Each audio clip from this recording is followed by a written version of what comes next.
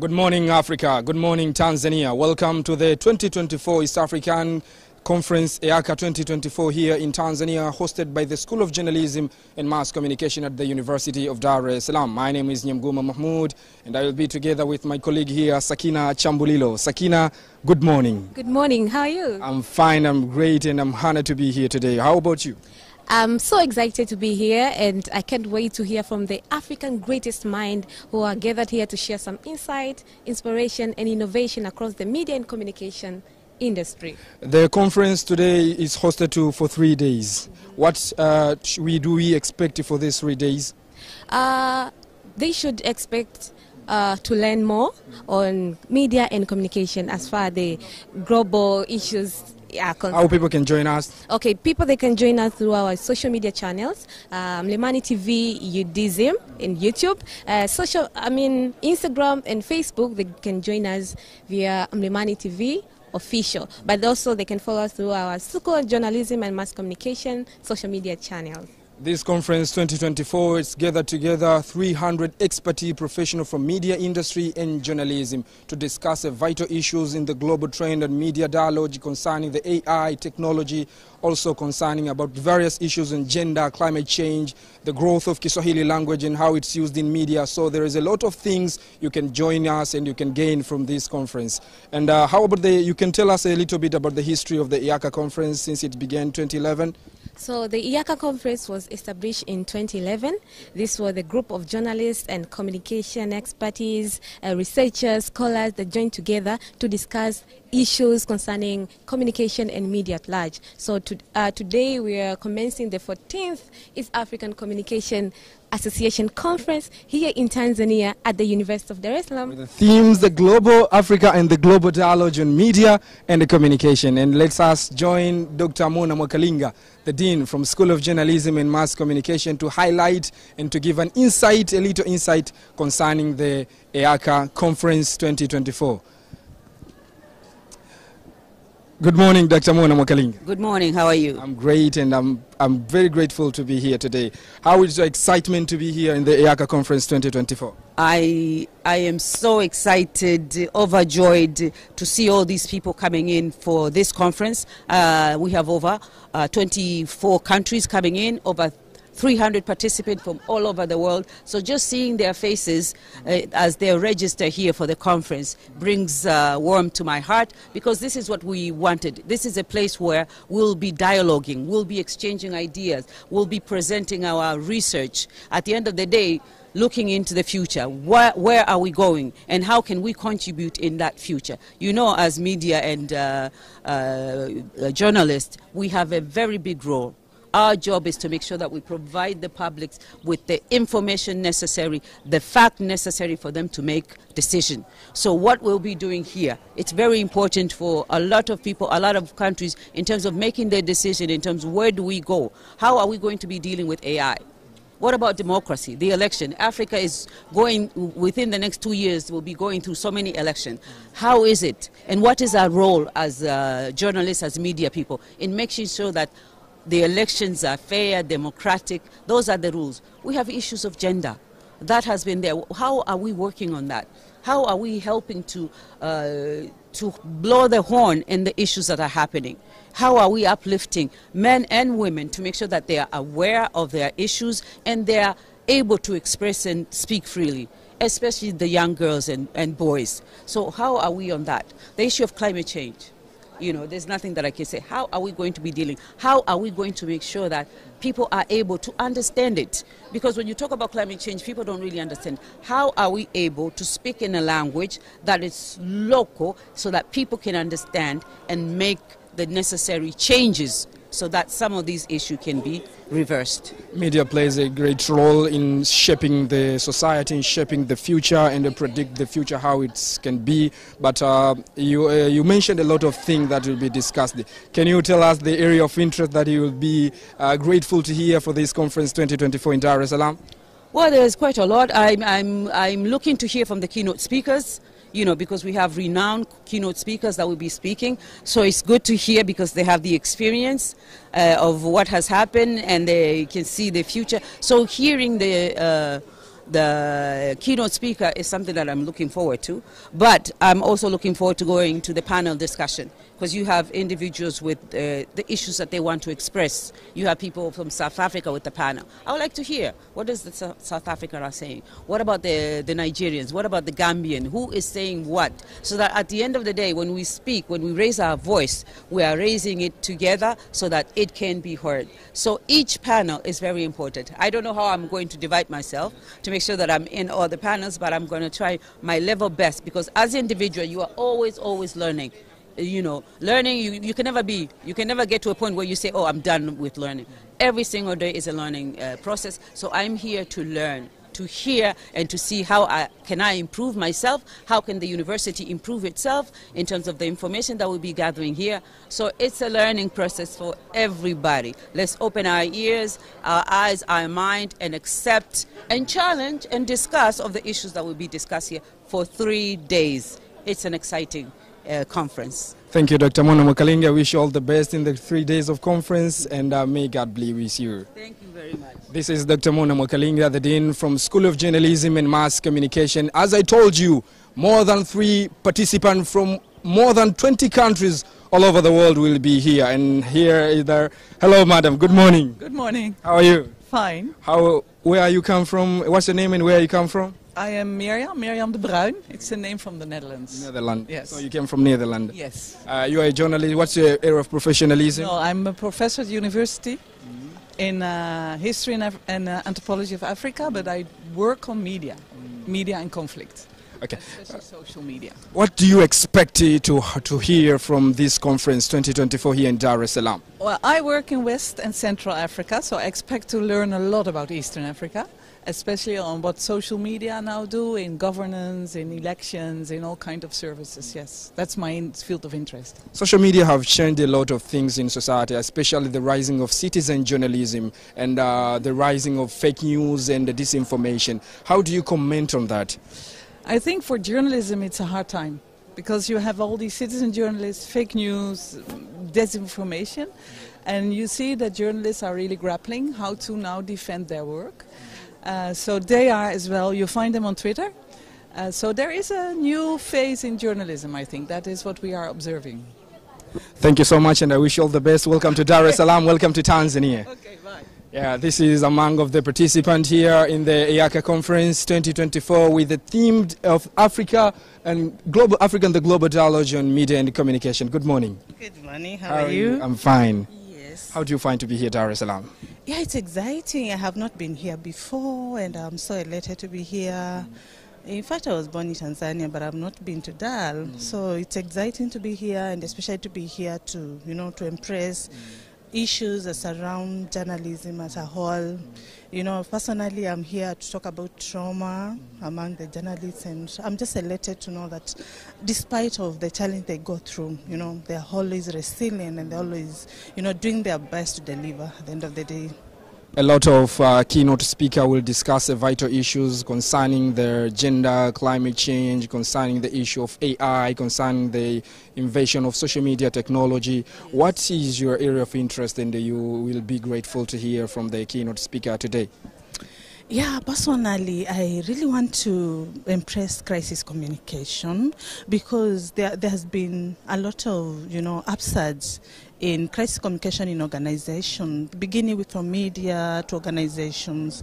There's been a lot of issues that, there's been a lot of gaps when it comes to crisis communication. You find there's a lot of marginalizations in our organization. There are so many people that are left on the periphery in the, crisis management, process, and looking, forward to hearing some of the mitigation to ensure that everyone is brought on board. How journalists can improve their skills on crisis management, as you said, and crisis communication, and what is the key issue that you will be able to share with the journalists and communication specialists all over the world? Yeah, sure. That's a very good question. First of all, I believe as especially the countries represented here, if we'd look for a way to look at policies that are going to ensure crisis communication is dealt with, and also, bringing everyone on board, because many times there are quite a number of studies that have always insisted and they have emphasized that there's a lot of emphasis on,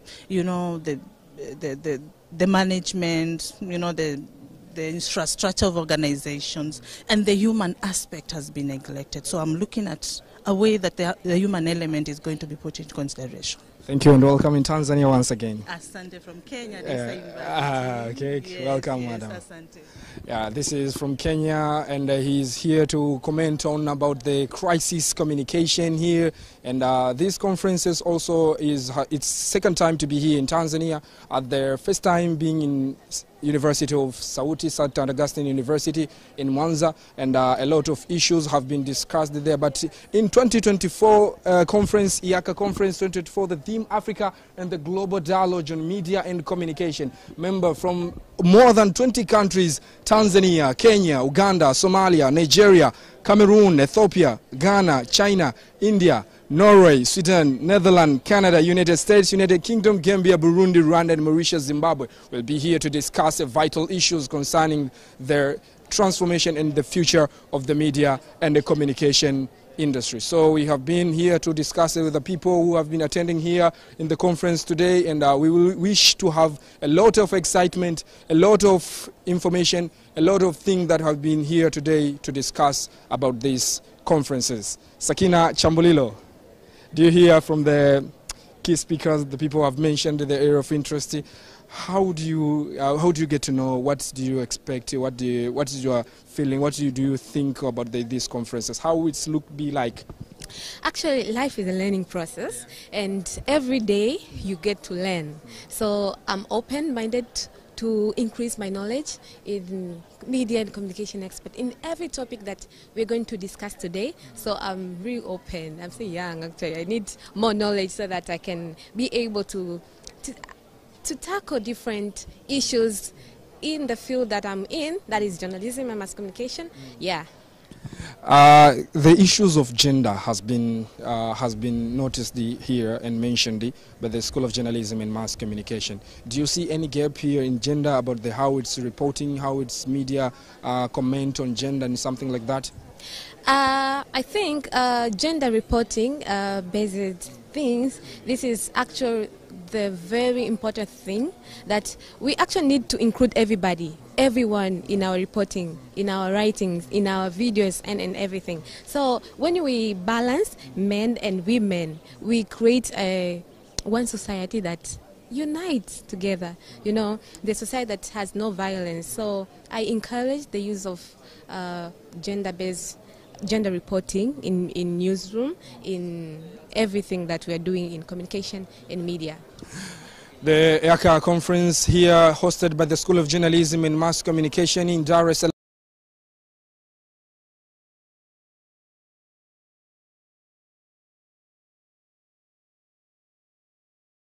Concerning the AI, concerning social media, and here we have welcome from China. Welcome.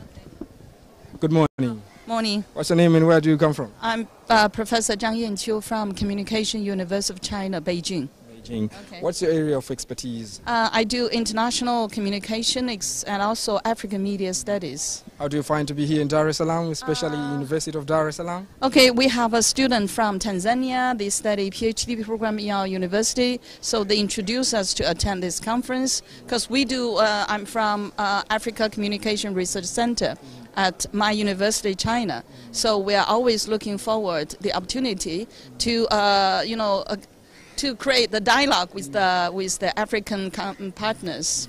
How we can improve communication field or communication at all, and to make sure that the society is shaping in the manner that we can create development and sustainability in the community? Okay, that's a very good question because I'm from China and our media system is different from a lot of other countries, but in China, media used as a way to do the governance and to promote the social and economic development. So I think it's important for us to share some of our experience and also create a conversation with African researchers to see the social responsibility of the media to promote the economic stability and social stability, as well as to discuss with how can we do the development communication in developing countries like Africa and China.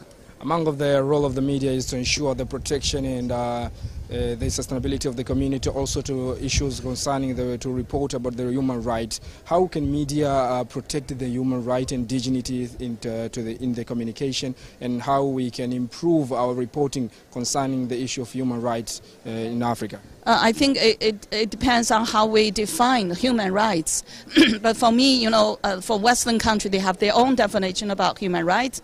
But for me, I think we are from developing countries. Water, electricity, education, even textbook are the human rights for the local people. So I think it's important for media to talk about those basic human rights. So what can we promote those human rights through media and communication, and even media communication reforms.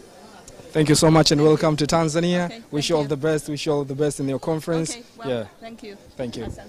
This is a professor from China here to discuss. He mentioned a lot of things. He mentioned a lot of things concerning the communication and sustainability in development, as well as the media play a vital role to promote development and sustainability in the community. I have another one here to discuss.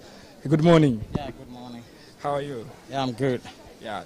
What's your name and where do you come from? My name is David Mrisho. I am from St. Augustine University of Tanzania, Mwanza. What do you expect from the 3 days of conference? I expect a lot. One is meeting with experts and professional scholars in communication expertise in general, meaning mass communication, public relations, strategic communications, and yeah.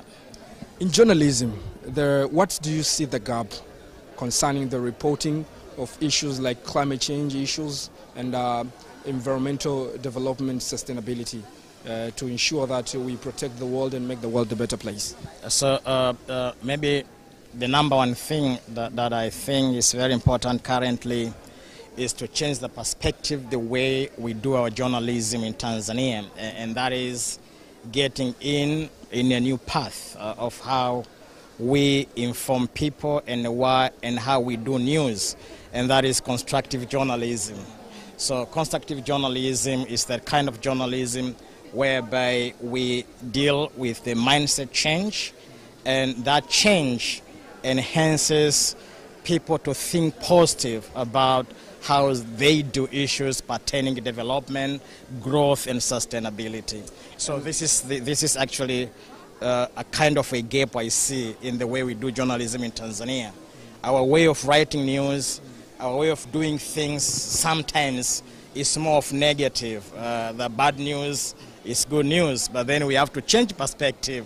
We have to be more constructive the way we do our journalism, the way we do our news, especially the way we frame news in this country. We're geared up to the local administrative election in November 2024 here.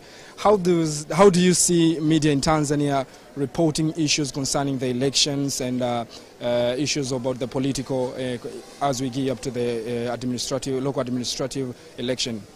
I think the thing is not how journalists are going to report administrative election in this country this year, but I think the point is that what is in the thinking of journalists towards better, sustainable way of reporting elections, which is going to be more constructive, getting leaders who are positive and think beyond the normal scenario, think about the very future of this country in a very positive way. I think this is what I see as very, very important. It's not how they do now, but how are they going to frame news about the administrative election this year, which is very constructive, sustainable, and that is going to build better this country in a very, very positive way. So. Thank you so much. Welcome to the EACA 2024 conference here at University of Dar es Salaam. Thank you.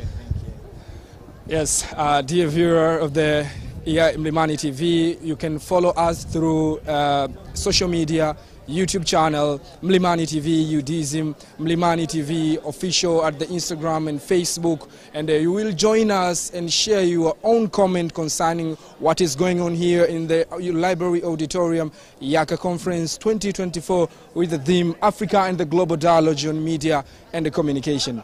Sakina Chambulilo. Good news to tell you, viewers and you too, that the president of EACA is here. So we're going to hear from him and the vision of EACA and the expectation of the 14th conference happening in Tanzania. So we're going to hear a lot from him. Okay. Among of the things that have been noticed here is about the local administrative election in 2024, and we look forward on how media can report concerning this local administrative election in 2024. As a journalist, how do you think that we can make effective and constructive journalism toward the local administrative election? I think we should be objective and fair. So we should give each party the equal opportunity to share their views on the social media, on our media platforms, to equal opportunity actually, and we should not depend on one side. So we should be fair in reporting everything that is happening. I think the issue of technology is now coming up, and by it now we can be able to report these elections without any problem. So you comment to use the social media platforms, digital platform, to ensure that we make an equal and of local administrative election in Tanzania, and also to ensure that human rights during the election have been protected. Yes, so it's not just social media, but both the mainstream and the mainstream media and the social media, but also the newspapers and blogs and everything. They should report and should give this participant the equal opportunity so that they can air out their views and opinion on how to bring this great nation of Tanzania. We can't wait to hear from the keynote speaker who will present a lot of things, vital issues, and let's join you to the conference room to know and to discuss on how to discuss on how things can be done, how to understand and to recognize what is going on in the conference room. And we wish you all the best. Keep on following us, Mlimani TV UDism, at YouTube and Instagram and Facebook. You can follow us, Mlimani TV official. My name is Nyamguma Mahmoud, and I was with Sakina Chambulilo.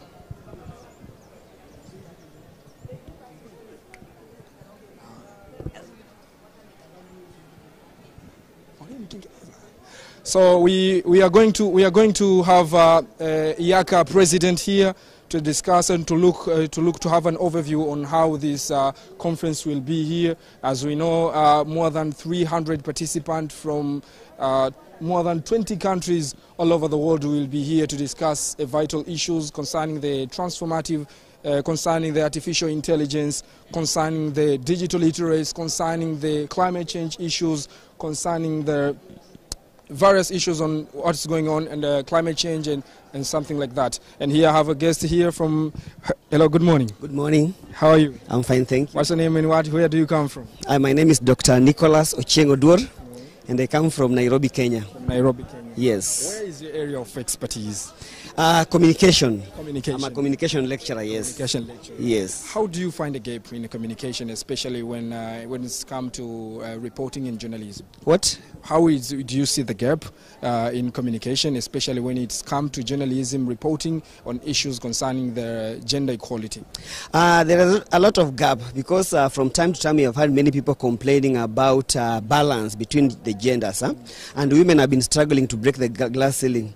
But you find that women are mostly segregated and you find that most approaches towards men. So men are given more prominence, priority, more than women. And women in most cases have become victims of circumstances whereby you find that people will say like, you know, women do not fall within this particular periphery. So men are given more powers than women, and for that reason there need to be a gender balance in terms of reporting. Can you give a little bit experience from Kenya how it's media reporting an issue concerning gender? Yes, there is a lot. For example, if you think about a rape victim being exposed in the media, you find that in some cases there is here a young girl who has been raped, okay, and then you hide her face, then you show the face of the mother. So you know, the moment you have shown the face of the mother, automatically you're exposing the child. So this young child, this girl is not protected in any way. What do you think that media we should do in order to ensure that we report issue concerning gender and underrepresenting the community equally? Ethics. Ethics. If you just follow journalistic ethics, everything will fall into place. Because, you know, in most cases, the problem comes in a situation whereby we ignore things that we're supposed to do. We ignore things that we ought to do. So if we follow the ethics or everything that governs the practice of journalism, then you need to follow that. For example, in Kenya, we have a code of conduct for practice of journalism in Kenya. It's a handbook that stipulates about 23 guidelines that journalists should follow while practicing. And one of them is reports about gender.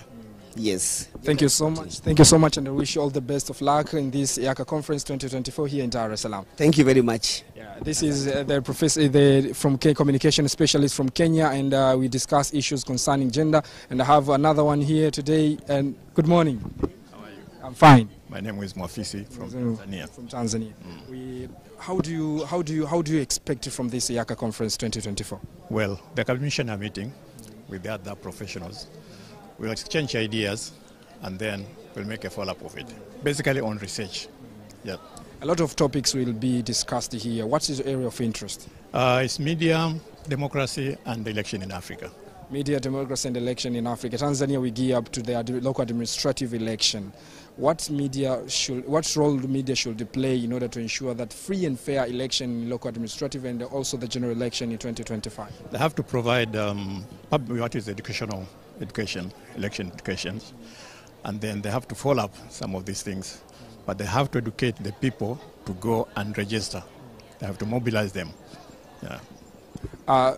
Journalists are lacking press freedom. We lack press freedom, and once it comes to issues like in election, as we geared up in Tanzania, there is a lot of cases that's been happening. How journalists can do in order to ensure that he report fairly and ensure that he secured himself from the different issues and circumstances that will be happening in order to make sure that he report in safe and security.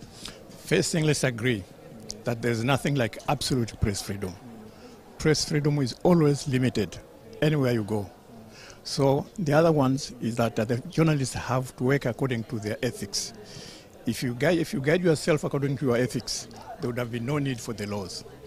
But unfortunately, the journalists sometimes go outside their ethics. They violate them, and that one put them in trouble. There is issue of fake news during election. How do you comment on that? Yeah, that's wrong. It's wrong because it's going to cause confusions for no reason at all. Yeah. What media, how do you think that mainstream media can do? Because when you discuss about the fake news, social media play a great role in promoting fake news, especially once the rise of citizen journalism. And we geared up to the local administrative election. What's the extraordinary role that the mainstream media in Tanzania should play in order to ensure that they protect or they remove or disseminate all fake news and something like disinformation and misinformation during the election? The mainstream media cannot avoid the disinformations because that one is being done by what you call citizen journalists. They're using what you call the network. So what the mainstream can do is not to stop them because they have no power to do that, but to increase their role in educating the people, mobilizing them to vote. That will be the most important thing. And telling them about the candidates and their manifesto, they have to educate them on that area. Thank you so much, and I wish you best of luck in this EACA conference. So we're here this is the EACA Conference 2024. It is done here in the University of Dar es Salaam, and I have another guest here. Good morning. Hi, habari asubuhi. Salama. Kwema. Salama, asante. What's your name and where do you come from? Hi, my name is Sophie and I come from Foyo Media Institute in Sweden, which is part of the Linnaeus University. What do you expect from this EACA Conference 2024 in Dar es Salaam? A lot of sunshine, but of course a lot of knowledge exchange and networking, and hopefully some collaboration coming out. The issue of the rising of emerging technology of AI, how do you see the AI affect the media professionalism, and what media should do in order to ensure that they're not being possessed by the AI? Wow, that's a big question early on. I think it's a very big challenge, and I think we need to learn more and we need to set some strict rules how we will collaborate with the AI. I think there's a lot of opportunities but also a lot of challenges, and we need to agree on a set of rules to start off with on how to work with AI. Can you give a little bit experience on how media in Sweden perform his duties, concerned how it's connecting himself, and how they do in order to combating AI and fake news in Sweden? There's also a problem in Sweden, I would say, with disinformation and misinformation, and we are trying to do a lot of work also at university level to connect and teach these topics, and then trying to work very closely with the media in itself. But we also have a lot of challenges there. But I think education is very important, but also connecting it to the hands-on profession and the practicalities. Thank you so much. Welcome to Tanzania. Okay, asante sana. This is from Sweden.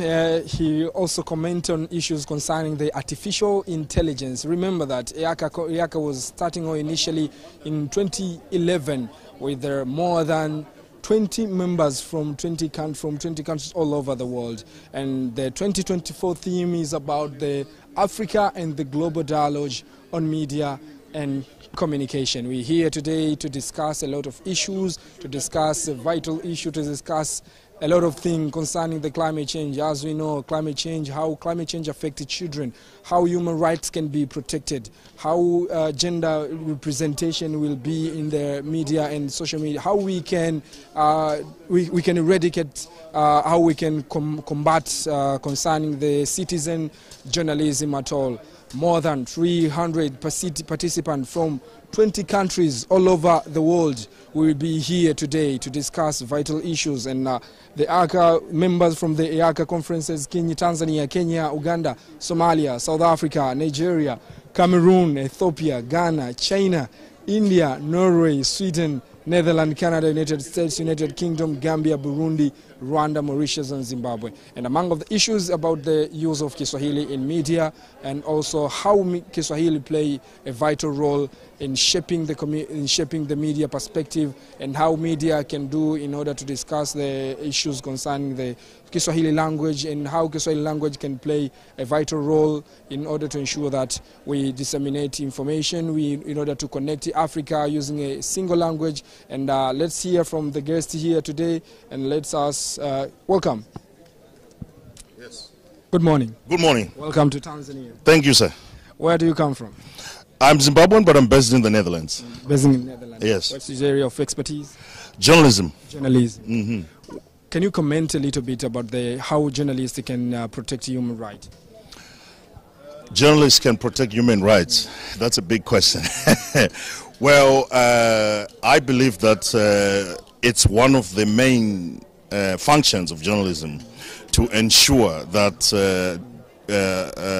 human rights are protected. So the Universal Declaration of Human Rights, despite its non-binding nature, right? That's it advocates, or it says that everybody has the right to speak or to express themselves, but it's difficult, because not many politicians agree with that. So, yeah, but I think journalists can speak truth to power.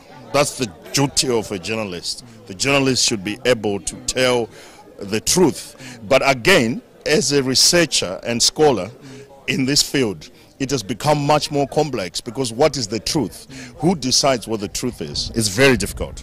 Okay, one among of the thing is concerning the human right is the press freedom. Yes. Press freedom has been facing a lot of difficulty. Yes. How do you see the press freedom in African countries, especially when it's come on reporting the issues concerning gender and human right as well? Okay, press freedom is it's a very difficult and complex matter, right? Because especially here in Africa, we've got a lot of authoritarian leaders who do not believe that people should have the right to speak or to express themselves, or the press should not have the right to do its work. So it becomes increasingly difficult, particularly now. But I believe right now it becomes also harder for them, because people have access to multi-technologies, you know, to be able to express themselves, be it social media, and of course everything that's positive comes with a negative, because, you know, people are now spreading also misinformation and disinformation and fake news on social media. So it is really a big problem in that regard. But I think there is no way. I mean, journalists are the guardians, you know, whether you like it or not, you know. And I also think that it's not very smart to fight with journalists, because ultimately it's the journalists who win. It's just been proven always like that. I mean, I'm a former journalist myself, and I understand how journalism works. And you know, you don't mess up with journalists, because they can just come together and destroy your life if they wanted to. Have you ever done any research in this field? My friend. And I want to tell one of your research and connecting with the EACA conference 2024 theme, yes, on yes. the African, the global dialogue in media and communication. Yes, yes. What I can say is that this is the work that I do. My research is what we are talking about right now. That's what I do. You know, I explore the role of mass media, the role of journalism in authoritarian countries. How, you know, the relations between authoritarianism and journalism. This is the work that I do. So yeah, I don't know, what do you want to know? I want to know about the also. When you say the authoritarian, directly you catch up with the democracy. Yeah. The democracy. Can you give a little bit experience in Zimbabwe? Yes. How journalists promote democracy, and how the government play a role in democracy to promote democracy as well? Zimbabwe is a very difficult country, because it's a very contested terrain. Okay, it depends who you speak to, which political side you belong to. The ruling party, they think that they are victims of colonialism, they are victims of European sanctions and Western sanctions. This is why they argue why things have gotten to be like that. Now, the people in the opposition, they completely disagree, because they think journalists should be able to express themselves. I think Zimbabwe is not North Korea, you know. It's you could say it's semi-authoritarian, because it allows people are allowed to express themselves, but it depends. Censorship. Yeah, there's a form of censorship. I don't think it's only Zimbabwe. I think you could say most African countries, but increasingly also in Europe, and also in America. I mean, if you think about Trump, and you know, so it's, you know, transnational repression is no longer an issue, or global authoritarianism is no longer an issue of African countries.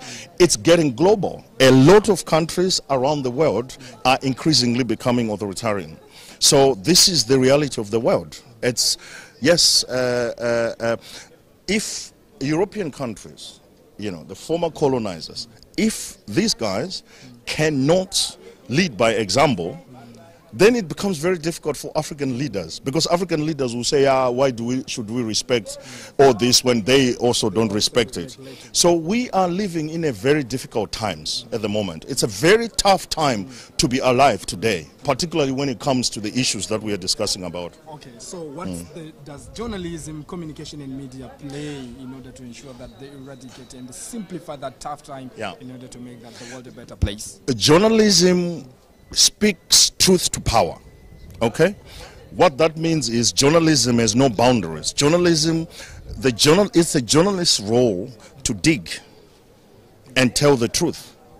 Okay, professional journalism, right? That's traditionally it's always been like that. There are now challenges today, okay, because as I was saying, we don't know who's telling the truth. We don't know what is the truth sometimes.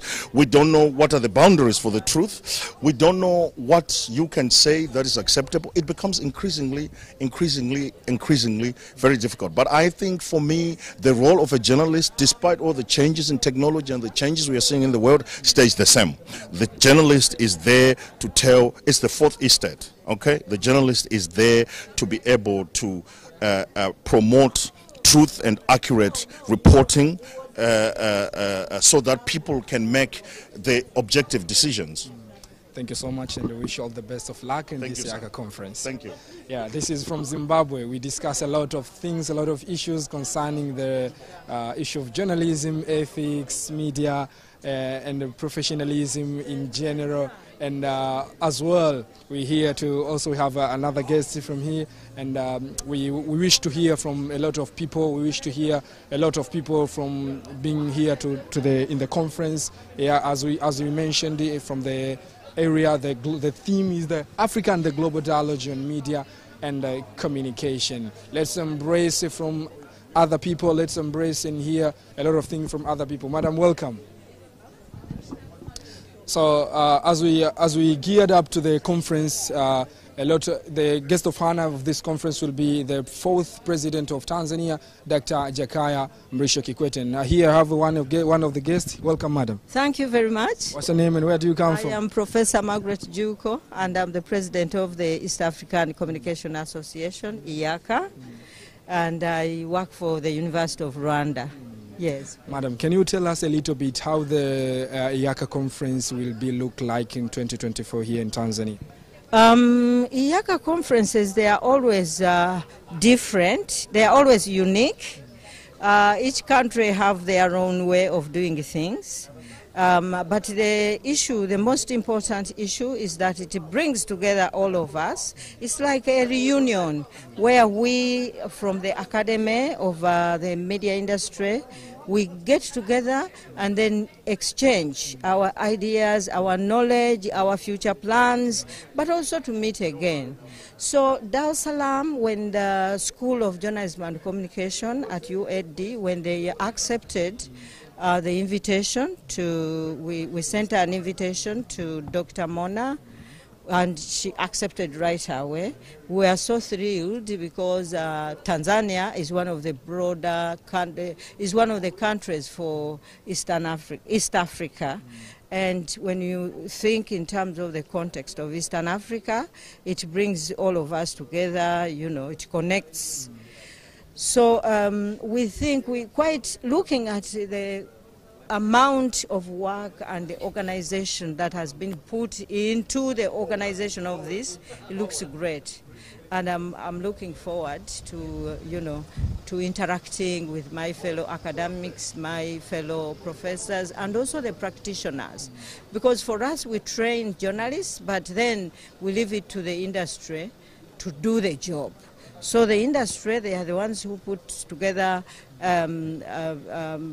stories, they report, they bring the news to the people. So academy with the industry, we need to collaborate because that's where we all came from.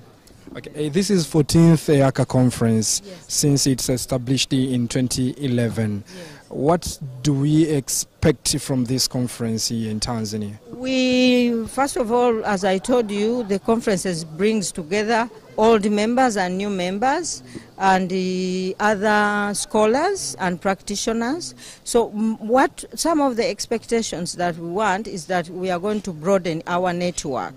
We are going to get new members. We are going also to learn many, events that are happening in the news and media and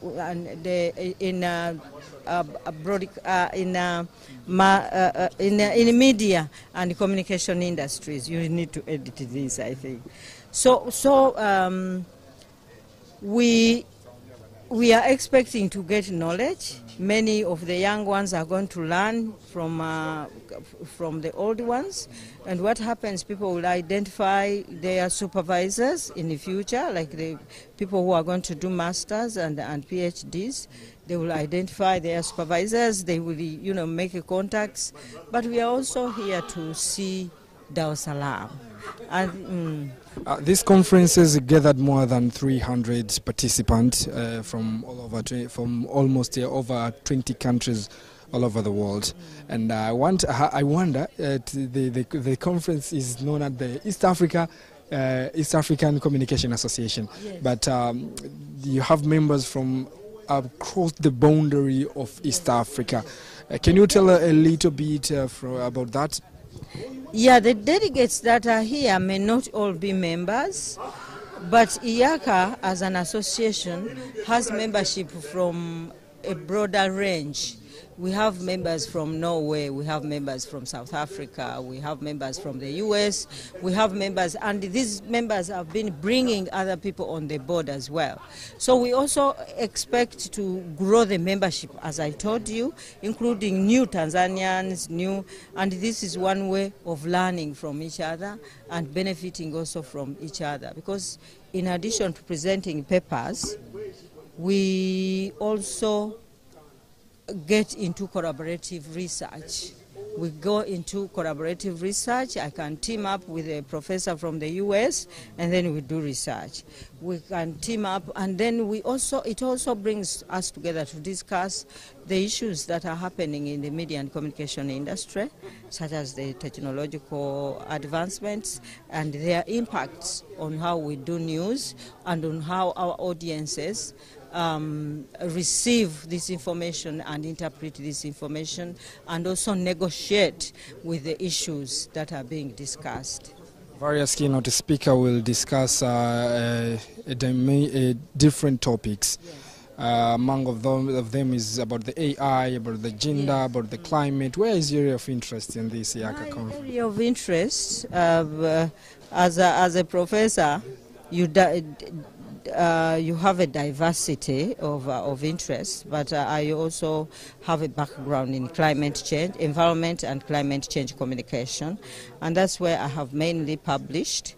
But I also look at issues that are related to social justice, issues that, for example, are related on gender, on children's rights, and I have also done some work on political communication. And of course ICTs. Can you tell us, can you give a little bit of experience on the media in Rwanda? How do the journalists and media as well, they cover issues concerning climate change? As we know, the climate change has become a thing. Women and children are mostly affected with climate change.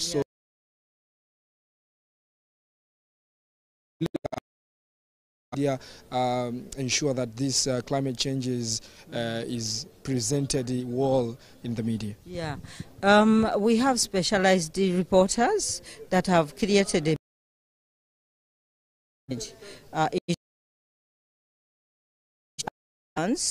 approach based on the local contexts, and of course they can go outside their local context, because their analysis have to be based on other experiences elsewhere. But as the journalists, the environmental and climate change in Rwanda, I think that field is growing. We have developed capacity where we have expertise, people with expertise, but there's a lot that needs to be done. The industry has been commercialized, where you find that these issues, they don't sell in the mass media. But we are also trying to find ways in which we collaborate with the news media institutions and update them on the necessity of reporting on these issues. And we also have partners, development partners that work with media, and these development partners have helped to bring training so that they retool the reporters, and then they get they concentrate on that in a way that they become specialists in that reporting. So the volume of stories on the environment is increasing, because even our journalism schools have broadened their curriculum to include aspects of specialized reporting. For example, now we are teaching students aspects of data journalism, digital journalism, science reporting, environment and climate change reporting. So our curriculum have also been restructured to include that. And when we did that, we are now generating a new caliber of journalists that are specialized in those different production of different genres.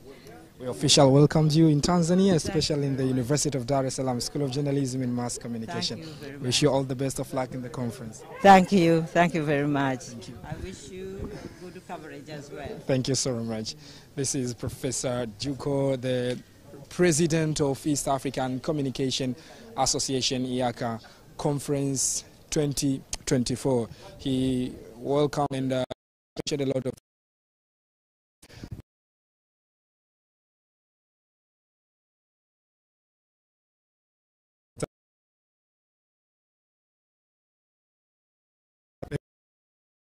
umehudhuria hapo kama jina langu ni mgoda wa kigoda cha Kiswahili cha Mwalimu Nyerere chuo kikuu cha Dar es Salaam.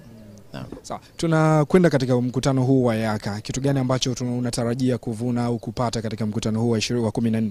Kwanza natarajia kwamba vyombo vya habari vitaendeleza lugha ya Kiswahili, kwa sababu mbali na kwamba ni mkutano wa Afrika Mashariki, lakini tunajua kwamba sasa Kiswahili kimekubalika Afrika nzima. Kwa hivyo ninadhani waandishi wa habari na watu wa mawasiliano kwa ujumla watasisitiza umuhimu wa lugha hii kama lugha ya umoja wa Afrika. Wasisitiza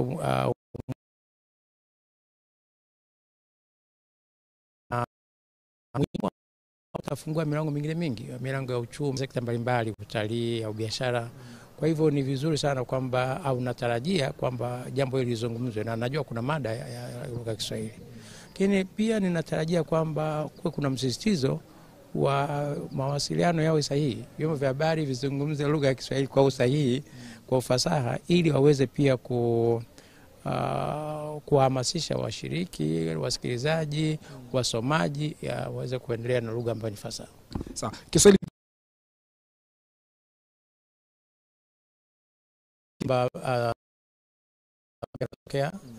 mengine nadhani mengi bila kudhamiria, lakini moja hapo ni athari ya vyombo vya habari, kwa sababu hakuna tuseme mamlaka ambayo inaweza ikasanifu lugha ya vyombo vya habari kwa ujumla.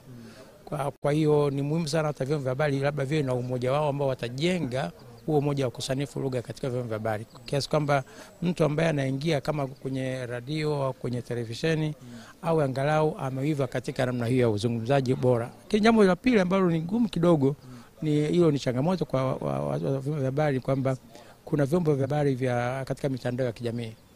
Hivi sasa vimekuwa huru mno, kiasi kwamba mtu anaibuka tu anajisajili anaendelea na habari.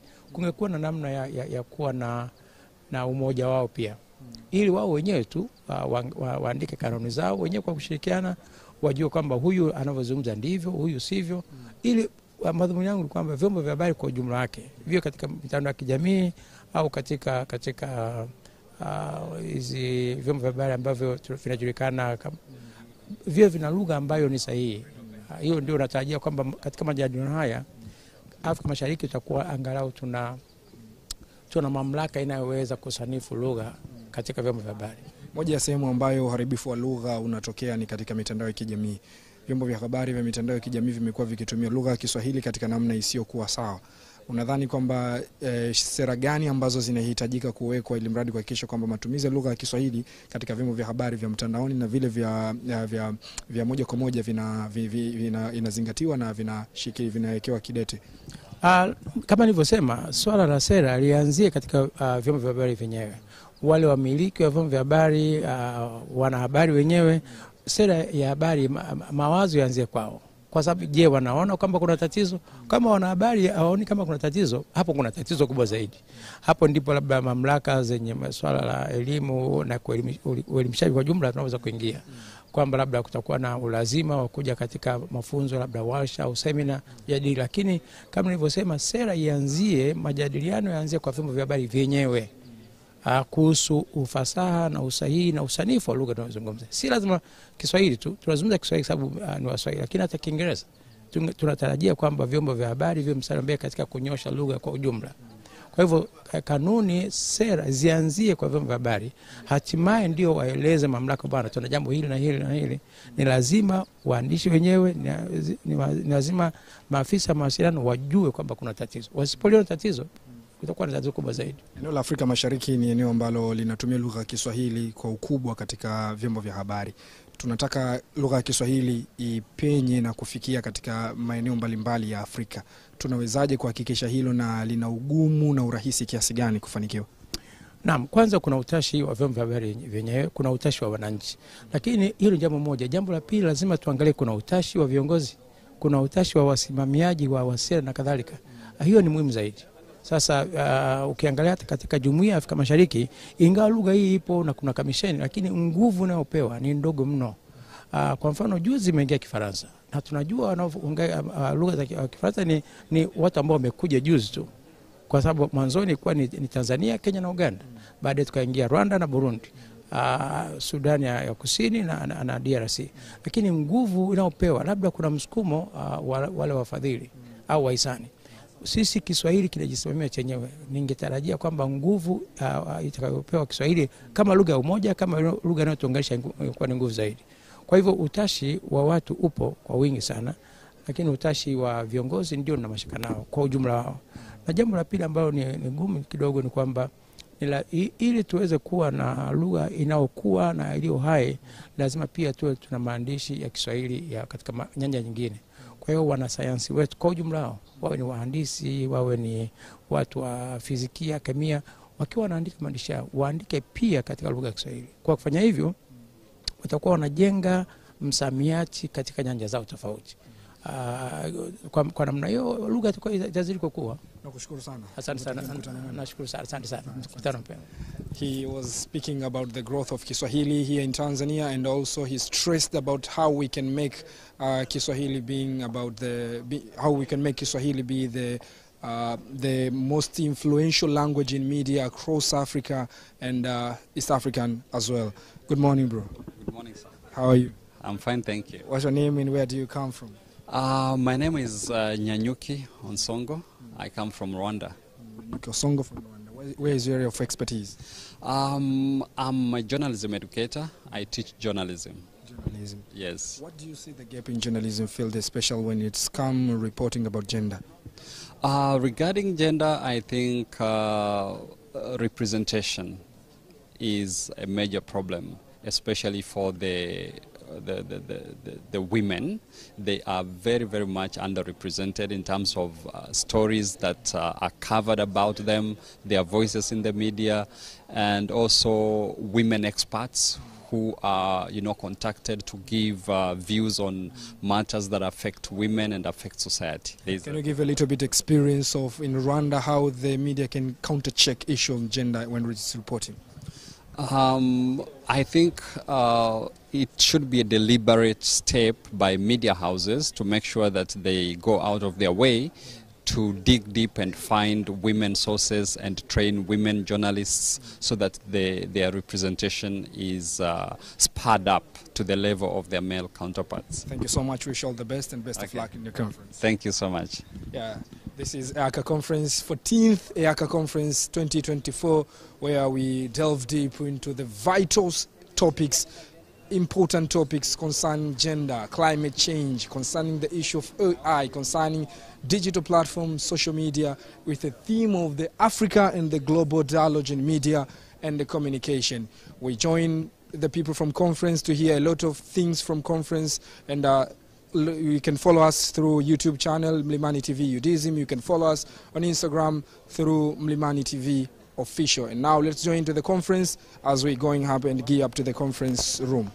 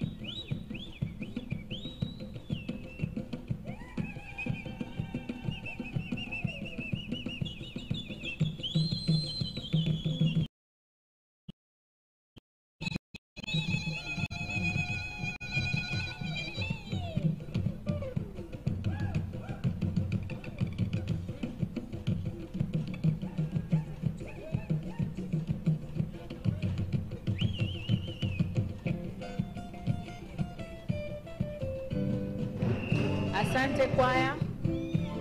Thank you very much, choir.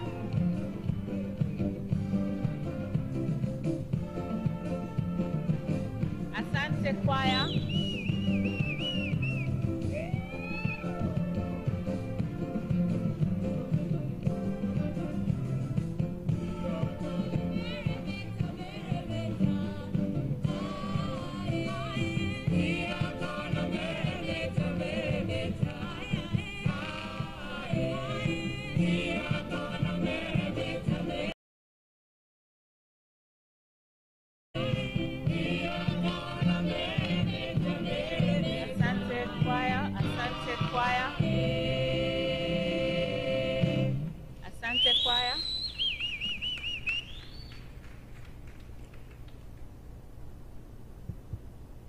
Asante choir.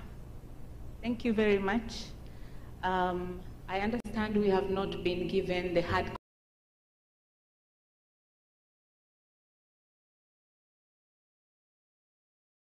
soft copies that were sent to us via the emails. Soon he will make his way into the auditorium, and when he is entering the auditorium, we will all stand and then invite him and proceed with the national anthem. Asante sana.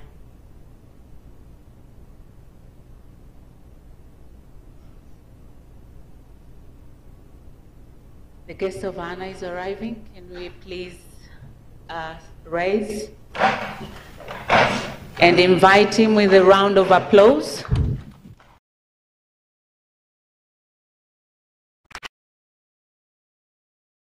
Karibu sana mgeni rasmi.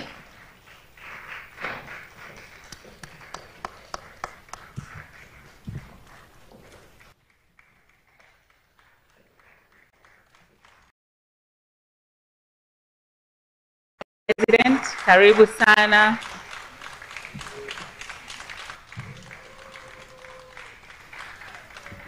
Karibuni sana.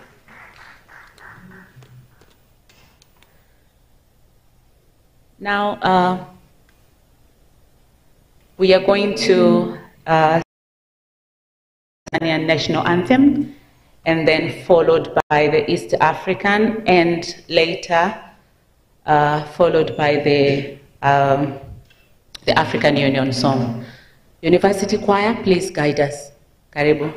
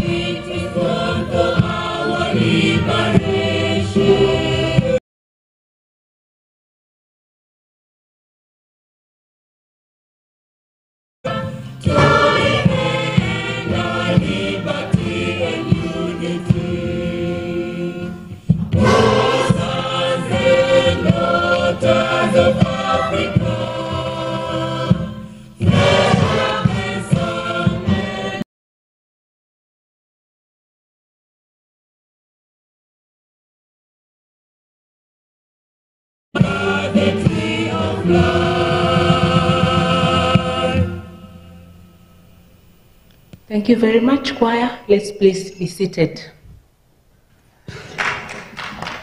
A round of applause to them.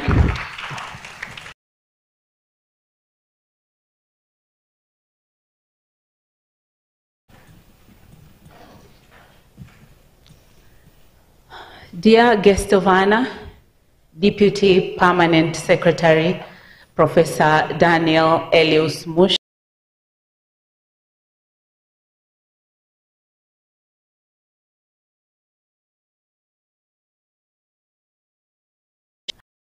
representing Honorable Professor Adolfo Mkenda, Minister of Education, Deputy Vice Chancellor,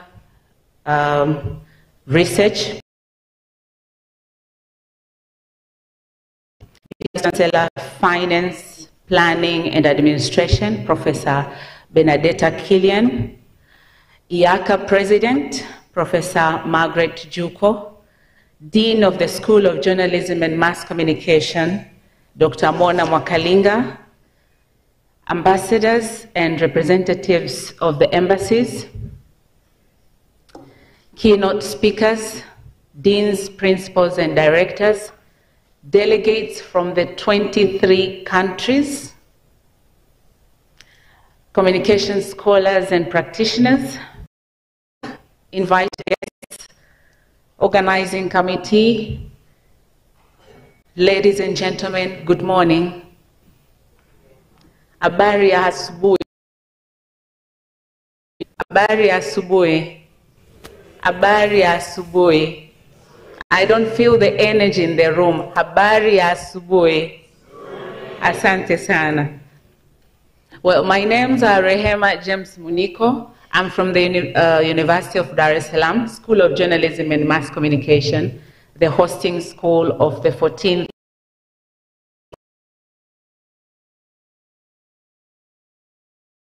conference of the EACA this year, 2024.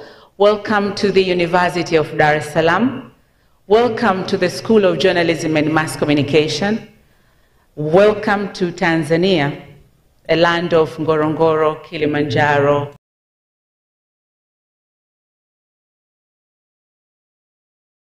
and host you all here at the University Library Auditorium for the next 3 days. And on the 4th day, we are all going to be heading to Zanzibar for those who have registered, and we are going to have a memorable trip, day trip in Zanzibar, going there in the morning and then come back in the evening. Karibuni sana. Without much further ado, I would like to invite on stage Dr. Mona Mwakalinga, the Dean of the Hosting School, to give us the introductory remarks. Karibu sana, Dr. Mona. As she approaches the podium, can we have a round of applause for her, please?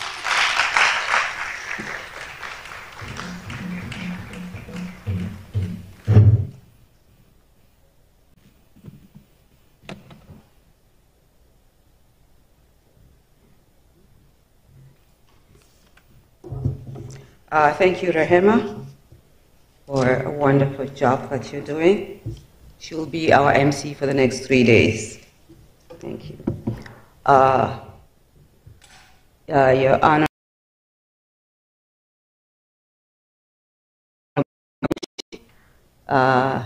Deputy, Permanent Secretary, but at the moment, he's representing our guest of honor, the excellent former President, Dr. Jakaya Mrisho Kikwete, who's also the Chancellor of the University of Dar es Salaam. He called this morning. He was in Nairobi, working very hard to make sure that Odinga becomes the next chairperson of AU.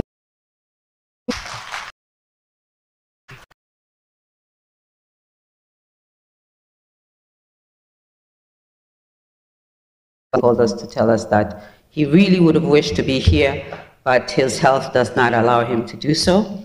So he had requested Professor Mushi to help him with being the honor of this conference, and we are very lucky that Professor Mushi, who's also an alumni of this university, said yes, so he has come back home to speak to us, so thank you very much for that, Professor Mushi. Professor Margaret Chiuko, the president of EACA, thank you. We also have the Deputy Vice Chancellor of Research, where this conference falls under his docket. Professor Boniface, Nelson Boniface, is here with us. Thank you very much for coming here. We have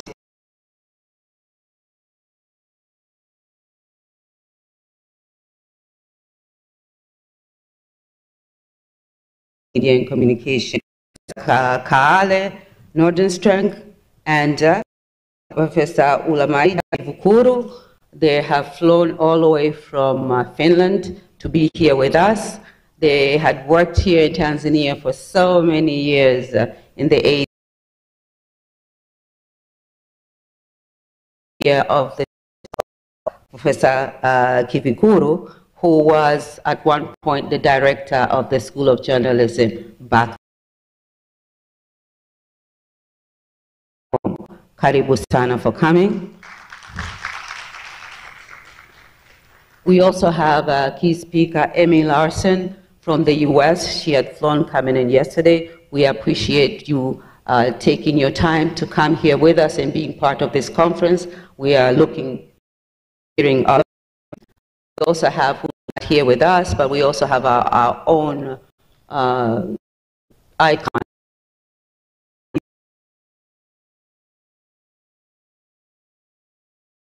He will be for coming and being here with us.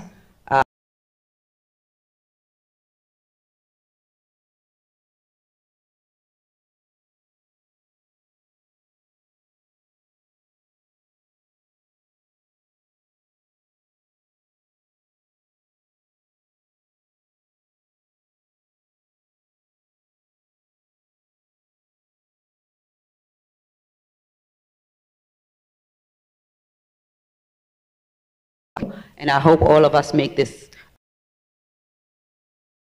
much. We have a representative from the British Commission with us.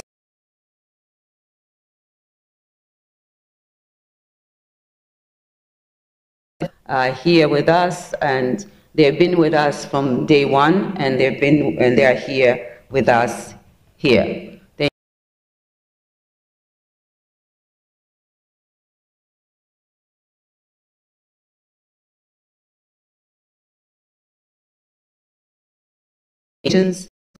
Esteemed scholars,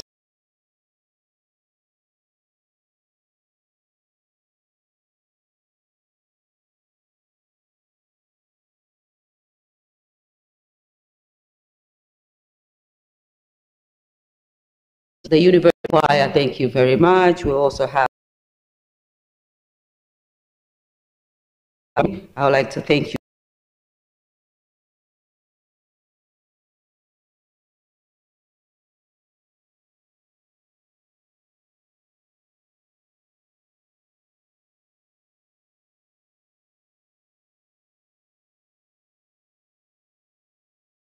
We say Jamhuri ya Muungano wa Tanzania, kazi iendelee. Okay. Jamhuri ya Muungano wa Tanzania. Thank you very much. I'd like to say it's an immense pride and great pleasure that I stand here before you today to welcome you to the 14th East African Communication Conference Association. As the Dean of the School of Journalism and Mass Communication of the University of Dar es Salaam, it is my distinct honor to host this prestigious event. This is a 13-year, so we are really humbled by the fact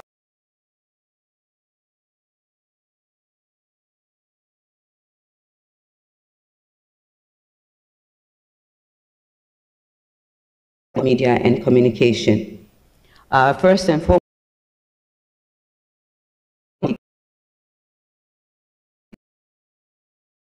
here in pursuit of knowledge and progress. I would like to express sincere appreciation To our distinguished guest of honor, now will be Professor Moshi, who's representing Jakaya Mrisho Kikwete, who has been a visionary leader and continues to inspire us every day. And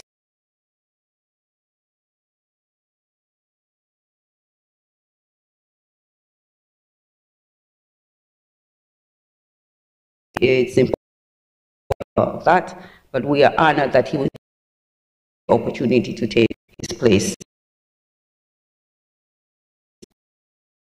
We were supposed to have the Minister of Education, Professor Faustin Kenda, who's also our alumni, but the President of the United Republic of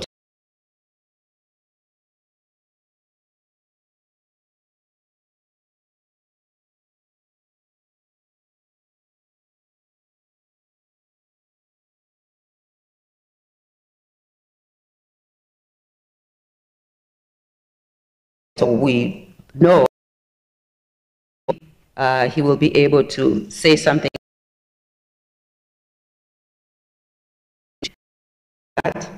Ladies and gentlemen, the EACA conference has established itself as a cornerstone for scholarly exchange and professional development in the field of communication and media. Since its inception in 2021, EACA has played a pivotal role in advancing communication studies across East Africa through regional research, innovative policy making, and the practice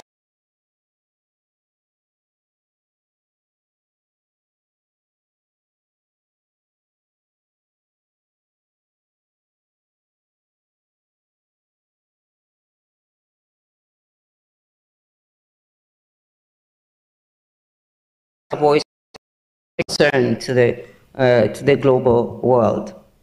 At the School of Journalism and Mass Communication, we are proud of our long history of contributing to the field of communication and media study.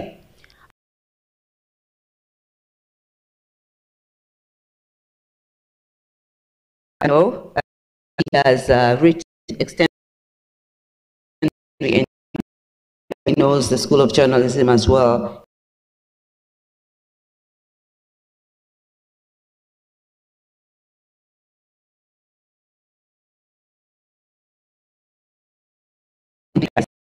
Our school academic staff and students have significantly contributed to the global scholarship, addressing issues such as impact of digital technology, the role of media and democracy, and the challenges sustaining media enterprises in the digital age, as well as issues of climate change.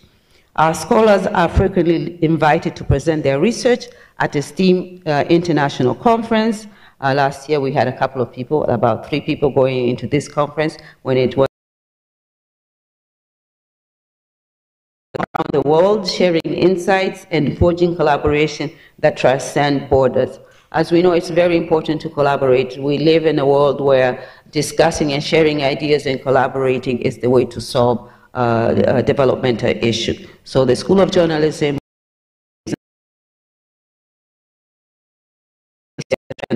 of African scholarship in challenging, prevailing the narrative that we so often hear, and therefore we offer fresh perspective rooted in the rich and diverse experiences of our continent.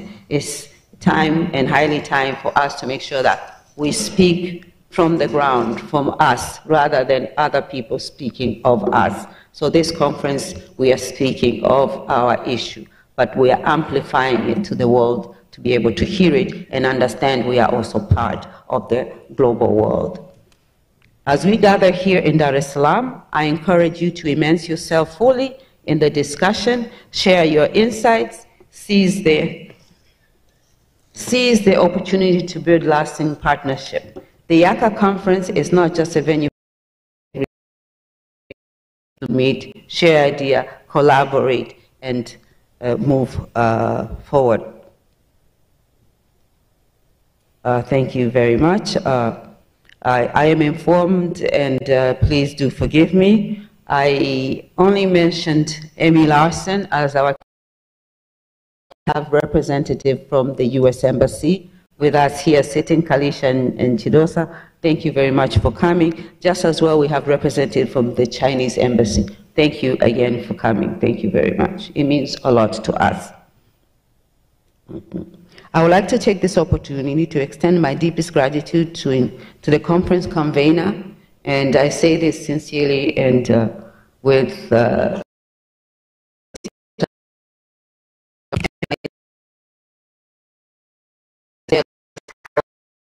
month. So again, very much for your hard work and dedication that have made this event possible. I also wish to thank our esteemed speakers and panelists, because without our panelists, without our scholar, this will not happen. So we are here and we are ready to hear of what you want to say. Your effort ensures that we are not just hosting a conference, but we are creating an experience that all of us who attend this conference. Distinguished guests, the presence of over 300 participants, we had over 300 participants wanting to come here, and from 23 countries is a testament to the importance of this gathering. It reflects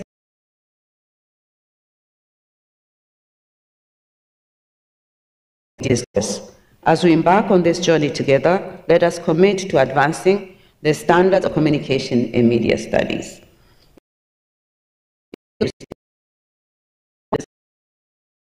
Perspective of the diverse voices in the contribution. In conclusion, I extend my warm welcome to all of you, as Rehema said, to Tanzania, to Dar es Salaam, to the University of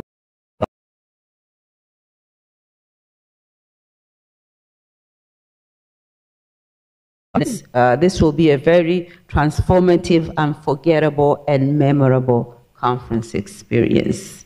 Your Excellency, Professor Mushi, and all the delegates, let us seize this opportunity to shape the narrative of Africa on the global stage, driving progress and innovation in communication and media.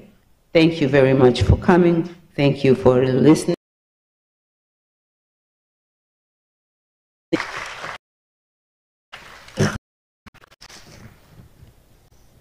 Sorry.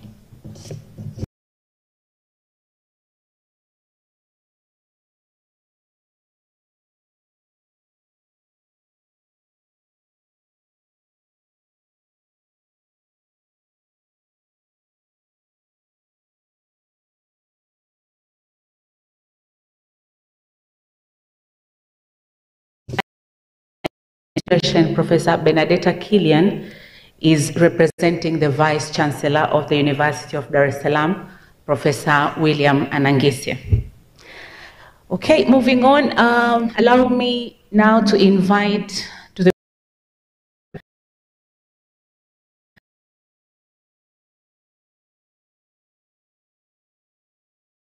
from UNESCO. They have on behalf of Karibu Sana.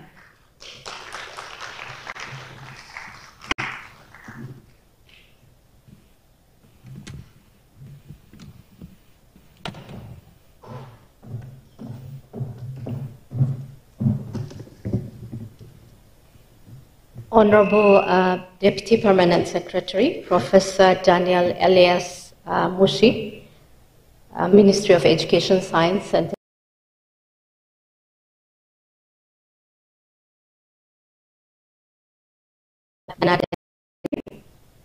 Deputy Vice Chancellor, Academics, Professor Ben Venwi Rutina, Deputy Vice Chancellor, Research, Professor Boniface Nielsen, and Chair of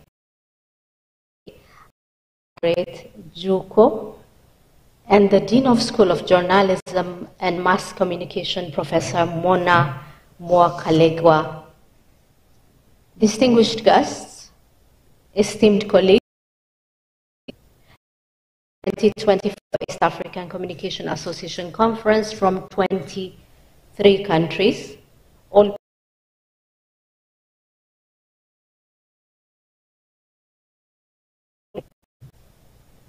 It's a great pleasure and, of course, an absolute honor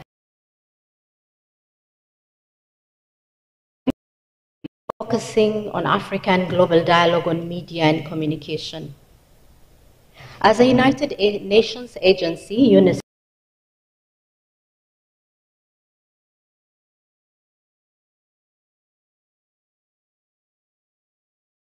media to promoting the rights and well-being of every child. And of course, media and communication play in shaping the narrative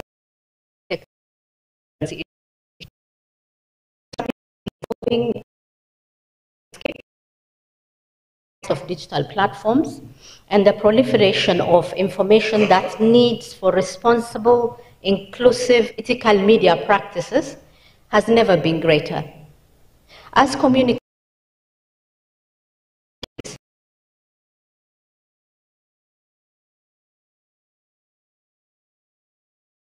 with nuance and empathy and the challenges around harmful stereotypes and misconceptions. UNICEF's work around the world, let me start by noting that, shows us that time and again the transformative impact that communication can have, whether it's raising awareness on child protection issues, promoting positive parenting practices, or amplifying the views of young activists. Communication is a cornerstone for everything that we do and for every effort that we build to make sure that there is a better future here and globally. UNICEF over the past years has partnered with the University of Dar es Salaam in various platforms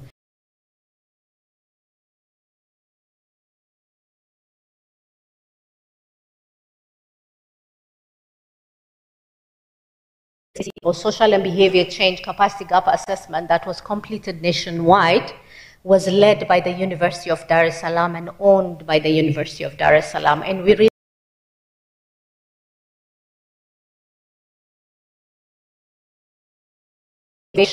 and innovative exercises whereby we leverage the capacity within the universities, especially around digital technology, AI, to ensure that the agenda that we have around children is advanced effectively and efficiently, but also the work that we do.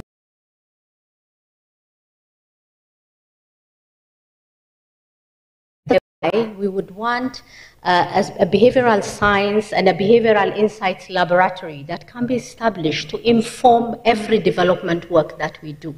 So we do not really take this partnership lightly, and I want to thank Professor Mona for really taking us on board as your key partners and allies. In this particular juncture, I'm also very heartened by the conference's focus on media innovation and, as I mentioned, AI-driven media literacy and the role of media in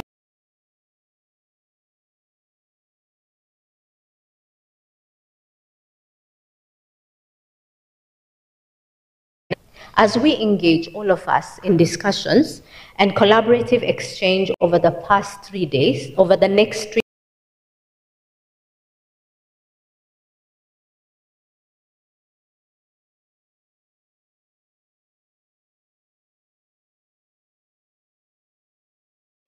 which we've been doing very well. But how can we expand on this?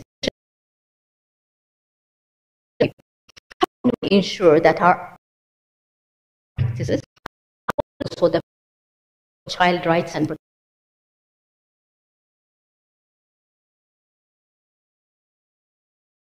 I'm glad that one of the sessions that we are holding on the third day is going to also empower all children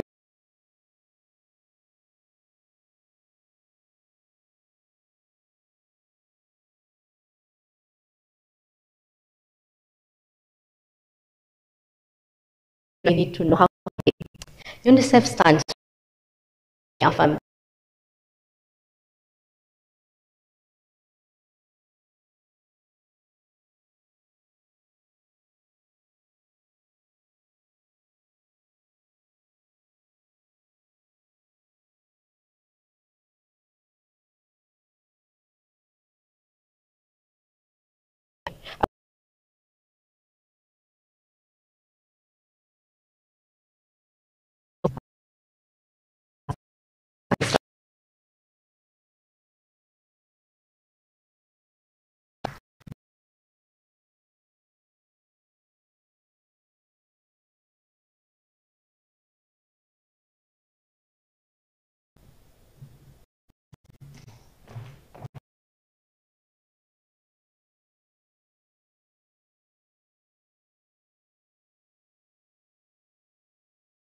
Michelle Toto, who's UNESCO representative in Tanzania.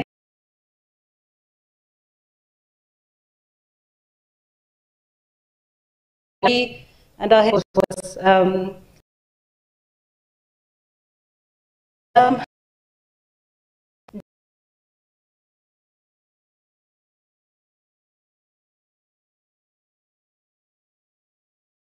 of the diplomatic corps, colleagues from the United Nations, vice chancellors here present, Professor Margaret Juko, president of the Eastern Africa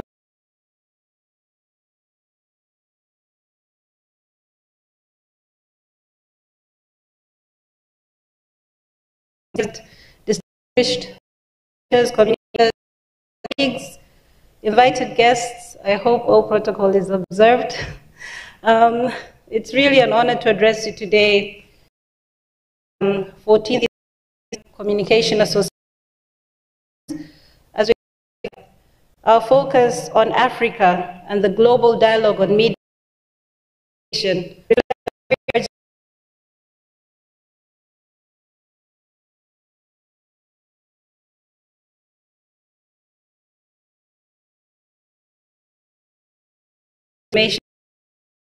is pivotal.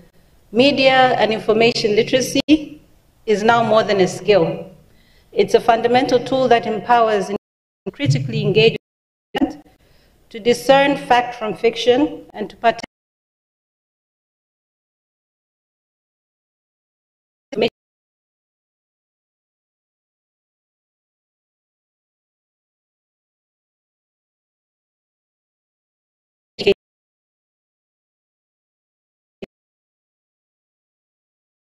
work can shape how media and information is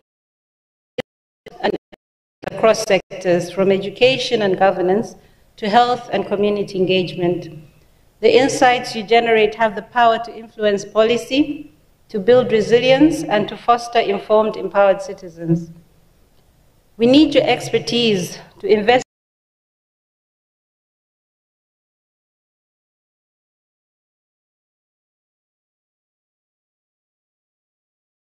and social change, and to develop innovative ways to integrate media and information literacy into both formal and informal education. Through collaboration with the African Union, the East African Community, governments, educational institutions, and civil society,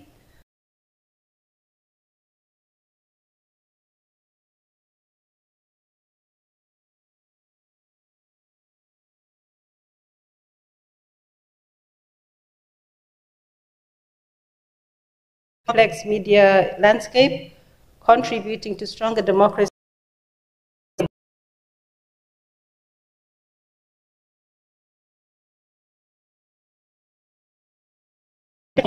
that and resilient communities.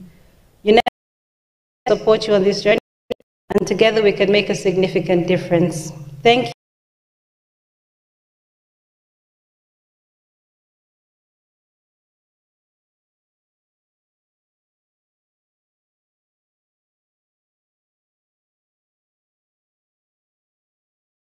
It's a very brief entertainment from students of the Creative Arts Department of the University.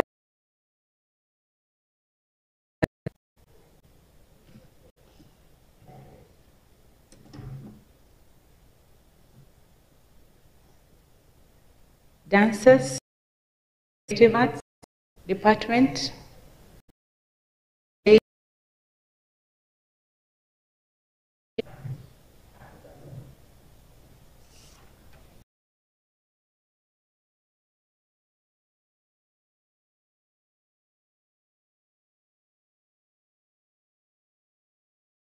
Live on YouTube, Mlimani TV YouTube channel.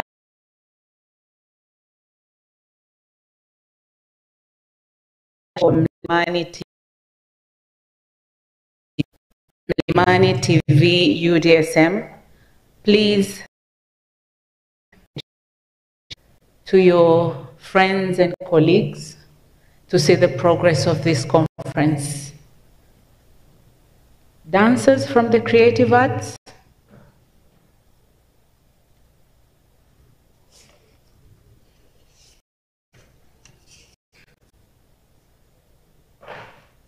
And we have Wi-Fi in the room, which is powered by Vodacom Tanzania.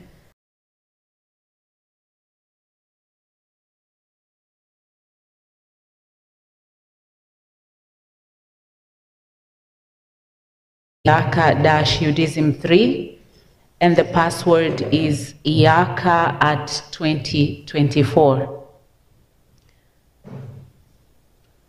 Karibuni sana, tufanye haraka kidogo.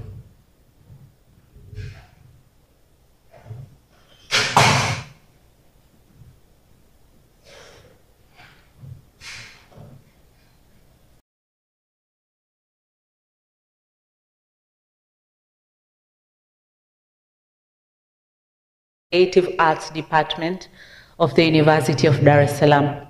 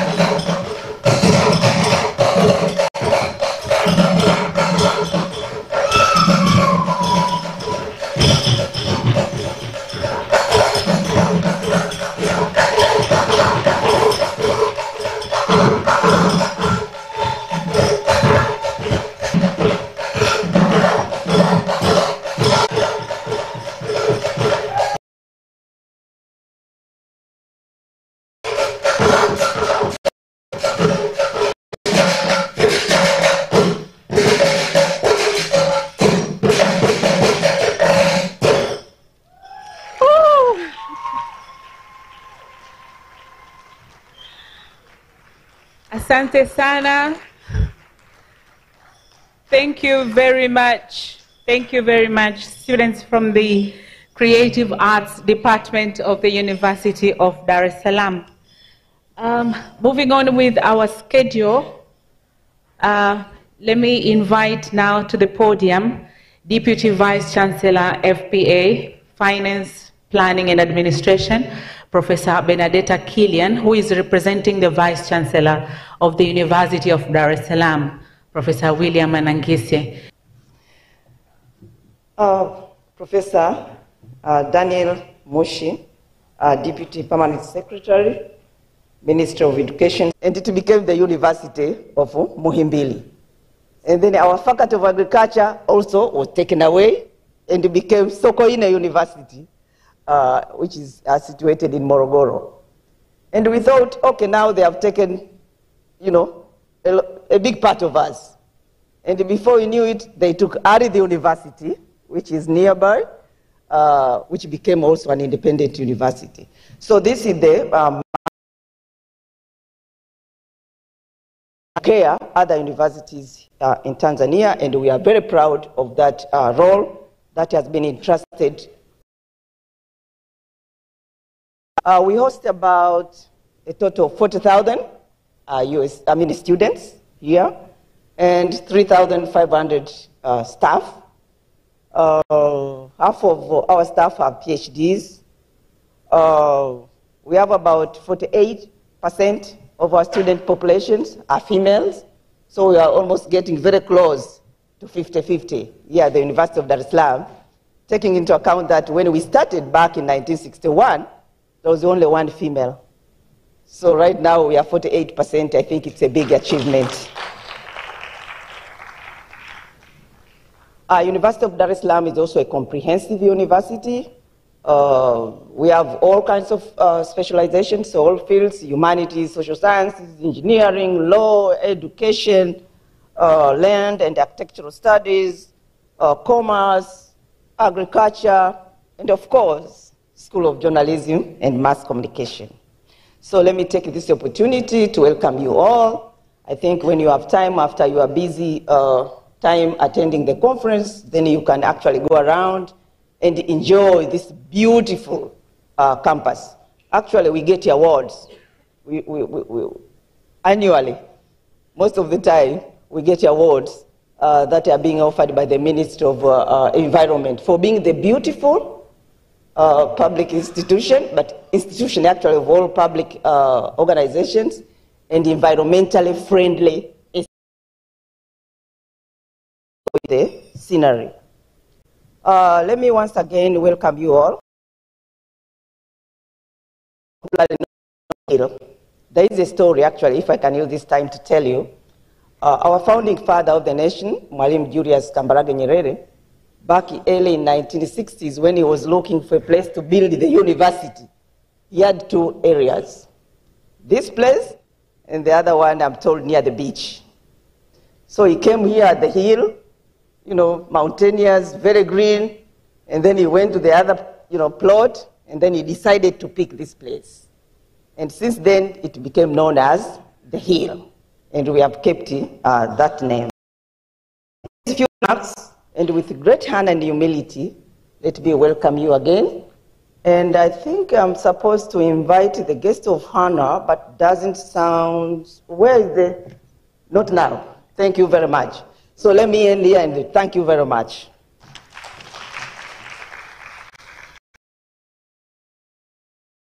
Very much, Professor Killian. I will later bring you back to the podium to invite the guest of honor. Now it is the moment. University Choir, are we ready to invite to the podium the president of EACA? University Choir, join me with celebrations to invite the president of EACA, Professor Margaret Juko. She will come and give us the greetings, and then later on she will invite Professor Kale Nodesteng and Professor Ulamaya Kivikuru. University Choir, very briefly, as she approaches the podium.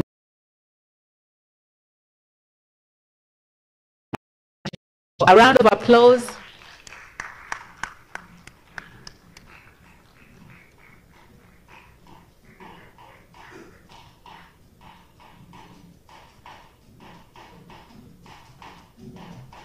Asante sana. Habari ya asubuhi. Good morning. Thank you very much. Thank you.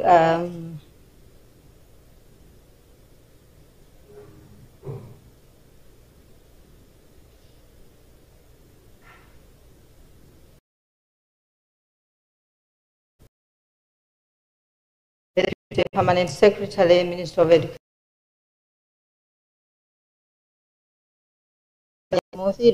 Also the Chancellor of the University of Dar es Salaam, Dr. Jakaya Kikwete, and the former President of the Republic of Tanzania, DVC Finance and Planning of University of Dar es Salaam, Bernadette Kilian, DVC of Academics and Research, Professor Boniface Nelson, Excellencies, the ambassadors of Rwanda, Kenya, South Africa, and China, representatives of UNESCO, UNICEF, UNDP, TK, and the UK High Commission, and our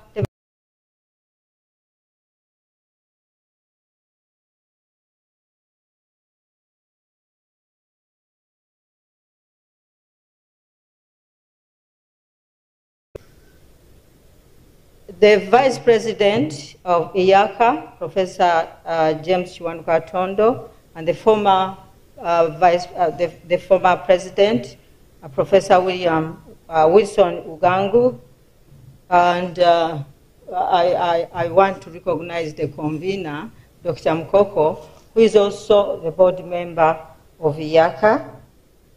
Distinguished guests, esteemed colleagues in the academy, and the fellow media and communication scholars and practitioners and students, and all delegates of the East African Communication Association Conference from the 23 countries. We will know about these countries later. Allow me to bring greetings from members of the board that are not here, the Secretary General, Mrs. Edin, Professor Nancy Buka. They are not able to join us this time.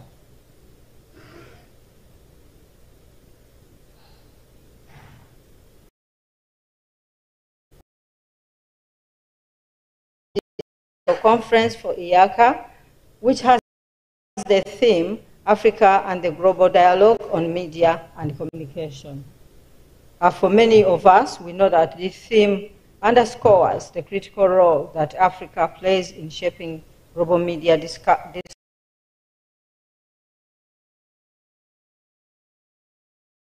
global scale. Its relevance lies in, among others, the rapidly evolving media landscape that poses a magnitude of both challenges and opportunities for media and communication professionals across the region. From traditional media to digital platforms, African voices are resonating louder than ever before, reaching audiences far beyond our borders. In this new global interconnected world, the global dialogue on media and communication is more important than ever. This conference, as many before, provides us with a platform to engage in meaningful discussions on these issues, and we share our best practices and explore innovative approaches to media and communication in the digital age. When we come together, we engage in collaborative discussions which lead to collaborative research projects and other engagements. It is through open and inclusive conversations that we can bridge cultural divides, challenge stereotypes, and amplify the voices of marginalized communication. As communicators and, of course, media practitioners, we have responsibility to uphold the principles of truth, transparency, and integrity in our work, ensuring that both we tell all they tell, reflect the richness and complexity of African experiences. However, we face challenges, from issues of press freedom and media bias to the digital divide and sustainability concerns. It's imperative that we address these challenges head-on, while also seizing the opportunities presented by the new communication technologies, platforms for innovation and collaboration. Let us seize the opportunity to learn from one another as we are here. Let's network. Let's build lasting partnerships and collectively shape the narrative of African on the global stage. I urge each and every delegate and every participant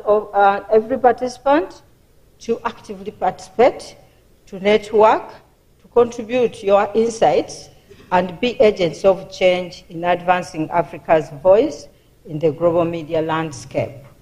Together, we can inspire positivity and transformation, challenge misconceptions, and celebrate the diversity that defines our continent. And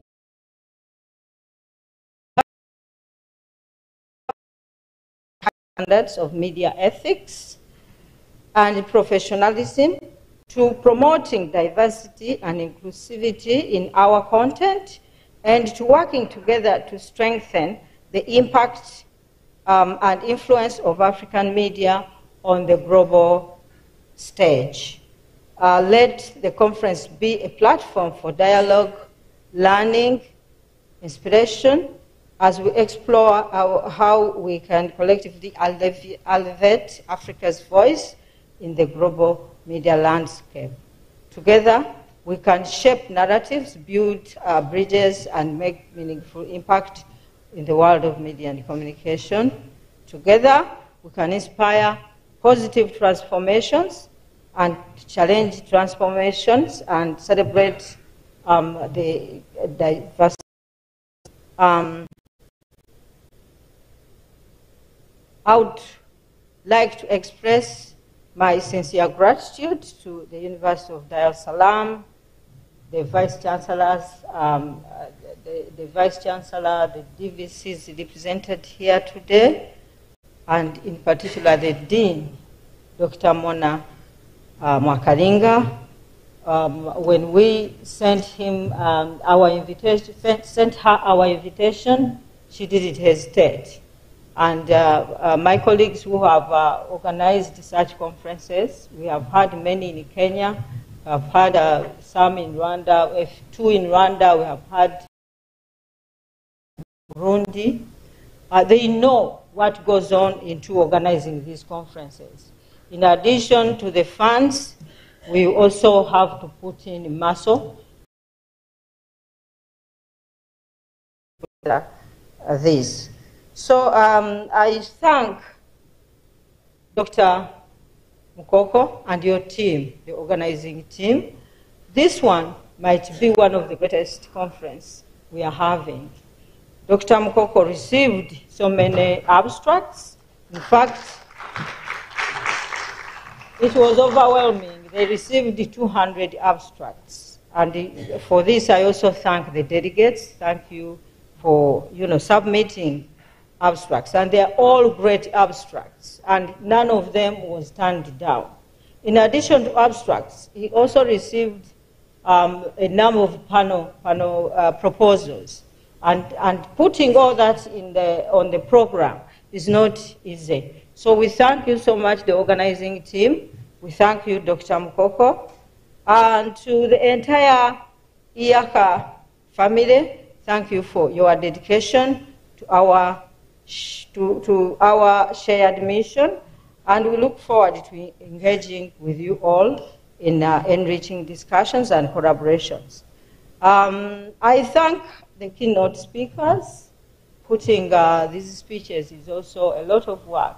And in the academia, we have so much on our plate. Sometimes we feel that we have beaten so much that we can swallow.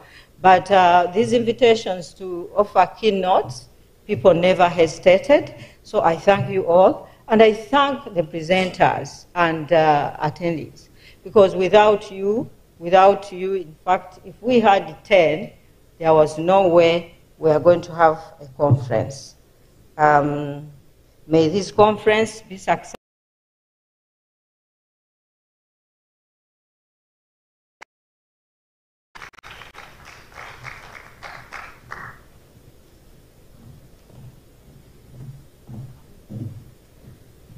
Thank you very much, Professor Margaret Chuko, EACA President. Now, I would like to bring to the podium Professor Kale Notestang and Professor Olamaya Kivikuru for the keynote address. Mr. Hume, is everything ready? Thank you. A round of applause as they approach the podium.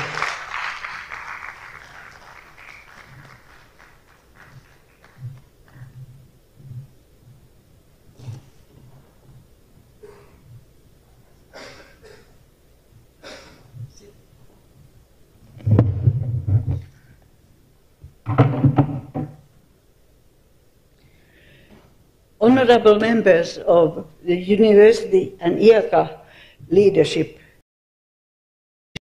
honor, dear colleagues and friends, warm thanks for inviting us to this historical moment.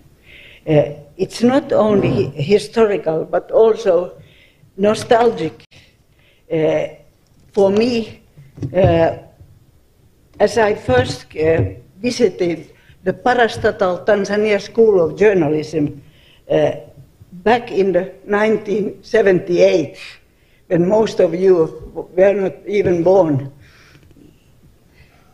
I was a UNESCO consultant advising a new curriculum. Then in the early 80s,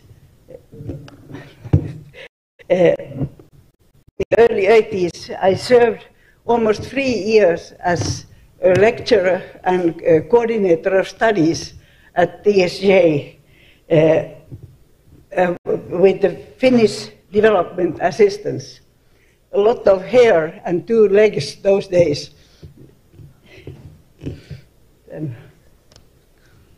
I followed her as a spouse during my sabbatical, and later, after the turn of the millennium, used to annually teach introductory courses at the school, which by then had been integrated as a faculty of the University of Dar es Salaam. I also organized an opportunity for a lecturer of the school to write a doctoral dissertation in Tampere. It was Ayub Rioba, currently Director General of Tanzania Broadcasting Corporation, here defending Professor Audrey Gatsepo from Ghana, with me sharing the academic event. But now to here and now, we shall introduce the theme of the conference with broad journalism at this very time of stage, which is universally considered as being in turmoil. It will be a very short and concise presentation or overview of broad perspectives. Our presentation with links to various sources is available for those who are interested more in details. My take on the turmoil identifies 2 megatrends operating behind everything in the contemporary world: increasing militarism and deteriorating state of environment.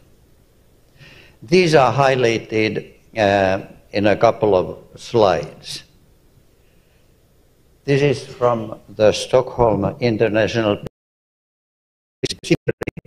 showing how the world military expenditure, driven by Russia's invasion of Ukraine, rose 7% in 2023, highest level recorded by CIPRI.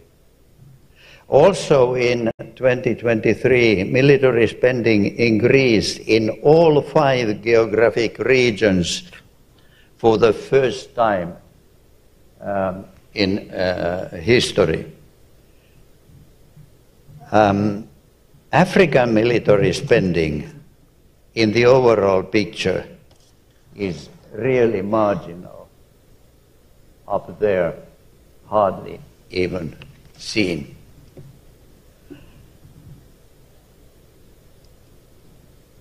This slide is from the Intergovernmental Panel of Climate Change, IPCC, demonstrating central consequences of global warming at different levels of the forecasts. Without going to detail, the overall picture is really alarming. Next slide from the Climate Action Tracker shows how the universally accepted Paris Agreement to limit the global warming to 1.5 degrees looks quite unlikely to be met by the end of the century. Even the most optimistic scenario of the Paris Agreement no longer appears to be realistic, while governments tend to pull back from the implementation of their pledges. In short, the big picture of the world is distressing. Some even see that humanity is heading towards global disaster in a few decades. What then could be the mega trends in the world of media and journalism? The British media scholar Simon Cottle reminded us that there is no scarcity of information available for reporting crisis. Quite the opposite. There is an overflow of information. There are mainstream facts, there are contradictory facts, alternative materials, and already then he also mentioned the growing internet-based sources and networks. Scarcity of sources was not the reason for poor catastrophe reporting. It was something else. Today the sources are multiple, and social media are continuously expanding. The media world today is indeed far from a simple panorama of press, broadcasting, film, and other conventional mass media. The media sector is dramatically expanded by the social media, which often reach more people, especially among the younger generation, than do the conventional media. Also, it is important to realize that media today are deeply integrated into the commercial sector with all the media infrastructures and advertising, etc., occupying much more space in the financial market than do the mass media, as shown by the list of the world's top 10 media companies. Just a reminder running through these top 10.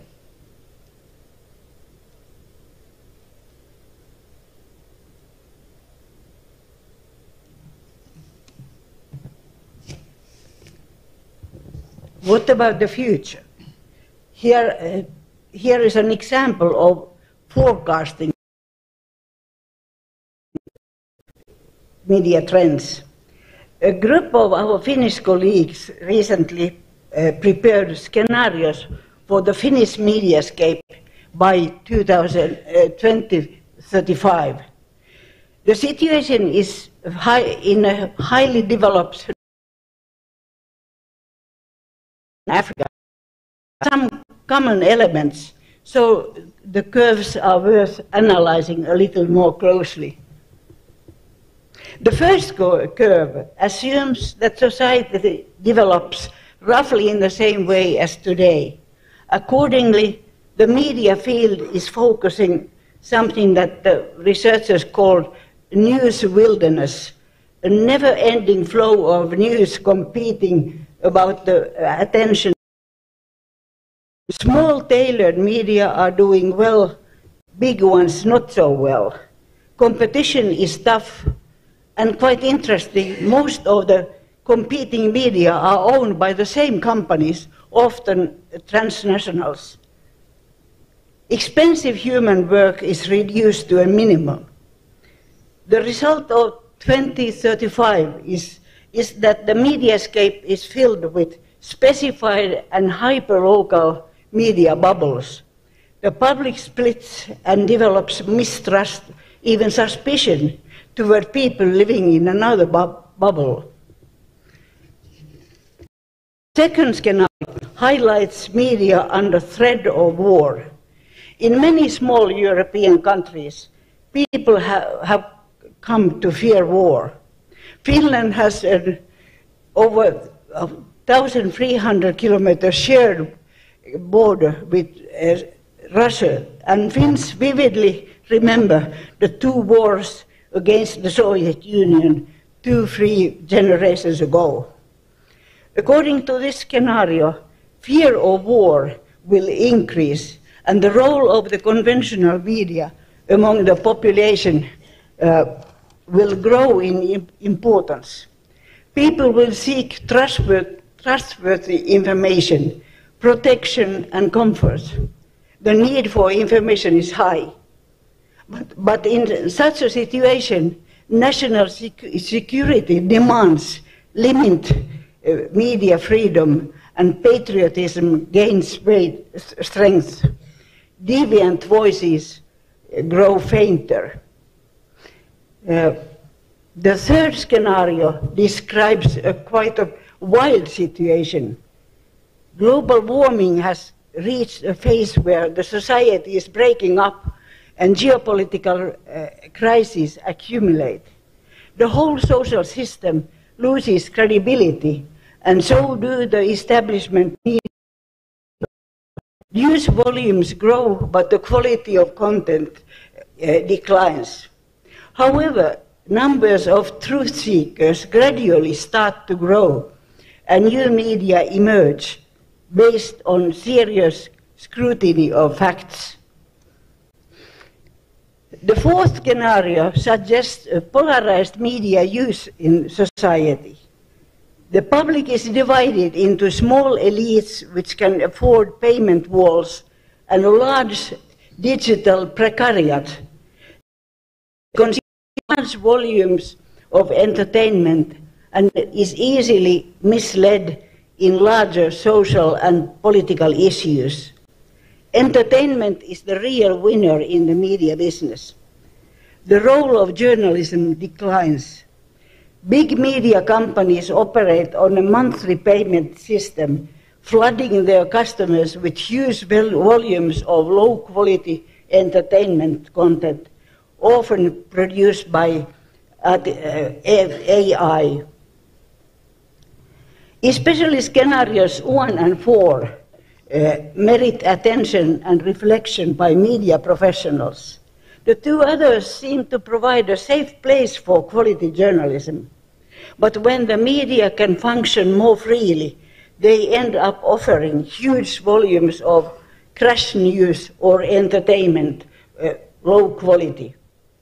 It's not a very nice picture of media professionals and industries behind them. In practice, of course,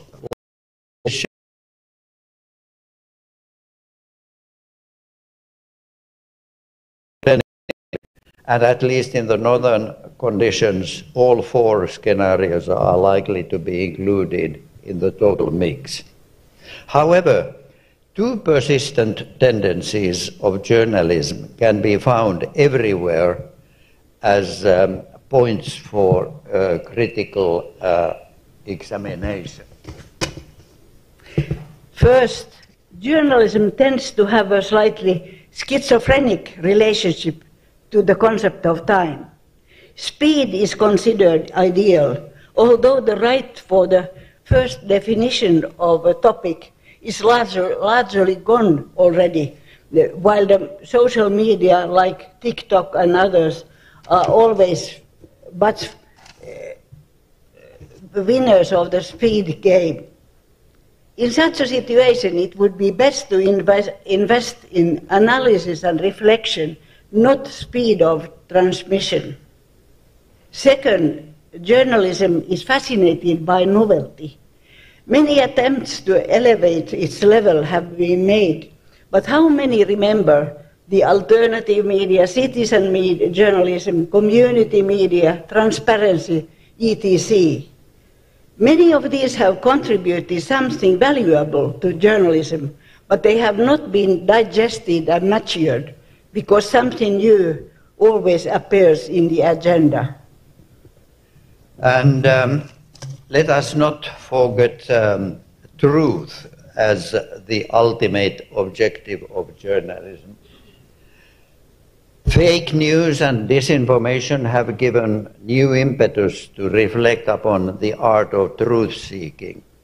However, unfortunately, truth has not become a serious target of academic and professional analysis, but rather a slogan for characterizing even a new post-truth era.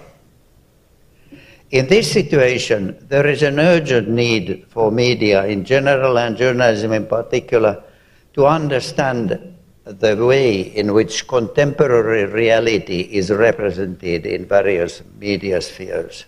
The good old question of media versus reality relationship as an aspect of philosophical epistemology. What is needed is not cynical labeling of truth and objectivity as unattainable objectives, thus encouraging anti-intellectual.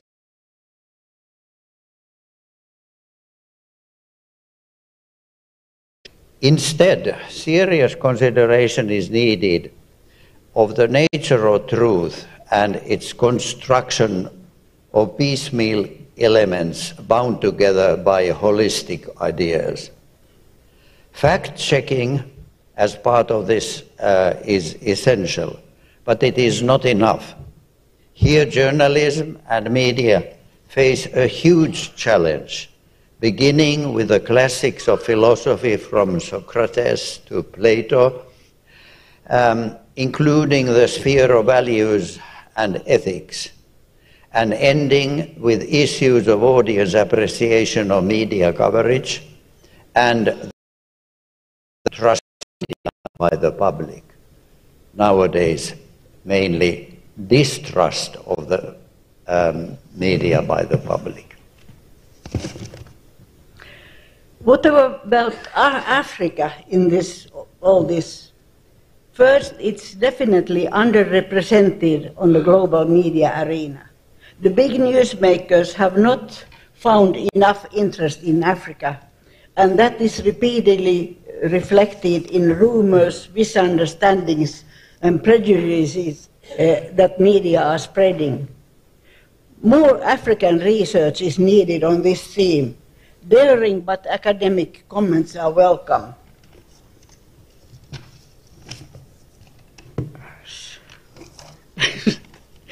There's different pages.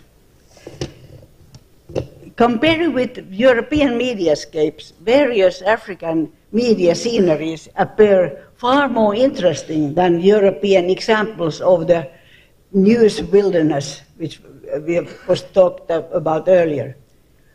And the African mediascapes also present refreshing challenges. There are dramatic variations in media availability within societies. There are different and demanding language choices to be made. Radio still clings to its central place in society. There are developmental shades in most activities, and narration is allowed much more space in journalism. The tendency to become over in the novelties is also visible in media research. It could be revealing to carry out analyses of dominant themes in international as well as national academic journals in the field. When social media entered the communication arena, our professional journals became filled with articles discussing about the new era of democracy, while practically anybody could establish a discussion platform. Things did not turn out that way, as we know, rather the opposite. Now, the fashionable theme is AI. It is everywhere, also included in the catalogue of this conference. We do not mean that researchers should not take an interest in fashionable themes. Research always promotes knowledge. However, and especially when complex and difficult topics are concerned, one might easily pronounce hasty judgments before knowing all the elements included. And then again a new fashion emerges and the previous one is abandoned. A perennial theme requiring interest, research and reflection is decolonization and its effects on present-day communication form and content. To be honest, we researchers have often paid lip service to this theme, while only relatively few serious attempts have been made to address it. Even in Finland, which was colonized by Sweden for 600 years. Also, Anglo-American media hegemony, which at one time was quite fashionable theme, is by now largely overlooked, although its characteristics still lack proper analysis. Today also BRICS and its challenges to the Western dominance in media could invite updates of the decolonization paradigm, not to mention the African treasure house of precious and painful legacies of colonialism. Hopefully it will this time be penetrating analysis and not only following a trend. Returning to the title of our presentation, media and journalism is indeed operating in a global turmoil, but its own substance is also deeply in turmoil.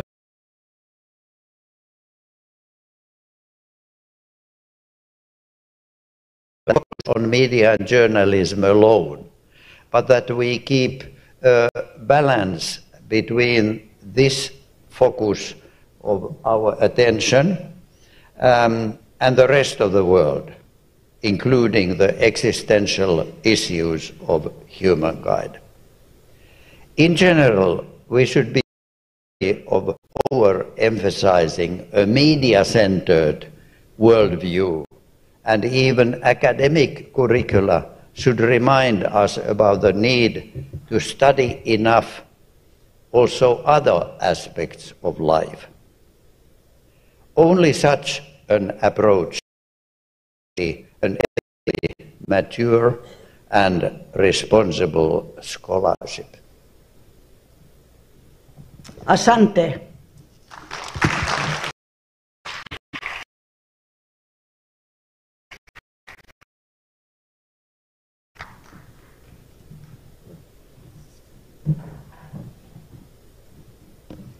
A big round of applause as they leave the stage.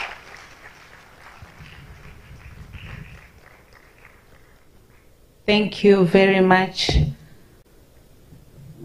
Thank you very much, our keynote speakers, Professor Kale and Professor Ulamaya. That was quite an insightful presentation. I would like to bring back to the podium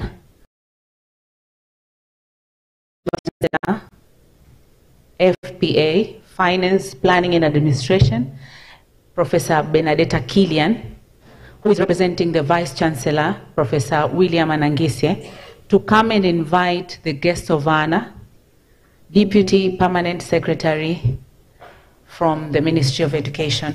Karibu sana, Professor.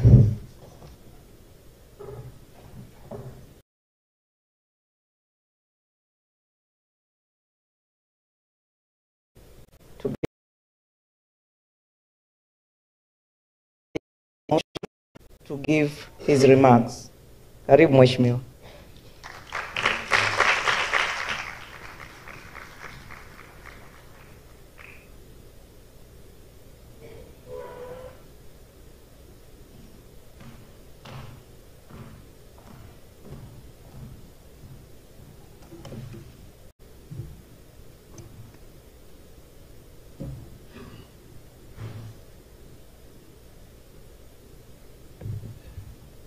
Yes. Good morning, everyone.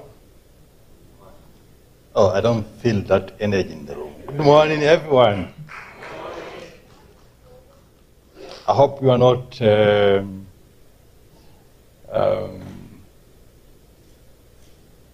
scared by the paradigm shift that is happening in the media landscape. Yes, Professor Benedetta Killian, Deputy Vice Chancellor, responsible for planning, finance, and administration, and today representing Professor William Anangisye, who is the Vice Chancellor for the University of Dar es Salaam, Professor Nelson Boniface, Deputy Vice Chancellor responsible for research and innovation at the University of Dar es Salaam, Professor Margaret Juko, President of EACA. We have to practice pronouncing EACA, and then by the end of the 3 days we'll be conversant and to pronounce it easily. Yes, members of diplomatic corps present, our development partners, representative of our development partners, our keynote speakers, whom we have been last week, this morning, Professor Kale and Ulemaya, Dr. Mona Mwakalinga, the Dean for the School of Journalism and Mass Communication. And at this point, I have to recognize one particular person who has been very instrumental in organizing this very, very successful event. And his name is Dr. Mkoko. Where is he? Yes.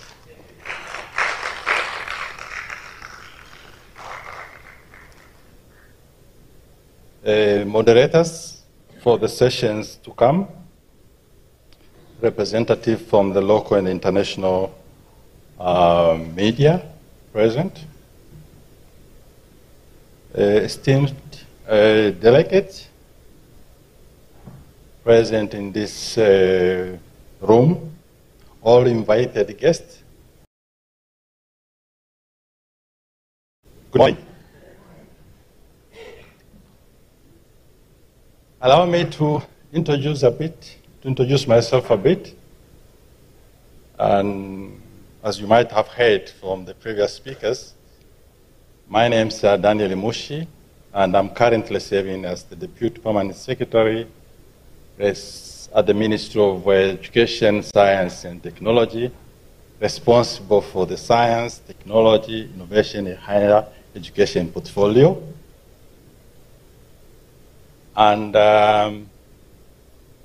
I'm greatly honored to be at this very particular university today, which is my first visit to institutions that fall under my portfolio. So the University of Dar es Salaam should feel lucky to have had this very first visit since I was appointed as the Deputy Permanent Secretary.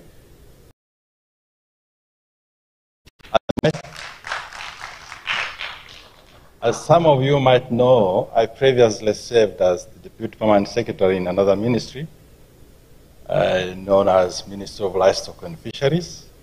And there I was actually responsible for the livestock portfolio, having background in livestock.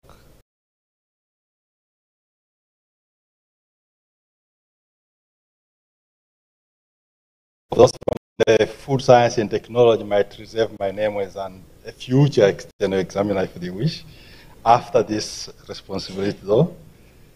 So, as you might know again, on 14th of this month, our President, Her Excellency, Dr. Samia Suluhu Hassan, made slight change on our government machinery. That again,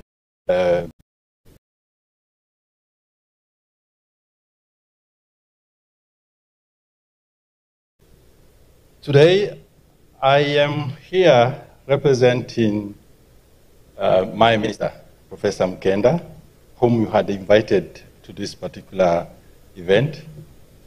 And he would very much have loved to be here with you, but for the reason that were mentioned earlier on by Professor Bernard Deta, he has had to be in Arusha in the CEO meeting that is graced by our president. And I was prepared to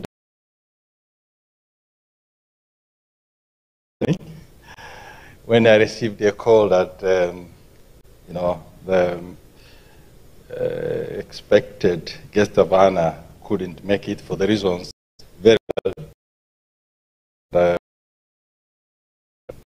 So I had to take up my arms and be ready to deliver the speech that would have otherwise been delivered by His Excellency Dr. Jakaya Mrisho Kikwete, the former president and the incumbent chancellor for this prestigious university. So whatever I'll be saying from now on,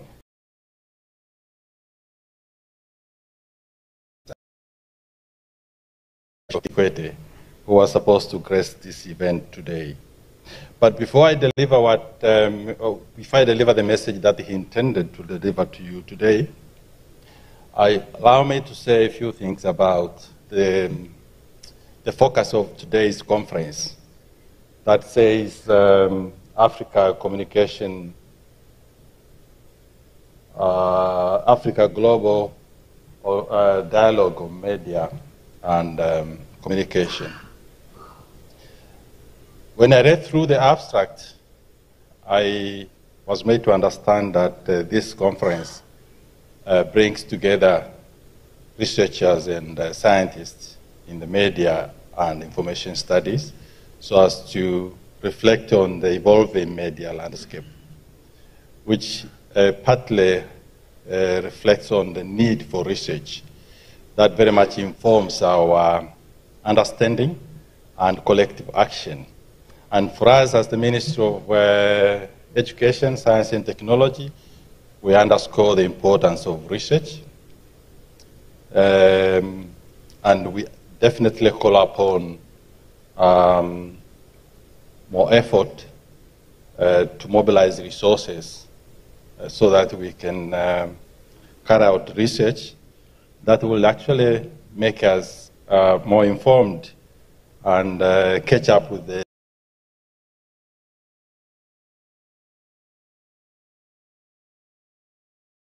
Allow me then to say what Dr. Kikwete would have said if he had managed to get time to come and talk to you.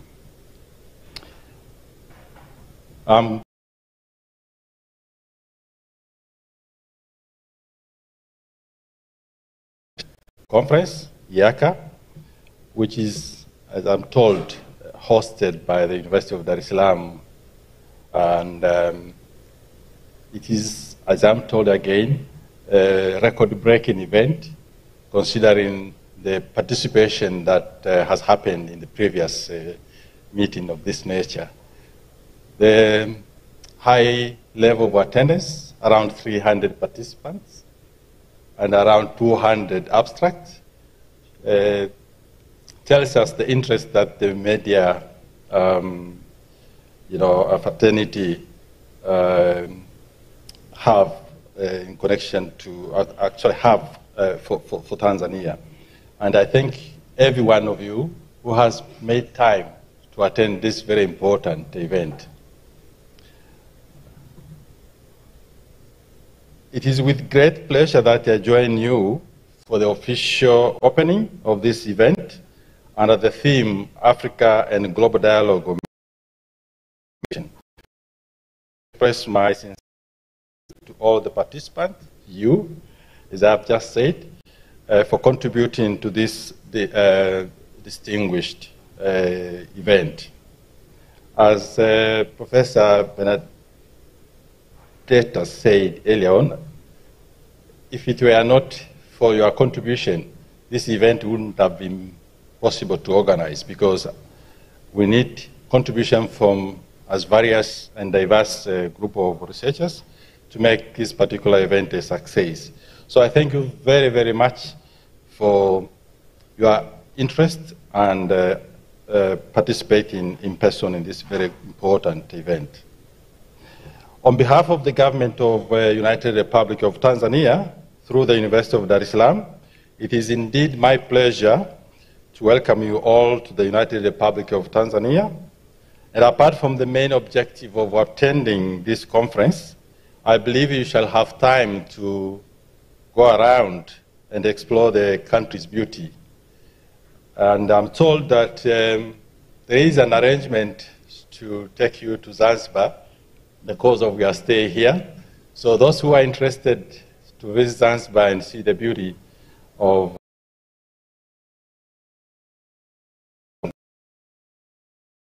come on as early as possible so that you can get time to go and see the beauty and fascinating nature of our country. Ladies and gentlemen, the primary objective of this conference is to engage in discussions and exchange knowledge and experience to explore strategies for addressing fundamental challenges and opportunities in the global media and communication. We have just heard from Professor Carl and our facing media landscape today. So we need to bring our ideas together, we need to bring our brains together and discuss on the opportunities and the challenges that are brought by the very dynamic nature of the media landscape today. I've taken note of the future of media in 2035, and I hope that in the course of our stay here, we will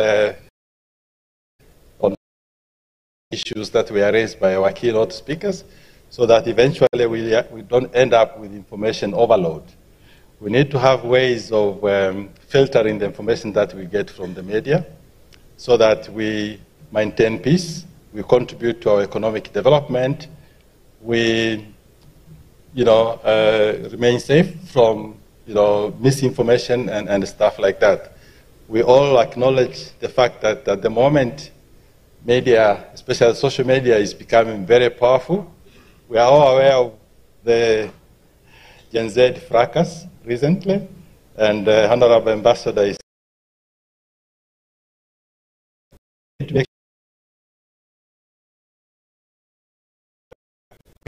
a change in media landscape. Looking through the program, I have noted 12 different sub-themes that will actually be the focus of the conference that we are having. And these sub-themes target innovation, sustainability, child protection from harmful online content, election and democracy, conflict issues, tourism and climate change, which actually echoes what Professor Karl and Ulemaya alluded to earlier on. So these sub-themes are very timely and relevant, and we see this is a learning opportunity for all of us in this particular room. And your contribution to this conference are important, as the media and communication professionals are responsible for carrying them forward. Ladies and gentlemen, a society without information literacy will always fall into the trap of disinformation and misinformation. And in this very particular case, these sub-themes, especially on this matter of information literacy, would bring critical discussion that would help address these issues. Artificial intelligence as a new paradigm, if appropriately utilized, can be beneficial to our development. Yet, you can see that this aspect of artificial intelligence can actually interlink with other areas such as innovation, child protection, marketing, investigative journalism, and reinventing media and communications strategies. The media and communication sector contribute primarily to the country's development. We need to have right information so that we can engage ourselves in productive and economic activities. So the media plays a vital role in health and economy. But unfortunately, we all know that media can contribute to countries' decomposing development when it embraces unethical, irresponsible, and divisive practice. Ladies and gentlemen, this conference has come at the right time as we look forward to accelerating economic development of our country through innovative and integrative approaches to media and communication. The sub-theme on tourism, climate change, and variability is timely as the world is now focusing on the Agenda 2030 for sustainable development, along with the Sustainable Development Goals, which set out a global framework to end extreme poverty, fight inequality and injustice, and fix climate change by the year 2030. We saw from the presentation by Ulemaya and Kala again on the trajectory on temperature change over time. And I was a bit scared when he mentioned that the humanity is at jeopardy if we don't take responsible measures to mitigate, climate change and variability. This year, in our country, we had disaster, we had El Nino, and it was mess everywhere. And we know what is behind the El Nino. The scientists can say it, but temperature rise contributes significantly to this particular year. When the temperature rises, evaporation increases in the ocean, and in the subsequent season we have heavy downpours. And if the country is not prepared in terms of infrastructure to contain such variability, everything ends up in a mess. So we all need to take collective action to address issues related with climate change and variability. In Tanzania, we are currently promoting the blue economy by recognizing the role of blue economy in promoting social, economic development through the sea and related resources to support inclusive and sustainable economic growth and create employment opportunities. This is one of the areas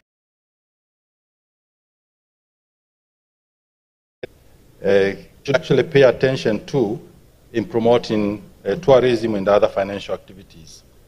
Again, the media role in publicizing our national parks to the locals and foreigners cannot be overemphasized. I've just mentioned to you that there are plans to just to see the fascinating landscape of this very beautiful island. So please block a day or so in the course of your stay here so that you can visit this beautiful island as part of tourism. It is time to mobilize knowledge and skills from every corner of the world and combine professionalism and different experiences to solve challenges facing the media and communication sector today. If I should, echo what key challenges that are facing media today include issues like misinformation, disinformation, hate speech, right, and stuff like that. These are the challenges that we should all take up responsibility to make sure that they are contained, and eventually the media will actually deliver credible information to the public so that the public can actually take responsible action as needed. Ladies and gentlemen, I firmly believe that this conference will bring new ideas and ways to improve media and challenges from academic and to practitioners' point of view. I wish you enlightening scientific presentations, fruitful discussions, and networking throughout this conference. We have already started enjoying the taste of the discussions that are going to happen in the next few days. So I ask and urge every one of you to remain attentive and to contribute honestly to topics that are going to be presented from the 12 sub-themes that I mentioned earlier on, from which we can all learn and take collective action to make our planet a better living place. Before I end my remarks, I would like to express my appreciation once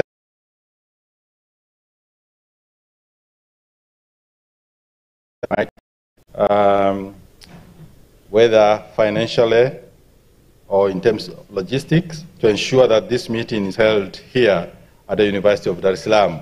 If you look at the banner right there, you will see a number of our friends that have joined us, have joined our hands in making this event a success. So I appreciate that, and I thank you all for coming up and stepping into our effort to making this event a success. Thank you very much.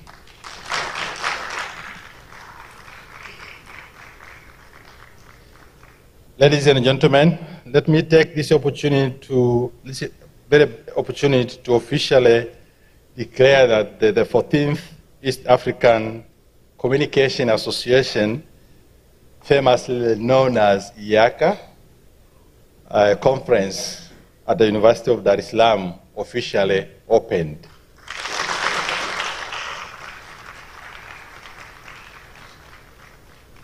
Jamhuri ya Muungano wa Tanzania. Thank you for your attention.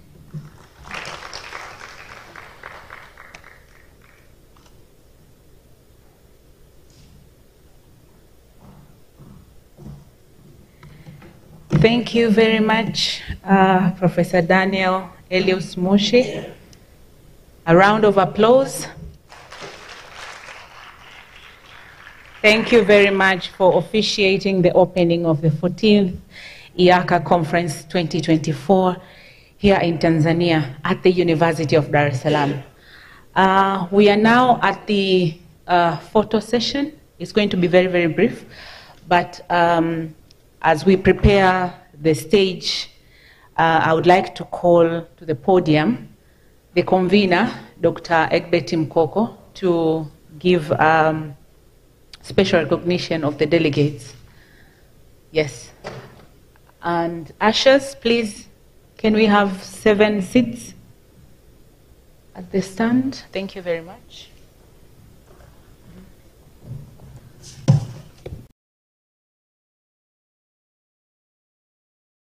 Yeah. Here in Tanzania, we have our Gen Z, just like in Kenya. And when you walk around Dar es Salaam, they will greet you, Mambo. You know how to respond? Okay, Mambo. That's how you respond. So when you meet Gen Z just around, but they're very good guys. Don't worry. When they say Mambo, just say Poa. Okay, our guest of honor, thank you for your speech. I just want to let you know who are they in this building and where are they coming from. So I just want to introduce the participants of the EACA 2024 conference and the countries that they are representing. As we have heard that we have representatives from 23 countries. So let's start with the host, and then you have to stand up so that other participants could know that you are coming from Tanzania and the countries that I mentioned. Participants from Tanzania, can you please stand up? Tanzania? Yeah. Thank you so much. Thank you so much. I'm sure that in the next conference, you'll also attend at this number. Participants from Kenya? Wow, wow. A great number of participants. Thank you so much. Thank you so much. Participants from Uganda? Uganda. Thank you so much. That is Uganda. Thank you so much. Participants from Rwanda? Rwanda. Wow. A great number from Rwanda. Thank you so much.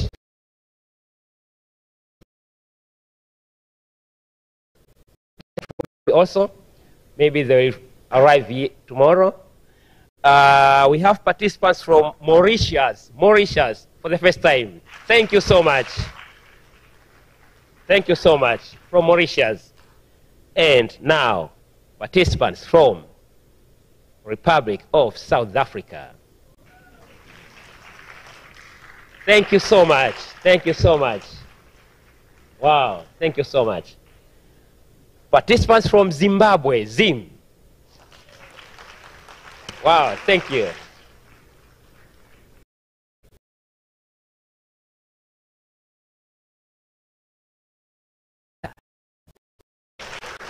Thank you so much.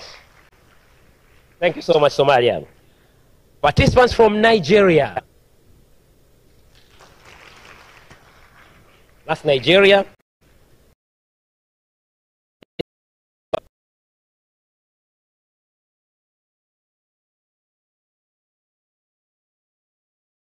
Participants from Ghana, they arrived. Ghana?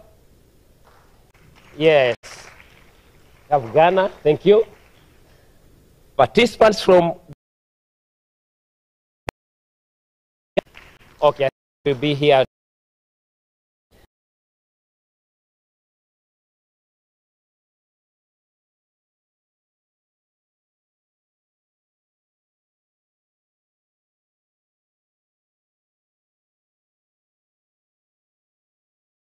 Participants from India.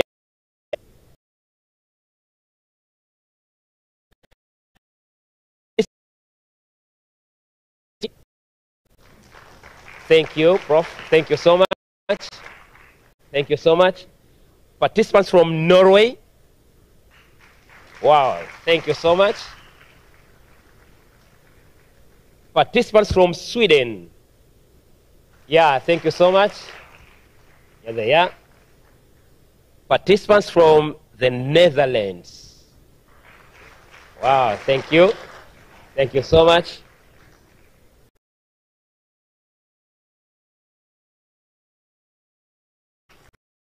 Thank you so much. We have also participants from Denmark. Danish, okay. And I think last but not least, participants from the United Kingdom. Thank you, thank you, thank you so much from the United Kingdom. And by the way, the stage is it's fine. Okay, just wait. I'm honored to have two people. Mali, oh, participant from Mali, thank you. And I'm sorry for forgetting, yeah, sorry. That's our 24th from Mali, thank you so much. Senegal, wow, Senegal.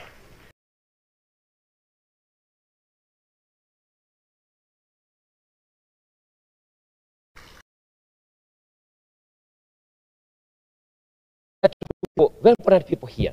One is my PhD supervisor, Professor Janina. Can you please stand up, from the Nelson Mandela University in South Africa. Thank you so much, Prof. And second, before being employed by the University of Dar es Salaam, I was a journalist. I was working as a journalist in a TV station.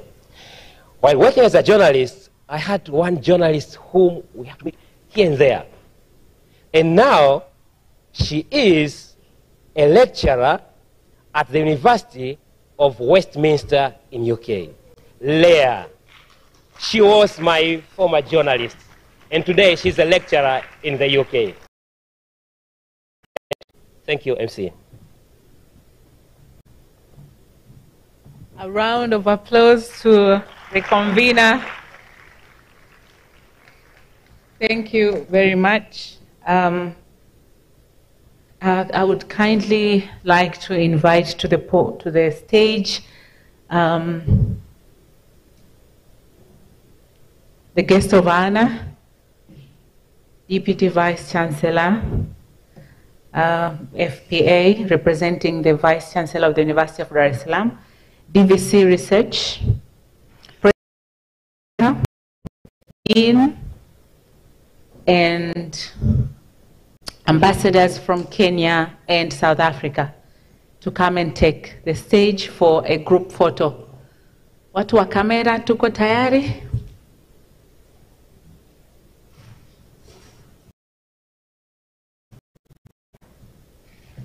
Dr. Doto, kindly assist. This is going to be the first photo. And then after this photo, may I have the following ready for the second photo, which is the representatives from the US Embassy, UK, EACA, Rwanda,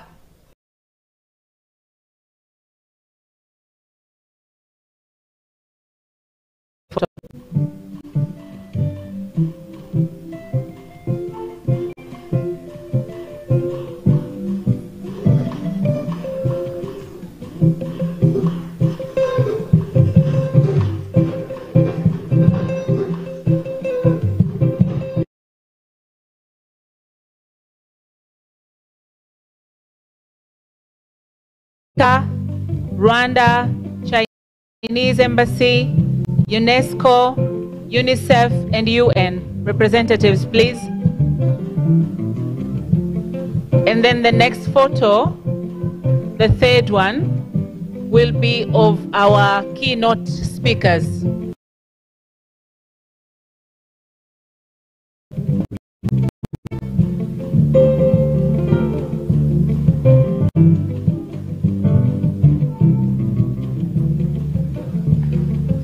After our keynote speakers, the fourth photo will be of the EACA board members. They should also be ready after the keynote speakers. Please. Yes. Professor Ulamaya and Professor Kale.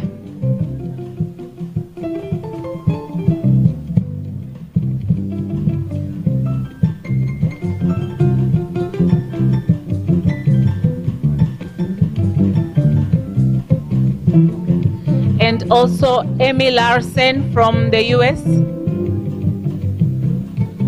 Keynote speaker. Thank you very much. Yes.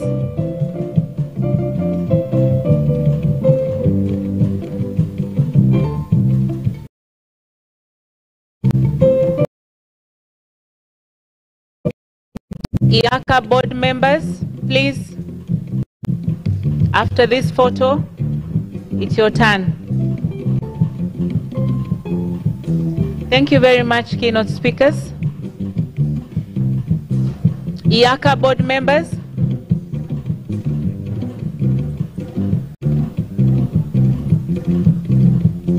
After this photo, we shall have the representatives from all the 23 countries. One person from each country to come and take a photo with the high table.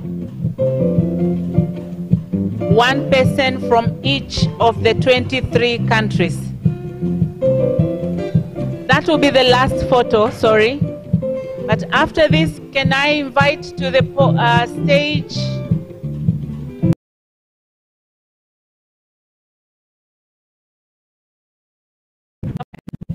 Yes, yes.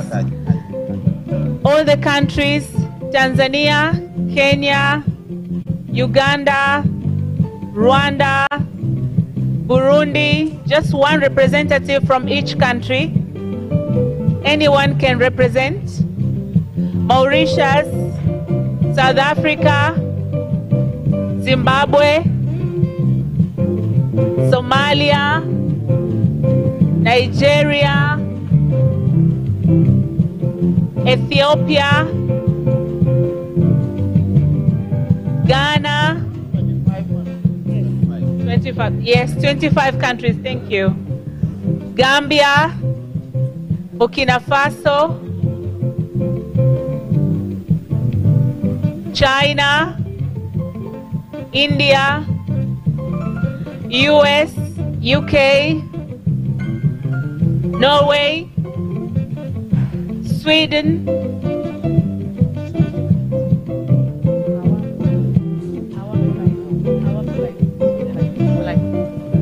yes, Netherlands, Finland, Denmark, Mali,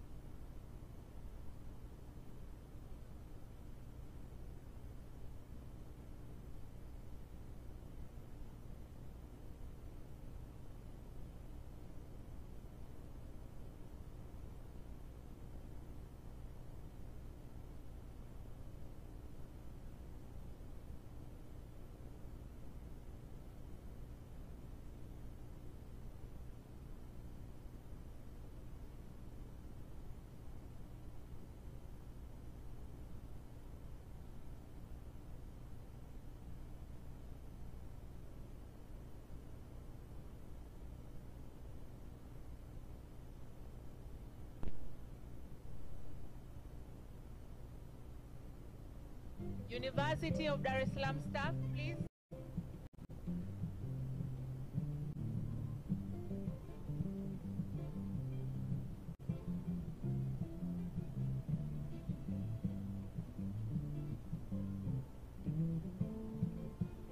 The last photo will be of the organizing committee.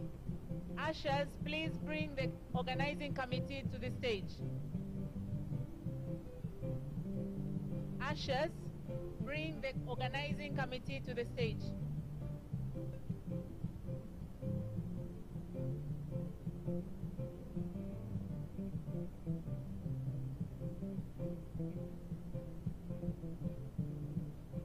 Organizing committee to the stage.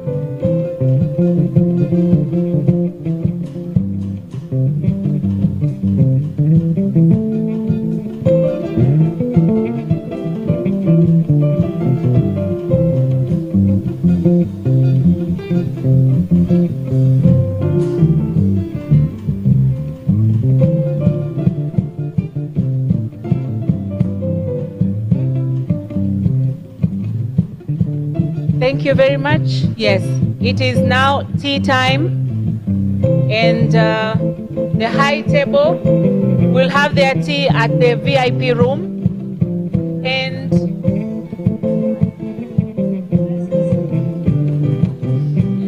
ushers, please direct all the delegates to the tea room center, please.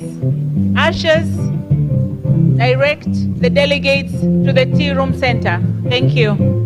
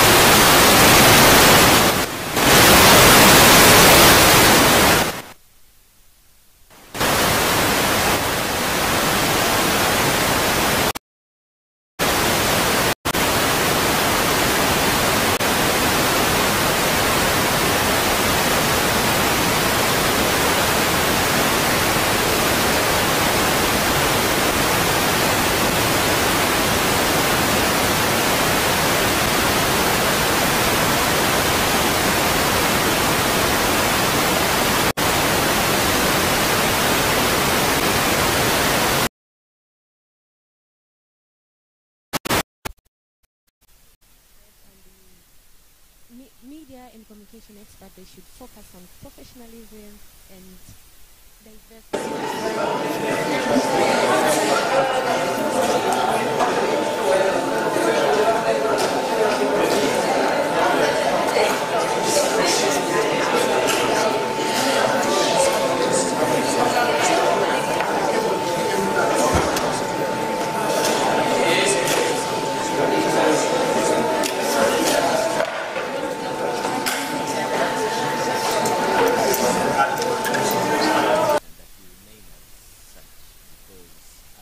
have seen all these debates online from other people, they come back to the journalists, to the professional communicators. And in that sense, professional communicators should be seen to provide the expertise on information, the expertise on knowledge and on issues that really encompass diversity, but in a professional way.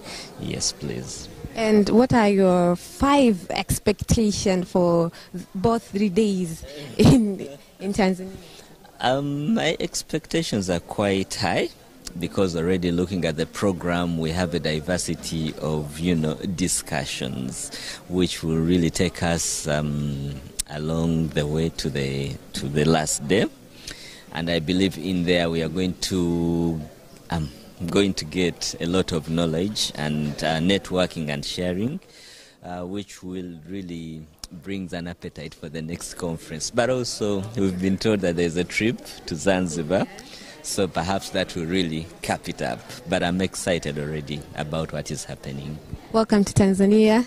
Well, enjoy your 3 days in Tanzania. Asante sana. Karibu. Yes,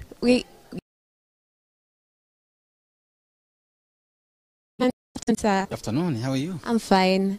Where are you coming from?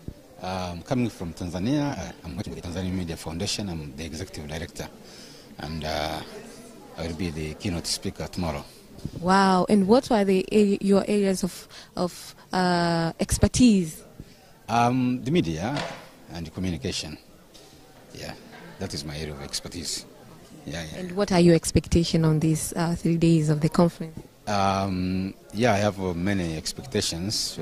Most of it is because you see we have different people from different nations in Africa and outside Africa, and we have different experts who are going to present, and even today we have had presenters or keynote speakers presenting a lot of knowledge in the media. So my expectations is to get some critical knowledge in media from different experts who are going to present. Yeah. As the head of communication corporation, and what do you want to see that this conference will change, or what do you want to see the future of communication and media industry?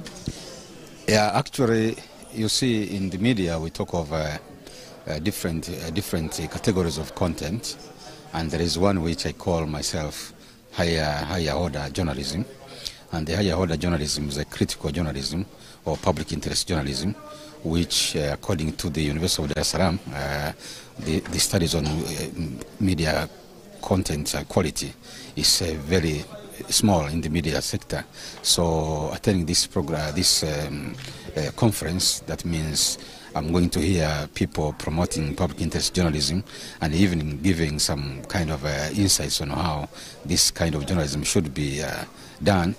But again, issues of artificial intelligence and how what we call augmented journalism, how can it be promoted in Tanzania and even in East Africa, and even in Africa as in general. Yeah. Thank you so much. Yeah, asante sana. Thank you. Yeah. Now, dear viewers, we are live in our YouTube channel, Mlimani TV UDism, but also you can follow us in our Instagram, Facebook at Mlimani TV Official, together at our social media, School of Journalism social media pages. We will be there to inform you. Now we have another guest. Madam, good afternoon. Good afternoon. Where are you coming from? I come from Daystar University in Nairobi, Kenya. Wow, what's your name? My name is Dr. Beatrice Mbogo. Yeah.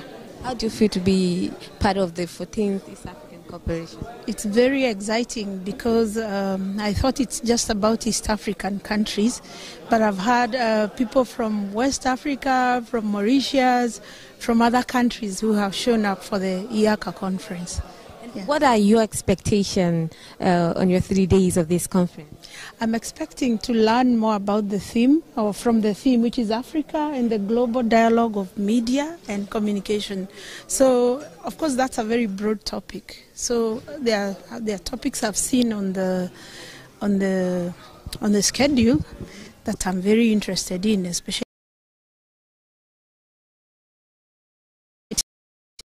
Yes. So the development of science and technology has brought about development and different things in digital platform, yeah? So is there any threats or opportunities in there? Lots of threats.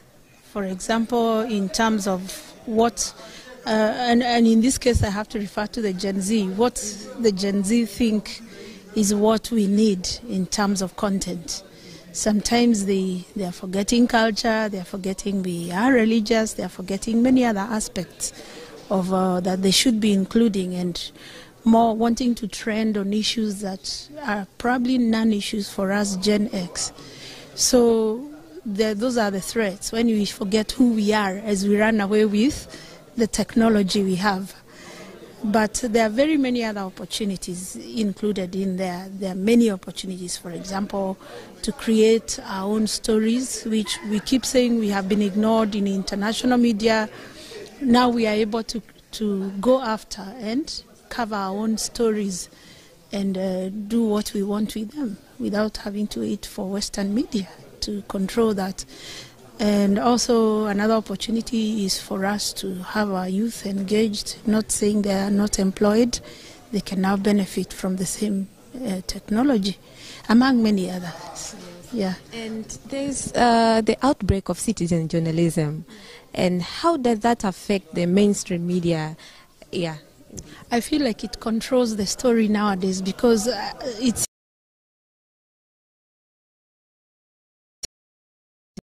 The media are having to get the news from citizen journalism because they don't get there fast enough, because these people are present, they are part of the picture.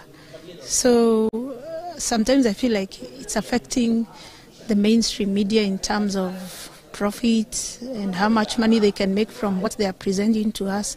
We have found alternatives.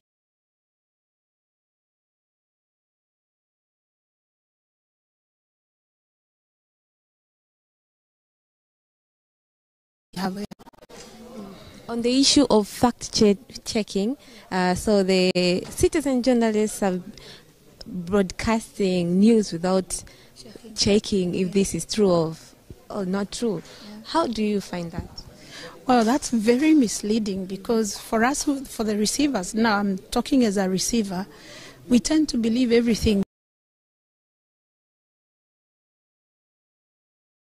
And they haven't been fact-checked. And every time we do that, we feel more vulnerable and we stop believing the media. So it loses credibility for the media if people don't fact-check. Because when we discover the truth later, we'll be like, why did I have to believe this story in the first place? But we are all vulnerable. So the people controlling the media need to understand the importance of fact-checking, as has been emphasized. It's very important to fact-check everything.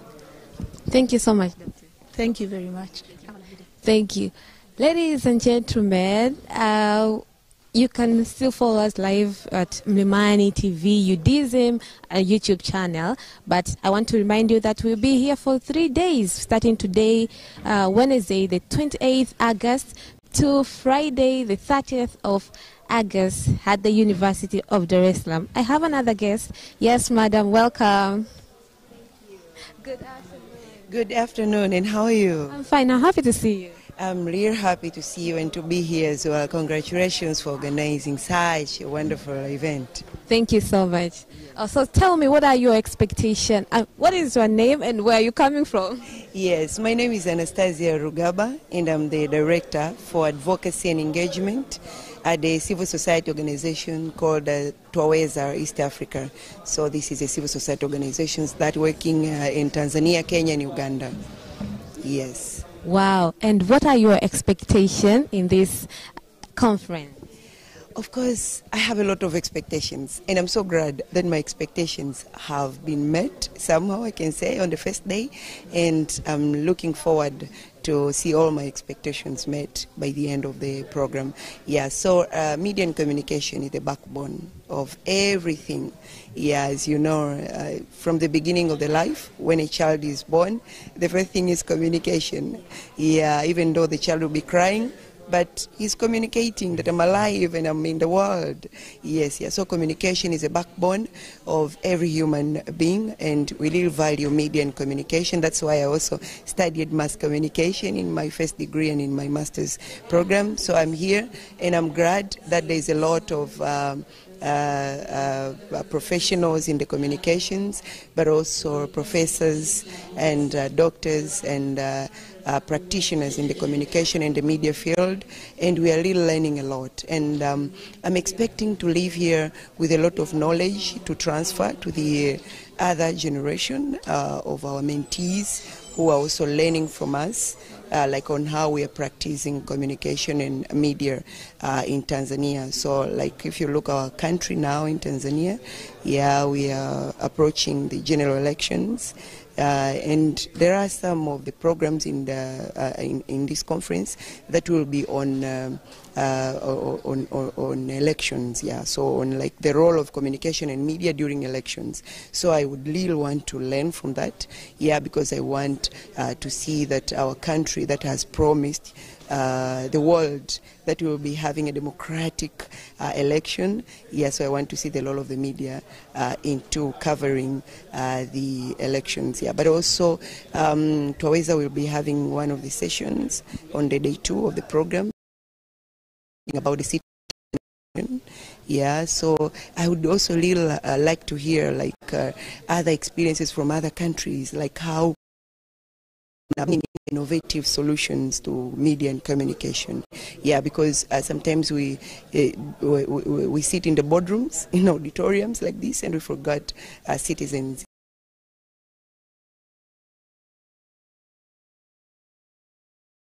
How citizens in innovative ways, innovative solutions to solve complex problems, because the world is being faced by a lot of problems like pandemics, economic fragmentation, political struggles and financial difficulties, and all the social challenges, yeah, but media and communication plays a very big role in solving all those global challenges, yeah. So I know we will be learning a lot of citizen-centered innovative ways to solve the global challenges, yeah. Yeah, speaking of the citizen, is there any effort that Traweza is doing to amplify these voices? Because most of them are from interior presses. How do you do that? Yes, we do a lot of initiatives to collect citizen voices and amplifying their voices. Yeah, so we use innovative ways like mobile phone surveys. We also conduct research all over the country. Yeah, but we also use new ways like new digital ways, like doing the online surveys and all those. Yeah, and we normally collect voices of the people in Tanzania, Kenya, and Uganda, and we collect voices specifically on issues like education, political issues, their readiness and willingness to participate, like in developmental processes in their local authorities. Yeah, so we normally collect a lot of voices and we amplify them through media, of course. Yeah, we use media, both international, national, and also local media houses. Like in Tanzania, we have a lot of local media houses. We are very rich with a lot of local radio stations, and we work with them to make sure that the people have relevant interactions, relevant discussions in their localities through their local radios. Yeah, so we normally also do the analysis of the data that we collect, and we amplify them based on the geographical locations. So like we can collect the voices of the Lake Zone people, the voices of the Zanzibar people, the voices of the northern part people, yeah, and we amplify them through their channels in their localities, yeah. So we have been really doing that, and we appreciate that. We will be sharing some of that examples here. Thank you so much. I can't wait to hear from Traweza. Thank you once again. Yeah, thank you. Welcome. Yeah. Yes, thank you so much.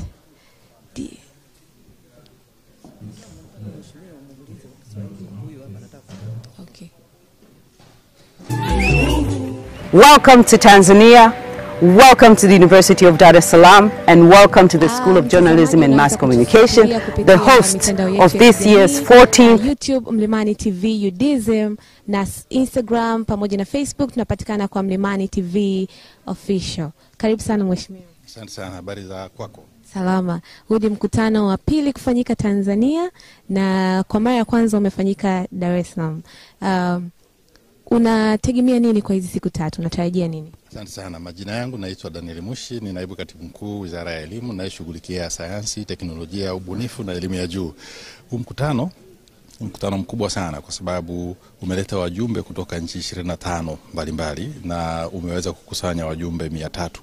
Na wajumbe 300 wana uzoefu mbalimbali kwenye masuala ya media na journalism, maana ya uandishi wa habari na vitu kama hivyo. Na tunafahamu sote kwamba sasa hivi dunia inapita kwenye changamoto nyingi kwa maana ya mabadiliko makubwa ya namna ya kutengeneza habari, kuzisambaza na kuzitumia.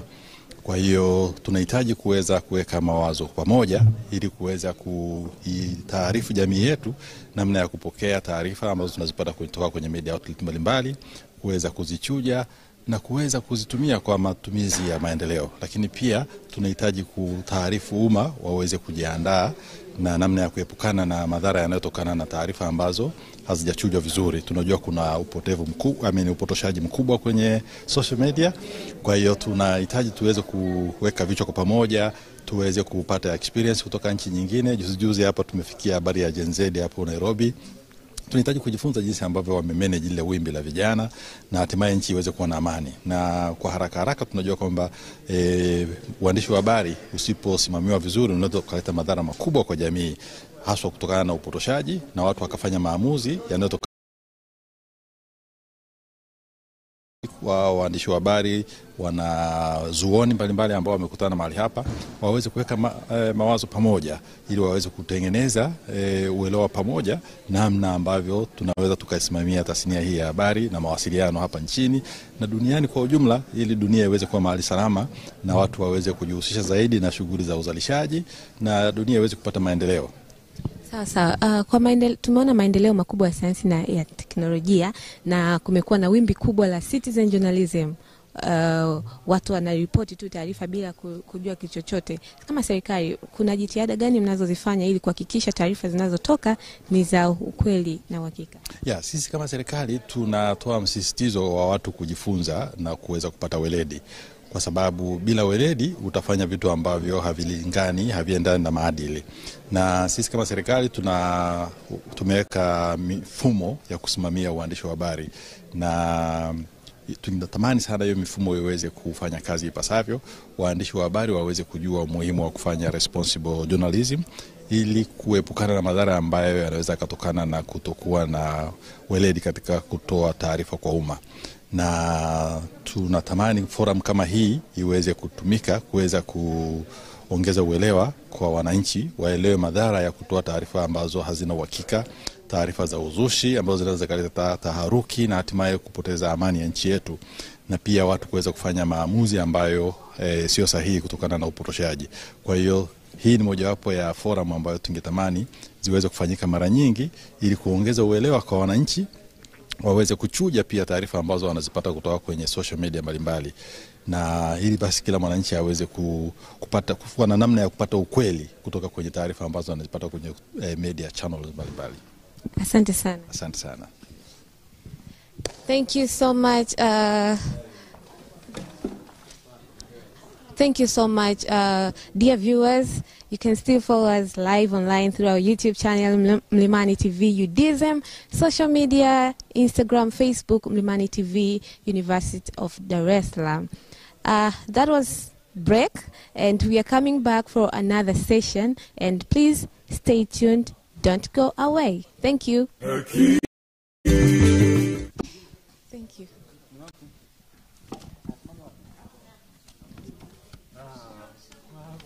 Welcome to Tanzania, welcome to the University of Dar es Salaam, and welcome to the School of Journalism and Mass Communication, the host of this year's 14th East African Communication Association EACA conference.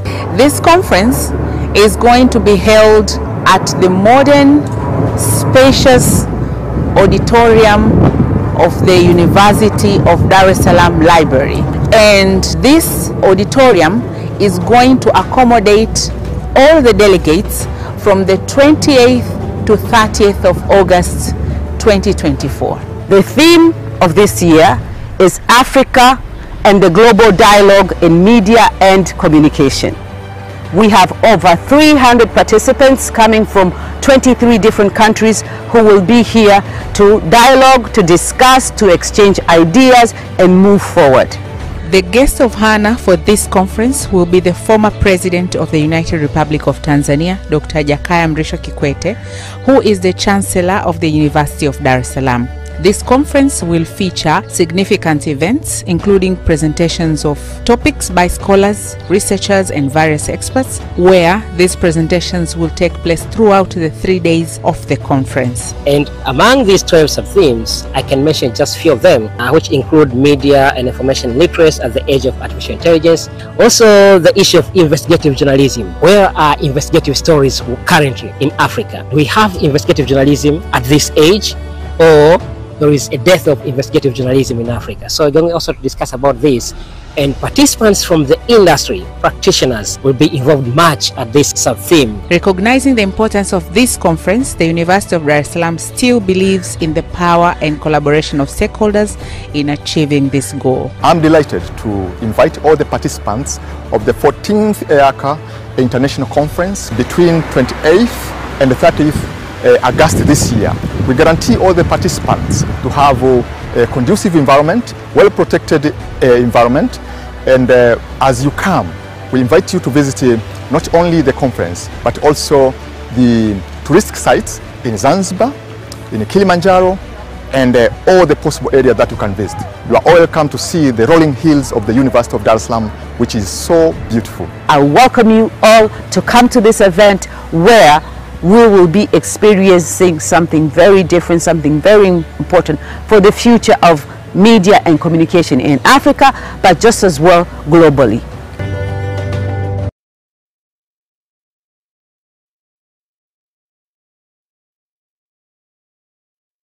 Conference 24 hosted by the University of Dar es Salaam, Tanzania. Welcome to Zanzibar! Zanzibar! Hakuna Matata!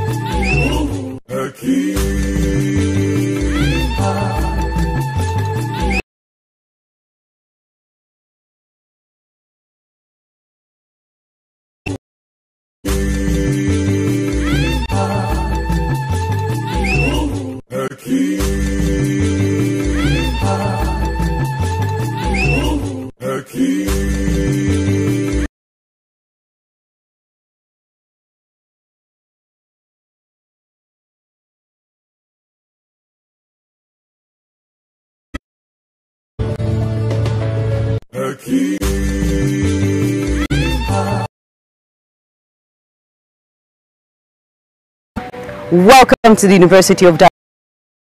Welcome to the Department of Mass Communication.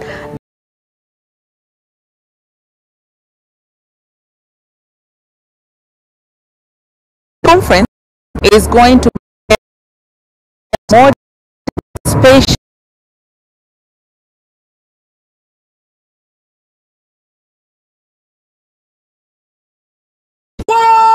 Yes, yes! Welcome all the immigrants! The EACA!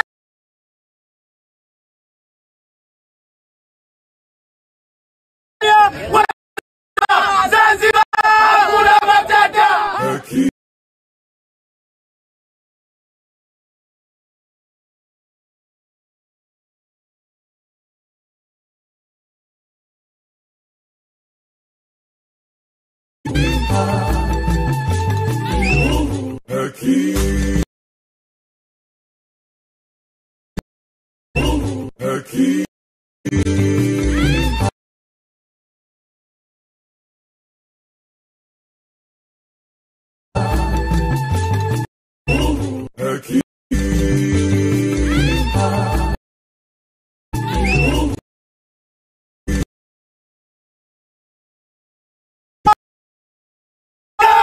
Welcome to Dar es Salaam and welcome to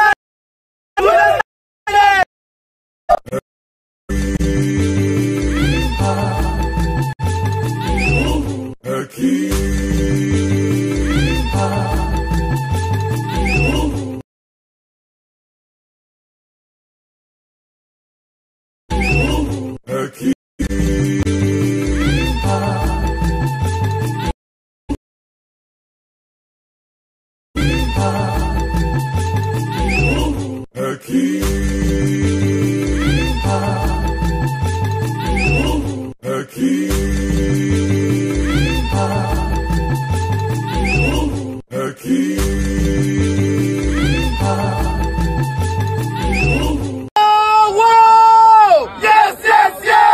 Welcome all delegates for the EACA Conference 24 hosted by the University of Dar es Salaam, Tanzania.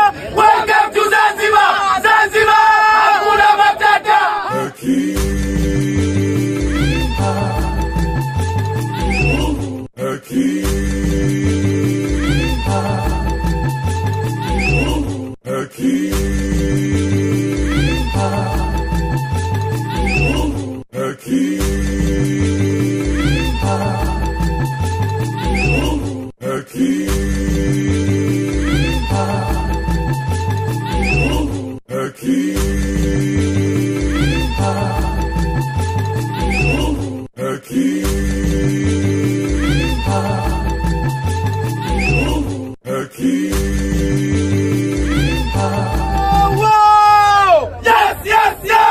Welcome to Dar es Salaam and welcome to Zanzibar to the Spice Island!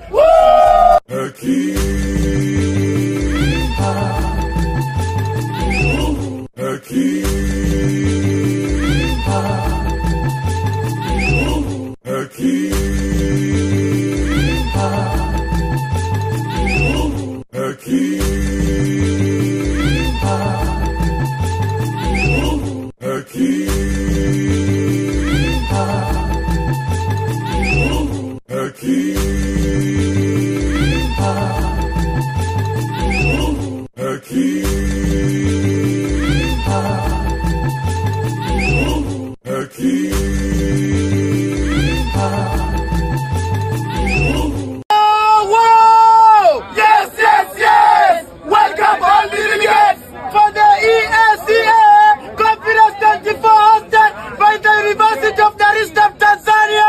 Welcome to Zanzibar! Zanzibar! Hakuna Matata!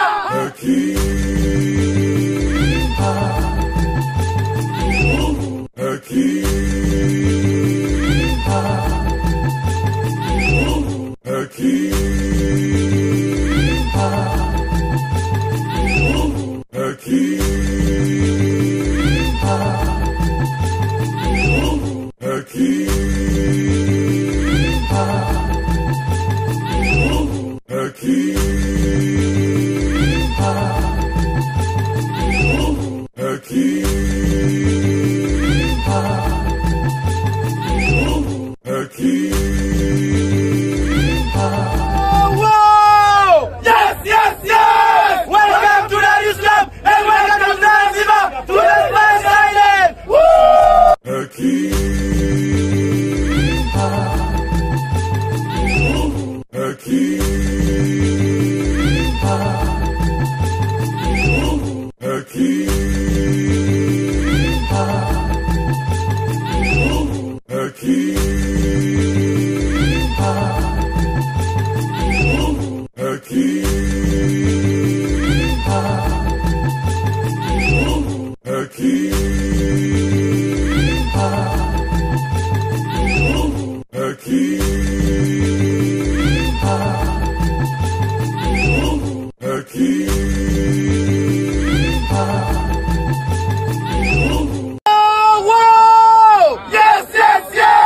Welcome all delegates for the EACA Conference 24 hosted by the University of Dar es Salaam, Tanzania. Welcome to Zanzibar! Zanzibar!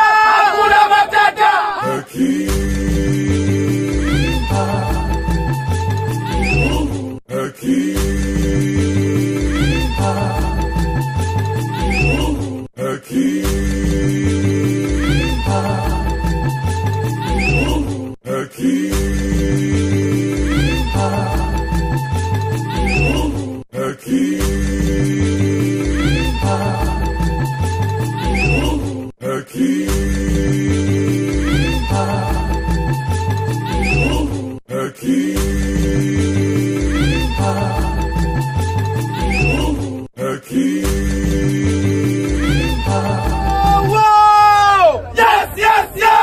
Welcome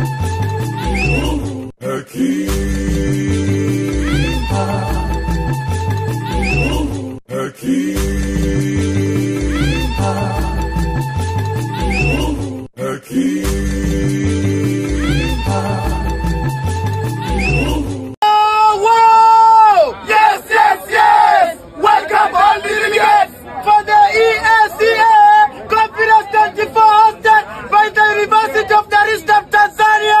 Welcome to Zanzibar! Zanzibar! Hakuna Matata!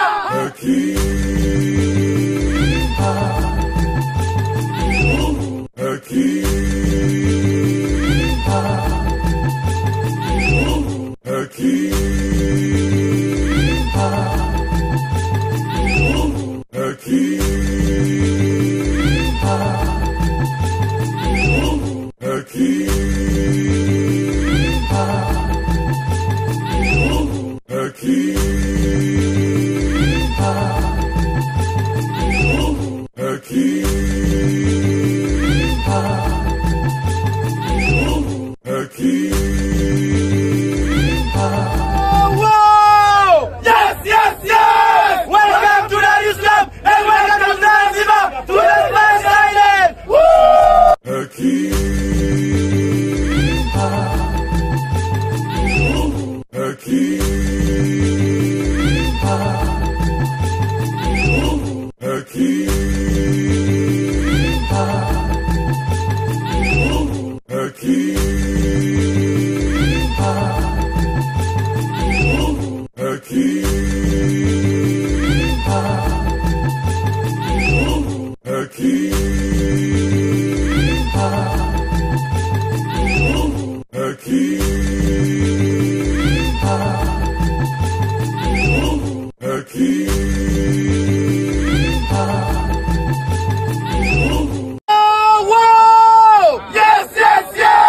Welcome all delegates for the EACA Conference 24 hosted by the University of Dar es Salaam, Tanzania. Welcome to Zanzibar! Zanzibar! Hakuna Matata!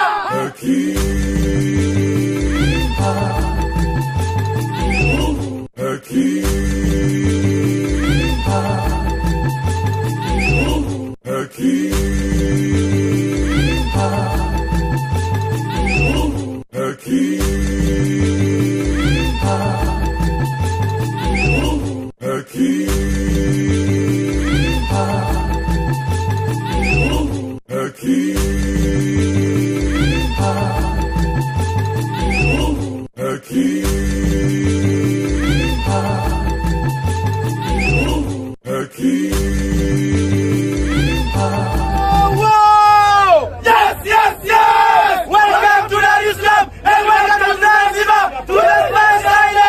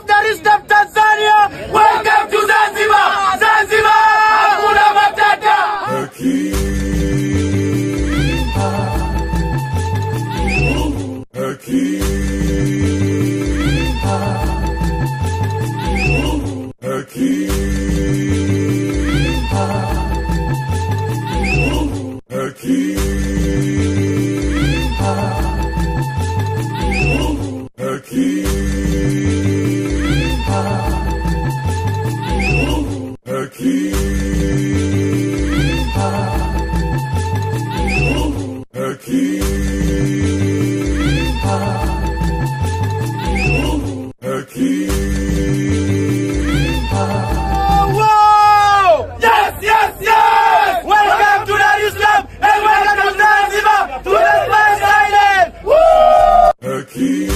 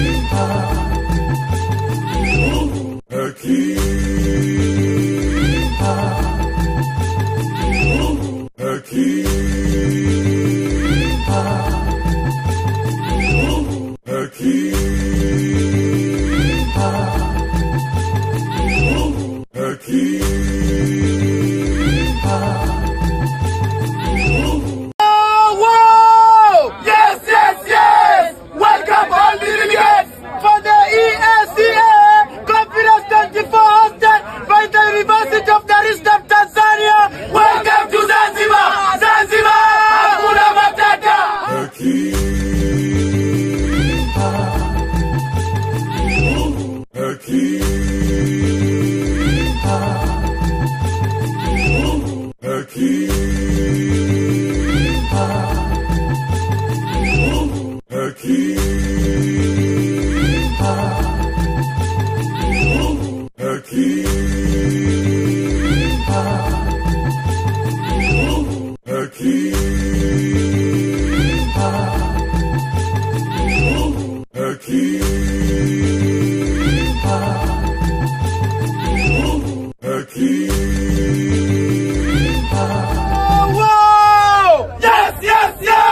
Welcome to Dar es Salaam and welcome to Zanzibar to the Spice Island!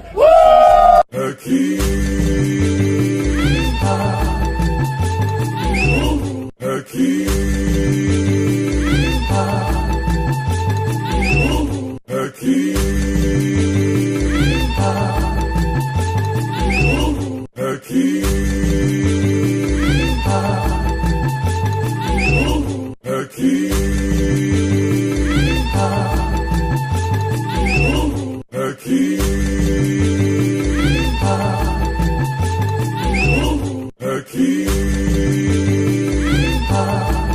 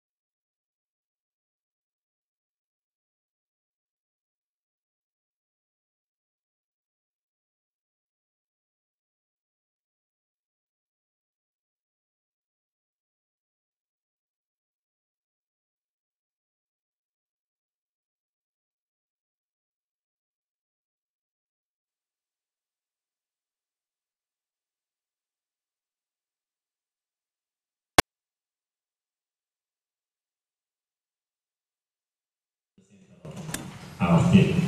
So in this information work, we'll see how the information is managed, the information is shared, and how it is controlled. In our project, the DD mark, we are going to the voices, how,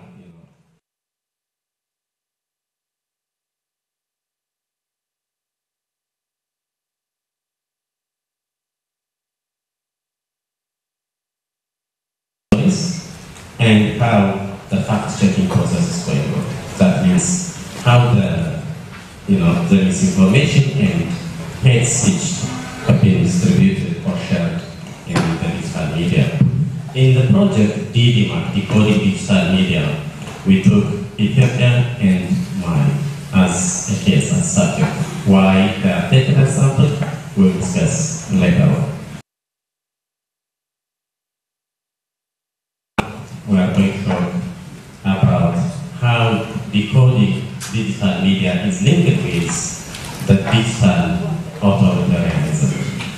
Then we will present how the result is related.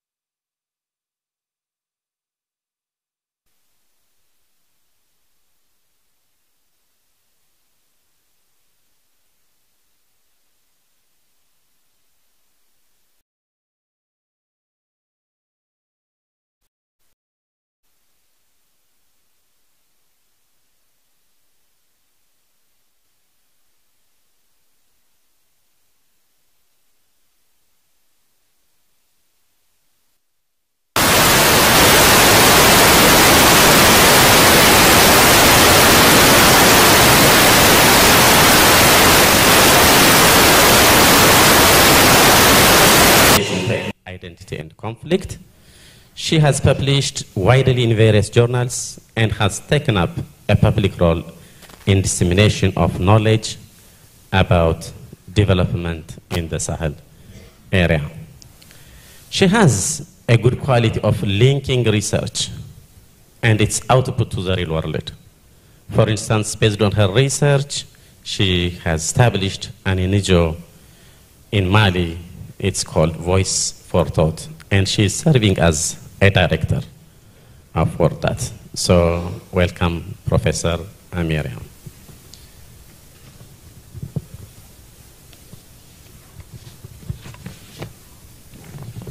The third panelist will be Professor Bruce from that side.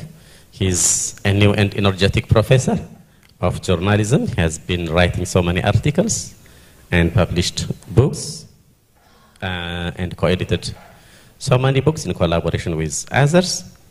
His work mostly investigates the impact of technology transformation in global journalism practice, particularly in a diplomatic setting. He was nominated as UNESCO First Chair of Data, Information and Democracy since 2021. He has been supervising PhD students. By the way, he was also supervised by Professor Miriam. So, as I told you in my introduction, this group is a research family. That's why we are highly connected. So, Bruce is now a professor and a chair of media, politics, and global south in the Faculty of Humanities at Utrecht University. Welcome, Professor Bruce. Samba Badic, he is a PhD candidate at Oslo Met University in the project DDMAC. Samba research focuses on the role of digital media in the armed conflict in Ethiopia and Mali. He is interested in understanding how digital media affect the way the conflict in Ethiopia and Mali and how they are portrayed, the misinformation, the disinformation, as well as hate speech, and how they are propagated in the social media in the countries prone to conflict. Before joining DDMAC project, Samba worked for African Check, a fact-checking organization working on tackling misinformation and promoting media literacy in Africa. He holds a master's degree in defense, peace and security, and a BA in journalism. He is also a journalism practitioner. Welcome, Samba. The fifth speaker, he's from Mali. You know, our project is focused on Anglophone and Francophone. Modibo is from Mali. He's a PhD candidate at Leiden University.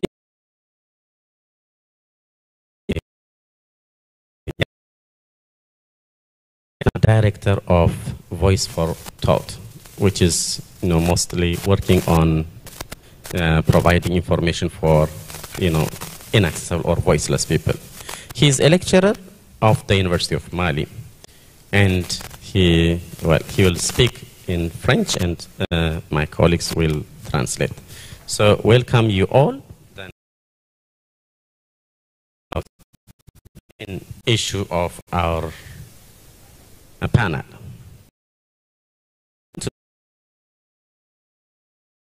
A lot about DDMAC. DDMAC was initiated, and what are the major results of this project so far? And tell us briefly about DDMAC, and please, conceptualize it with the idea digital authoritarianism. I will give you 5 to 6 minutes.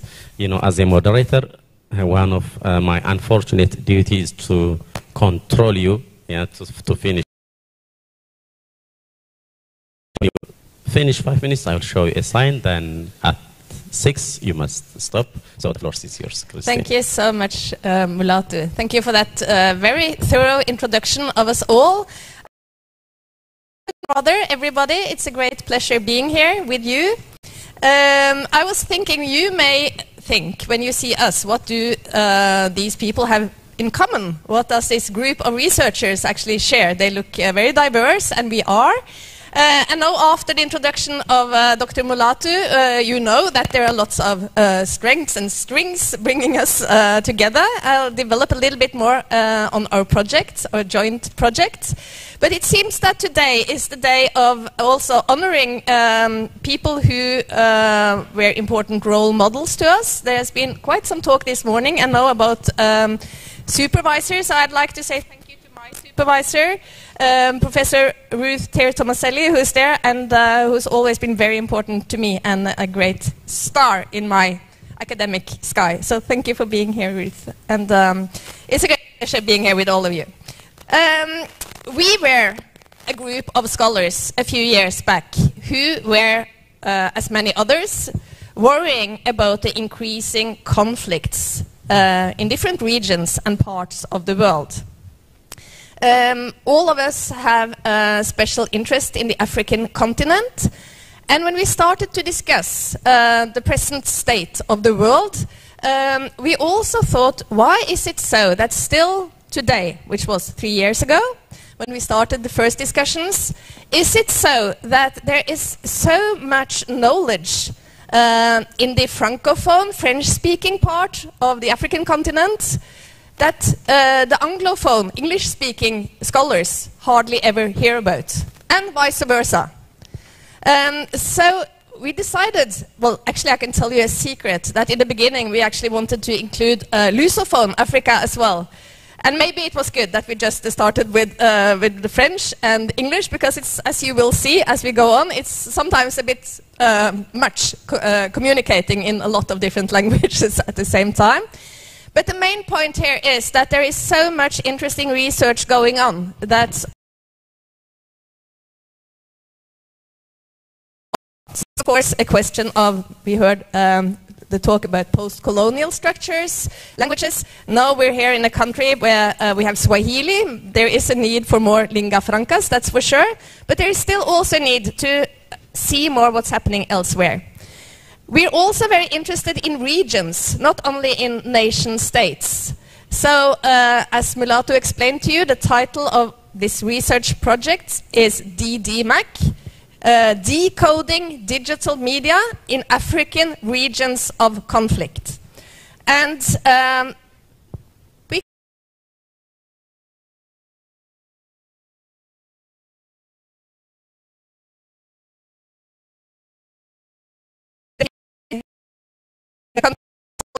it all turned out, these two countries have been very in conflict, and that is especially what we will talk more about.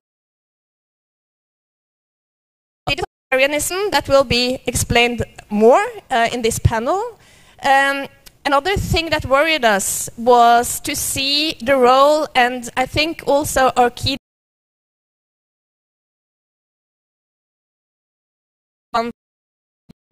tech companies that now have so much power and they keep their cards so close to their chest. We don't know exactly what they're doing, but still they play a very important role also in different regions of conflict on this continent.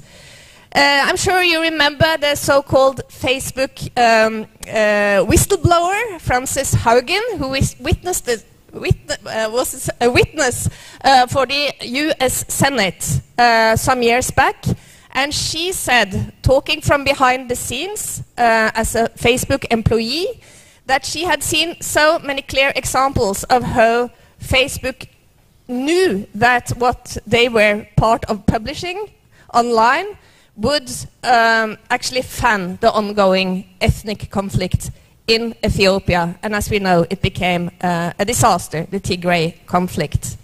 So authoritarianism is about nation states authoritarianism, but it's also about authoritarianism in terms of ownership, who control our communication flows. So, of course, campaigns spreading hate and disinformation are no new developments, but what is new is the new technology and the ways it spreads.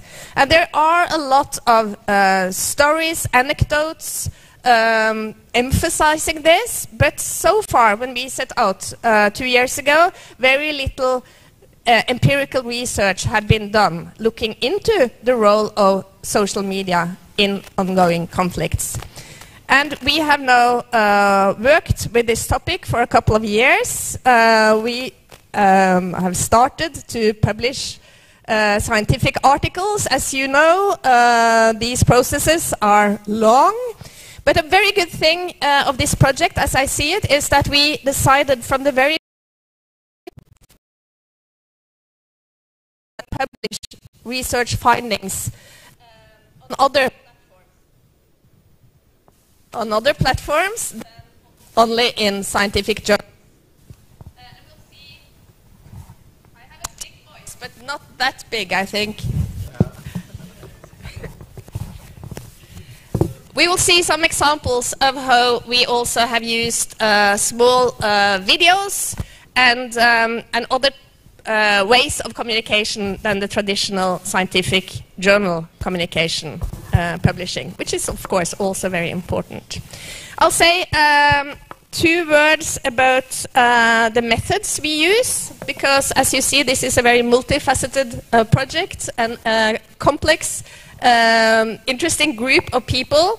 We combine media and communication studies, anthropology, computational science, and also the triangulation of a wide range of other methodologies. We focus on ethnographies, which will be explained a little bit later, scraping of large amount of data, which I must also stress becomes more and more difficult to get access to data from the big tech companies. They do not want to share social media data. So it's getting harder and harder, which is also an important point to stress here. We do network analysis, focus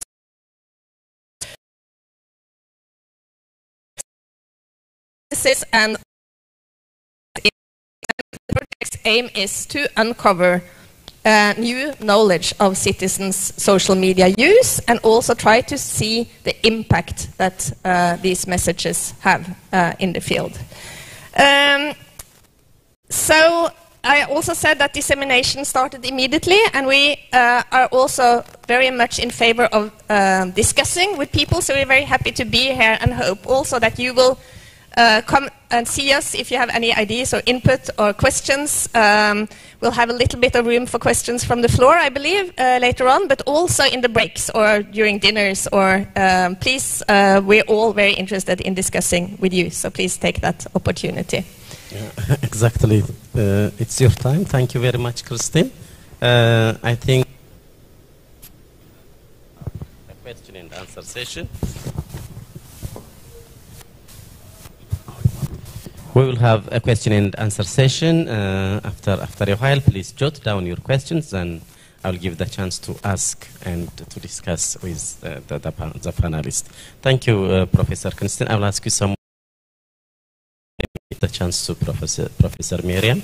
I want you to reflect on how this digital authoritarianism is reflected. Specifically, what are the main news actors in the process of being authoritative, as well as how digital participation looks like in these 2 countries. I will give you 6 minutes as for you. So. Yeah, thanks for having me here. I'm a bit a stranger, anthropologist, historian, but I came across media when I was doing my research in the Sahel with all different other people, of course. 2006, mobile phones also reached the nomads in the Sahel.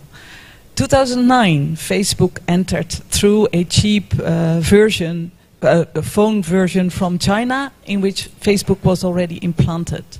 From then on, also the nomads, but also people in other, what we call remote areas, although they might not be remote for other reasons, but they got access to information that they never had before.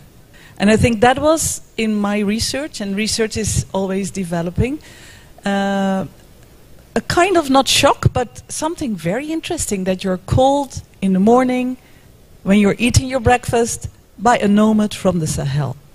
That is revolution. But how? How would that revolution work? Well, the DDMAC project started now 3 years ago. And in fact, what I was sketching now is already that research is always ongoing and things happen that you do not expect. Mali was already in a war. But then it was not authoritarian in that sense, authoritarian regimes. We were talking about the digital authoritarian, but you also have a development in governance that goes to authoritarian regimes, who then use the digital. And that is what we have seen happening in Mali from 2022 to now. Military regimes who try to control the Russian groups who come in, who also try to control. But then the citizen also tries to control. And I think our research is about how this interplay of control is working out.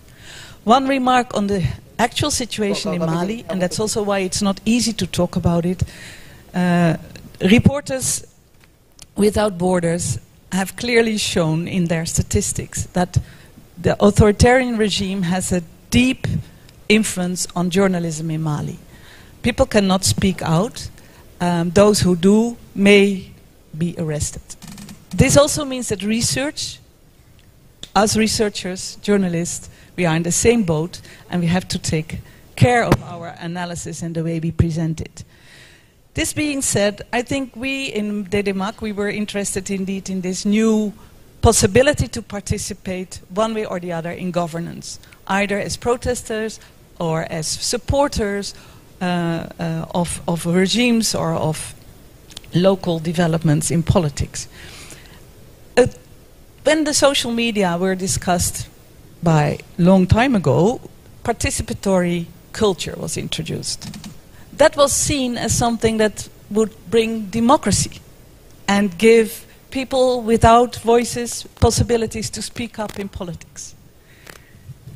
But what we have seen developing in Mali and in Ethiopia and in other countries is that this participation goes further also towards war. So now there is this introduction of the term participatory, digital participatory warfare. And I think that is for DDMAC a very important notion, because what we have seen on the analysis of Twitter in the Mali media sphere is that also with computational contribution of the Twitter sphere to discussions that gear towards conflict, propaganda, but also voices of citizens. And I think this is an element that we would like to also bring to the fore in this conference.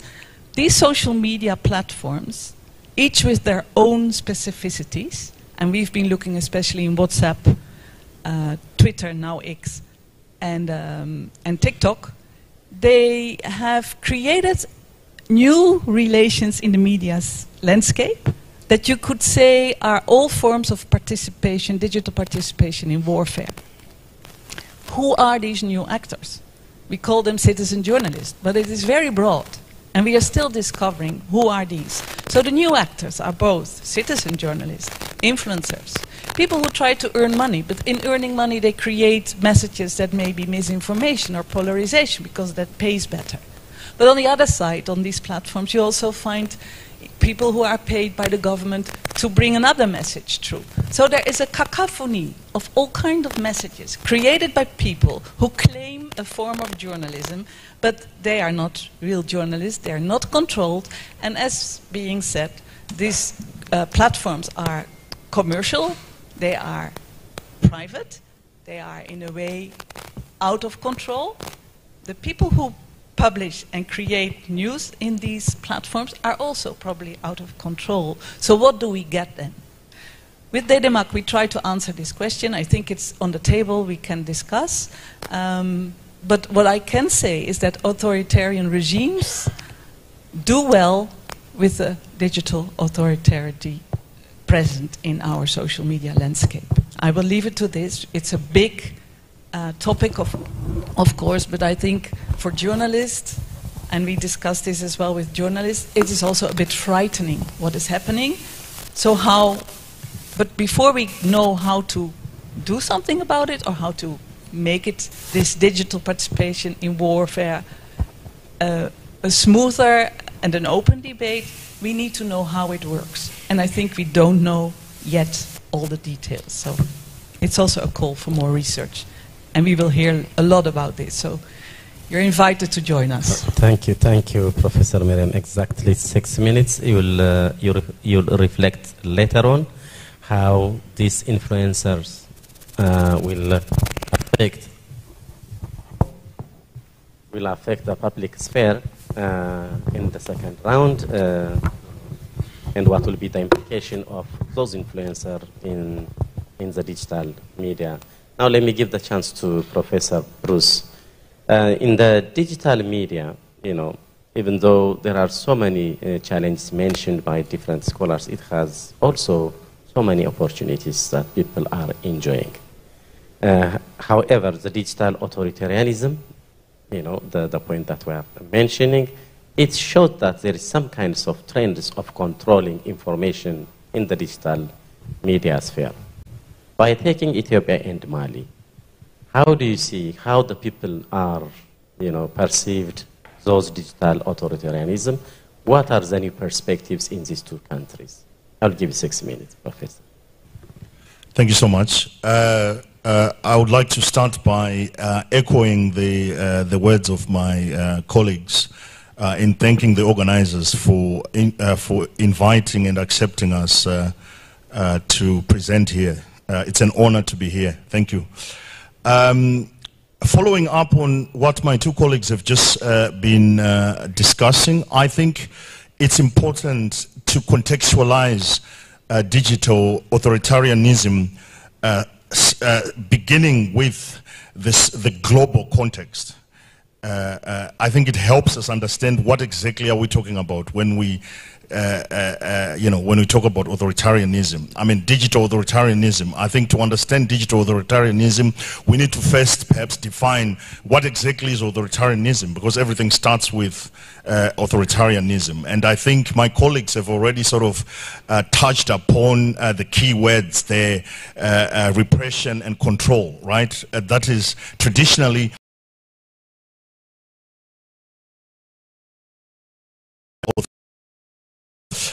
Owen Jones, can we go to the slides here? We're just going through the slides. Yes.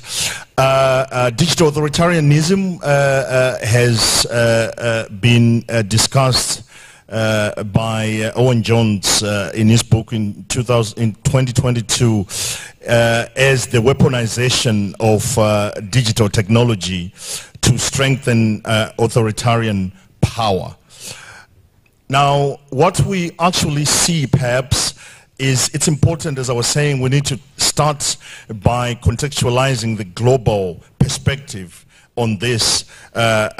Staggering statistics to begin with. Nick Cheeseman and his colleagues at the University of Birmingham, they have done research in 2023 in which they have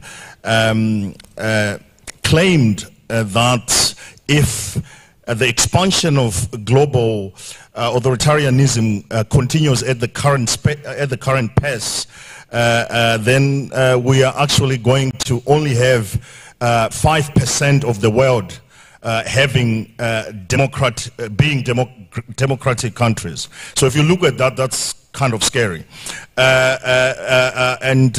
Stefan Lindberg in Sweden has also done research which actually shows that 72% of the world's population, that's something like 5.7 billion people, they live under authoritarian control. So I think what's important here is for us to actually realize it's now cool to be authoritarian, right? I think when I was a kid, when I was growing up, people would be saying, oh, authoritarianism was seen to be a very negative thing. But now it seems to be the order of the day. And a lot of young people, we were just discussing this, we were on the bus with some colleagues. A lot of young people, I think it was with you, and I can't remember who else. A lot of young people are interested in opportunities. They are interested in opportunities that social media bring. They are not interested in discussing complex issues such as digital authoritarianism, because it's too difficult. What they see is opportunities that social media comes with. Speaking about challenges and or limitations and problems that come along with social media, it's not something that they see as a major issue. And I think what we also see already from our research, if I come back to our research, is that I can recall an example of an influencer who said in our interviews in Ethiopia, they would rather get money to spread disinformation knowingly because they do not have any other source of income.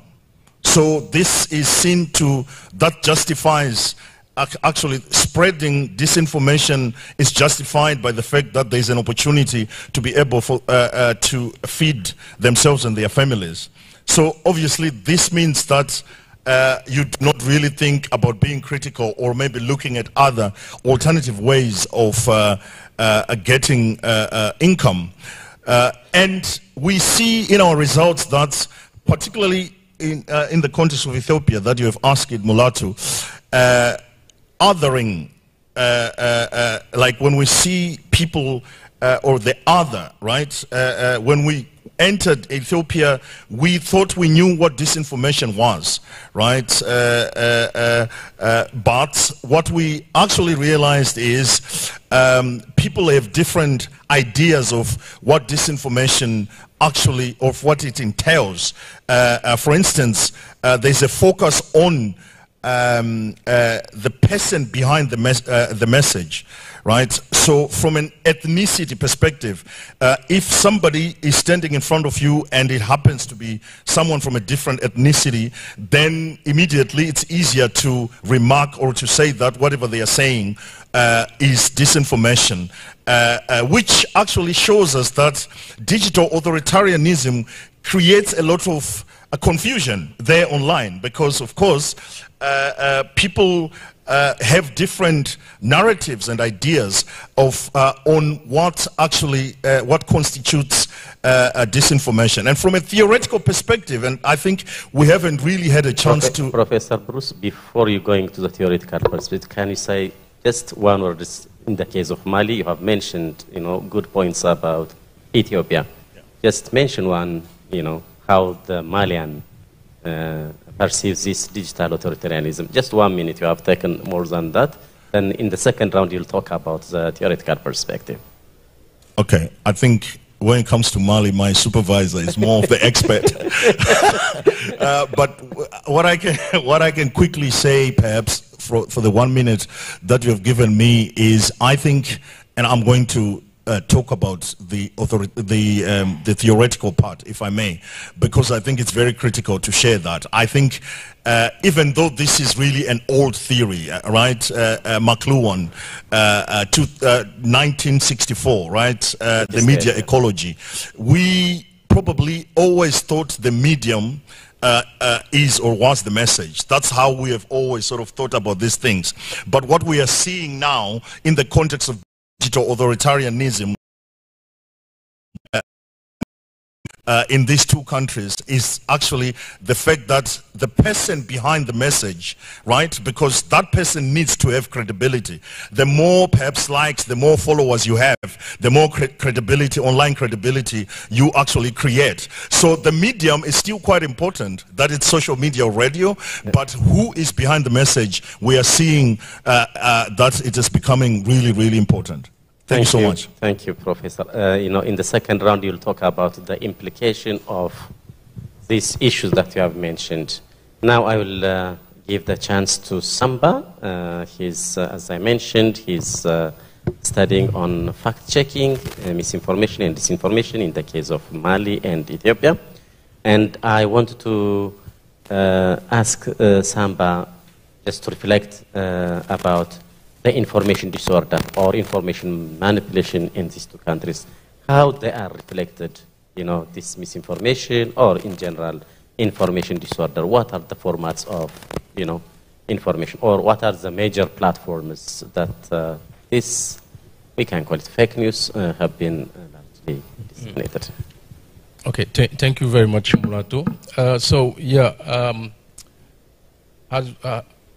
As we know, these two countries, Ethiopia and Mali, are facing a multifaceted crisis.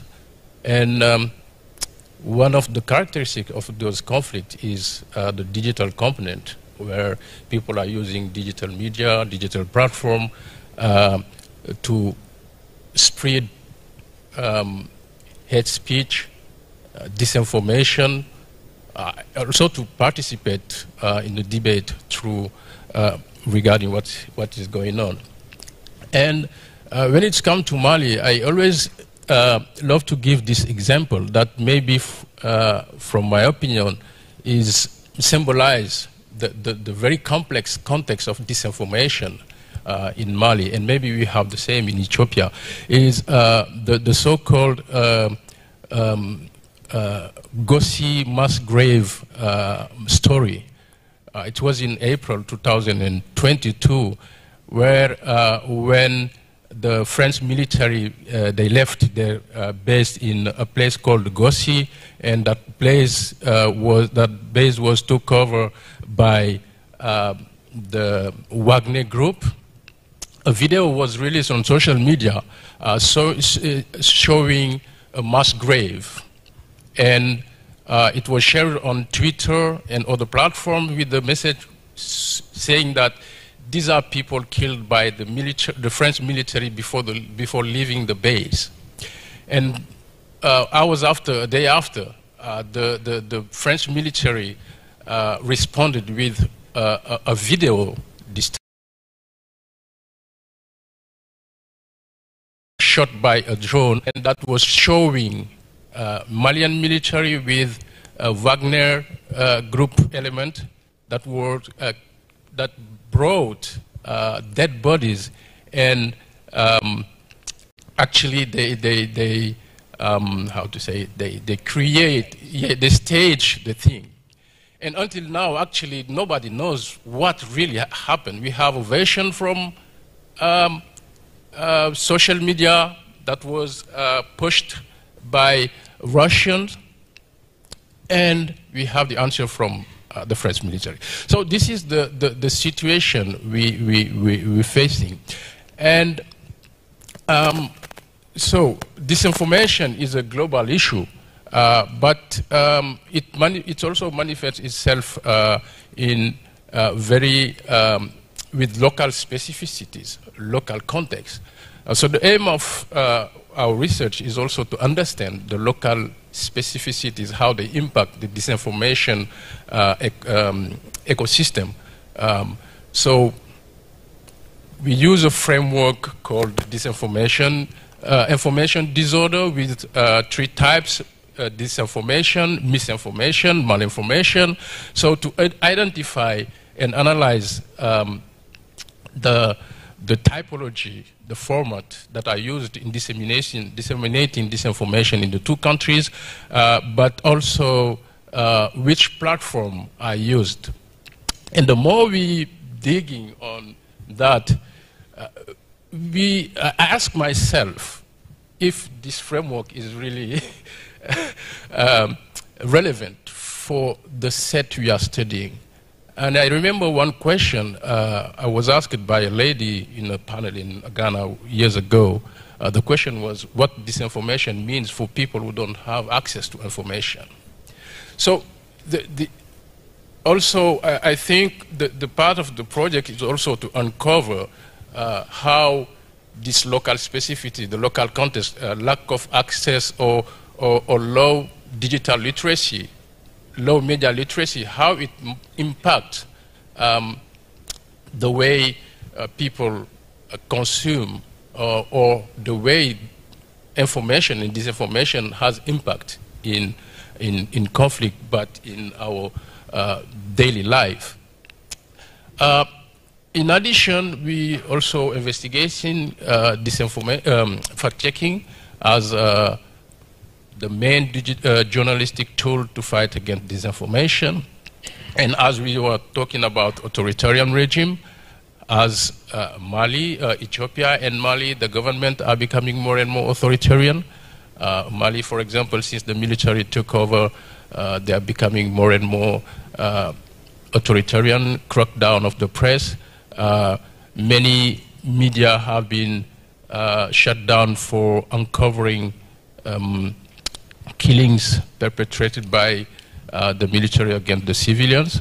And in this context, the aim is to understand how fact-checking organizations were doing, or one of the functions of fact-checking is also doing accountability journalism. So to also, make the leaders accountable, how within this context they are able to do this type of journalism, or whether they are able to do that. If so, how they are doing it, how they negotiate all these authoritarian contexts to be able to continue to operate. One of the main findings that you have regarding fact-checking is that more and more these organizations are now self-censoring because they're avoiding the function of accountability journalism and focusing more on the debunking work, so focusing on viral content of social media, and becoming sort of moderators of viral false content circulating on social media as a strategy. I wish if I give you more time, but I'll come in the second round. Thank you, Samba. Later on you'll reflect on what are the trends of fact-checking in Ethiopia and Mali. We'll talk later on this issue.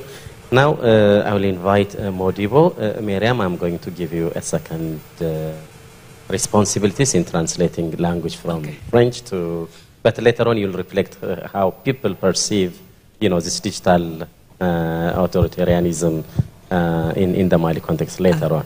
Or would you like to reflect now? In 1 minute? No, I can ask. You can translate? Modibo to ask. Very good, very good. Probably give an example of how WhatsApp has become an area where citizens still find their way to express themselves. Modibo, comme tu as fait beaucoup de recherches sur les réseaux sociaux WhatsApp, est-ce que tu peux nous expliquer comment WhatsApp est devenu un terrain, un espace social où les gens peuvent s'exprimer? Peut-être tu peux, dans quelques minutes, nous donner un vrai exemple de la participation à la guerre digitale. Bon, dis ça en français. If you want to translate simultaneously, I can give you the mic. Did you get it, what I asked him? Who is francophone here? Aha. So I will just repeat in English. I asked Modibo to give us an impression of how WhatsApp, which is a very specific social media platform, has become an actant, a player by its use of citizens in the conflict in Mali. Okay. Bonjour tout le monde.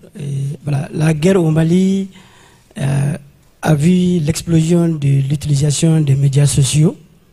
Et c'est surtout les réseaux sociaux WhatsApp qui est devenu la plateforme la plus utilisée. Et en ce sens que nous sommes dans un pays où le taux d'alphabétisme est peu élevé, donc l'analphabétisme est très important.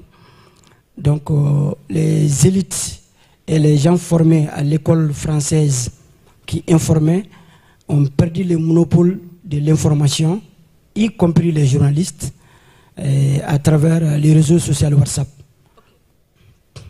So he explains that in the social media landscape of Mali, WhatsApp has become very important to be used by people who are also less literate. And he says that it shows, the use of WhatsApp shows how elites who've been in schools, including journalists, in fact have lost control of information. And WhatsApp is an example of that. Donc, comme les réseaux est utilisé partout au Mali, parce qu'il y a la connexion, Donc chacun est devenu informateur. Et les réseaux, ces informateurs sur WhatsApp se sont imposés. Et la presse écrite, la presse en ligne, la télévision, chacun se sert des informations de WhatsApp pour donner l'information. Donc c'est vraiment devenu... Okay, sorry. It has become a central platform for also the spread of information into other media. Because in WhatsApp, the real discussions take place and everybody participates. So today also the newspapers, the written newspapers, but also radio and television, they use what they find in WhatsApp to spread in their, what we call older media. Voilà, donc, maybe I forgot something important is that those who spread information in WhatsApp are not the normal controllers of information. So it is a really new source of information. People who are locally based can send into their WhatsApp groups what they see on the ground. So that is, I think, a very important element that you mentioned. Maintenant, avec les conflits intercommunautaires et opposant les communautés Peul, Dogon, Peul et Bambara, les plateformes communautaires ont vu le jour et ont été utilisées pour mobiliser les hommes dans les combats, pour mobiliser les fonds, pour dénigrer aussi les adversaires. So WhatsApp has seen a development which is quite remarkable in the conflict. That is that WhatsApp unites people from one community that often is ethnically defined. In Mali, this is the Fulani who are nomads, and then against the other groups like the Bambara of the Dogon, who all take different positions in the conflict. They have their own WhatsApp groups, and in these WhatsApp groups, ethnicity is really confirmed as an element in this war. De nos jours, avec le pouvoir militaire, on essaie d'empêcher aux gens de parler. Il y a la loi sur la cybercriminalité. L'État essaie de faire sa propagande et voudrait empêcher les réseaux sociaux de parler. Mais malheureusement, WhatsApp est encore là. Et toutes les images et des actions commises, des atrocités commises par l'État, par le groupe Wagner, se retrouvent sur les réseaux sociaux WhatsApp parce que les gens sont sur le terrain. So the military government in Mali has really tried to control social media through laws, cybercriminality, etc. But they have not, they could not stop what is happening on WhatsApp because it's outside of their orbit for now. So in WhatsApp, it's the story of people who are on the ground, who live the conflict, and they tell the story about what is really happening as they see it. I think that is an important notion. Donc au Mali, WhatsApp c'est la voix des sans-voix. So WhatsApp is for those who have no voice, and they are really using it almost to mobilize a counter discourse in Mali.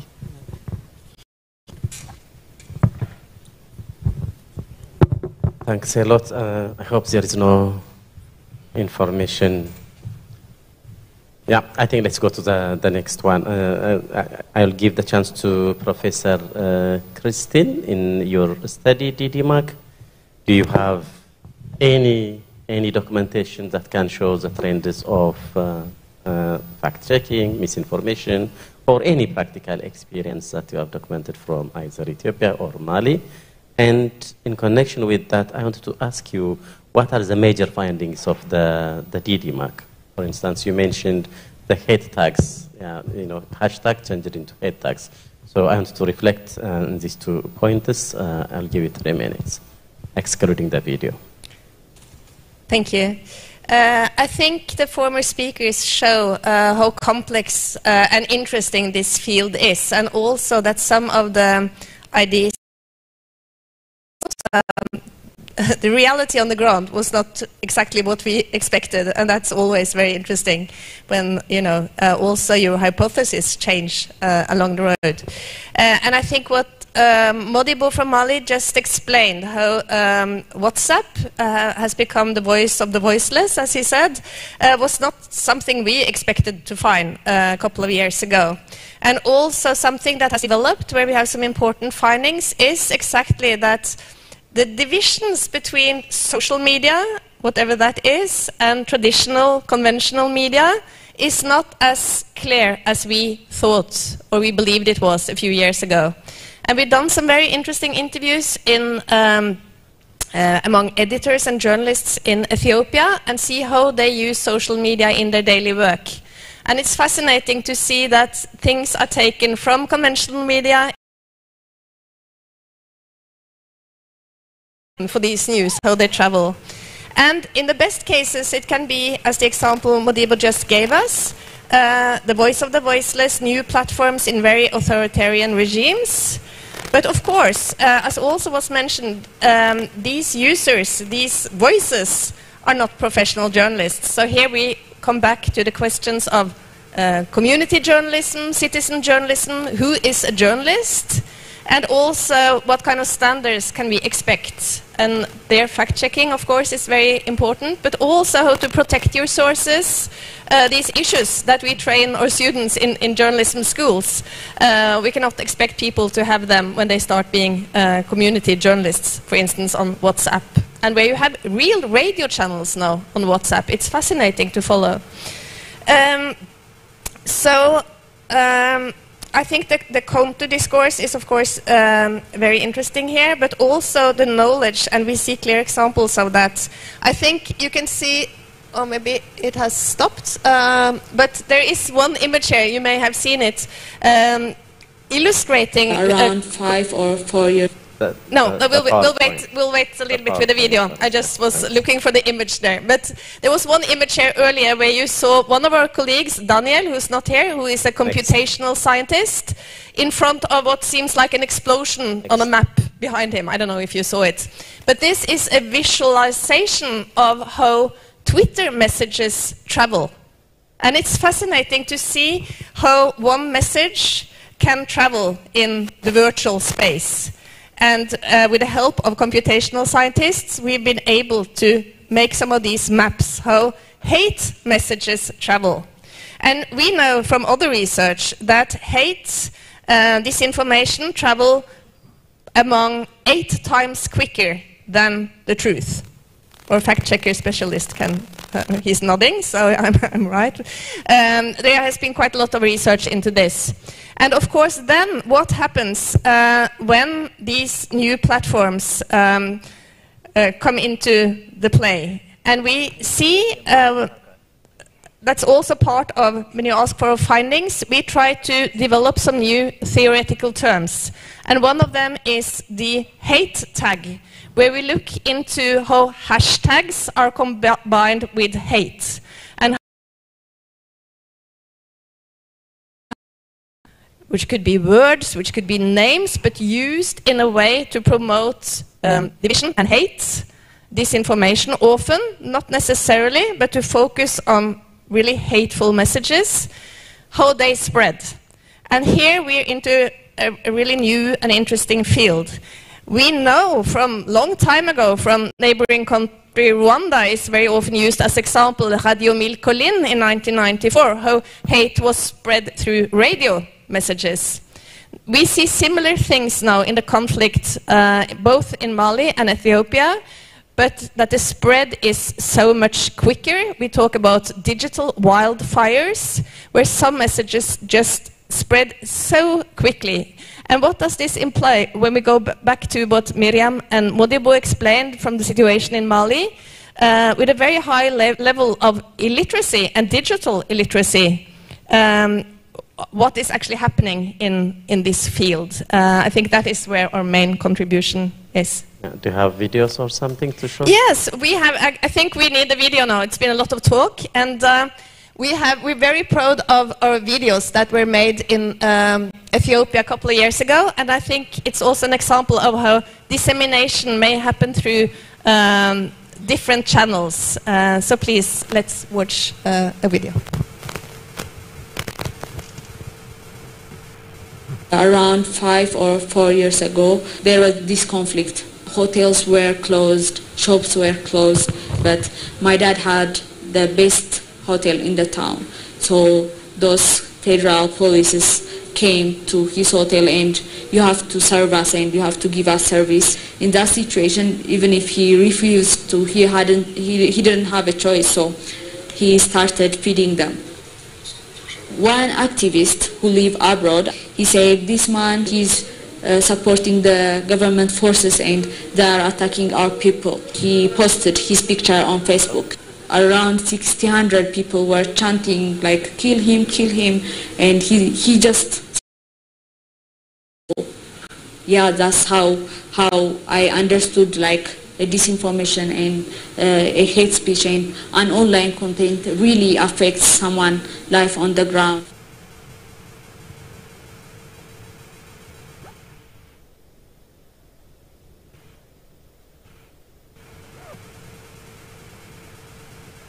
So these platforms, then, you know, like, so everything that's been shared could be taken as true.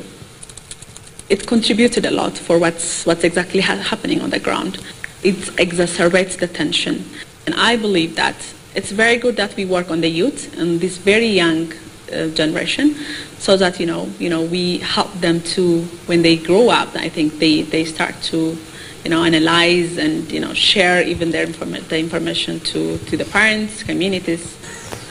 And I think this is a right stand for us to be more stronger and then, you know, more educative and contributing for the country what you can be. Thank you, Christine. I will not give you any more chances, but this is a good elaboration that can show the real context of fact-checking and the extent of disinformation in the case of Ethiopia. I want to, Samba, to add more on this issue. How do you see the fact-checking process or the practice of fact-checking specifically in the case of Ethiopia? How do you associate how far it is really fit to minimize the extent of disinformation? So I think one of the important aspects of fact-checking in both countries, Ethiopia and Mali, is that all organizations or people involved in fact-checking can be media. In both countries,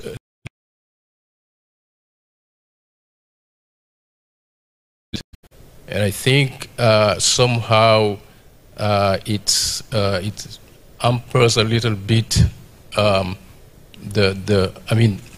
the fight against disinformation from journalistic perspective, because for instance in Mali, main fact-checking organizations are initiated by association of bloggers, whether they are freelance journalists or other people doing blogging. These are the people who started doing fact-checking, and then they were able to have grants to set in place their organization and start doing fact-checking, sometime with very, very weak training. So it is in this way that they created a sort of fact-checking ecosystem, and we have almost the same trend in Ethiopia, where even though there are journalists, also journalists or citizen journalists, or even students that are involved in fact-checking, but they are doing it outside mainstream media. So the main finding is also the weakness of the resources that they have to do fact-checking beyond the fact of operating in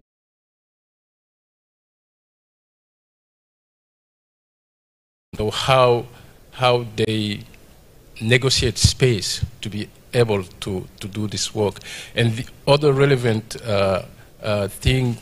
important thing is how also they're able to mix fact-checking work with media literacy, because building on the weakness they have in the fact-checking field. They are more and more developing media literacy work by organizing workshops, going in the field, meeting grassroots organizations to talk about disinformation, its impact, and giving also training how to use very simple tools to verify content. Thank so you. I think that is something very interesting. I wish if you have more time and to give you, to talk a lot about this issue. This is a very timely issue.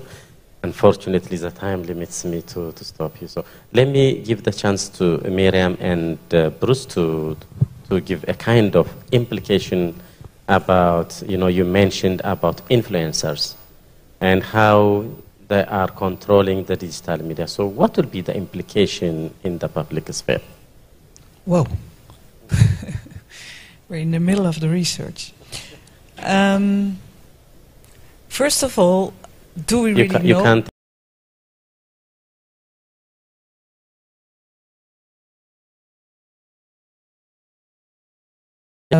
Christine, new concepts that we try to introduce, and one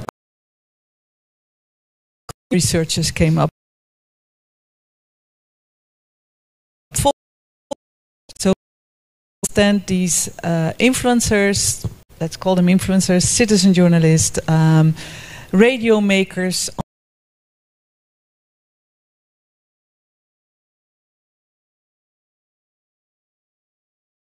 How do they do it? And what we discovered, and I think that is something interesting, it is probably not even that they are driven by ideology, but they may be driven by simply surviving, because they earn money with what they do. And also within the WhatsApp groups, there's forms of paid radio. So you pay for someone or you support someone. In the TikTok platform that, again, this Luca Bruls and I did together, some kind of research in Mali with Modibo, it was very short. But what we found out is that youth in these platforms, especially TikTok, are paid, for instance, by the government to make propagandic messages. And they do not reflect on this. They do it and they are paid. So there is a reason that we also try to understand what these influencers do. Are they ideologically driven? Is it economy that drives them? So situate them also in the context of what often goes with authoritarian regimes is marginalization economically of a large part of the population. And it's difficult for Malians and Ethiopians to gain bread for their families every day. So I think platforms, and that is then probably also this authoritarianism where it is the private sector and these big magnates who control these platforms, and they pay these young people through often local organizations for the things they are doing. And so this is more... All right. Thank you, Bruce. In 2 minutes. Yes, I think for me, the way I look at it is, I think there's an element of the sort of Stockholm syndrome involved with this, because I think after living for many decades, or after, if you grow up and you are born and you grow up in an authoritarian sort of context, I think it's easy to think that it's actually good for you to be controlled, or actually to think that authoritarianism is not a bad thing, because that happens to actually be the only thing that you know. And I think this is also another question, I think, during the the process of gathering data, that I have personally asked myself, like, who am I to also shape or try to shape, or to try to think that authoritarianism is actually a bad thing. I mean, I don't like it, but some people actually prefer it, maybe just because this is what they know. And the lack of options that Miriam has just referred to, that people end up actually going for it because it's a source of income. It's how they actually how they live, and they actually invest their future in it. So I think influencers should should be seen from within the perspective of the current context, like context-specific issues, like what drives them. And maybe there's need also, maybe a last point, to actually rethink who and what is an influencer. Is it just people who are or who have access to social media, or influencers have always been part of our societies? Thank you very much. I'm asked just to wrap up this panel discussion, but I'll give the chance to the participants to ask questions that should be asked. You know, I'm a very tough task to moderate this discussion. They have a lot of things to say, but you know, time is an intel, so I'll give the chance to the participants. When you ask questions, try to make it very short and precise, and you can mention your name as well as you can let us know whom you are going to ask. Let me give the chance. 1, 2, and 3. Proceed and try to be precise.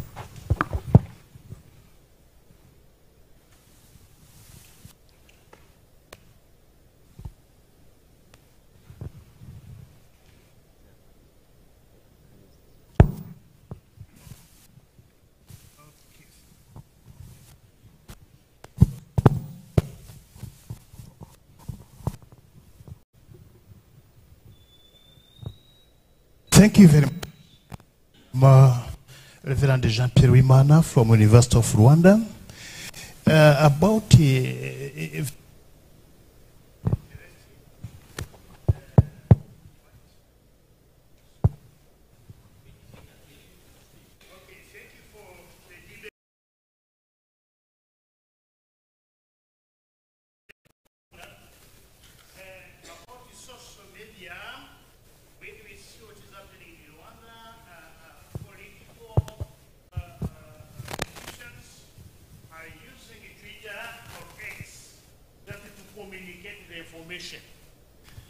beside this, when you come back on social media, WhatsApp and so on, we enter in citizen journalism, where we have rumors, defamation, and so on and so on. I would like to come back on the case of Marie, how to make sure of the credibility of information through WhatsApp. About the source of information. We are coming back on the fact checking. Thank you.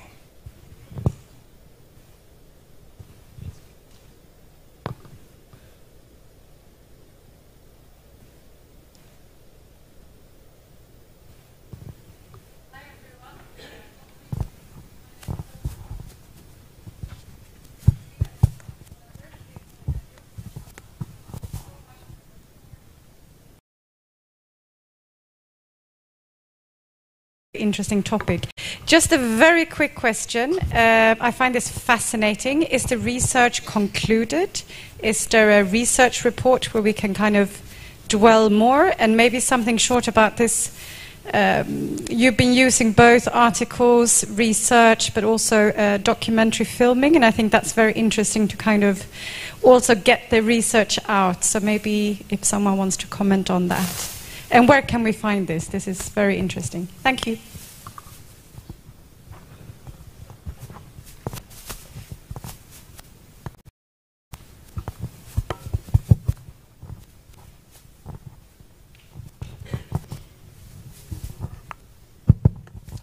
My name is Abdissa from Addis Ababa University. Thank you guys for this very interesting research project. I'll be commenting on the notion of authoritarianism that you guys raised. I'm not sure we are on the same page when you're dealing with the idea of authoritarianism. Normally, I understand authoritarianism in a political context. But as Professor Christine just said, you said that these big media companies such as Google and Facebook and all these, you tend to connect them with authoritarianism as well. I think what Facebook and the other big technologies basically doing is maximizing of the bottom line, and that's profit. They're not political issue. I don't think that they are into the political project. This technology into global capitalist power structure. The primary objective for them is basically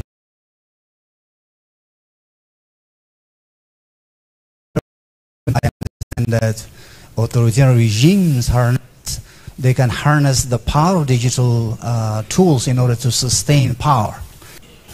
We can give a lot of examples around the world where, in fact, a lot of sophistication in terms of harnessing the power of digital media is not even in a democratic society. It's basically in non-democratic societies.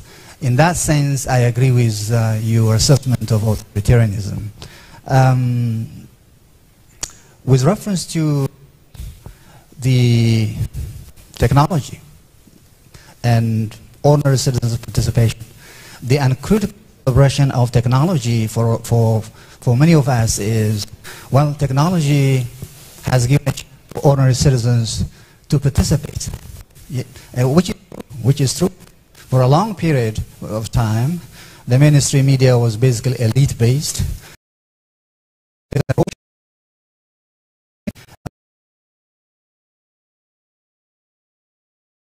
So technology has given an opportunity for those marginalized social groups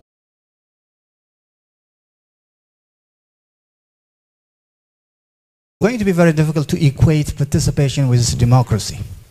Democracy, for participation is important for democracy. It is a necessary condition, but it's not a sufficient condition for democracy. I think what we need to look at is what kind of participation is it? Because democracy presupposes certain preconditions. Say, for example, a middle class, a literate society, people that knows rights and responsibilities, etc., etc.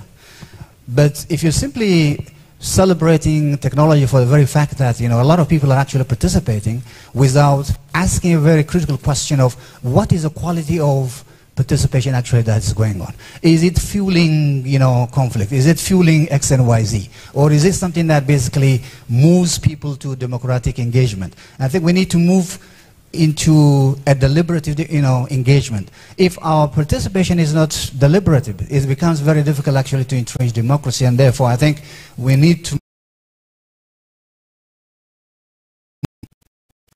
to asking question of the quality of participation. Thank you. Thank you, Abdissa. I think two questions. So this is a comment how we are going to make those data accessible. Then we'll talk that one later on. The first one is how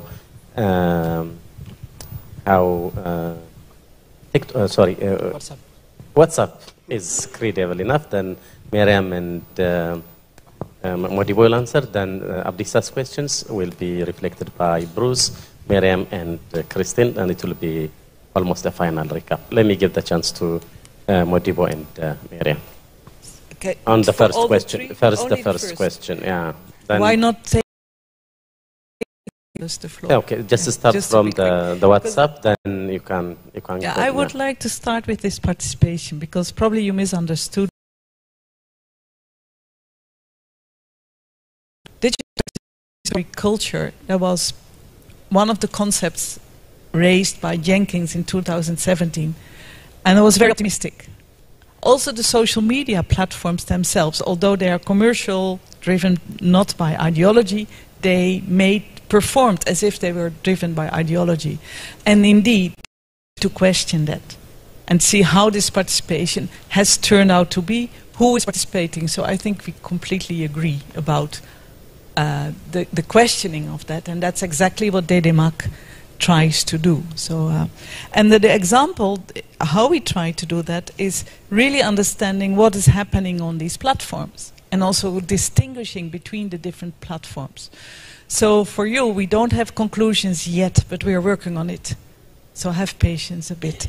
I will ask Modibo to reply to that specific question on how is WhatsApp information controlled, in fact. What is the credibility of this information and how do people see that? So Modibo, peut-être tu as compris donc la crédibilité de l'information sur WhatsApp et comment les gens contrôlent, comment les gens voient ça.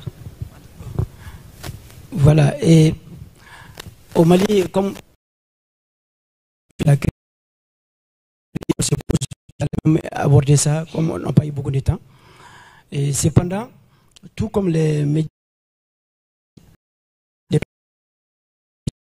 traditionnels, il y a aussi des plateformes qui sont très crédibles. C'est-à-dire, leur numéro est connu. Et chaque fois qu'il y a un événement dans un village ou à un endroit quelconque, les gens envoient l'information, d'abord pendant que l'événement s'est fait, et ensuite ils envoient les images. Et par la suite, on voit l'État aussi faire un communiqué officiel, souvent en contredisant ou souvent en confirmant. Donc cela montre que l'information, elle est là, elle était vraie. Et donc il y a des plateformes qui sont vraiment crédibles, il y a des pages.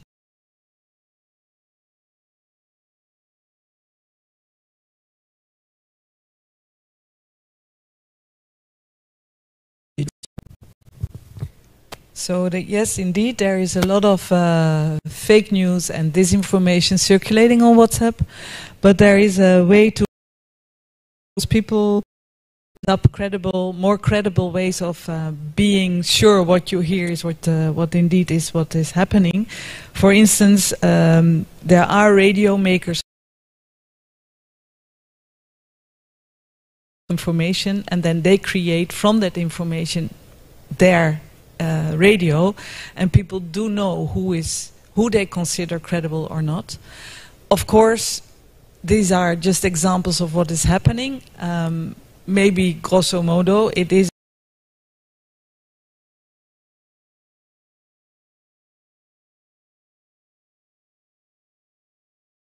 the last questions about the digital participation. Professor Bruce, can you say something? Then finally.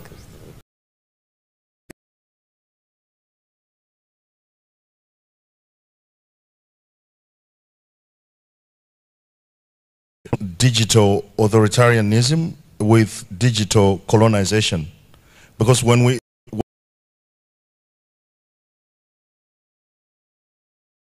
making profit out of people's data, at least from a global south sort of point of view, that's digital colonization, right? Which is not something I think that we have really dealt with so far. So, and maybe that's not what you were saying, but I don't think we see, you know, the use of, or, you know, the permeation of information online as digital authoritarianism, particularly if looked at from the perspective of Facebook or other social media.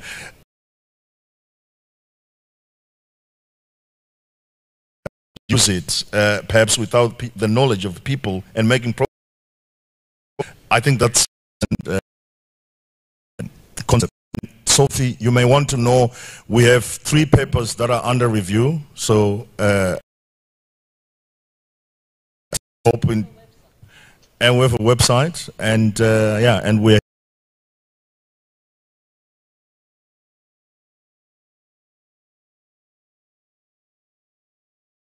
comments. Of course, this is closely related to political authoritarianism as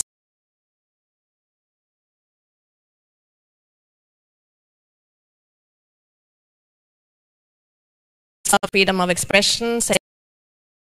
You will see these 2 countries are not developing in the good way as we would like to see them. Of them, and also more, of course,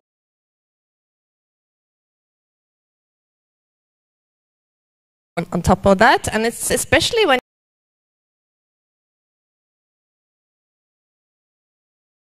general what happens in new media popping up and new actors who are not trained professionally within the ethical frameworks of journalism, for instance, what exactly happens. And we try to balance to see that there may be new arenas for the voice of the voiceless, as Modibo has given examples of, but also I think our findings are mostly quite pessimistic. what we haven't been able to touch upon here is also the role of diaspora, which is very important both in the case of Mali and Ethiopia, and that we see clearly that these hashtag campaigns that spread hate, also the diaspora sitting elsewhere, people being part of this discussion are very, very present. I have to say that I disagree with your idea that I wish that social media platforms were objective and neutral. Unfortunately, well, that's what we hoped they should be some years ago, when the future was so light and social media was kind of the answer to all our democratic challenges. I can just take the example of Twitter X and see how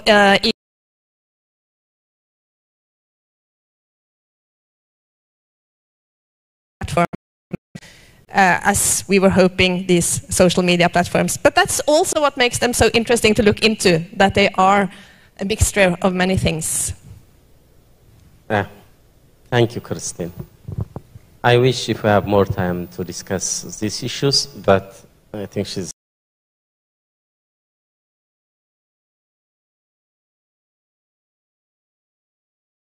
Professor Bruce, Modibo, Professor Miriam, Samba, and Professor Christine. Please, would you?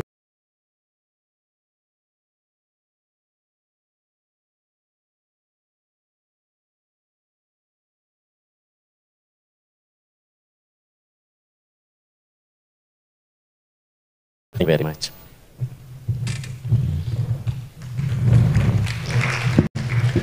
Thank you very much, moderator and the panelists, for such a fruitful and engaging session. Well, this is the end of this plenary session.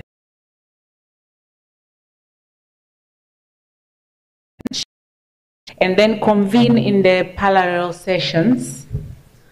But I hope that each and every one of us is aware of where they're supposed to be going during the parallel sessions. But the ushers are going to be around to help us navigate the rooms, because it might be a bit challenging for you to, understand where these rooms are. And then after the plenary sessions, we shall convene at the lounge room for a coffee break.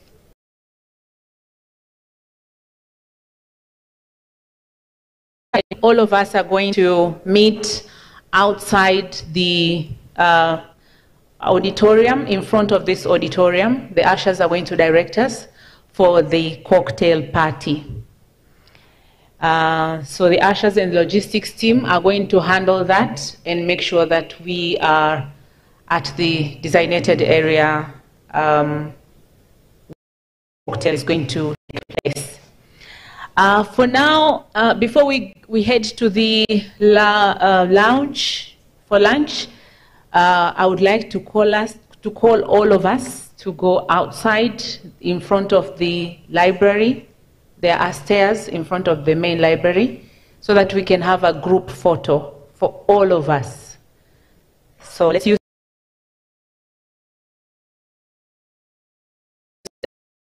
we go to the parallel sessions. Thank you very much, and see you later. And one more announcement as we head out. For those who have registered for the Zanzibar day trip, please be informed that you're supposed to make the payments by 10 a.m.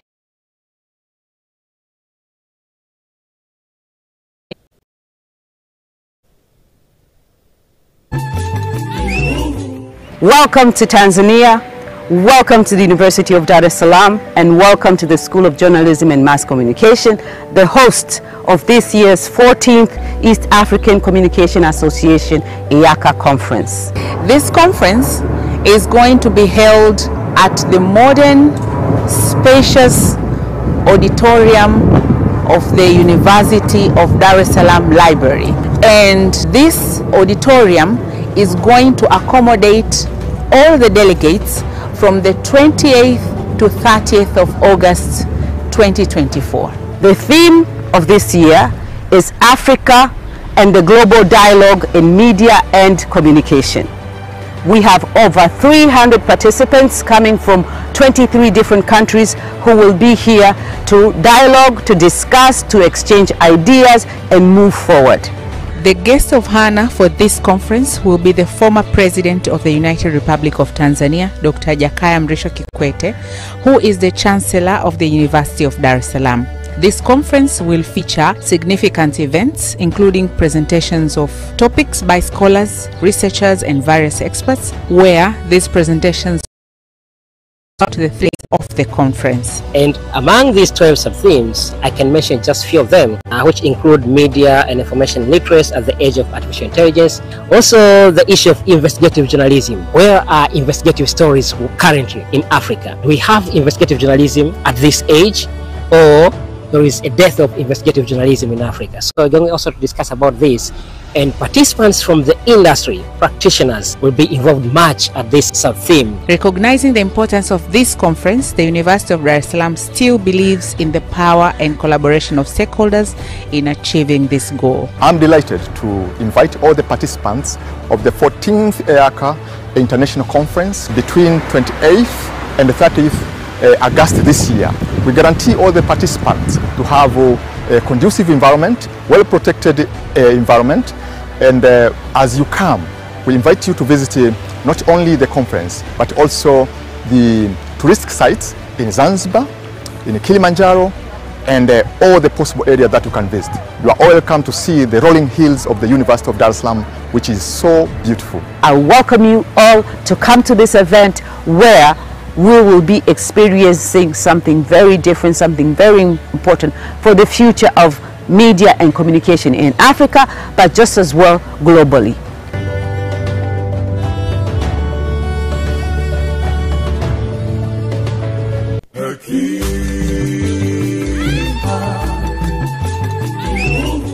Welcome to Tanzania. Welcome to the University of Dar es Salaam, and welcome to the School of Journalism and Mass Communication, the host of this year's 14th East African Communication Association EACA conference. This conference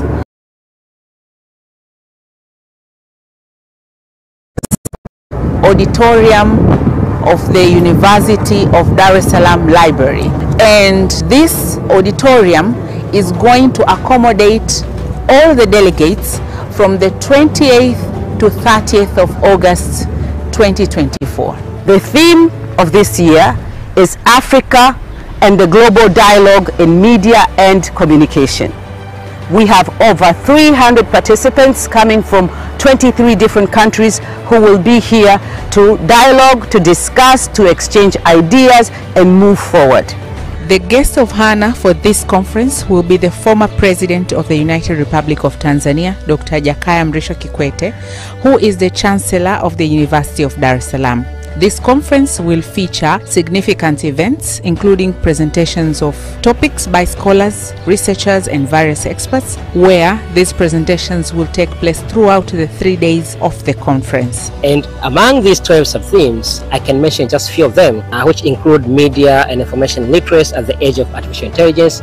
Also, the issue of investigative journalism. Where are investigative stories currently in Africa? Do we have investigative journalism at this age, or there is a death of investigative journalism in Africa? So we're going also to discuss about this, and participants from the industry, practitioners, will be involved much at this sub-theme. Recognizing the importance of this conference, the University of Dar es Salaam still believes in the power and collaboration of stakeholders in achieving this goal. I'm delighted to invite all the participants of the 14th EACA International Conference between 28th and the 30th August this year. We guarantee all the participants to have a conducive environment, well-protected environment, and as you come, we invite you to visit not only the conference, but also the touristic sites in Zanzibar, in Kilimanjaro, and all the possible areas that you can visit. You are all welcome to see the rolling hills of the University of Dar es Salaam, which is so beautiful. I welcome you all to come to this event where we will be experiencing something very different, something very important for the future of media and communication in Africa, but just as well globally.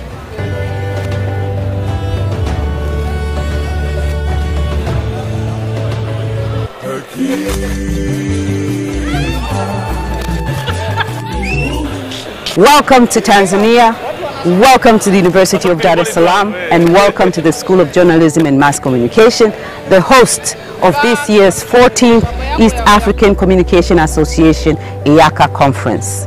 This conference is going to be held at the modern, spacious auditorium of the University of Dar es Salaam Library. And this auditorium is going to accommodate all the delegates from the 28th to 30th of August 2024. The theme of this year is Africa and the Global Dialogue in Media and Communication. We have over 300 participants coming from 23 different countries who will be here to dialogue, to discuss, to exchange ideas and move forward.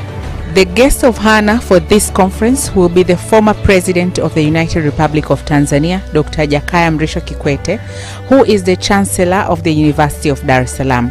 This conference will feature significant events, including presentations of topics by scholars, researchers, and various experts, where these presentations will take place throughout the 3 days of the conference. And among these 12 sub-themes, I can mention just a few of them, which include media and information literacy at the age of artificial intelligence.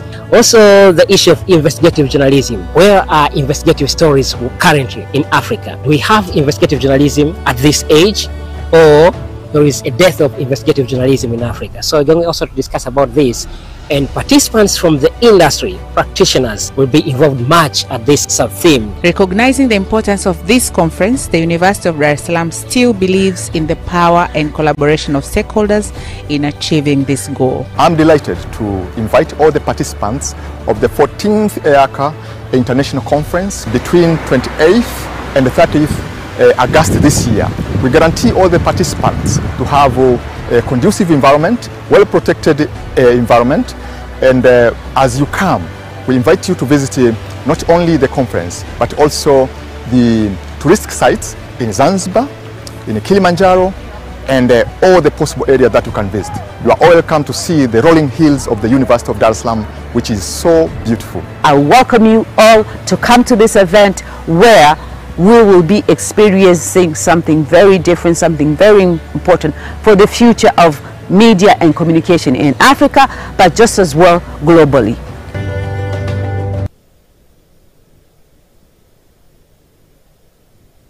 SJMC, welcome all delegates for the EACA Conference 34, hosted by the University of Dar es Salaam, Tanzania. Welcome to Dar es Salaam and welcome to Zanzibar. Never silence.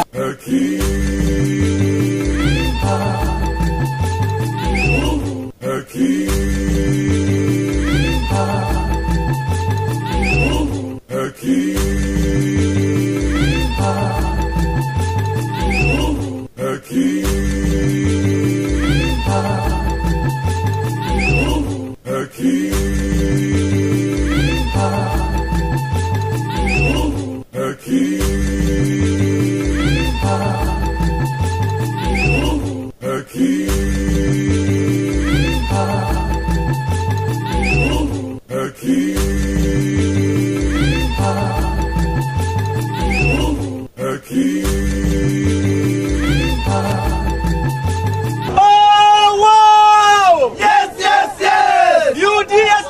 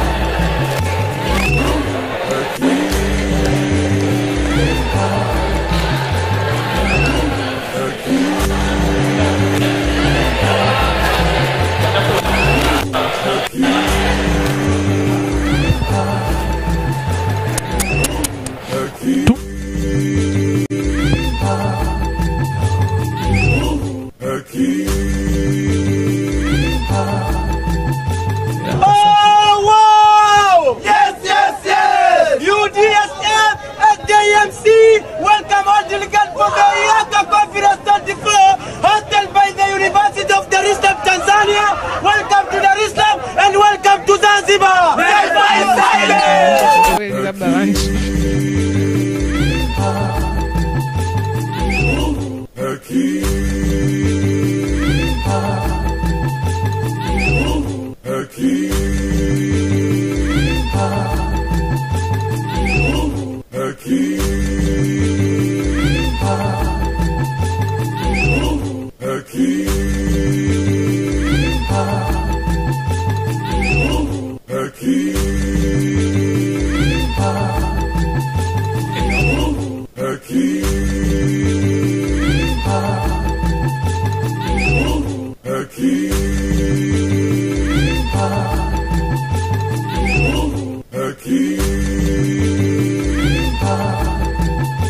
Oh, wow! Yes, yes, yes! UDSF at JMC, welcome all delegates for the EACA Conference 34, hosted by the University of Dar es Salaam, Tanzania. Welcome to Dar es Salaam and welcome to Zanzibar! Never silence!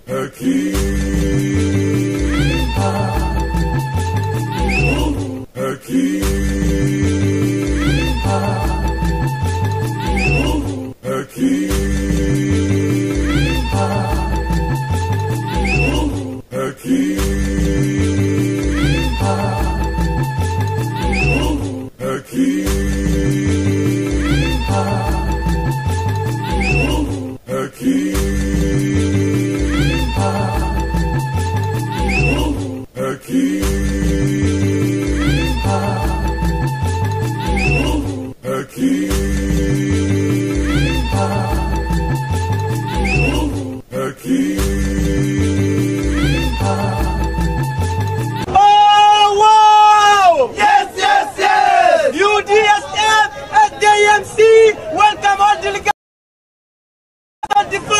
Hosted by the University of Dar es Salaam, Tanzania.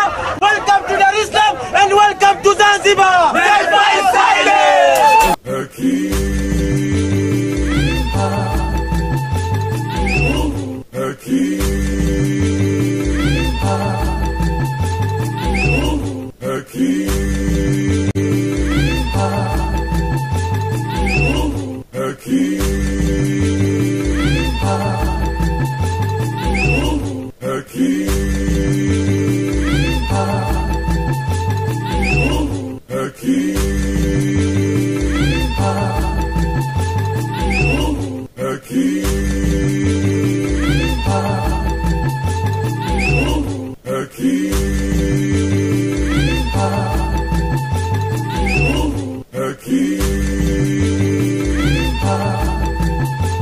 Oh, wow! Yes, yes, yes! UDSF at JMC, welcome all delegates for the EACA Conference 34, hosted by the University of Dar es Salaam, Tanzania.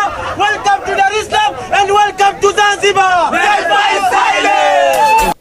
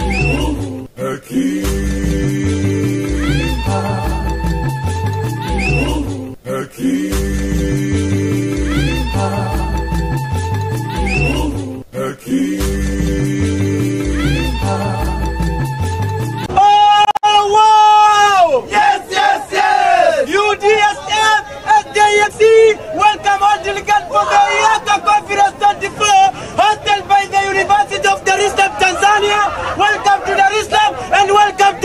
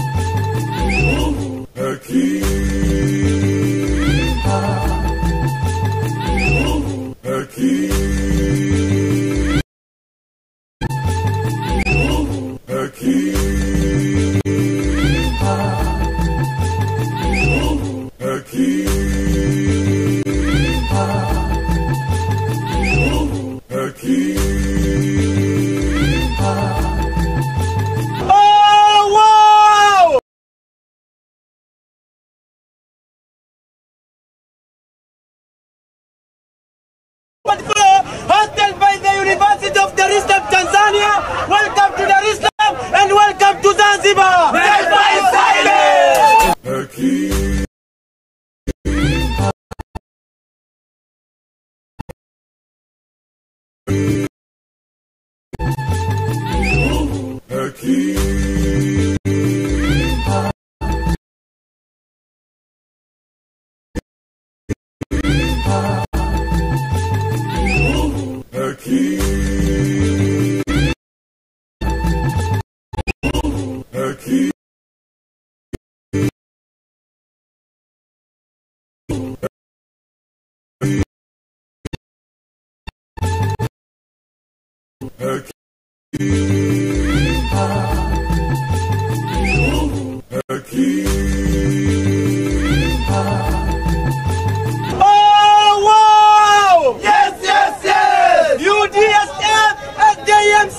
Welcome all delegates for the EACA Conference 24, hosted by the University of Dar es Salaam, Tanzania.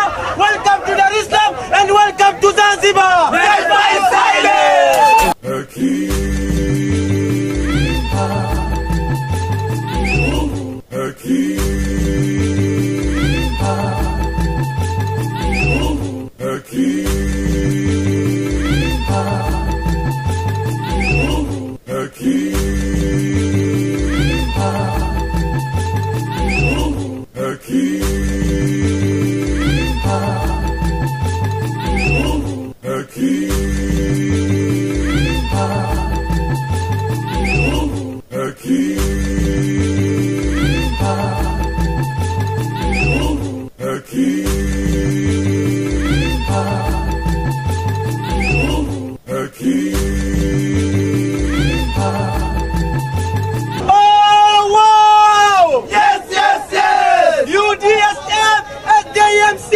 Welcome all delegates for the EACA Conference 24, hosted by the University of Dar es Salaam, Tanzania.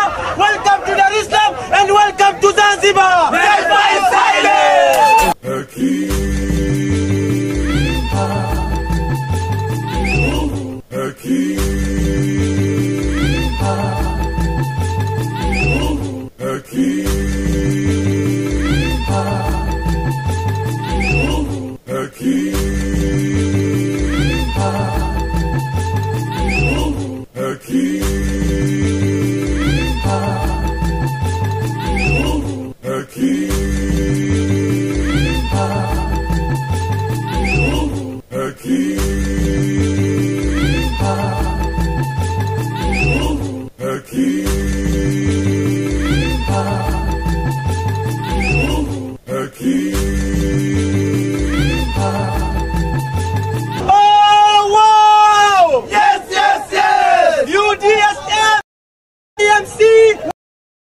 For the EACA Conference 24, hosted by the University of Dar es Salaam, Tanzania.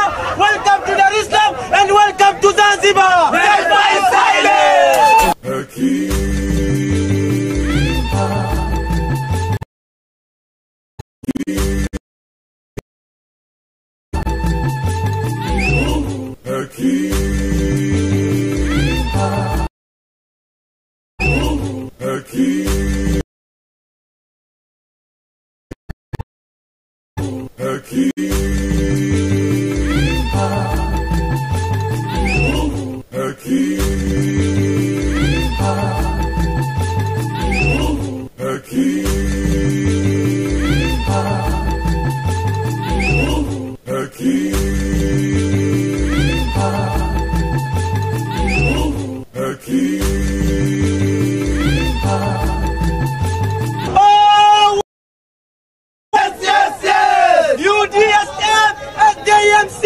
Welcome all delegates for the EACA Conference 24, hosted by the University of Dar es Salaam, Tanzania.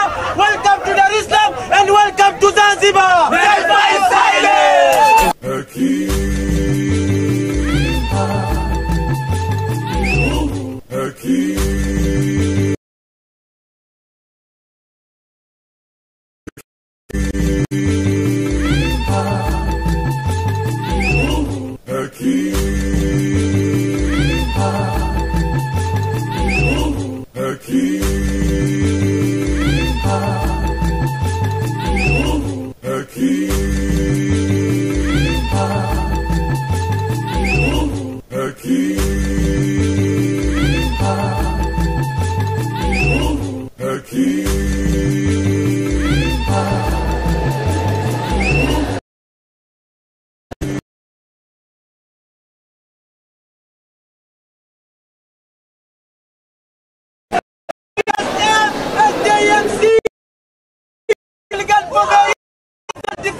hosted by the University of Dar es Salaam, Tanzania.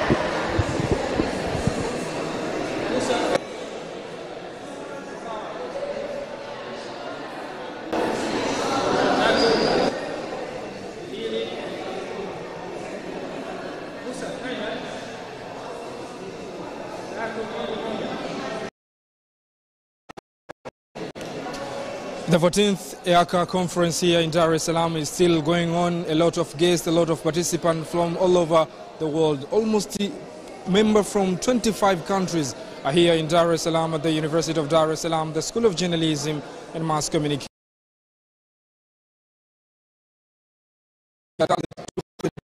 On how the media industry can develop, how the media industry can gain more momentum. Here. Good morning. Good afternoon. Good afternoon. How are you? I come from the University of Zimbabwe. That is in Zimbabwe. That is University of Zimbabwe. Zimbabwe. So, can you tell me a little bit about how the conference? So far, so good. Actually, it is one of the best conferences I have attended. Actually, if you look at the theme, it's an eye-opener, and I believe it will revolutionize the way we run journalism, especially when it will give us more information in as far as concerned when it comes to journalism in Africa. Yes. Since morning we have a session, presentation, and a lot of things. Does the presentation and session that have been done in conference reveal or reflect the theme of the Africa dialogue in global media in global?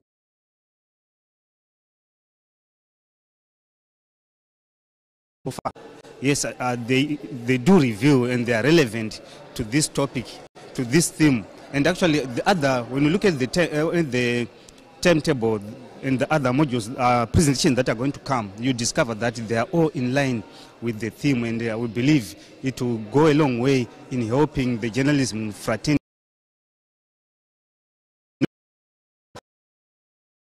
Global journalism and global turmoil, also the journalism and digital authoritarianism is among of the things that have been discussed during the conference. What catch up you a lot? Especially the issue of digitalization. Yes, that one, I think it is one of that is changing the world. You can see how making havoc in the whole society. The issue of everyone being a journalist. When everyone with a smartphone becomes a journalist, the citizen journalism. So you discover that this digitization of journalism, actually it is taking over, but it is worrying that some of journalists might end up losing their jobs, especially when it comes to AI and so forth. You discover that when editors, AI will be just maybe editing the writing of stories and so forth and so forth. So I'm a little bit worried over that issue, that though we are hailing uploading digitization, we also have that other end of the journalists, our products, our students, we are training right now. Where exactly will they fit, especially if they fail to come up with being innovative and come up with their own initiatives to maybe to employ themselves and become content creators.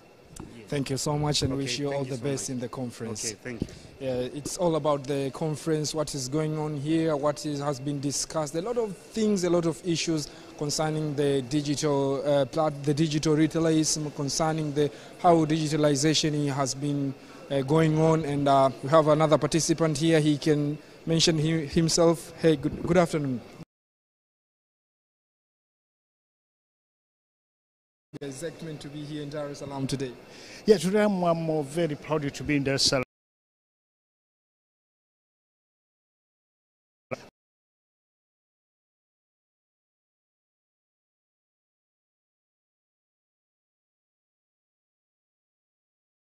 It's your first time to be here in Dar es Salaam?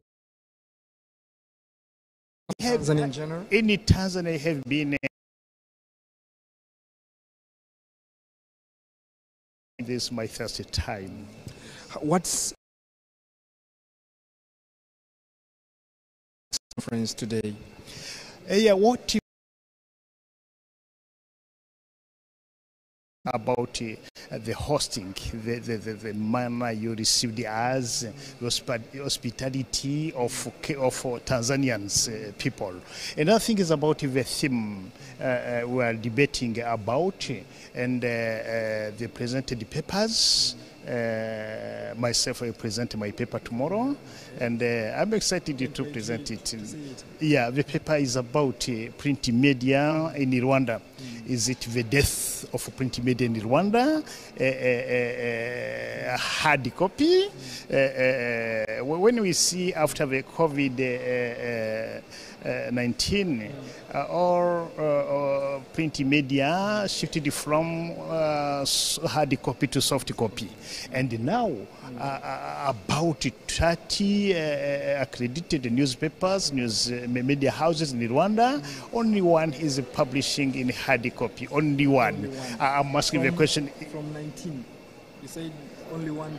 Only one after COVID-19. Only one from 30 media houses in the print media. Only one is publishing in hard copy. Others shifted in the soft copy. And now I'm asking myself: is it the death? Is it the end of print media in the hard copy in Rwanda?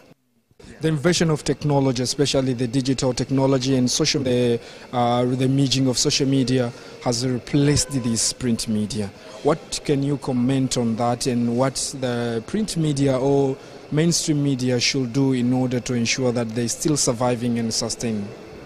My recommendation is that we don't hesitate to go 100% in the soft copy, in the soft version. It's better to keep some hard copies, hard copy version, just to maintain the culture of reading, culture of education of our youth, and the culture of history of media, of course. If we shift 100% in the soft copies, it will be not good.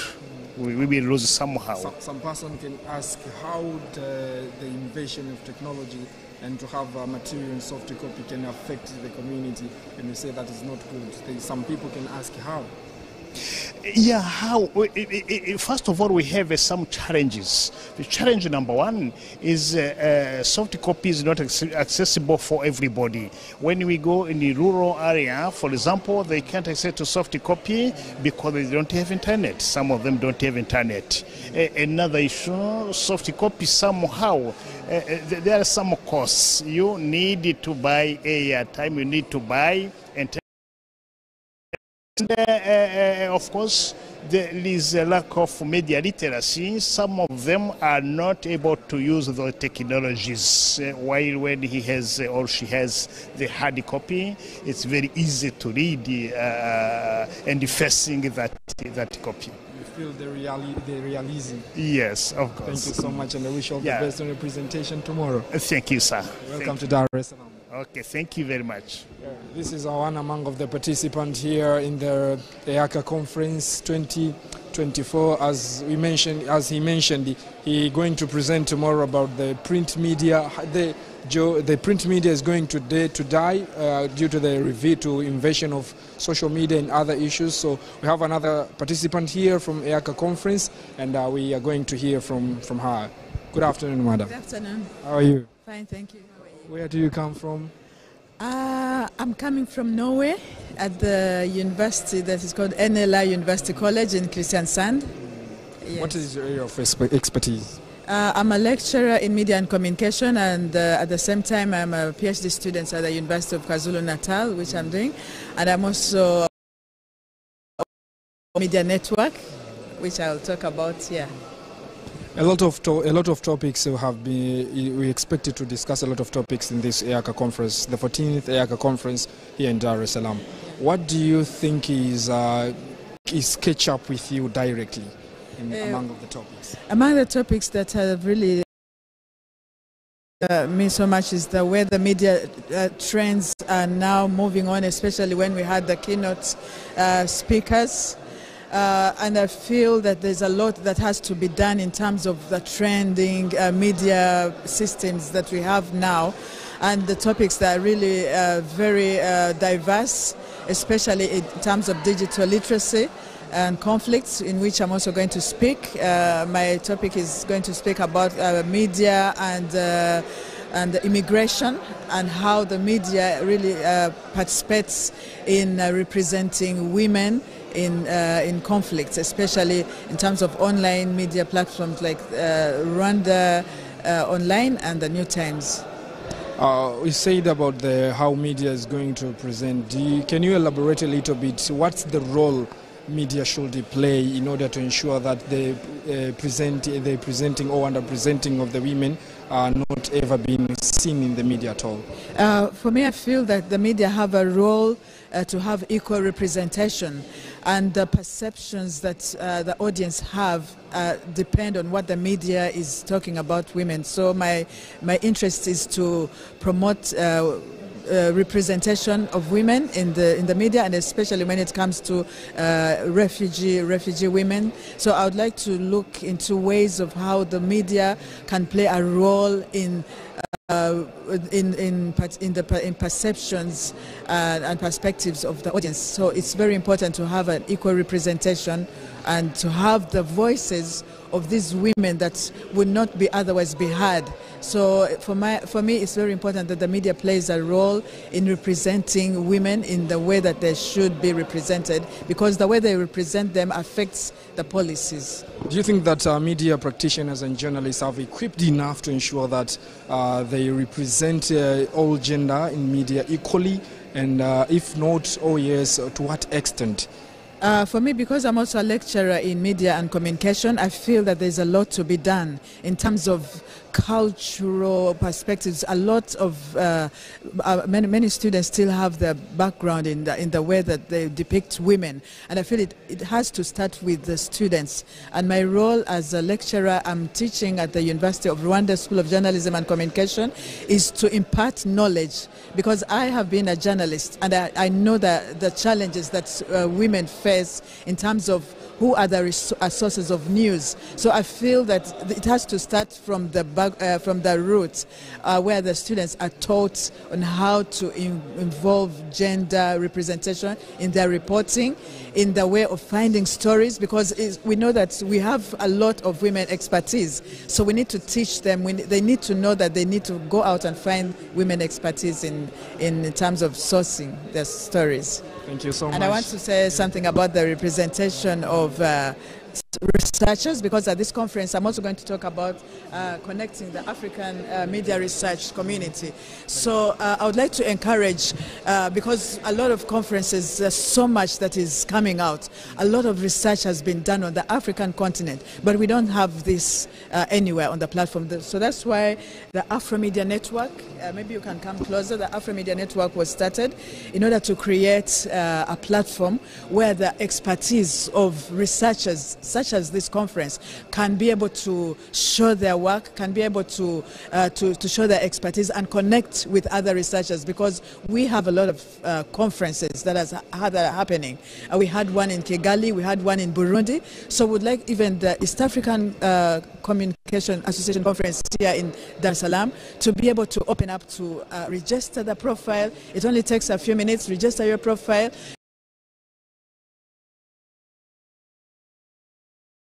African continent. So I encourage researchers to please connect with other researchers through the Afro Media Network. Thank you so much for Thank you. I wish all the best. Thank you so much.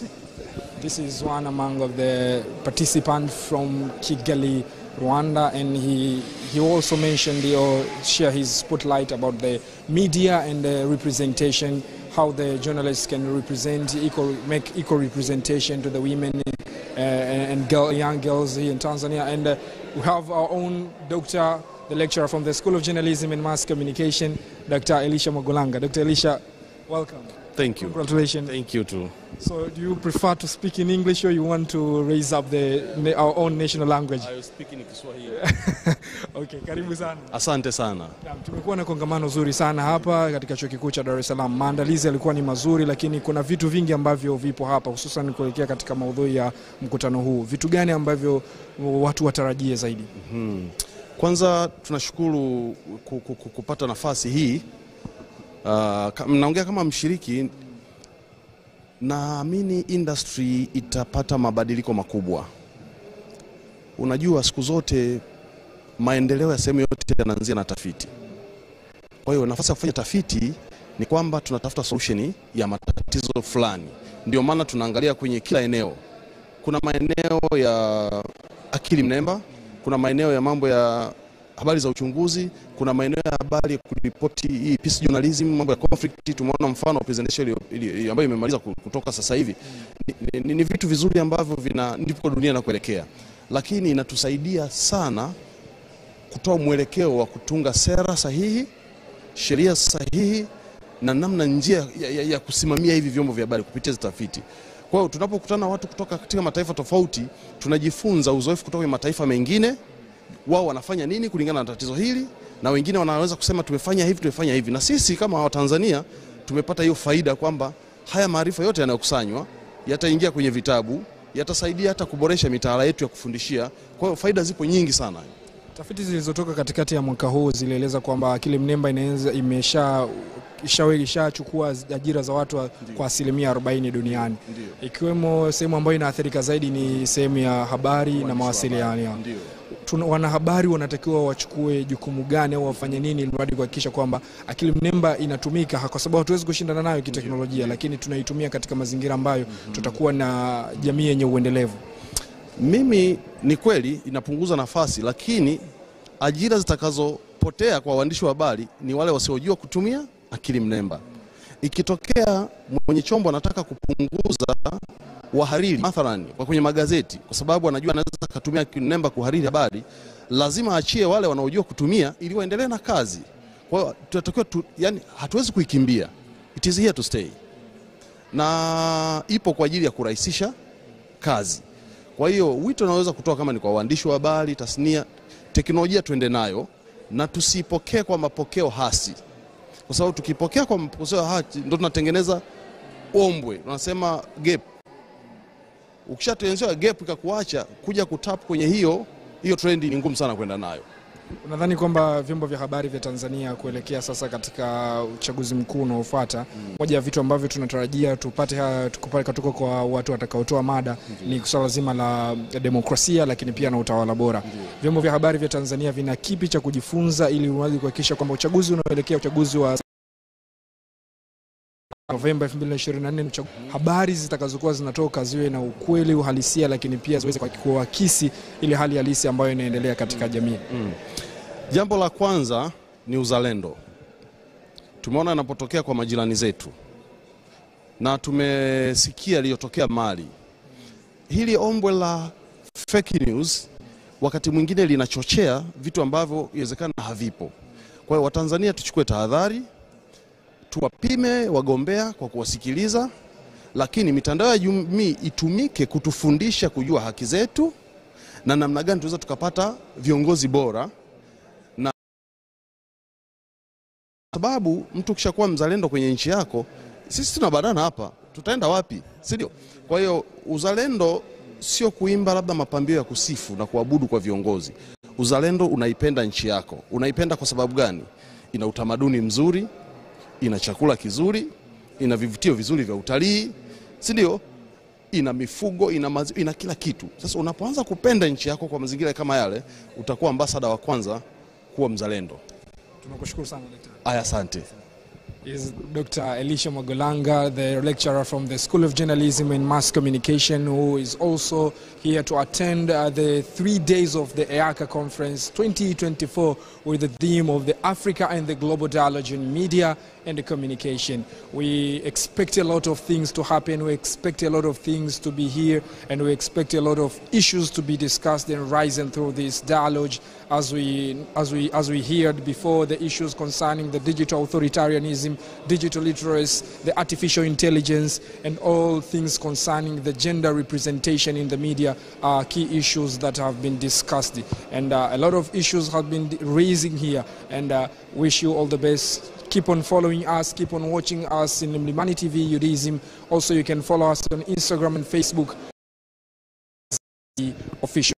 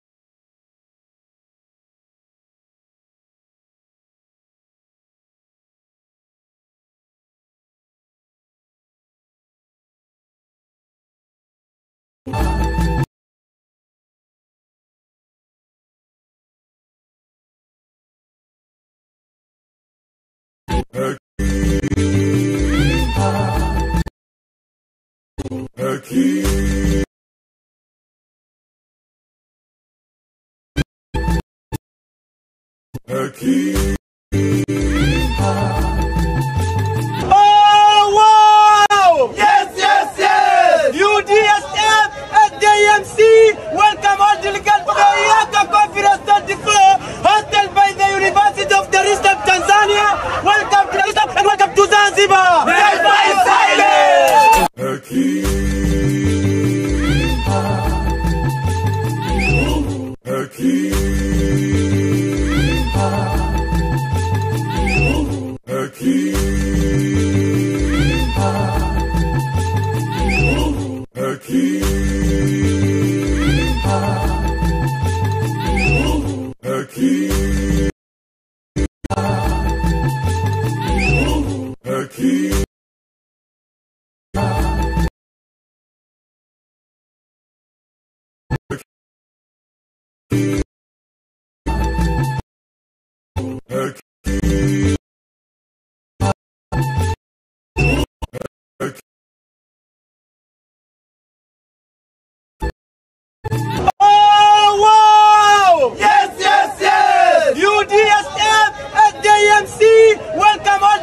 for the EACA Conference 34, hosted by the University of Dar es Salaam, Tanzania.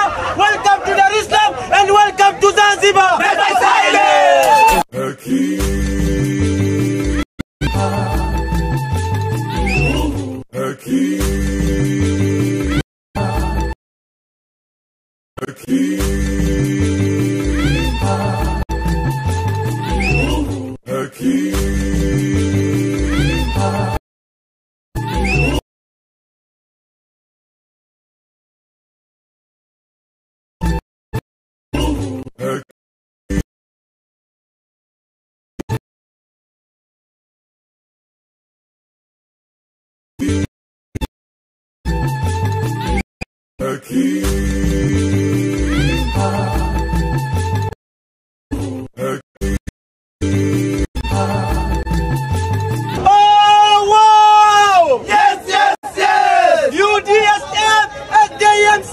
Welcome all delegates for the EACA Conference 34, hosted by the University of Dar es Salaam, Tanzania. Welcome to Dar es Salaam and welcome to Zanzibar.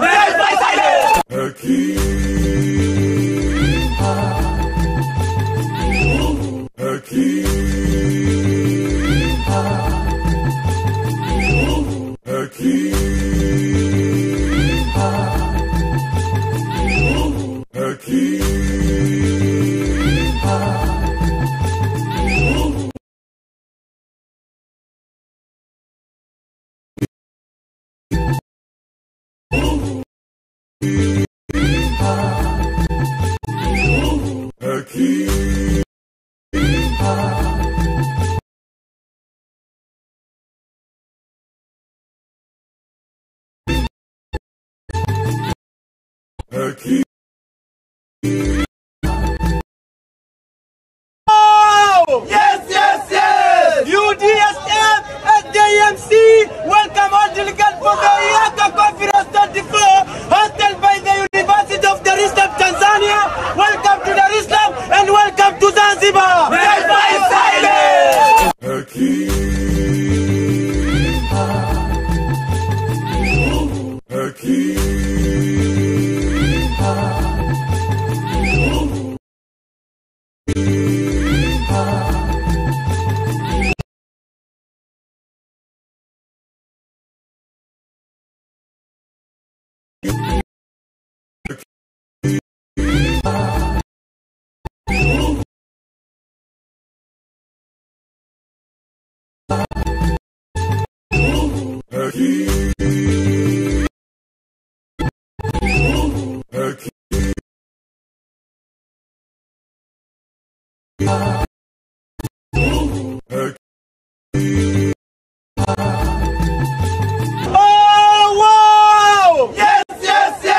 UDSF at JMC.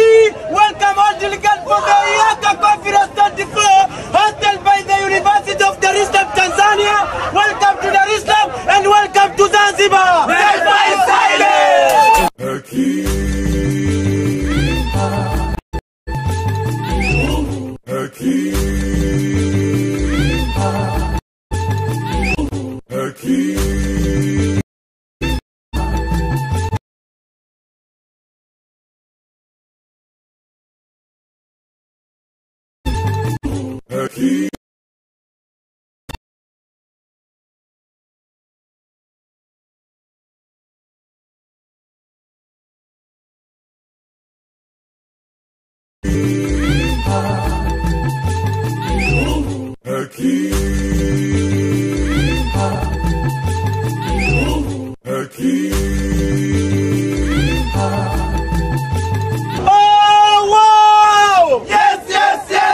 UDSF at JMC. Welcome all delegates for the EACA Conference 34, hosted by the University of Dar es Salaam, Tanzania. Welcome to Dar es Salaam and welcome to Zanzibar.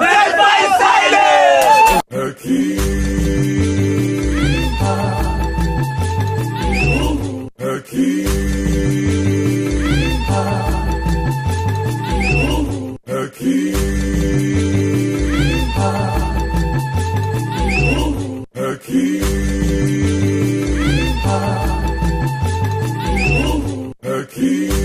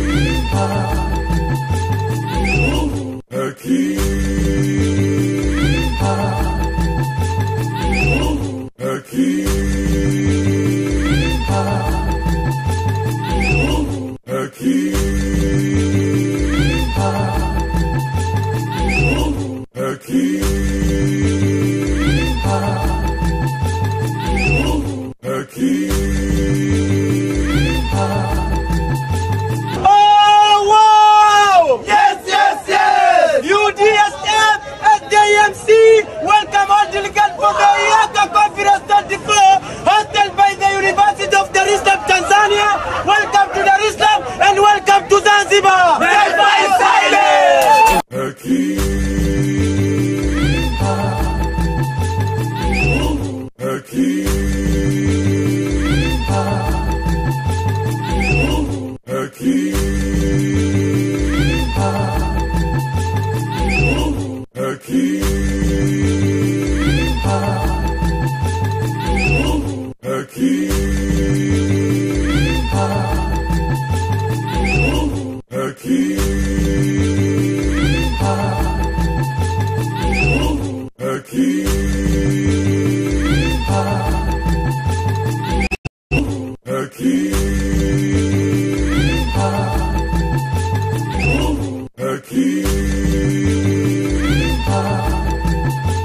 Oh, wow! Yes, yes, yes! UDSF at the AMC, delegate for the EACA Conference 34, hosted by the University of Dar es Salaam, Tanzania. Welcome to Dar es Salaam and welcome to Zanzibar! Never is silent!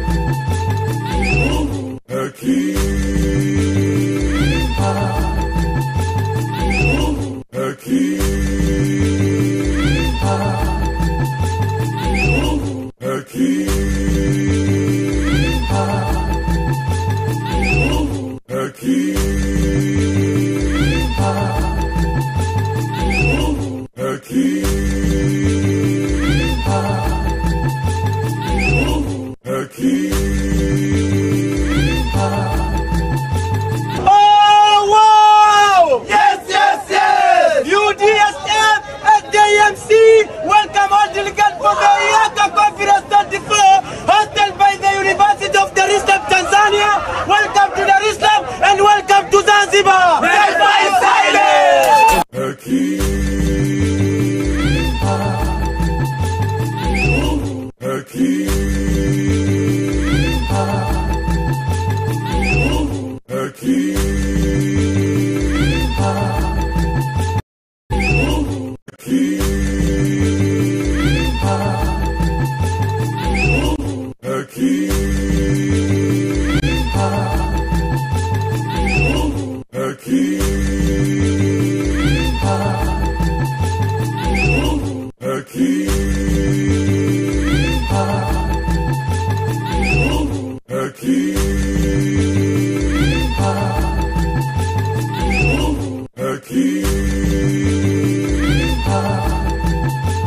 Oh, wow! Yes, yes, yes! UDSF at the AMC, welcome all delegates for the EACA Conference 34, hosted by the University of Dar es Salaam, Tanzania.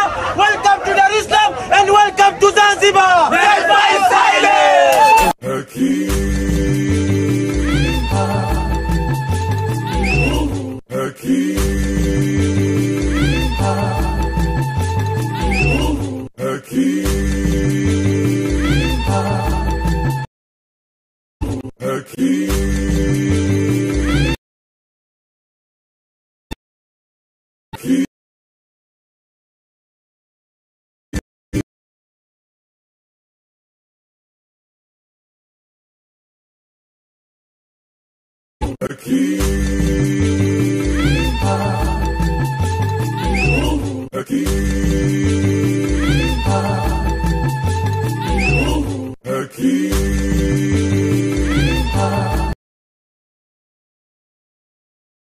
Yes, yes, yes! UDSF at the AMC, welcome all delegates for the EACA Conference 34, hosted by the University of Dar es Salaam, Tanzania.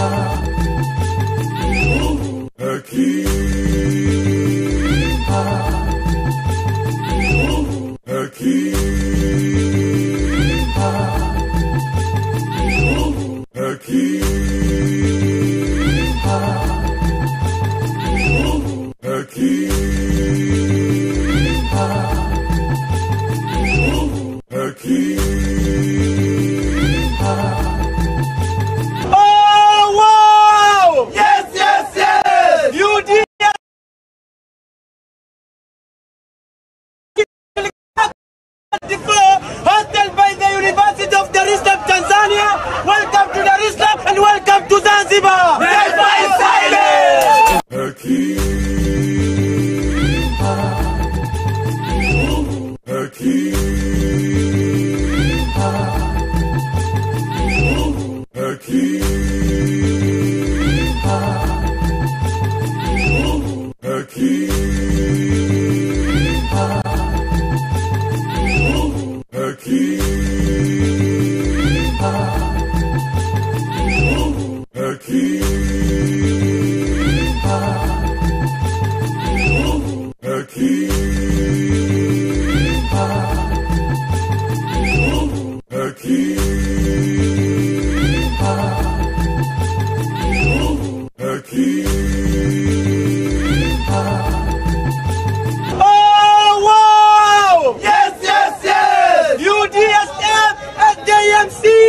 welcome all delegates for the EACA Conference 24, hosted by the University of Dar es Salaam, Tanzania. Welcome to Dar es Salaam and welcome to Zanzibar. Never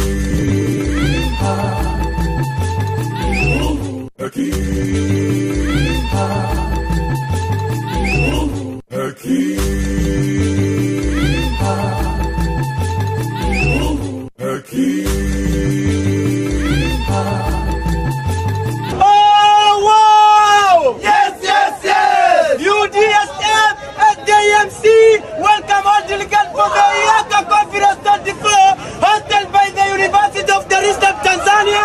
Welcome to Dar es Salaam and welcome to Zanzibar.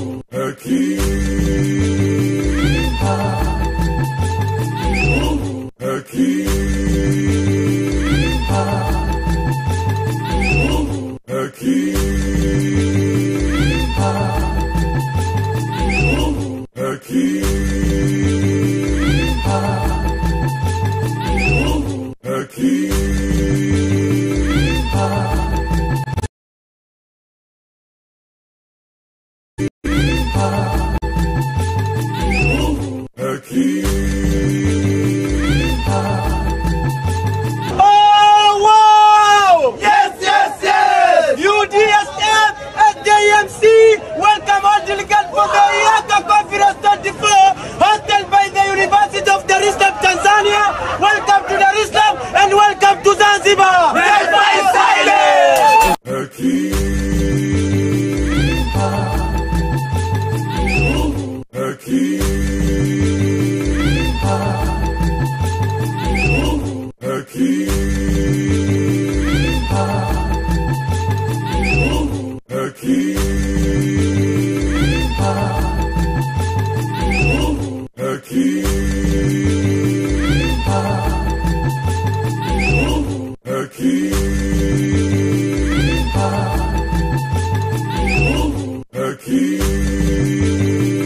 EACA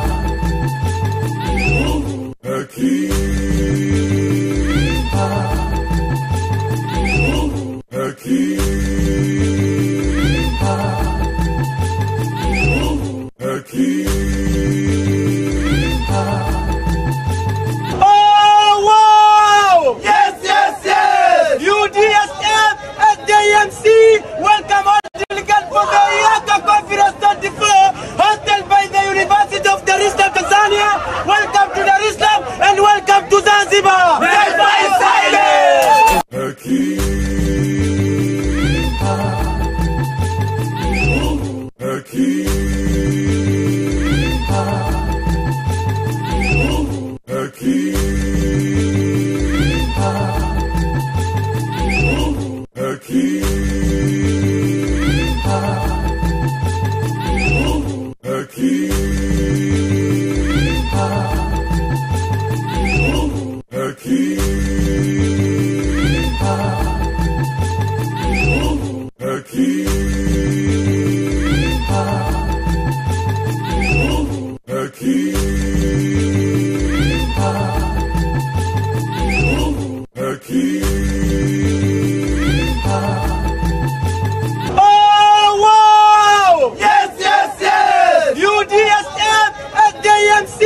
Welcome all delegates for the EACA Conference 34 hosted by the University of Dar es Salaam, Tanzania. Welcome to Dar es Salaam and welcome to Zanzibar. Never in silence!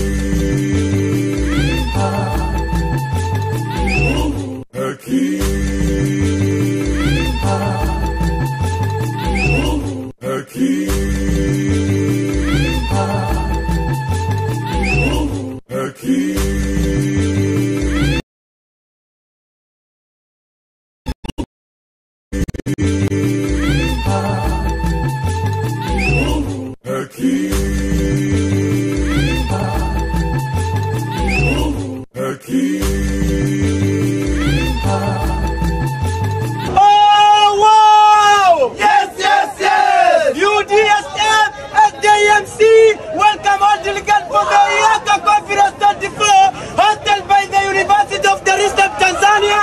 Welcome to Dar es Salaam and welcome to Zanzibar. Never in silence!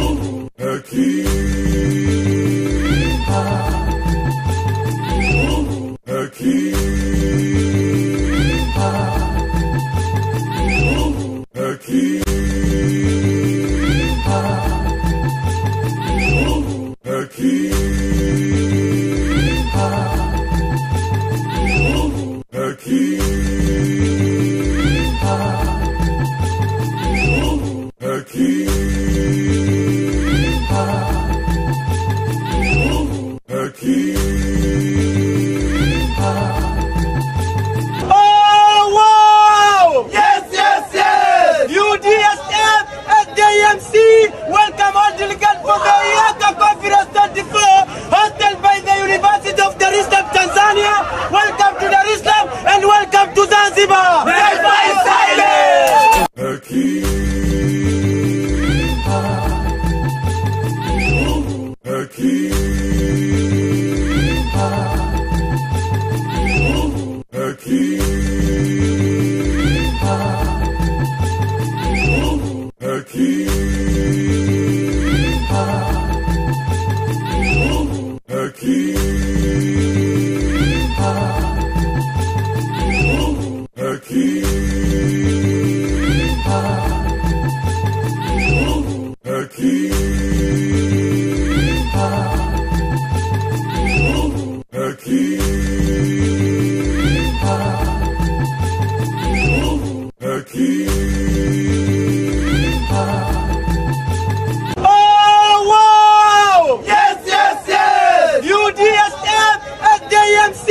Welcome all delegates for the EACA Conference.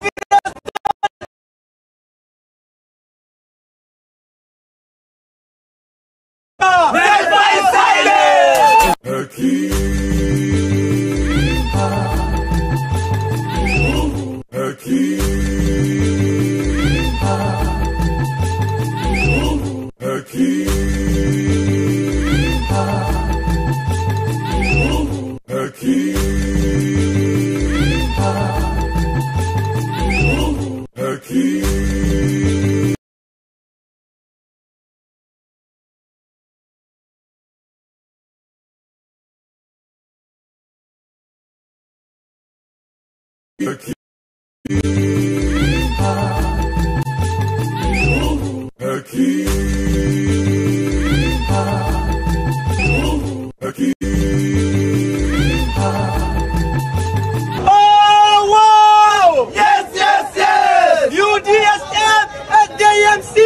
Welcome all delegates for the EACA.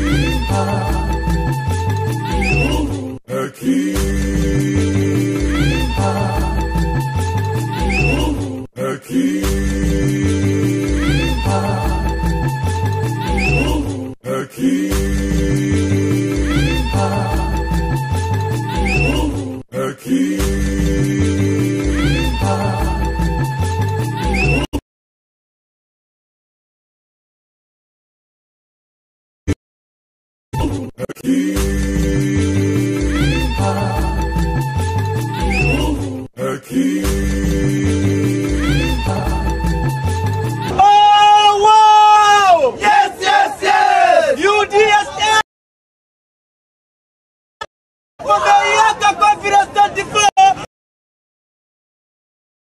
University of Dar es Salaam. Welcome to Dar es Salaam and welcome to Zanzibar.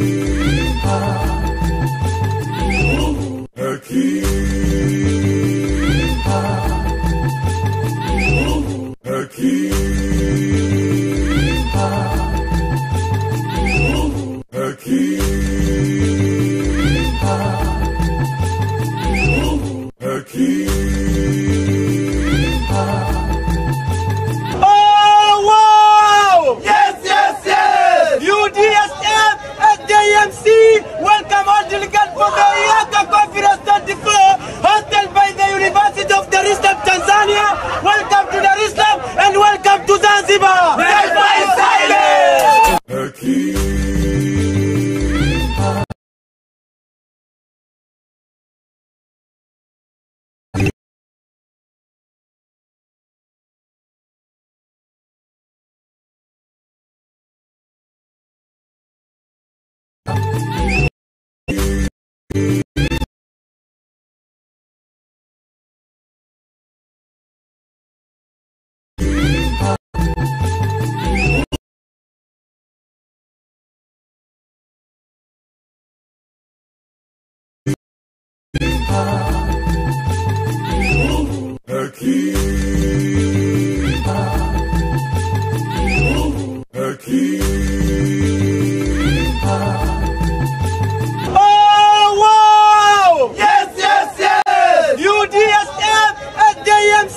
Welcome all delegates for the EACA Conference 34, hosted by the University of Dar es Salaam, Tanzania. Welcome to Dar es Salaam and welcome to Zanzibar.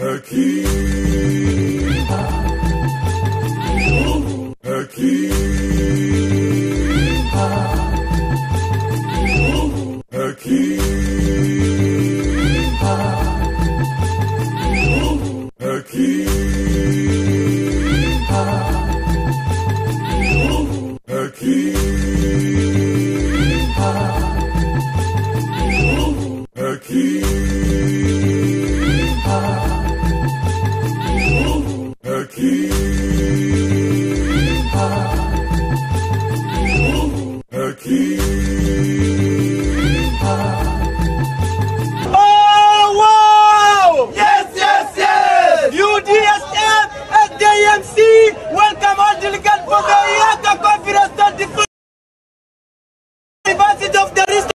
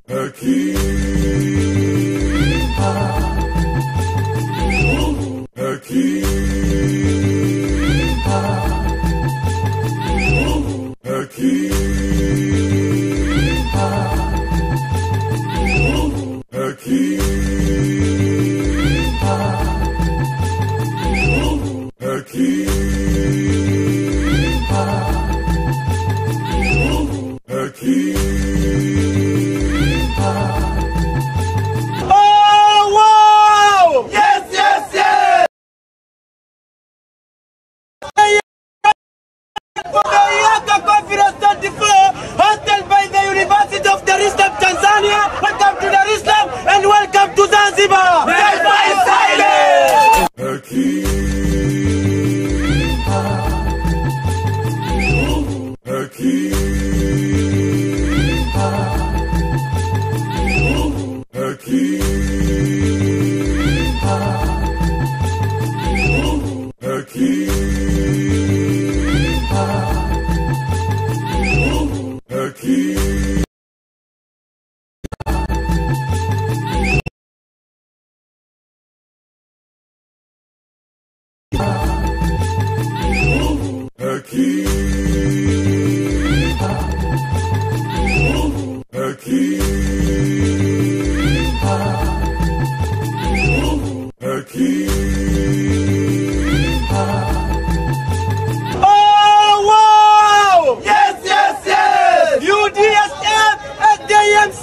Welcome all delegates for the EACA conference.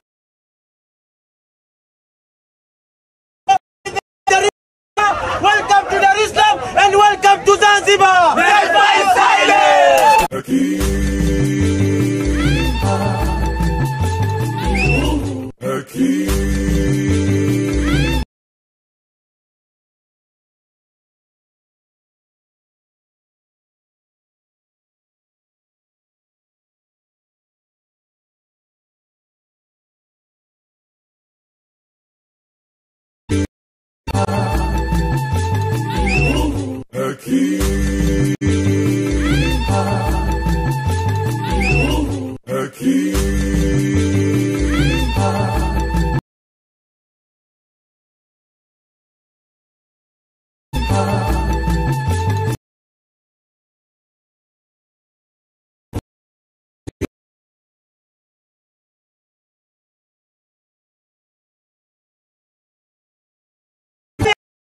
JMC Tanzania. Welcome to Dar es Salaam and welcome to Zanzibar. Never is silent.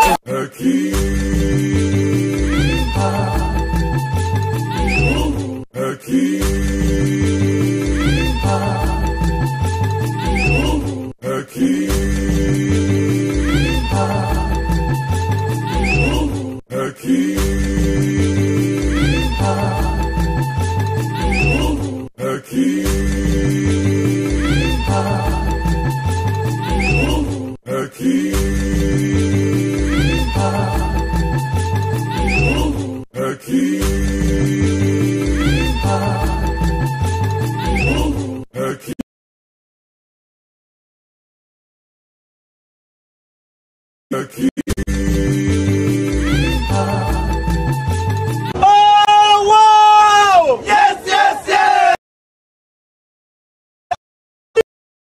Delegate for the EACA Conference 34, hosted by the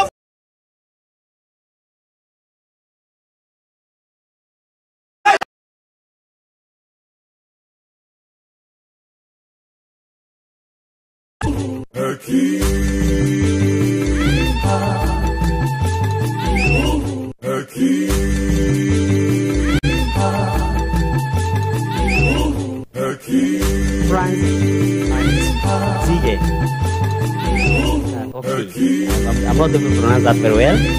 Around. And then we have Dan Okoth. Is Dan around? Dan Okoth. I'm not seeing him around. Then we have the last person who is Helen Ogodo. Helen. Oh, at least I can say that we have around 3 or 4 people who are supposed to present. And here are the guidelines that we are going to follow. Each person who is presenting something is going to be given roughly around 8 minutes. And we are going to have maybe 1 or 2 questions, if any, so that we can be on time to finish by the scheduled time. And without further ado, I'll call upon the first presenter, Professor Taj, to come and present. Welcome, Prof.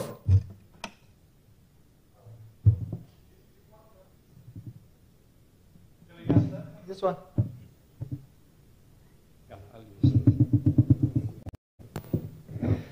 Right, so there is sound.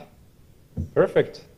It's one of the biggest auditoriums I've ever spoken to, although it's not quite filled with people, but I can see some of you out there.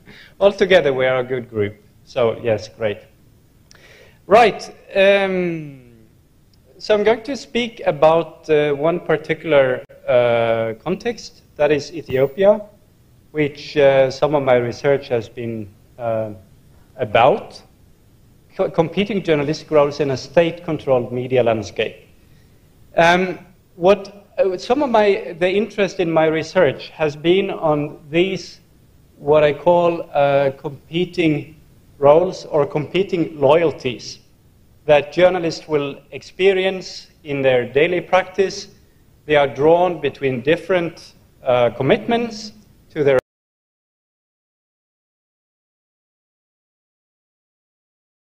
to the nation, can be very strong. And one of the arguments I've been bringing forth is that these commitments or loyalties in different directions are much more deeply felt in societies under pressure than in a typical liberal democracy. So that's just some of the background here. Then I'm asking the question today specifically, what if the political conditions change? What will be the effect on these different commitments or loyalties? And the case is perfect.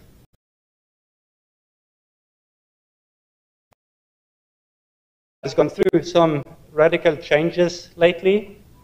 The Prime Minister, Abiy Ahmed, came to power in 20. Soon hailed for bringing about a much more liberal system than in the past. And then we know in 2019 he got the Nobel Peace Prize for his efforts to peace with their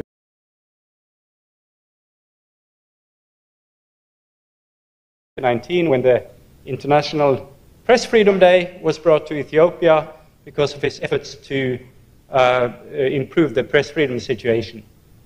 So then we saw that in the statistics, the index by Reporters Without Borders, Ethiopia went from 150th place to 99th place in just a few years. And that was unprecedented, really, at the time on a global scale. It's kind of similar.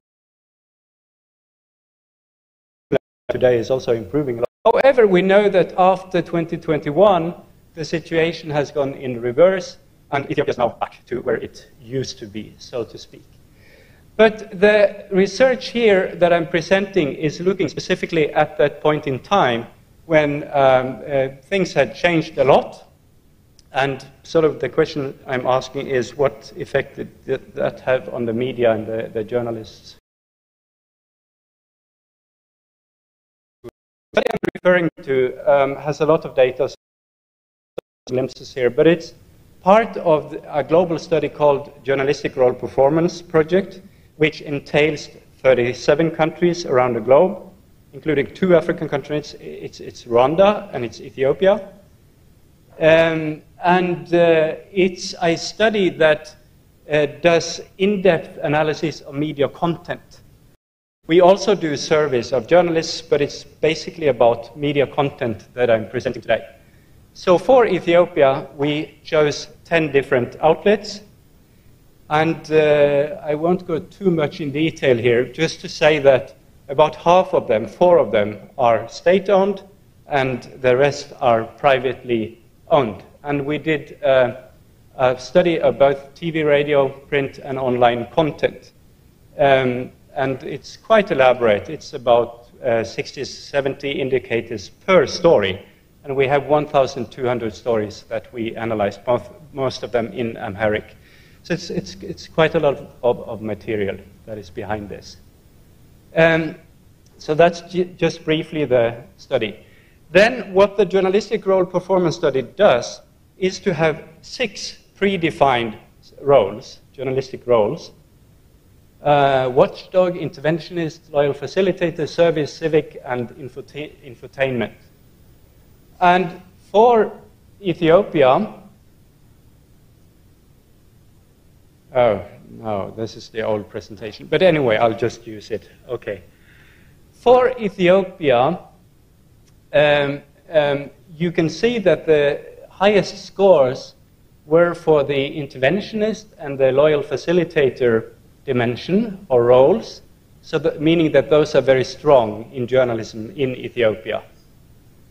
And this is similar to what we have found before based on other studies, interviews with journalists. Like in this report, I called the Ethiopian journalist a loyalist and a change agent. Change agent is an interventionist who wants to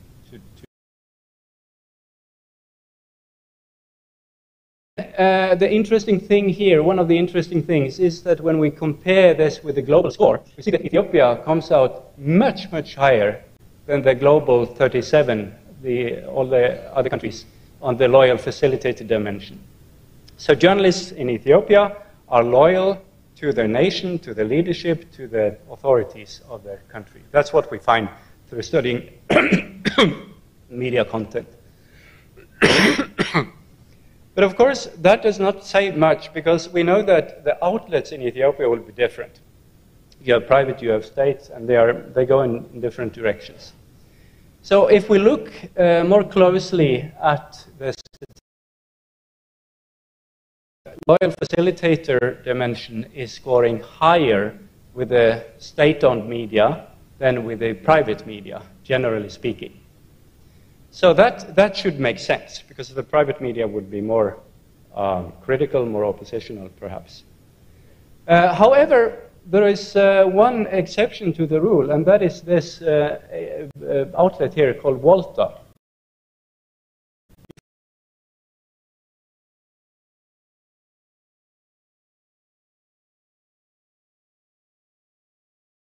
I mentioned, what is this? It's a private. You can't put all private outlets into one box, and same with the state outlets. So Volta, just very briefly, is yes, by definition private, but it's certainly close to the government, has always been that since it was established in the 1990s, defined as a news agency, now a news provider, alongside the official news agency in Ethiopia. So this all makes sense. So it's not enough to speak about ownership, one has also to speak about affiliations. You can have a state as such. So that's one finding here. How am I doing in terms of time? Am I running out of time? I'll just go quick. Yeah, I'm not finished yet. In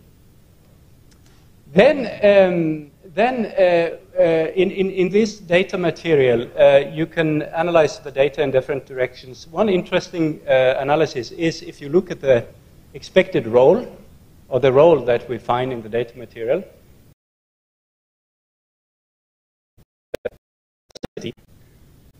we do find a correlation here.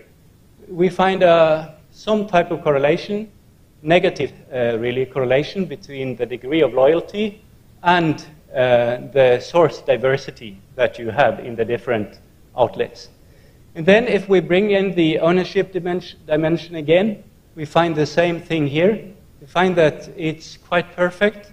The state-affiliated outlets, including Volta, as you see here, not state-owned but affiliated, will be up here. It does make sense. Then we have some outlets like ESAT here, which is known as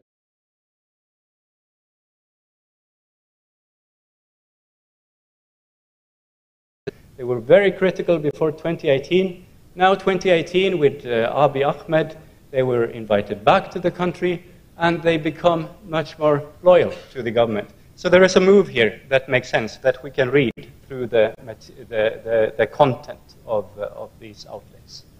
So yeah, those are the leaders of ESAT, now operational from Ethiopia, but clearly politically aligned as well. Okay, these are just some examples. I'm going to draw this to a conclusion. As you understand, these are just glimpses from the material that we have. But what can we say on the basis of this? Well, some of the overall conclusions I make is the following. Regardless of changes in media policy and the political environment, journalistic roles appear to remain. These press freedom indices, they change, and it seems like the total situation changed.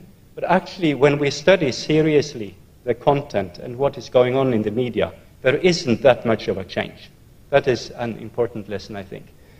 The tendency towards media liberalization is less evident in media content than in these indices. And in media legislation, for example, 2021, we got a very liberal media law in Ethiopia.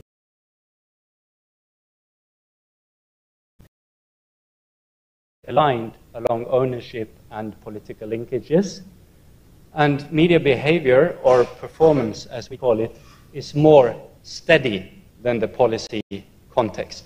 So, in conclusion, one needs to study more than just the policy context. Thank you.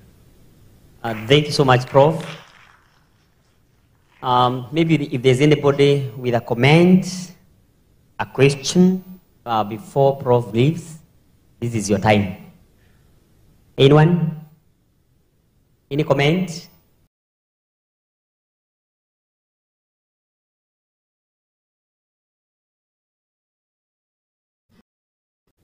Give mic to that gentleman.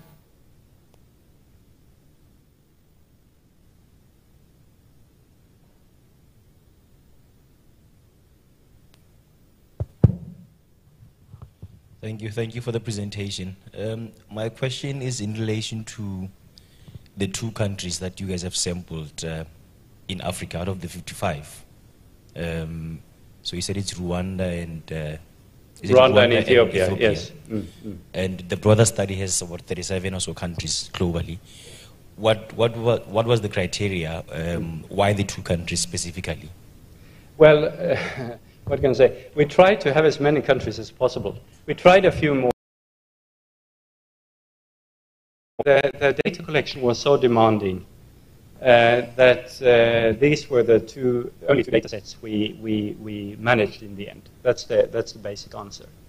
But we're starting the new wave of the study next year, and we're hoping to have more African countries. So anyone is invited to, but it's a lot of work.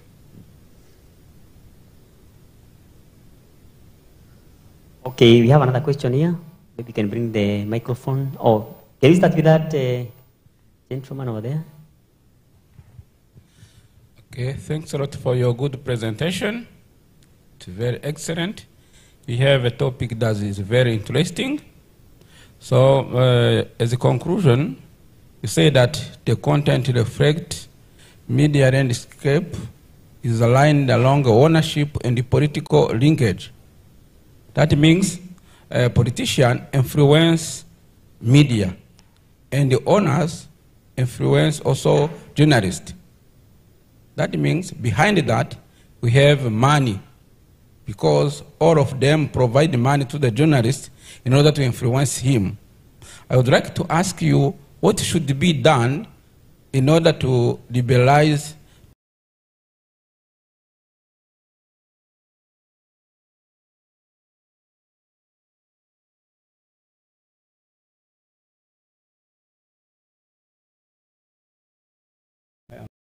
Well, this obviously goes beyond this study, and it will be a bit of speculation on my behalf to go into that. But I certainly believe that policy change would be important in itself. But sometimes these policy changes will be like the big aim, for donors and so forth. But the real change will have to take place within the media. So that's like the ultimate answer. But the good news is that when you research journalists in these media outlets, in this data on media outlets, it's not like they are complete puppets of the owner. They have a mindset, a journalistic mindset, but they might not be able to you know, perform it in their daily work. Somehow to go and give them courage to practice that. It is the inside. Thank you. Maybe I should have requested that you people introduce yourself before you ask your question so that we know who is asking what. Thank you for your presentation. My name is Liam. I'm affiliated with Communication University of China. And previously, I'm an investigative journalist in China over 13 years. So I noticed that there was some criticism or some findings that Ethiopia has copied the Chinese ways to manage their medias. So I'm wondering, do your findings or your methodologies can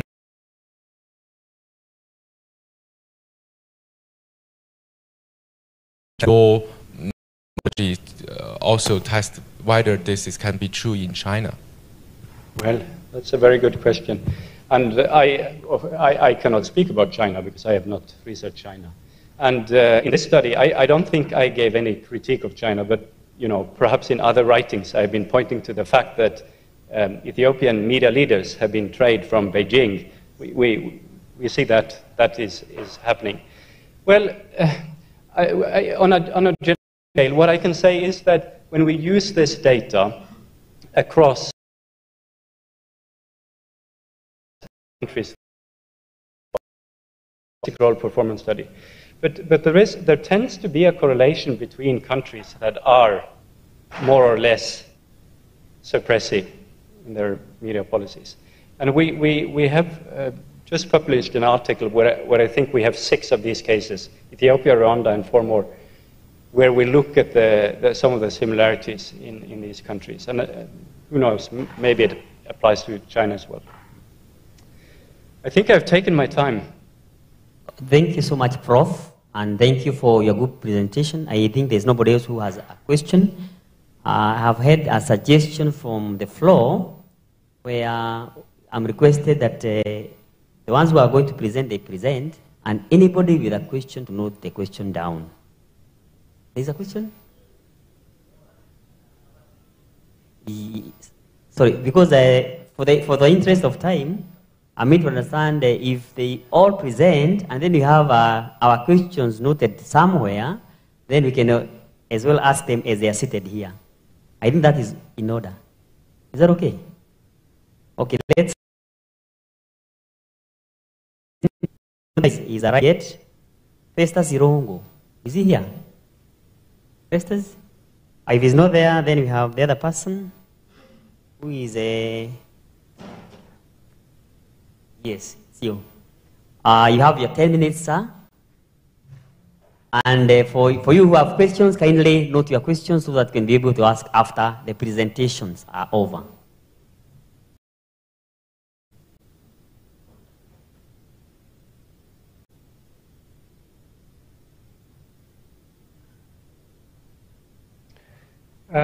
Thanks very much. My name is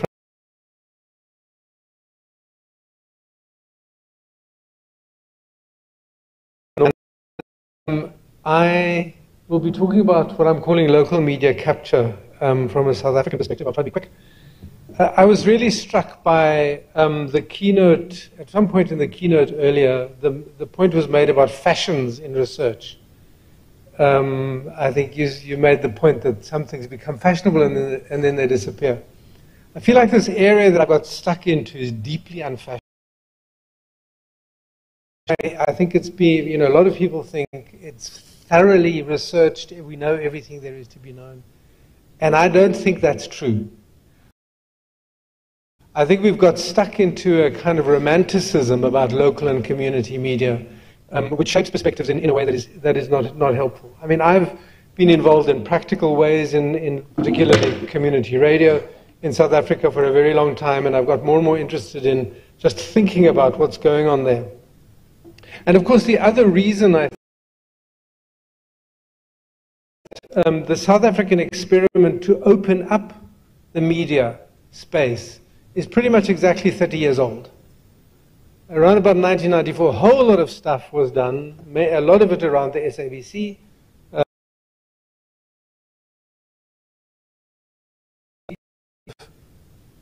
environment. And I think it's a good moment to think about whether that's worked and whether it hasn't. What I will be talking about is one aspect of a kind of complex of issues that we're dealing with. We're working towards, a group of us is working towards a book and a policy paper and various other bits and pieces. But I've thought that I would pick out this one theme for today. And it is a journey. It's a thing that we're thinking about, trying to unpack, trying to understand. So, any thoughts are very welcome.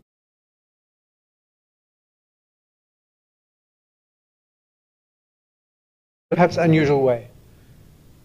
And this is where it starts for me. There is a strong sense in South African discussion around community radio, particularly, and community media more generally, that it's a mess. There's all this instability, all this conflict. And nobody really, and this is, I suppose, the kind of academic speaking, nobody really reconciles that with a romantic view of community media as being the voice of the voiceless, right? And so here are just some indicators. There was a report by the NDDA a couple of years ago which identified 30 of their projects, 30 out of something like 50 or something, that had experienced serious instability in a single year. I did some interviews recently. Six disruptive instability that they'd had. It's less of a problem with more print media, and if we had time we could go into that. But it also emerges in stakeholder statements. The National Community Radio Forum, in an interview with us, with a colleague of mine, one of the first things they said,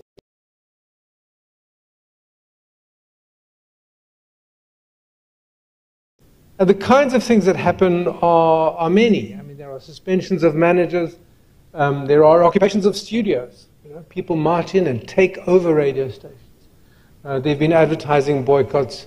There's been at least one case of arson and at least 2 cases of murder that I'm aware of. So this is serious stuff, right? The table. So where are we now? What are the characteristics of this local? As I say, it was an invention of the new South Africa, not an invention, but a development, let's say, on the back of a long tradition. A whole new framework was created, strong focus on broadcasting. And what is important to understand, and people like Jane Duncan have written about this, is that there was a political compromise around 94, and in the context of the media, what it meant was that there was way less intervention in the media marketplace than perhaps some groups had wanted to achieve earlier. But this framework was created, and we've seen significant growth. We have 232 or thereabouts community radio stations. We have 191 print and online members of the AIP, the independent publishers. So there's a lot out there. There are 5 community television stations. There's a whole discussion about community television, but we won't go there now. However, what I think we need to understand is that kind of romanticism that was carried into those discussions in the early 90s were carried into the form and the framework that was created. So the notion that the community as an unproblematical space, a kind of Habermasian collection of people who sit around the table and discuss things nicely, is baked into the law. Community radio stations are under the control of boards that are elected in open community meetings.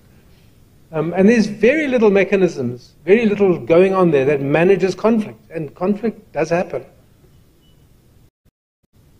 Then the other point that one needs to make to understand about the South African sector is how the money works. Now, for one thing, we need to understand that these operations are generously staffed. Survey we did revealed an average staffing of radio stations of around 500,000 rand. Now you do the maths. People are being paid very, very little. Print is a little bit different. The dynamics around print are very interesting. But again, I don't think we have time to go into it. The income is overwhelmingly commercial. The money comes from advertising, and the advertising sometimes comes from businesses, mostly kind of national businesses. A little bit of local, oddly revivalist churches like to advertise.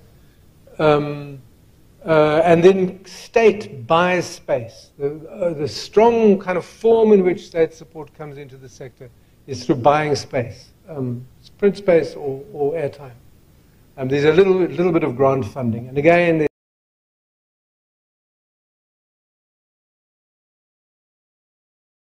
that some operations are stable, but a huge number of them are in this constant state of crisis. The picture there is one I took of a radio station in a place called Mutse, northeast of Pretoria. It was very well known as a kind of women's initiative, a women's radio station.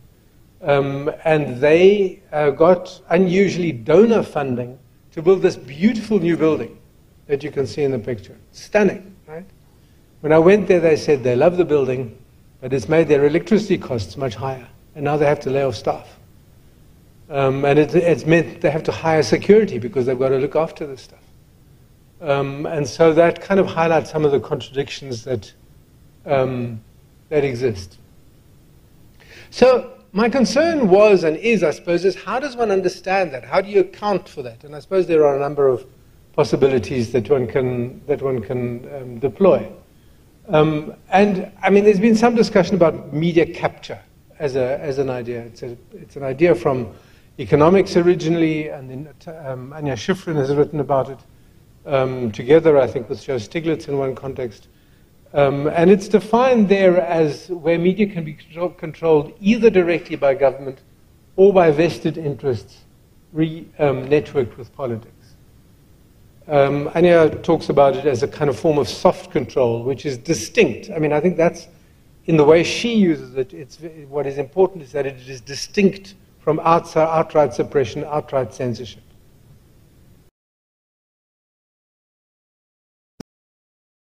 What needs to begin to understand is that there are dynamics at local level which obtain. You have local politicians, you have local power holders that are able to capture or able to attempt to capture. So, as I say,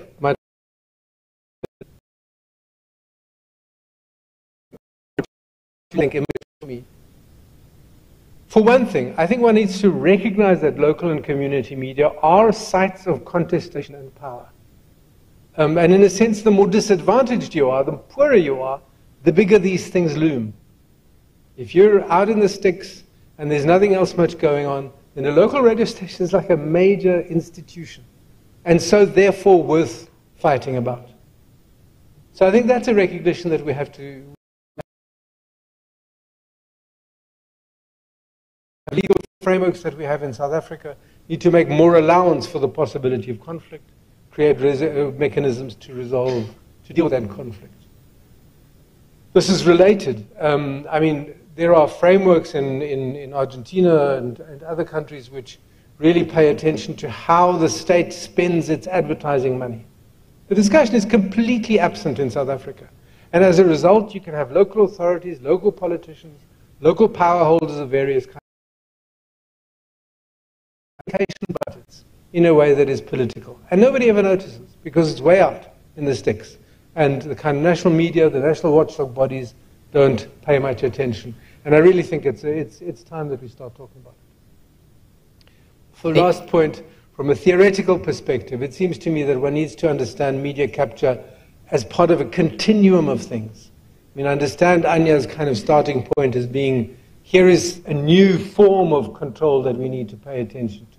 But I think this experience that we have in South Africa shows that the line between peaceful capture, so to speak, and violence can be very, very thin. It's a very quick move from one thing to the other. And I think that to see those as in a sense, forms of contestation, I think is helpful. And that's where I'd like to stop. Thank you. Thank you so much, Prof. In fact, capture the media is real. It's never imagined. It's happening in Africa.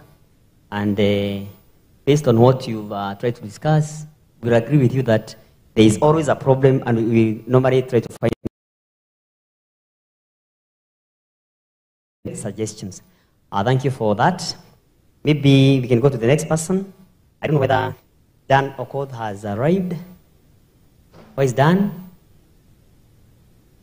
Then if she is not there, can we have Helen? Helen to present. Welcome. And for the ones who were keen listening, I hope you have heard your questions so that you can be able to ask after the last presenter.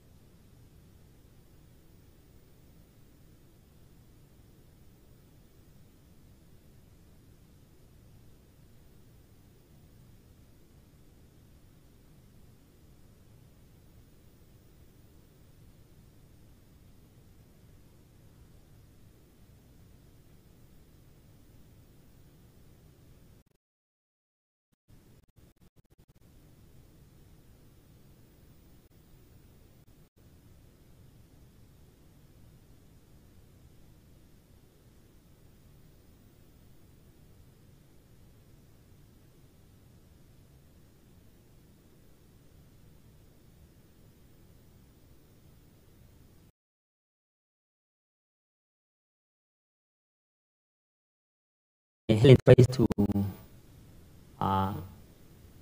prepare her presentation. Kindly, let's try to reflect on what has been presented.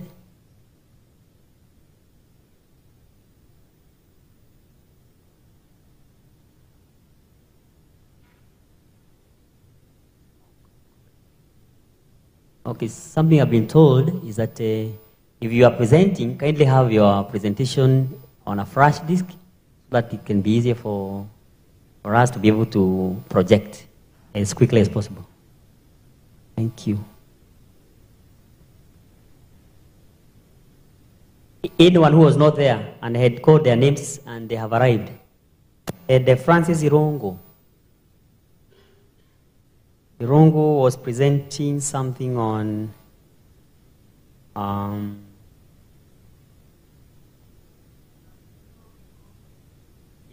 sorry?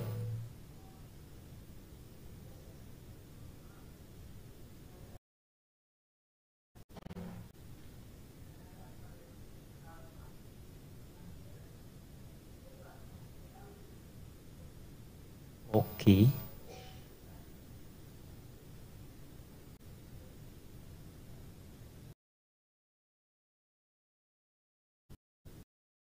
Okay, noted, Madam President. No, noted. Okay, noted. What about, there's another person, Dan Okoth? Dan Okoth from, which university is this? Technical University of Kenya. Okay, maybe once he comes, maybe he's going to present either the next session or maybe tomorrow. I think the group, our session had around 5. 3 have presented, and 2 have presented, and we have a third one, so that we'll kind of we try to project for Madam Helen.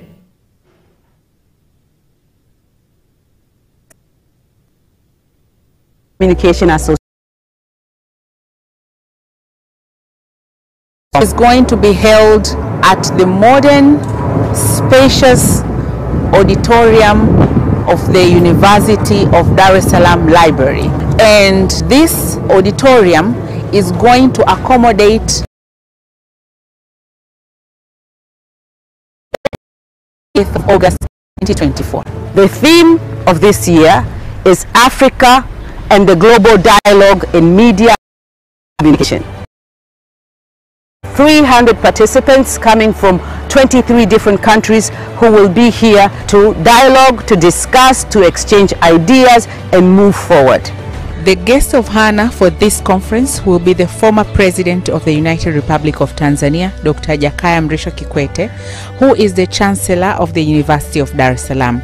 This conference will feature significant events, including presentations of topics by scholars, researchers, and various experts, where throughout the 3 days of the conference. And among these 12 sub-themes, I can mention just a few of them, which include media and information literacy at the age of artificial intelligence.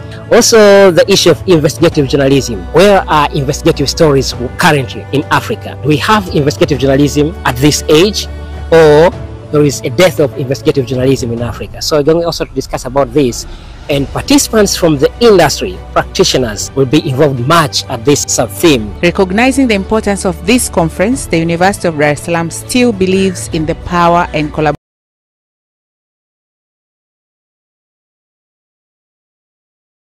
of the 14th EACA International Conference between 28th and the 30th August this year.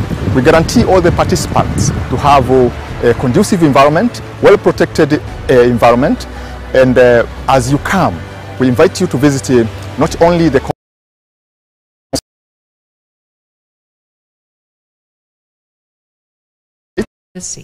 and what I'm interested to know is that from a conceptual point of view, when you do your final analysis, how are you going to put your findings about your content together with your findings about and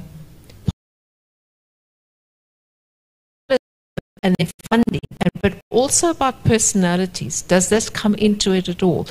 And particularly France, because the community sector is so small, well, relatively small, you can have one or two key people in a particular radio station or whatever that kind of becomes the face of it and the glue of it, and when they go, you lose continuity, or generationally, that is the case. I think that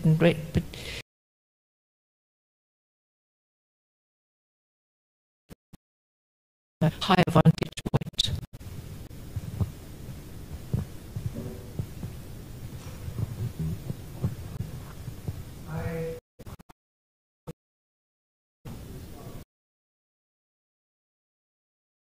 About leadership. I have somebody, a colleague who's kind of looking at the roles of leaders, but my impression is absolutely that the role of a strong individual can make an enormous amount of difference. And we see that not only in the community media sector, but in all sorts of spaces. Organizations around, founder syndrome, you talk about. I've come across several people who've kind of clearly been the glue that held the place together. And actually what is also interesting is that at leadership level, some of these projects, some of these leaders really are long-term. It's become, they stay in their position for a really, really long time. And those tend to be more stable, more successful. Your other point I need to think about, the nexus between content policy and crisis. I suppose we go into this area because we're concerned about content. We create policies in order to deliver the kind of content that we feel is productive and that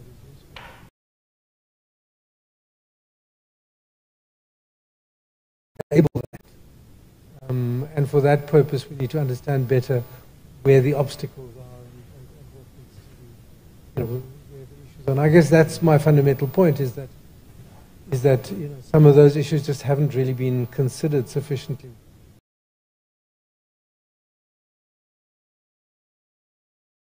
kind of romanticism.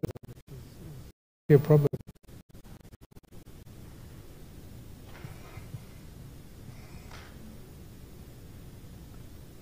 Any other burning question before Madam Helen starts? Any burning question? Yes. Thank you for these interesting presentations. So one for Franz and one for Thierry. I'm curious, you say policy will also have to take this into consideration. I'm just curious about how this would be done. Because you're talking about media capture and I'm wondering how this can be done. And for Thierry, have you also taken into account situations like, for example, in government who is elected, they become communication advisors, press attachés, and then they come back to the newsrooms afterwards. So navigating between communicators and journalists, do you see that phenomenon as well? Thank you. Anybody else? Maybe be able to answer the two of them together? There's somebody over there.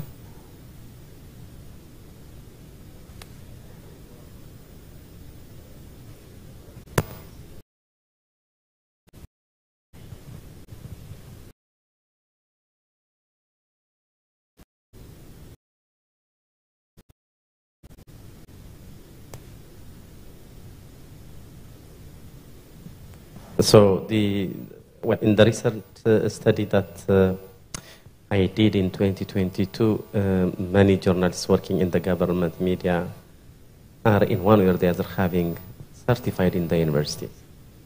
But in the private media, they are not that much educated. So do you see the journalism education with journalism loyalty in the media industry?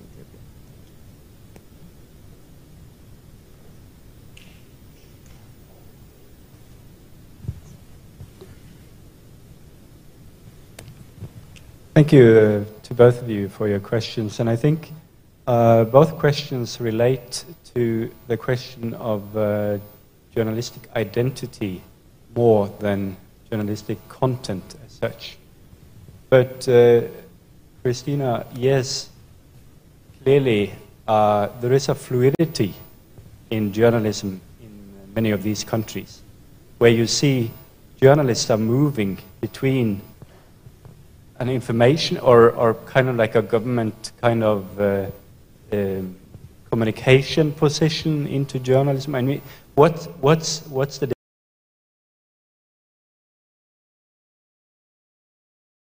the approach the journalists, I think, rather than just media content. So it was a bit of speculation on my behalf when I said that. But on the other hand, we are now finalizing big study where we also include Ethiopia, the Worlds of Journalism study. We ask about this, how many of them actually also do communication work and other type of work. And then to Mulato's, and that's also about journalistic identity and what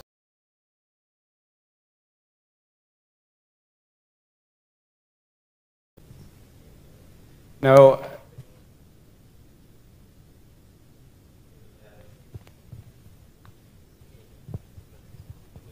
You know, you must never ask that question to a journalism educator, because we will always emphasize that journalism education is so important.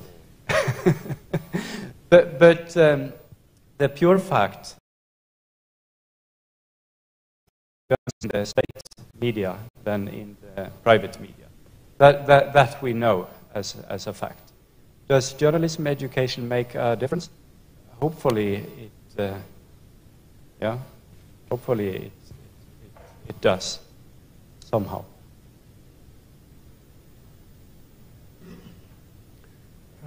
Just very quickly, I mean, you're asking what kind of things a policy could do to minimize these issues that I've outlined. You know, that said politicians and family members cannot serve on boards of local radio stations. And that's a kind of thing that can be done, and that's a positive measure. So those kinds of things could be extended. And I think some mechanisms of monitoring and of conflict resolution could be built into the system. I think those are the sorts of things that, that might be of assistance. And greater transparency. I think more attention being paid to what happens at these small local media outlets would be very useful.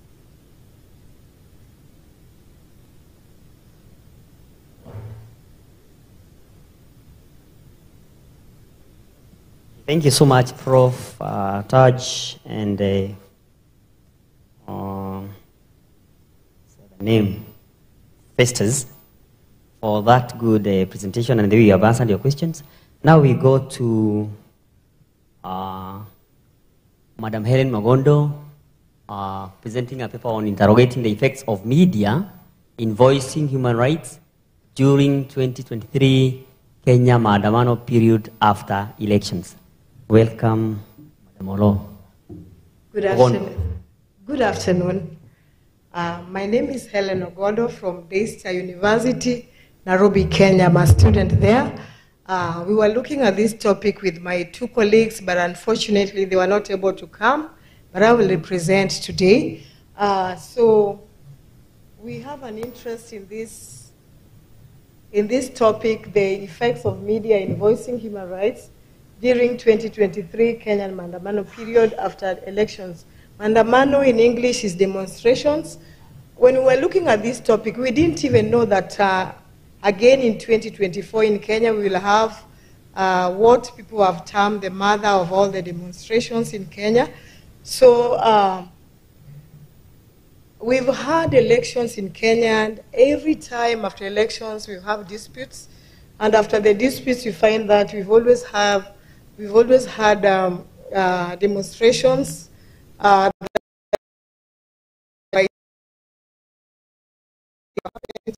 in these mandamanos.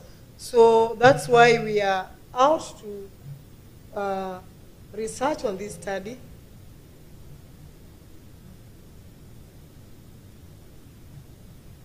So we are out to research on this study. Introduction and the background of the study. This is work in progress, so I'll just go on very fast just to mention on some of the things. When you look at the history of Kenya, we find that,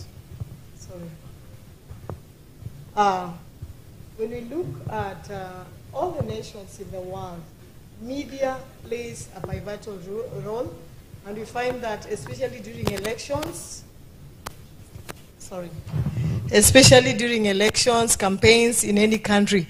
And we find that in Kenya, we find that media has been playing their part in covering the campaigns before and even after the elections.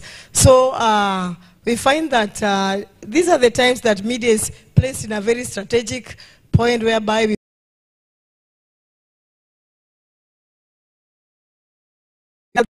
most of the time we find that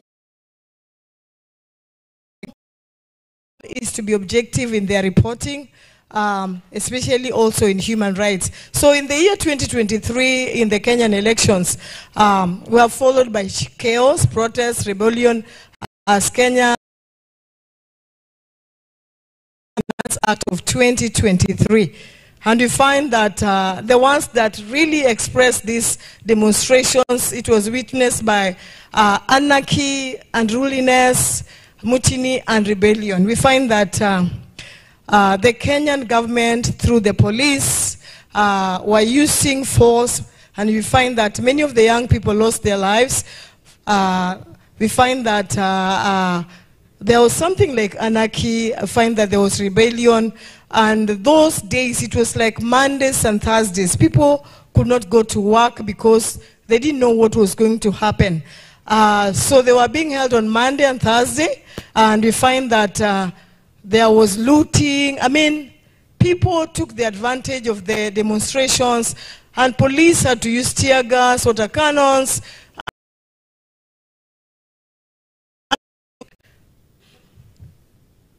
So we find that the reason why we were looking at this study is because media has a role to play during crisis, and particularly at this time whereby we have people who are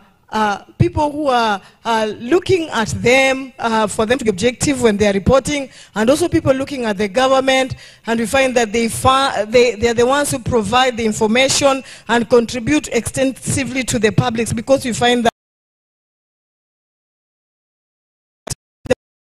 the news, it is the news that forms the agenda, and what the media, what comes from the media is what forms the agenda, especially after the elections and even before the elections. So we find that it can influence, it can controlling the times of work studies, family, society in both positive and negative ways, mentally, physically, and emotionally. So we find that even though the media is not the only source of information for voters, it is a medium that increases and determines the political agenda of an area. So media coverage before and during may end up in post-election violence. So the reason why we are looking at this, the problem here is that Kenya has been going through demonstrations every time after the elections. So even though the media tries to be objective in especially in human rights, we find that the government that is in charge at such a time like that takes control and tries to manipulate. That's why you find that this is something that goes on 1 year after the other. So we are going to use 3 research questions. And what role did the media play in protecting the human rights during the Kenyan demonstrations? And then number 2, how did the media select the stories to be covered, reported during the Kenyan demonstrations in 2023? And how did the media messages at least affect human rights during Kenyan demonstrations?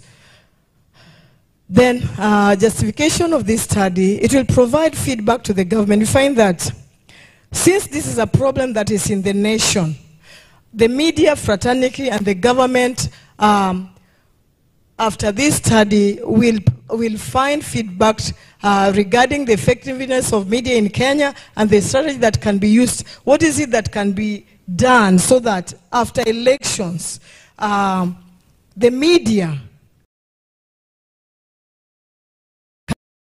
can protect the human rights in Kenya? I mean, you see, like what happened in 2023 is a bit different with what happened in 2024, because in the demonstrations in 2024, there was a big effect, because you find that the finance bill that was to be passed was not passed, which means that the government heard the cry of the people. And then it will, the justification again is that the study will be of importance to Media Commission of Kenya, who act as watchdog, checking government actions as they set agenda for public discussions of issue, which means that the media will not be manipulated, because looking at the media, they're supposed to be objective. And you find that at times they are forced not to report what they are supposed to report for the public of the nation. Then the study will also be much importance to the media as they form the communication that facilitate the production, dissemination, and exchange of political content on platforms and within networks that accommodate interaction and collaboration. Then this study will be guided by liberal critical theory by Habermas and later developed by Hegel. Use this theory is because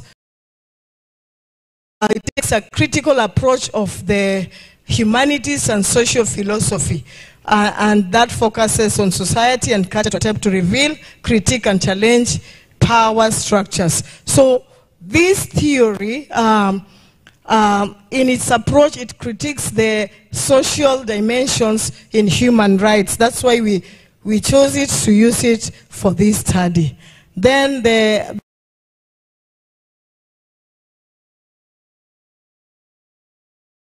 we'll adopt qualitative approach whereby we'll use ethnography design. Here we will use digital media, that is secondary data that has already been collected. We'll be looking at the newspapers. We'll also be looking at the digital media, maybe the standard newspapers. We look at the standard nation media, digital media, what is already there.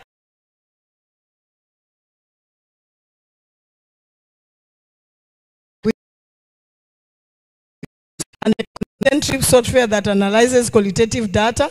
And then we'll also have in-depth interviews whereby we'll interview the journalists, we'll interview the people using semi-structured interview guides, and then we'll analyze data during the demonstration period in 2023. And we find that because this was 2023, as we'll be going on with the study, we'll connect it with the demonstration in 2024 so that we find out the gap, the problem, what can be done to solve the issue, because every time after every election, we find that there's demonstration. We find that there's a problem, either with the political parties, with the opposition, the government, or the people themselves. They are not satisfied with what is happening. So this is work in progress. Thank you so much. I welcome any question.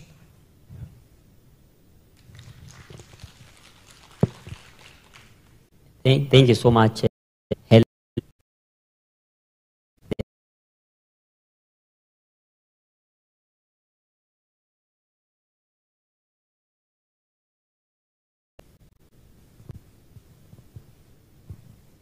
a very interesting study, being very current in Kenya. I expect it's going to elicit a lot of reactions. Can we have...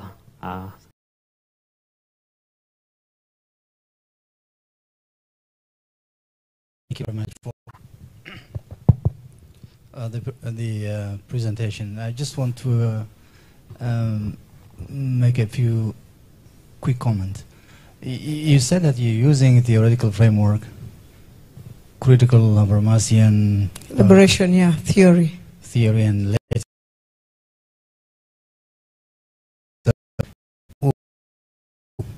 Habermas or Karl Marx or Hegel. Who is developing whose? And I think there seems to be kind of logical problem there. On your methodology, you said there's a litany of different instruments that you plan actually to use. You said that you are using ethnography. How are you going to use ethnography, interview, content analysis within the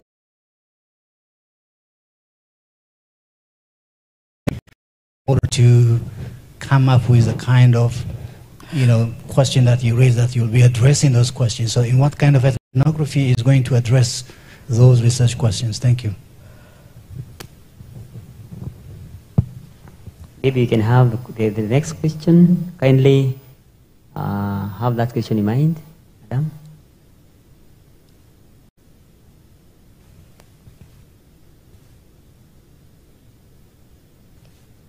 Can I answer or I wait? Can you be able to answer the two questions together? Or maybe you can answer that. Let her answer that first, so that you may not forget. Go ahead. Okay. About the theory, I see that we are going to use the liberal critical theory by Habermas. It was Habermas first, then it was later developed by Marx. So, what was the question?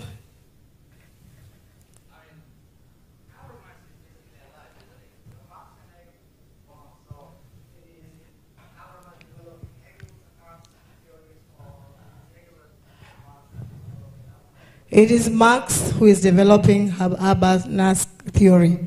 Yes. Maybe I think you are here to enlighten.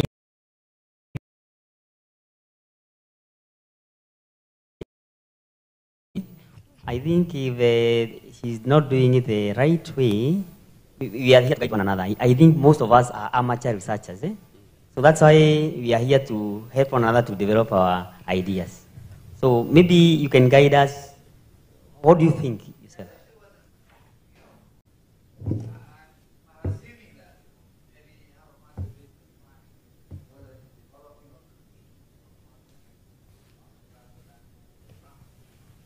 Okay, when we were looking at it, we thought that he was developing it after Habermas. That's what we are looking at.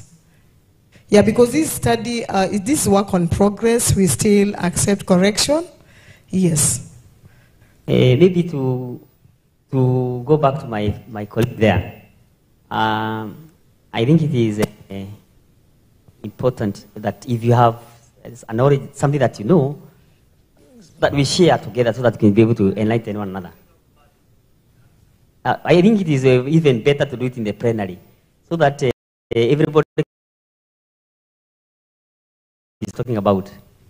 What do you think? Maybe you can share. Kindly.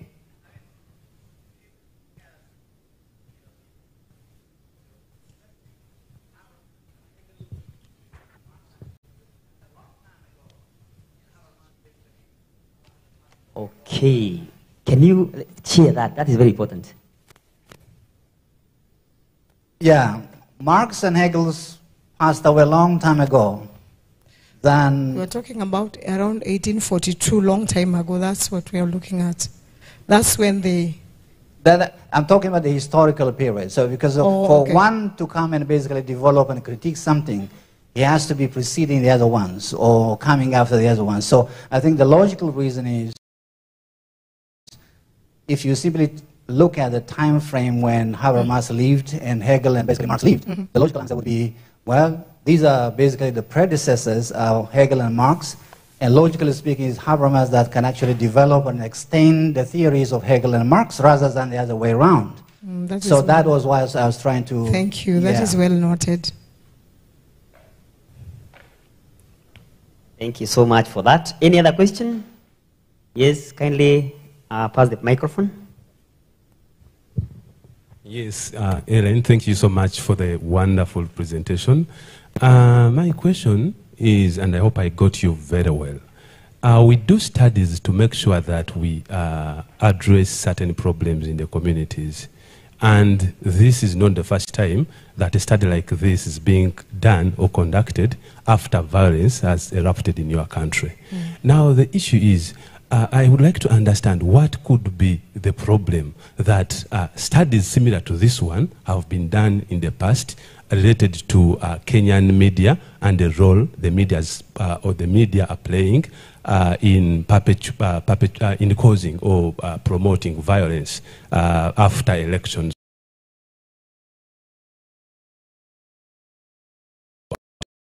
Problem persistent. I think in your study you will need to find out why the problem is persistent, such that in future there can be a problem such that we can have peace in Kenya. Thank you.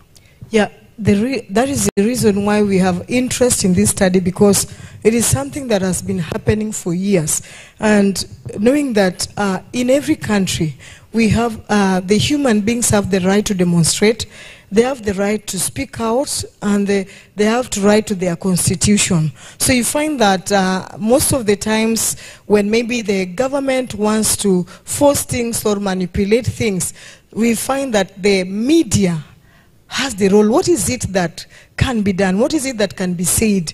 What is it that, what role can the media voice out for the effect of human rights in this country, so that these events that occur every year after another can stop?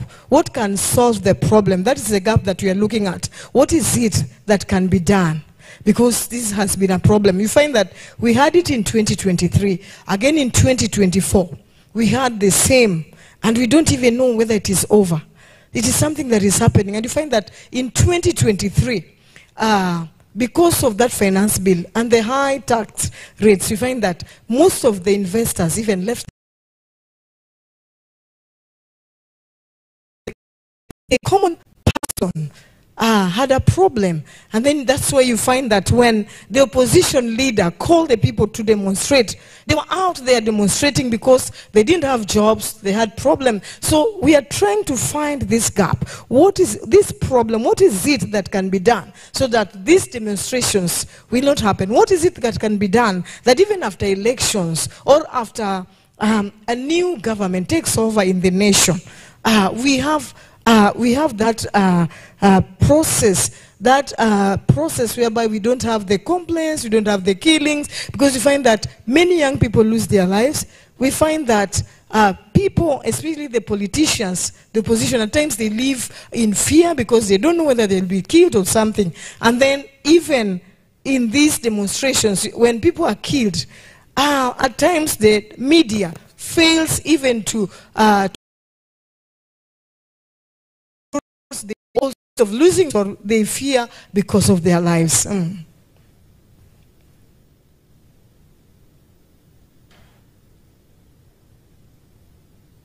other question? Or was your question well answered? Any other concern? Okay, as she's putting it, she says that this is work in progress. There's always a room for for improvement. So as you continue, I know you're working closely with others, develop a good proposal and do a good research. I don't know whether there's anybody. Maybe you can have your seat, because I don't see anybody else with a question. We had 2 people who were not presented. I don't know whether they have arrived. One, not 2, because the other one I was told was not supposed to present today. There was this gentleman by the name Dan Okoth. Dan Okoth? He's still not there. Okay. There have not been any other person. I tend to maybe request Madam President to come and make her remarks. Not now. Okay. Any other question? Because I think we are. I think it's around 4:30. So almost 5, yeah? So we've even taken much of other people's time, because there's a session coming up after this. Thank you so much for everyone who has. There is somebody with a question there. Thank you. My question will go to the first presenter, Professor Te. If your presentation was quite illuminating on the competing roles of journalists in state media control societies. Now, of the one thing I did not get, of the various competing roles, is there a particular role that journalists in these societies maybe tend to coalesce around? Could it be that they become collaborators, they give up and become collaborators, or they become subtle resistors? Is there a particular role that your study noticed that journalists tend to adapt in the face of state capture and state control?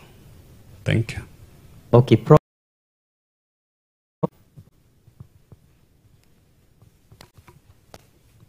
Well, yes, I know we're running clearly out of time, but it's such a good question. I would love to speak about it for a long, long time. I studied exactly that in my PhD project, and I looked at these different commitments or loyalties. So one would be to the owner, one would be to the profession, one would be to the nations. Those were the 3 that I looked at specifically. And what I found, one has to differentiate between the journalists' internal drive and their loyalty in real professional life. But their internal drive is much less to the owner than what you would think on the surface, what is coming out in the media. Do you understand what I'm saying? I'm saying that they are not, when I interview all these journalists, they are not really committed to supporting the owner through their reporting. They have professional commitments. They also have a commitment to the nation and to the people, which would be higher, personally. But at the end of the day, they keep practicing government supporting journalism for other reasons. Thank you. Thank you so much. Thank you so much, Professor. And the rest who have presented, kindly clap for them.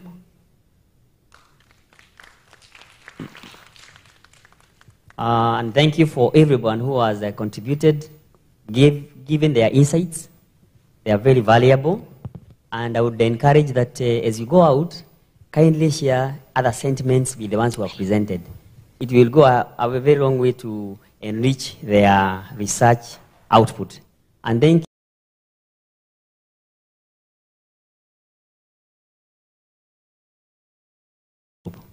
you.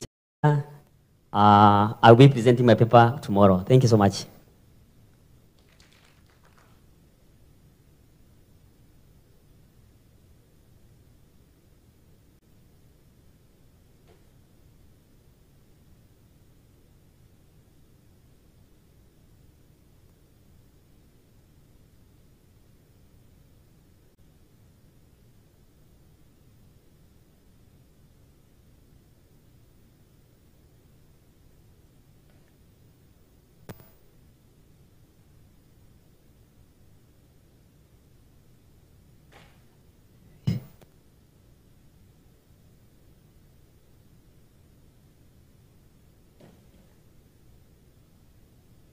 Sorry, thank you.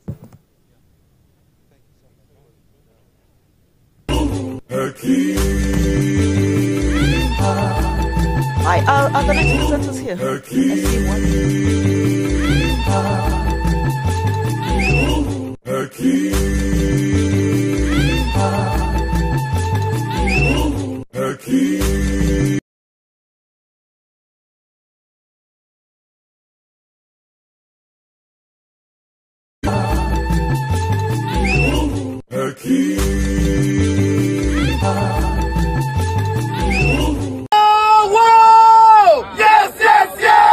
Welcome all delegates for the EACA Conference 24 hosted by the University of Dar es Salaam, Tanzania. Welcome to Zanzibar! Zanzibar! Hakuna Matata!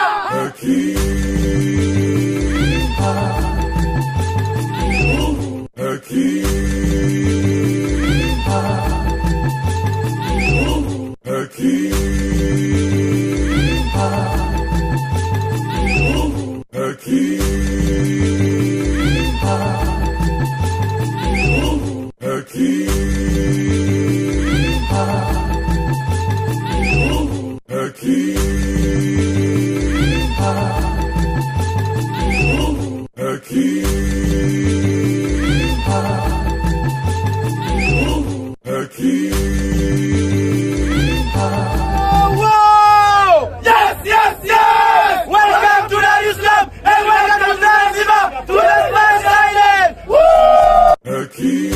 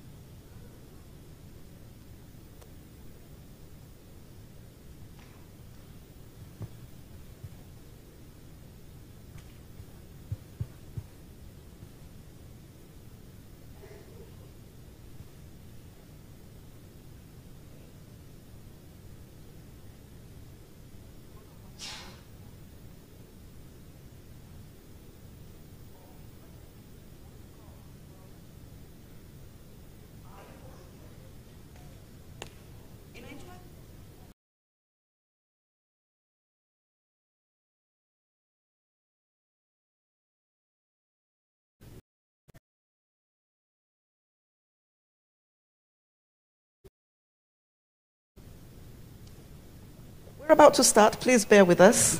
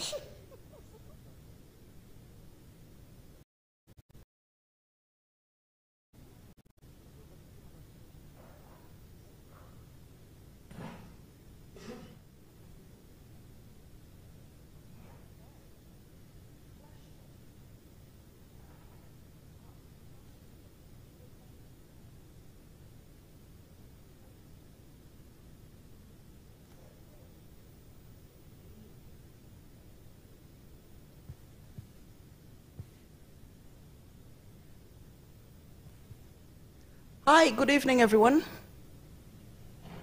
I only hear one person for some reason, Amy. Good evening, Amy. Okay, so we have our next session. Yeah, it will go for an hour. And we actually have 4 presenters with us. So Dr. Sandra Pitcher will be the first one from University of KwaZulu-Natal, South Africa. We'll talk about Wikipedia. Said what? Who are you? Yes, about that one. Okay. Here, and the third one, Rashid, is not here, so Dr. Dotto will be our second presenter, and then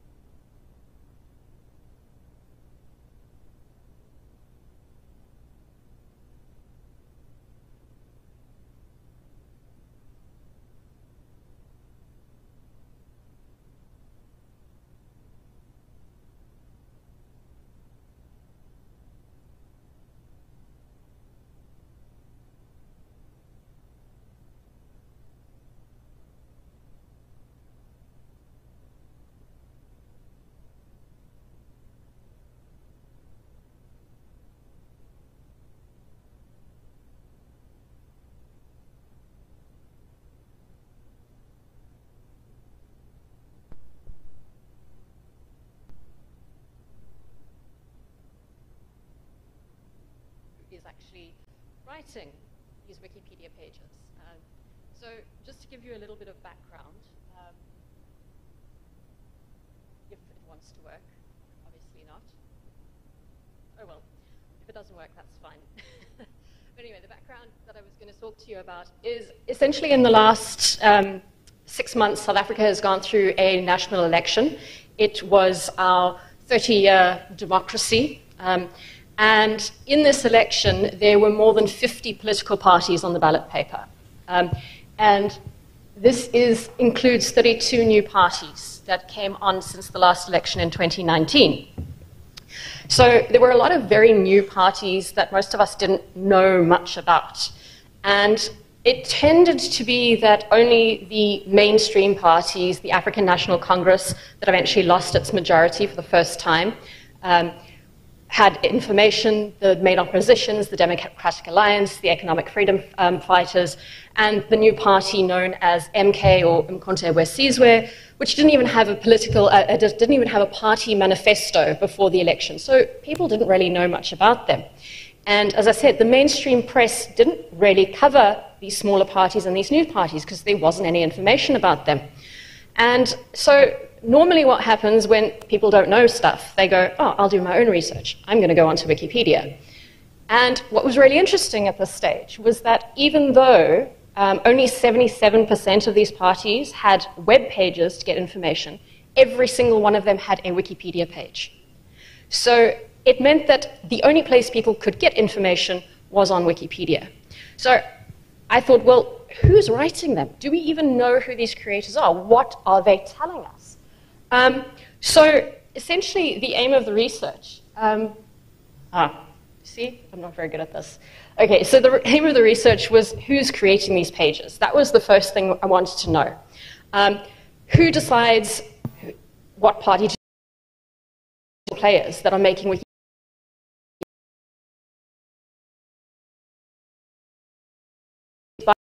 page can create a page. Anybody who wants to go and edit a page can go and edit a page, unless it is locked. There is no South African political party whose page is completely locked. The African National Congress has a semi-protected page, which means that you have to be a registered user. That doesn't matter who you are. You can go and edit. Every other political party, it's open season. The second thing is who's maintaining these pages? Who's editing them? Okay, because often what happens is if you create a page, it doesn't mean that you are responsible for the authorship, because other people are adding to it all the time.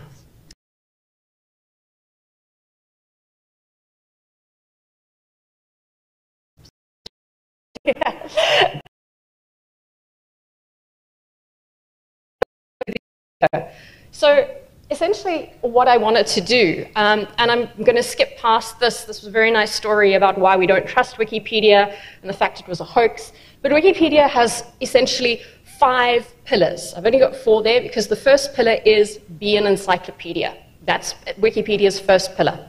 The second pillar is that you need to be, the information cannot be original research, and it has to have a verifiable source. So you've got to make sure that it's got a verifiable source. And the way that they categorize it is it has to be something that has been published in a reputable source. So this can be newspapers, it can be journals, academic journals, it can be books, anything like that, broadcasts, YouTube videos, anything that gives some sort of evidence.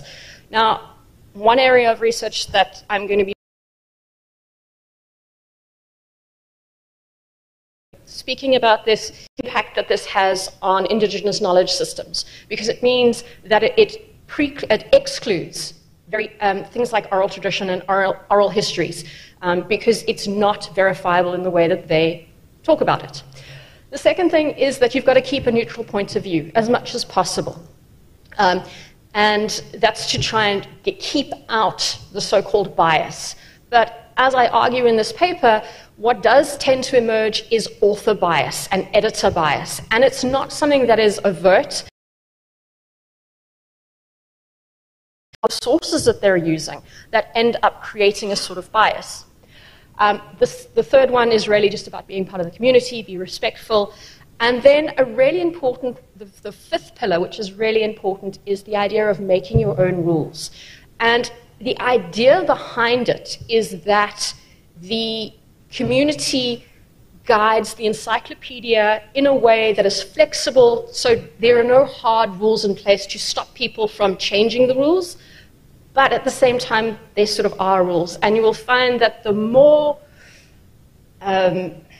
expert you are at the site, the better you know how to navigate these policies, the better you are at navigating these guidelines. So it kind of, it's a little bit of a catch-22. Okay, I'm going to skip my methodology because no one likes methodology, it's boring. But just so you know, I did use a lot of help with computational analysis, and I scraped a lot of Wikipedia using different AI tools. But essentially what we found was that, well, what I found, not we, what I found in this is that just before the elections, and after the elections, there was an uptick in user engagement. So it meant people were looking at these parties. In fact, the only party, and unfortunately my little arrow has disappeared, otherwise it would be there and you could see it, but the only party that saw a decline in traffic was the ruling African National Congress. So there is sort of an implication there that maybe people were moving away from the ANC. They wanted to find out more about parties that they weren't sure of previously. So that was kind of the first part of the research. There is definitely something going on here, and it's important to kind of note this because it means there are people wanting and looking at this information because obviously they're not getting it elsewhere. So then I started digging into who these people are. And what I found was that out of the 51 parties that contested the election, and of their wiki, actually only 17 authors. So there were very few authors. And what was most surprising is that there was one particular user who had created more than a third of the political party pages in South Africa. The main parties, the ANC, the Democratic Alliance, the EFF, they were not part of that.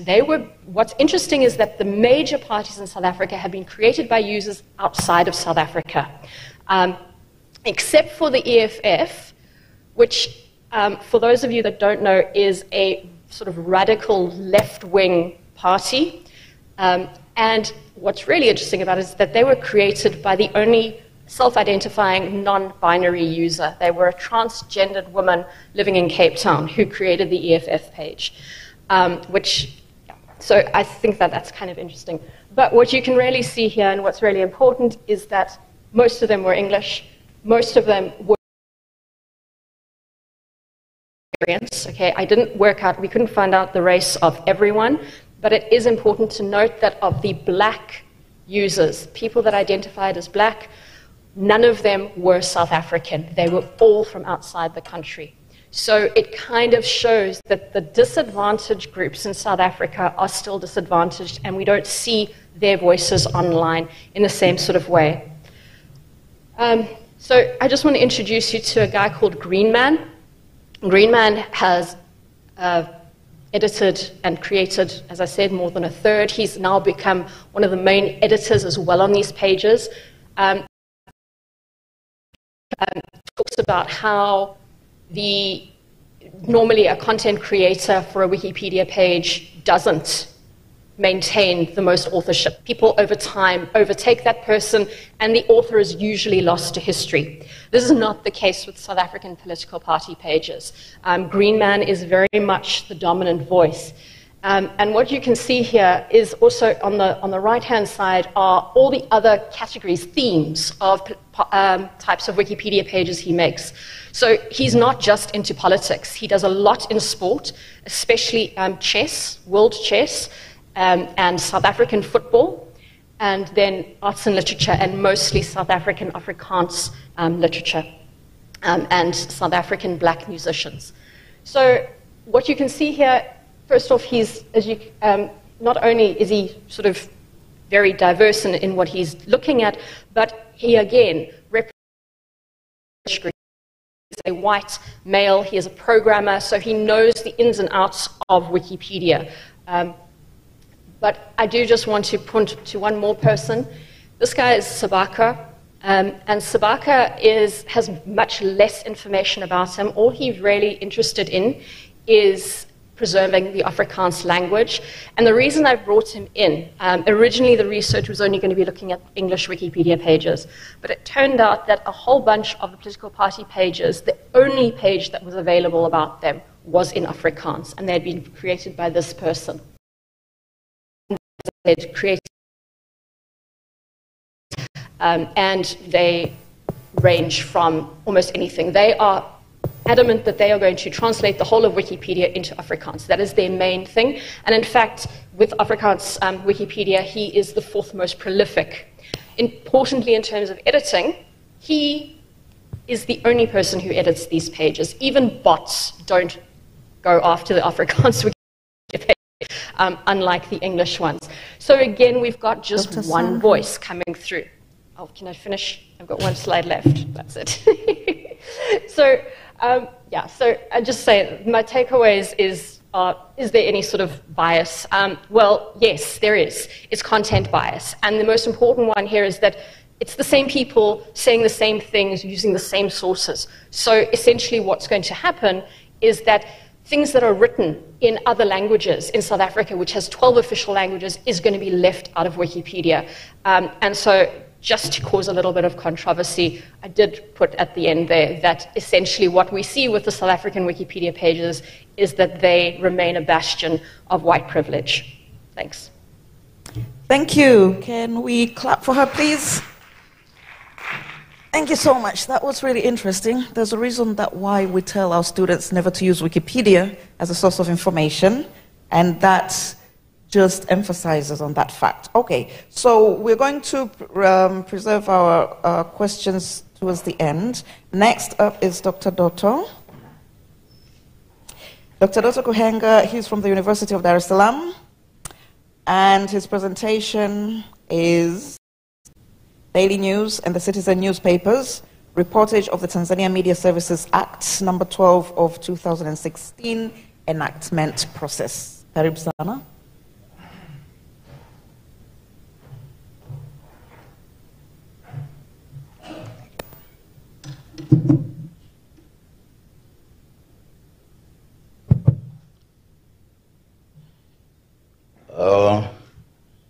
Good afternoon. Well, maybe because of time, I can just start. As he said in the presentation. Well, basically, the study is actually a co-worked study. Me and Zuhura Mtatifikolo, who could not make it here. She works with the Parliament of Tanzania. And the study is about an analysis of Daily News and the Citizen newspapers, reportage of the Tanzanian Media Services Act, number 12 of 2016 enactment process from September to November 2016. That was the time this law was enacted. The process began a few years ago, but in 2016, that's when the enactment process actually took place. And towards the enactment, it was actually a very fast process, which actually took this month, and the Parliament discussed the bill for a very short time at that moment. And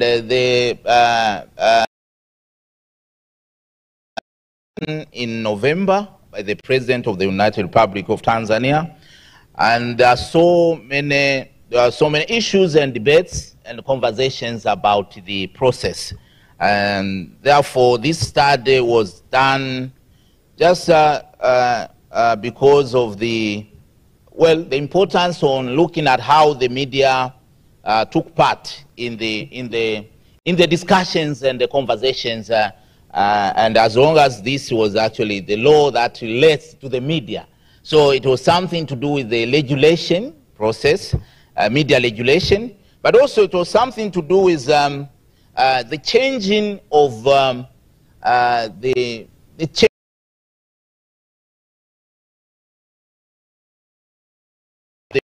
because we have been having the law that existed for many years. I think the last media law was the Newspaper Act, which was a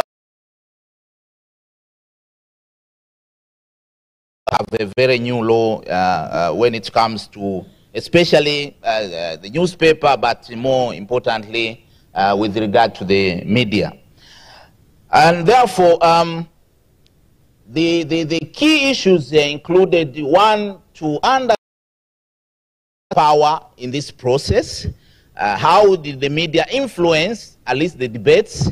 How did it influence the key issues that were addressed within this Media Service Act? And the other issue included the concerns that were do is how would this law now address the key issues that have been into the public domain, especially with the media in Tanzania. For instance, issues to do with defamation, issues to do with the independence of the media working, but also the professionalism of the journalists, and even issues to do with what kind of education, for instance, that will allow the journalists to be practicing as journalists in terms of, for instance, whether they should have a bachelor degree or they should have a diploma and all that. So these were the key issues that actually surrounded the whole process. And therefore, the key objectives of this study, or maybe before that, but also the other concerns included issues to do with how the media now frame key issues that concern themselves. Because we have seen media doing a lot of framing on issues that are not concerned with the media, but rather they are concerned with other issues such as politics and all that. And therefore the other key issues was actually to look at how the media now frame issues that concern themselves. Issues that concern journalists and all that. It's unfortunate that the presentation still cannot, but at least you can follow, right? Yeah, so the objective included, one, to look at the nature of the information that surrounded the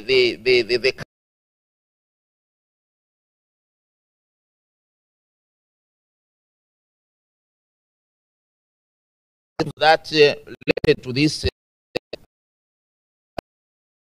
the objectivity, because this was the issue that concerns journalists, that concerns the media itself. Now, how far they were objective in reporting this particular process.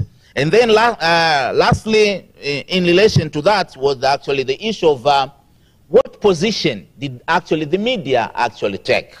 And therefore, looking at these two major newspapers, the Daily News, that is the public-owned or government-owned newspaper, but also the Citizen, which is a private-owned with high reputation and high circulation, so to speak, were actually the key samples or the key case to look at the coverage. And the theory that guided the study, there are two theories. One is the popular agenda setting theory, but also the framing theory in relation to how now different aspects were framed by these newspapers at this particular time. Design, which actually included so much of content analysis, and the content analysis actually was on the articles and the editorials. And well, within the methodology, we even found some of the earlier findings, including that it was so surprising that these newspapers actually had a very few articles and editorials actually covering the issue that concerned them. And we found, because this process was now purposive, we found that there were only 10 articles in the 3 months. I mean, from September, actually covered the enactment process, which actually 6 were from the Citizen, and 4 were from the Daily News. And even another surprising issue was that there were no serious editorial actually dealing with the issue within these 2 newspapers. Now, the findings in brief. One, in terms of the nature of the information, the 2 papers were instrumental, yes, in defining and describing media service, which was actually more of giving information about what the law would actually deal with. And they were in a way not so much biased, but they did not cover the very controversial issues, the key issues that most of the journalists, most of the media stakeholders would actually expect that these newspapers will be covering. But another thing in terms of objectivity, well, balancing in the news story was really hardly observed, whereby not because the newspaper lacked bias, but because the 2 avoided to make any serious allegations, serious concerns towards the government, towards the key stakeholders in terms of what actually the act will actually be dealing with. And even the sources and the facts and the opinions were facts that you just mentioned, that the law will be dealing with this and this. But looking at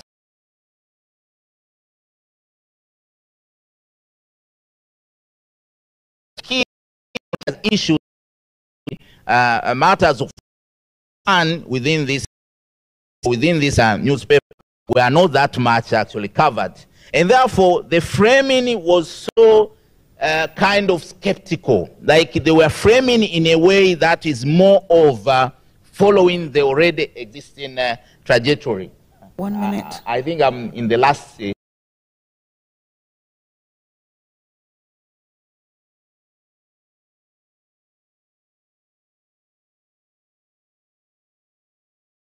editions of the papers. One, as I said, there were no editorials when you look at these 2 newspapers. But also the articulation of the articles were more of just the hard news, the pyramid, you know, like following who said what was said, and all that, without looking at the other styles, other aspects that actually go into the key aspects. So definitely the coverage of the Media Service Act, yes, it was there of covering the critical aspects, the critical issues that were expected. It wasn't actually done as expected. But also, this has led also to more issues being discussed, and people now have been talking about a lot of issues. The conversation has been more on doing the amendment and also, you know, removing some of the aspects and all that. And so we think this was because of how the coverage wasn't that much critical. And therefore, lastly, the recommendation is that media stakeholders in Tanzania need to be more prepared when it comes to participating in critical aspects or critical with funds and all that, but also arguments backed with facts should actually be used, so that issues to do with credibility, but also dealing or addressing issues that concern them should be done in a way that is more objective. And lastly, policymakers need to ensure that instead of just dictating what the rules should be, there should be more conversations, open and participatory procedures when it comes to different laws, not only media laws, but also other laws. Thank you. Thank you, thank you, thank you. Thank you so much, Dr. Dotto.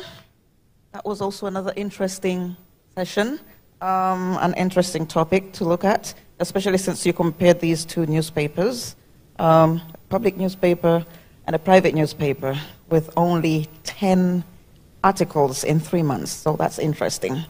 Okay, so Amy, you're up next. So Amy here, as I said, Amy Larson, right? Yes. Amy Larson, she is the Director of Global Field Engagement and Strategic Projects Democracy Forward Team from Microsoft US. And her presentation is about abusive AI-generated harms and AI solutions to promote democracy. So, the 10 minutes are yours. Okay. Good afternoon.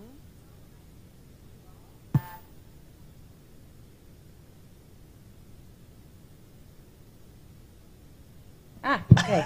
Good afternoon. How is everyone doing? Good. It's so wonderful to be with you all. My name is Amy Larson, and I am strategic projects for Microsoft's Democracy Forward team. I'm here at the invitation of the U.S. Embassy, so thank you so much for that invitation. To be able to deep dive into a recent paper that Microsoft has published on protecting the public from abusive AI-generated content. And I wanted to take this opportunity to step back and look at a couple different examples across several different regions and several different aspects of the potential harm landscape as we are seeing it, and to share some of our insights, and obviously to continue to learn from all of you and your expertise as well. The mission of our team, by the way, is to preserve, protect, and advance the fundamentals of democracy by promoting a healthy information ecosystem, by safeguarding open and secure democratic processes, and for advocating for corporate civic responsibility. A little bit of context. I'm based in San Francisco, but Microsoft has been present in Africa for over 30 years. We have offices in 12 countries across the continent, including several of the countries that are represented here. We have more than 1,900 full-time employees and work with over 21,000 partners throughout Africa. And in the 3 decades since we've been here, we've invested in the tech ecosystem, including in cloud infrastructure, in development centers, in skilling and capacity building. We also have a sister initiative called the Airband Initiative that is working to close the connectivity gap throughout Africa and the world, including in the United States, and has committed to bringing broadband connectivity to over 100 million people, with a significant portion of those in East Africa. I think it's important to continue to remember that even as we push the cutting edge forward, there are about 2.7 billion people who still lack access to the internet, and about 700 million that don't actually have electricity yet. So there is so much we need to do to help everyone build on the promise of connectivity and new technologies, including AI. So we never lose sight of that in the work that we're doing either. So like all technologies, AI can create many opportunities, but in the hands of bad actors, obviously AI can also lead to harms, such as through the creation of deceptive synthetic content and deepfakes. Just so we're all on the same page, a deepfake is a fraudulent piece of content that can be an image, audio, or video that has been manipulated or created using AI. Often, this synthetic content is trying to replace a real person's voice or image, or both, for the purpose of deception or fraud or a scam.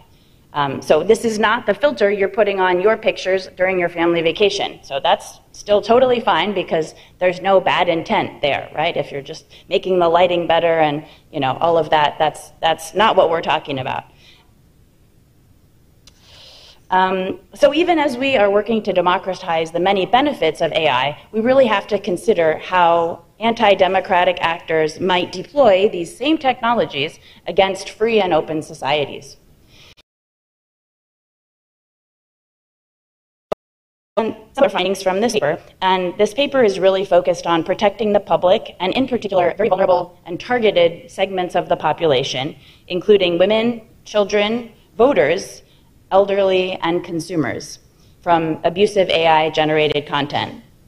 So we've outlined our approach in this recent policy paper. We describe how AI tools can now quite easily create highly realistic media that can deceive and manipulate individuals and communities.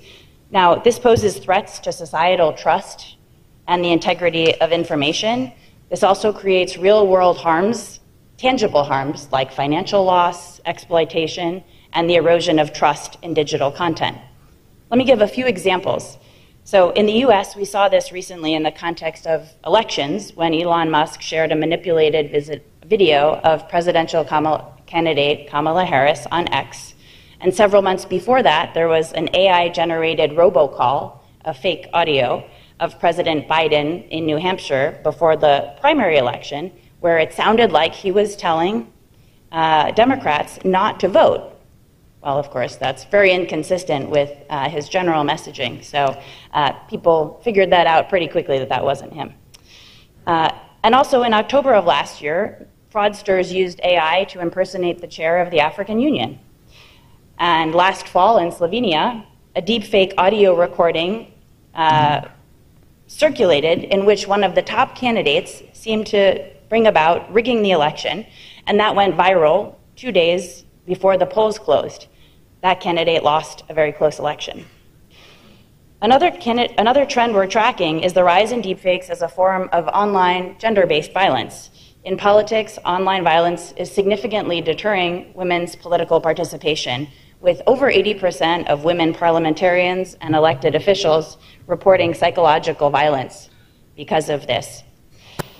Women also face harassment over 60% more frequently than men, and this is a real fear of having a chilling effect because 1 in 6 women leave politics globally now during their first term, citing some of this as a reason. We saw in Kenya recently a fairly poorly done deepfake video that implicated the Kenyan president and the new female head of the Ministry of Defense. So we're really concerned that this rise in AI deepfakes could shift the demographics of who runs for office, who stays in office, and the very fabric of a fully representative society. I want to also share one more story about the use of a deepfake in the corporate environment, and then tell you a bit about how Microsoft is approaching some of these problems with our technologies. In January of 2024, there was an employee of a Hong Kong branch of a big company, and he received a message from someone who said they were the chief financial officer, the CFO. So he joined a video call, and on the video call, he saw what seemed to be his other colleagues. But these were not his colleagues. They were actually deep-faked versions of his colleagues, taken from publicly available video. And during that meeting, they all agreed that this gentleman should agree to transfer millions of dollars, which he did. He transferred $25 million. That was a $25 million loss for the company. This highlights the growing sophistication of imposter scams using a lot of these technologies. Last year, they amounted to $2.7 billion in losses, with over a third of organizations around the world saying that they have encountered voice deep fake fraud attempts. So in our paper, we talk about a lot of different ways that we're trying to approach this challenge, and I'll talk even more about all of this tomorrow morning, so don't worry, we only have 2 minutes left, but there's a lot more, so please come back for the 8:45 a.m. keynote. There's more, for sure. But let me just overview how we're planning to address this problem from a broad framework perspective.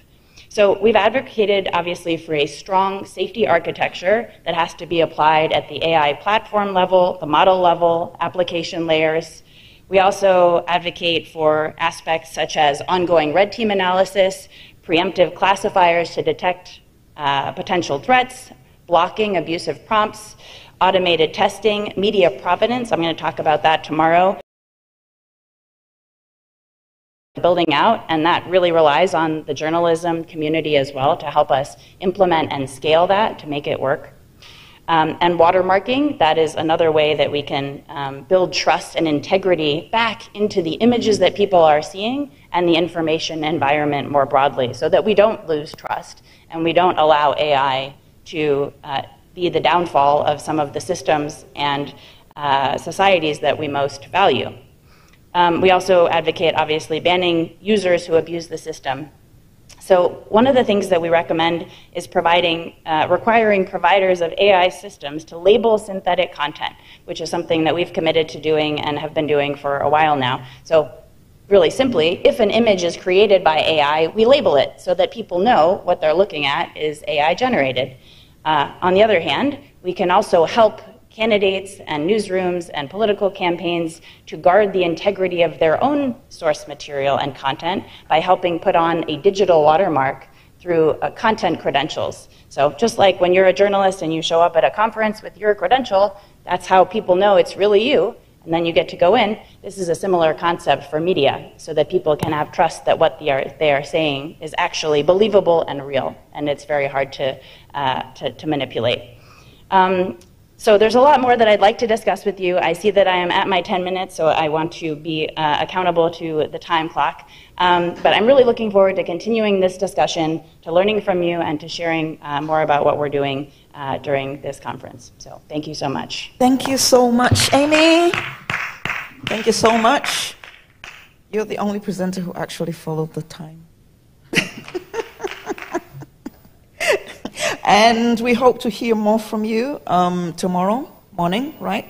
Yes. So we do have our final presenter, so Dr. Samuel Mwafisi. He's a legend in the media sector here in Tanzania. So please clap while he walks down. And Dr. Mwafisi is from Dar es Salaam's Tumaini University, Tanzania. It's called Iringa University now, right? Or it's still called DATU. Okay, DATU. So that's Tumaini University, Dar es Salaam. And he'll be talking about the interrelationship between media, democracy, and elections in Africa. Karibu. Asante sana. When we are in this room, it's very difficult to know whether it's good morning, good afternoon, or good evening. Therefore, I can only say jambo to all of you. My presentation is divided into two parts. The first part is going to be about the relationship between media, democracy, and elections in Africa. And the second part will be about how TBC, the public broadcaster in the country, covered multi-party elections. And that was a study I did for my PhD program, and I've made just a brief of it, not the entire paper. So most African countries achieved their independence in the early 60s, and most of them had multi-party political system before independence. However, not long after independence, they adopted a single-party political system that lasted for almost 3 decades up to early 1990s. The drive for introduction of multi-party political system in Africa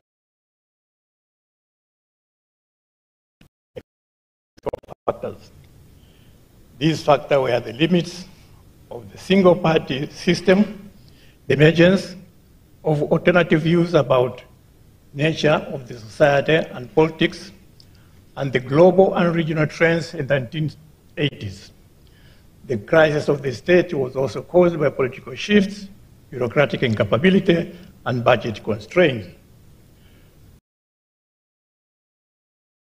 Included the Western world pressure on African countries to adapt the multi-party political system, the collapse of the former Soviet Union and Eastern Europe, which had provided a model and justification for single-party system in many African countries.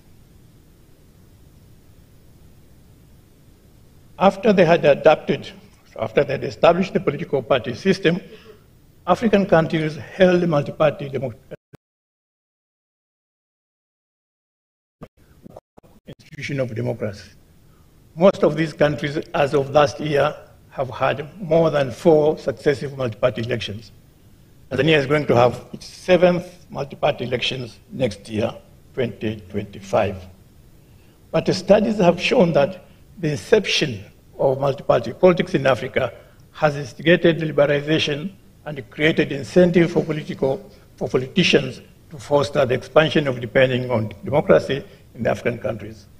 Study has also shown that repetitive multi-party elections have contributed to increasing the democratic equalities of political regimes and the broadening and deepening of civil liberties in African countries.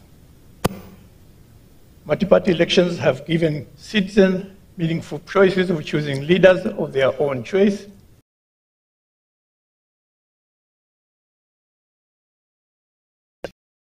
that multi-party election did not have flaws.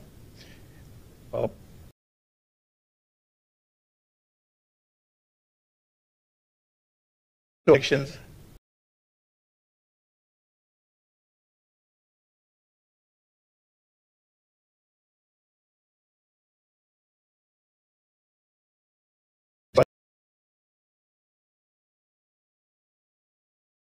and now about parties to parade democratic credentials without reforming their regimes. It is also our conviction that Africans had high expectations of what multi-party democracy could establish in Africa in terms of democracy. We believe that they were witnessing a new era in which they will have more democracy than before during the.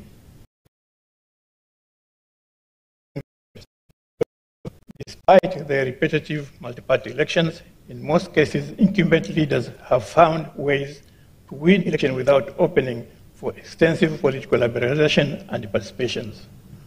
Although political reforms and civil rights have been formally recognized, they are imperfectly observed in practice, particularly in between general elections. Therefore, the lessons so far from the most African countries is experience is that democracy can be possible without being democratic. When we come to the concept, a lot of one professor, Jacobus, from I think it was somewhere in the Eastern countries, says that democracy is a system of government that assigns the ultimate responsible to the public to decide how to they wishes to believe, but recognize when it makes that independence. Therefore, the media during elections process is obliged to empower the people by providing them with civic education and the candidates for which they vote.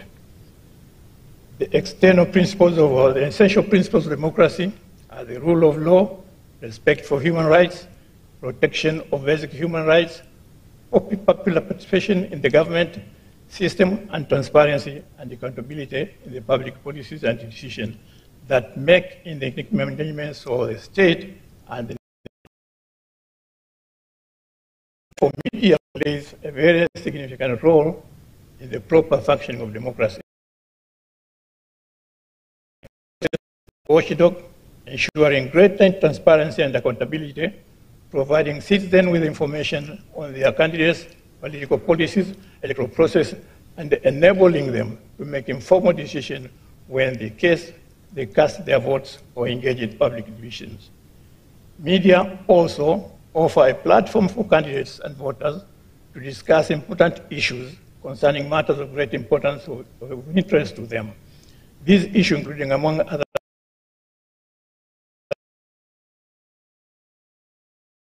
policies, the Electoral Management Commission. Therefore, the media are essential to democracy, and free, fair, and credible elections process is impossible.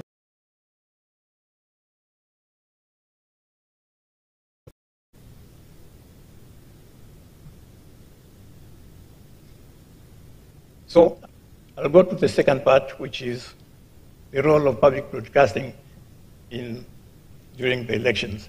And I've taken the TBC as a case study.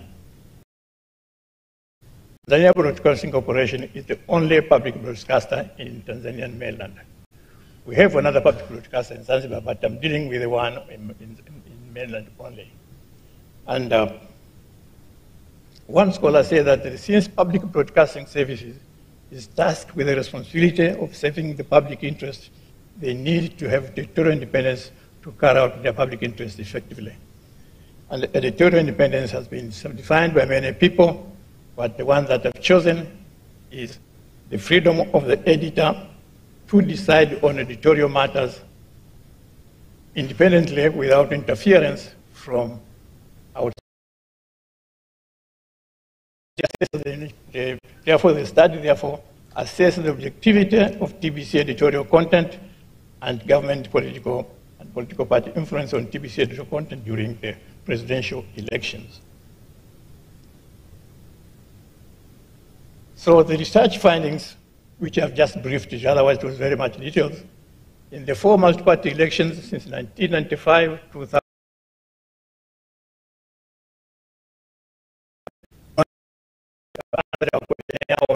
our interview or took part in the group discussions, admitted that TBC coverage of the presidential election was biased in favor of the presidential candidates of the ruling party. Research finding provided the following reason for this bias: the financial power. The study found that factors responsible for the big coverage in favor of the presidential candidates of the ruling party. Study has proved, for the one by Mariam Kono, that a political party that has financial power has a vital advantage compared to the other parties. Then there was a limitation of the budget of TBC, its own budget, which was allocated from the government, and therefore it could not cover all the areas in Tanzania. And that one, because of the limitation of that finances, they just selected some few areas that they could cover. There was also a shortage of human resources and equipment. They could not cover all the presidential candidates because they had short of human resources, they had shortage of cameras, equipment, and whatever. And that also caused the biasness, because they did not cover the other parties as much as the ruling party. The other factor is the status of TBC employers as civil servants.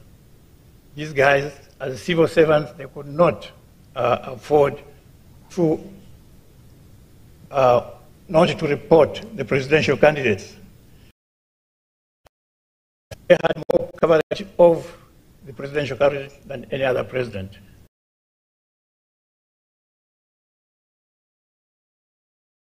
Presidential candidates of the ruling party and the other political parties, they choose to go for the presidential party of the ruling party. But then one national leader said it's impossible, or it's difficult for a national sponsored, state supported to leave the presidential candidate of the government and cover the other opposition parties. But the other factor was mistrust of the opposition leaders. They did not of the public corporation. There are many. The other one is a leader, a national leader of a political party, who were invited in the studio during the 3 months of electoral campaign, and he sat there, but when the camera was ready to record, he stood up and walked out of the studio. These guys in the TBC thought he had gone out for a short call of nature, but only to find out he has gone home. He has left the place. And when he was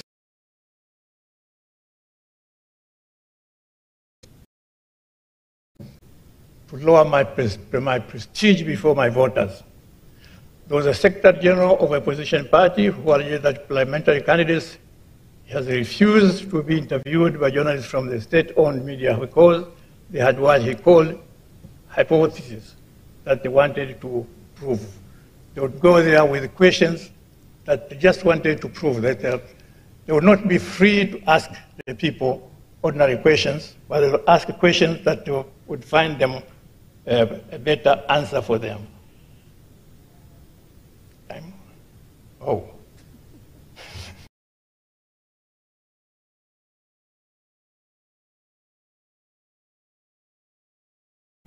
And the public broadcaster will always broadcast them into slow news stories, and that one may give you a little more time. There were many successful campaigners for the presidential candidates, and then there was self-censorship in the newsroom. Then there was government and the political influences in the whatever. That is, for example, the leaders of local governments are members of the ruling party, and therefore they would say that a certain public meeting has not been. The opposition party were not there, or did not hold their elections.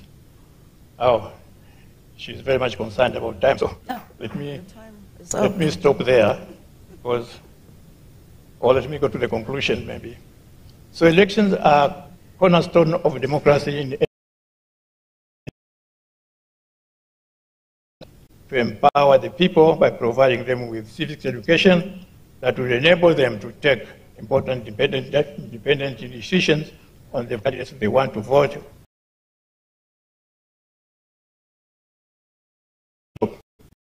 Ensuring greater transparency and accountability. Although TBC is an autonomous public broadcaster with editorial independence, its editorial independence is being compromised mainly by the structural bias, self-censorship, and to a lesser extent, the partisan bias and the laws. These are responsible for BBC-based biased editorial content which favored the ruling party and the presidential candidates of the ruling party. Public broadcasting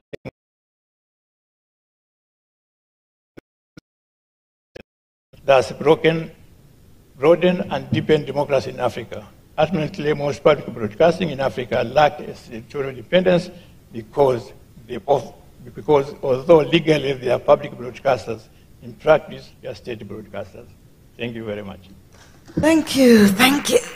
You know, when you're a legend, you have some priorities over others, such as going just a little bit beyond time, so that's fine. Okay, so have around and something. Sandra, picture talked about basically Wikipedia. Where is she? Oh, you're there. I was looking for you here. Okay, she basically talked about Wikipedia and all the political pages in South Africa. We had Dr. Kuhenga and Zuhura Mtatifkolo. We talked about the news and the Citizen newspaper and their coverage of the Media Services Act. And we had Amy Larson from Microsoft, a very interesting presentation about AI and deepfakes and how it affects society and political outcomes in general. And then Dr. Samuel Mwafisi, also with an interesting presentation about the Tanzania, democracy in Africa, and then zeroing in the Tanzania Broadcasting Corporation, TBC, which I always used to ask a question, is it a public broadcaster or a government broadcaster? I'm still not clear on what's the difference.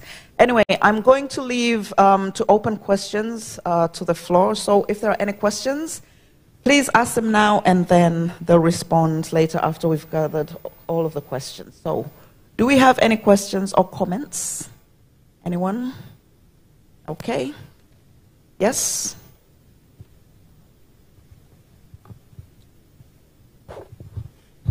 Yes, first of all, I would like to thank the presenters, previous presenters, for the good work done. My comment is goes to the last presenter.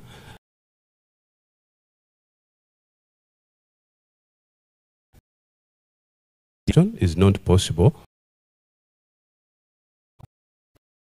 2 words, actually.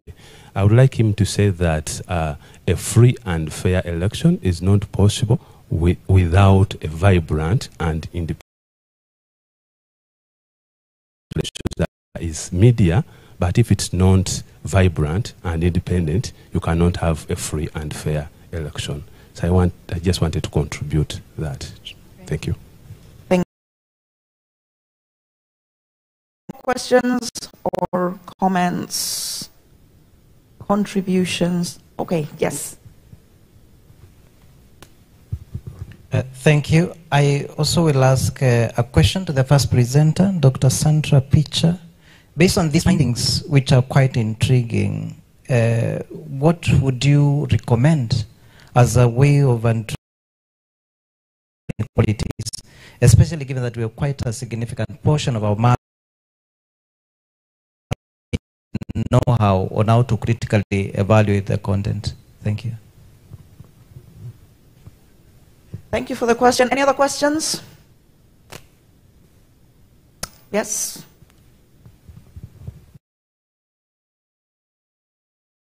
I'd like to ask last presenter, does he truly think that the model of public broadcasting can work in the political dispute? Thank you.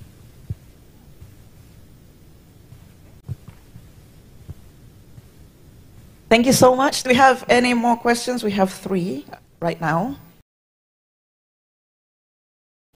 No questions?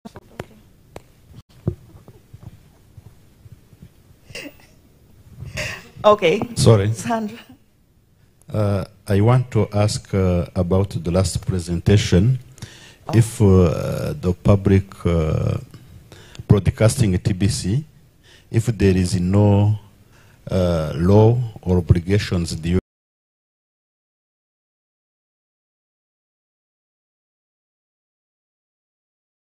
to be somehow fair in covering campaigns between political parties without giving more time to ruling party. Okay, thank you. There's a question there.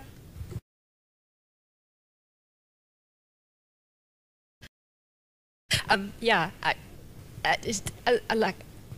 anyway, I just wanted to know, I think it's great that Microsoft is thinking about dealing with deepfake in the way that you've suggested. I think that it's really interesting. What I'd like to know, though, and I think others in the room who are journalists would like to know sort of,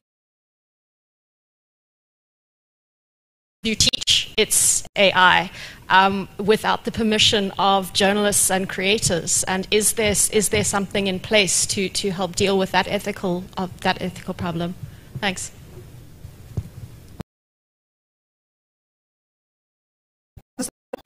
I'll add the 6th one to Dotto.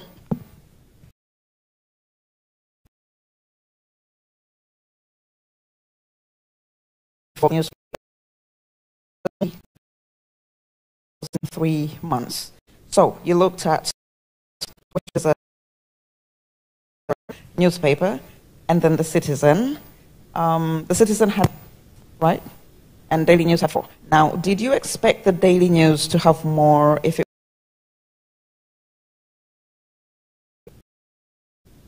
government act, just because they're the media, but then they're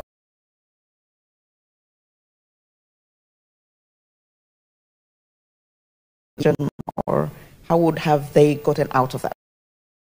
Okay, so Dr. Mofisi, you have the most questions, so I'm going to. So there's the first one asked about the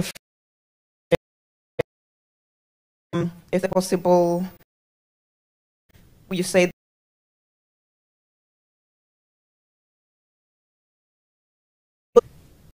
pardon? Also, it was just a comment that not just free and fair, but they need to be vibrant and so and so. So that was just a comment, but there is a question. The mode of public broadcasting, can it work in Africa?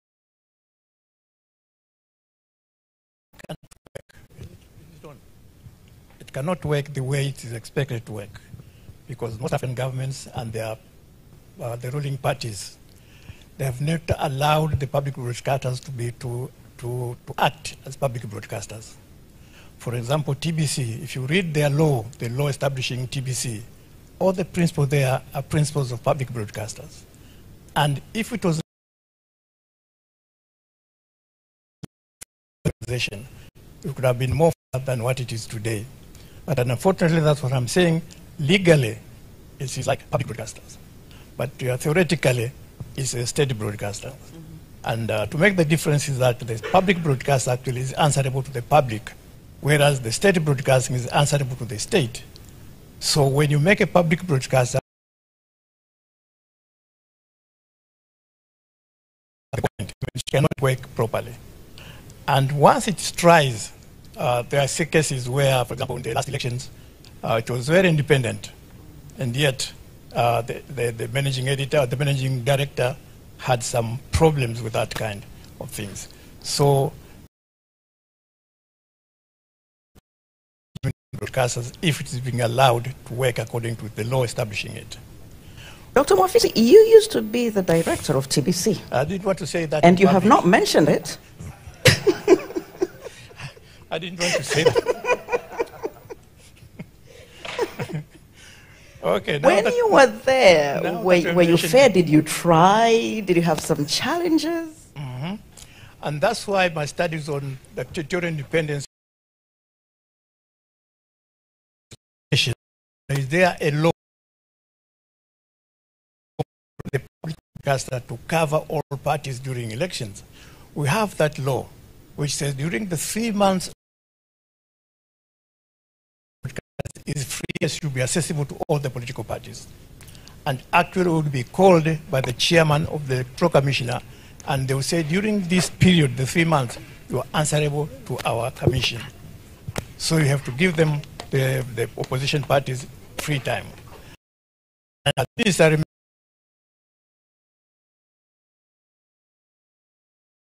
as long as they don't use abusive language. But then when it comes to the realities, we did our best to establish committees and make sure that we are biased. So I asked, what's happened? Because I was the chairman of this committee that was supposed to work to ensure that TBC during the 3 months of political campaigns is independent, but it did not happen. So when I did the research, those are some of the things that have come up.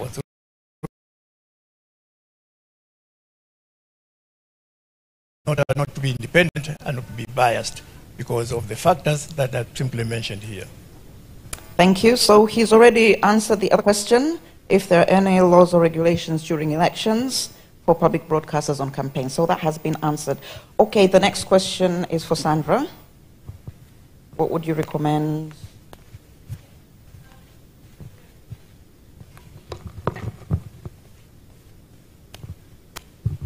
Okay, so I'm very it was essentially open to look at the academics in the room and say, teach your students. But what I would say more seriously is that there are Wikimedia do what they call open callings, and they bring people in from local communities to teach them how to use Wikipedia and best ways of doing it in more diverse parts of the world. It is at the moment in Africa.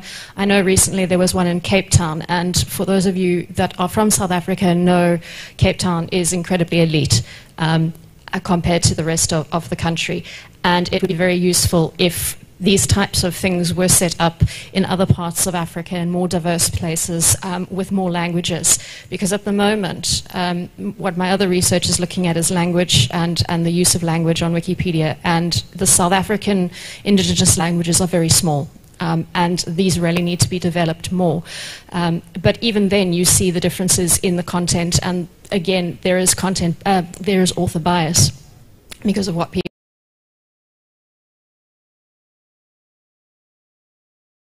that learn how to use it, the better it's going to become. I'm very much an advocate for, I'm not saying Wikipedia is a completely bad thing. It does have its uses. But the more of us that can use it and know how to use it and to judge it, the better it's going to get and the more useful it's going to get. And yeah, as a final thought, it is more reliable and more accurate than the Encyclopedia Britannica is anymore. So yeah, thanks. Okay, thank you, Amy. What is Microsoft's position using AI to teach AI? Thank you for the question. I appreciate it. I wanted to share a couple things in response to that question. So one thing that I wanted to share is that our responsible AI team, even though ChatGPT has kind of just become kind of popularized within the last year and a half or so, our responsible AI team has been in existence for about 8 years. So we've been thinking really hard and carefully very, very long before this has kind of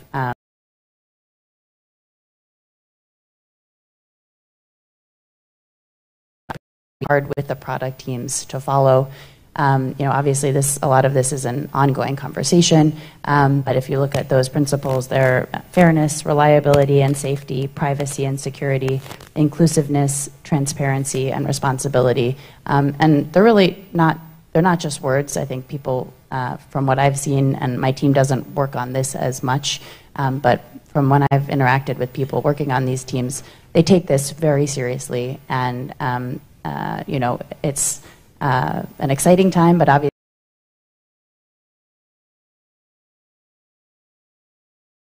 want to do the right thing.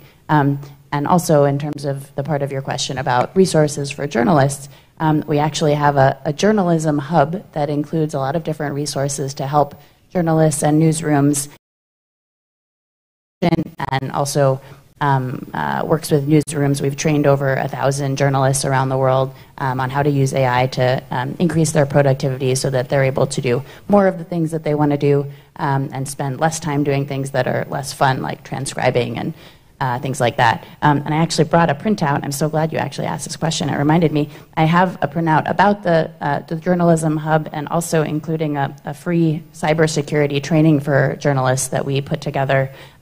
It's 45 minutes long and available to everyone. So I encourage everyone to pick up one of these one-pagers that I'll try to leave outside tomorrow.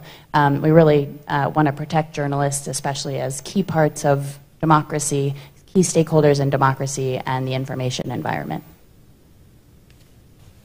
Thank you. The final question is what I asked Otto. Remember what I asked you?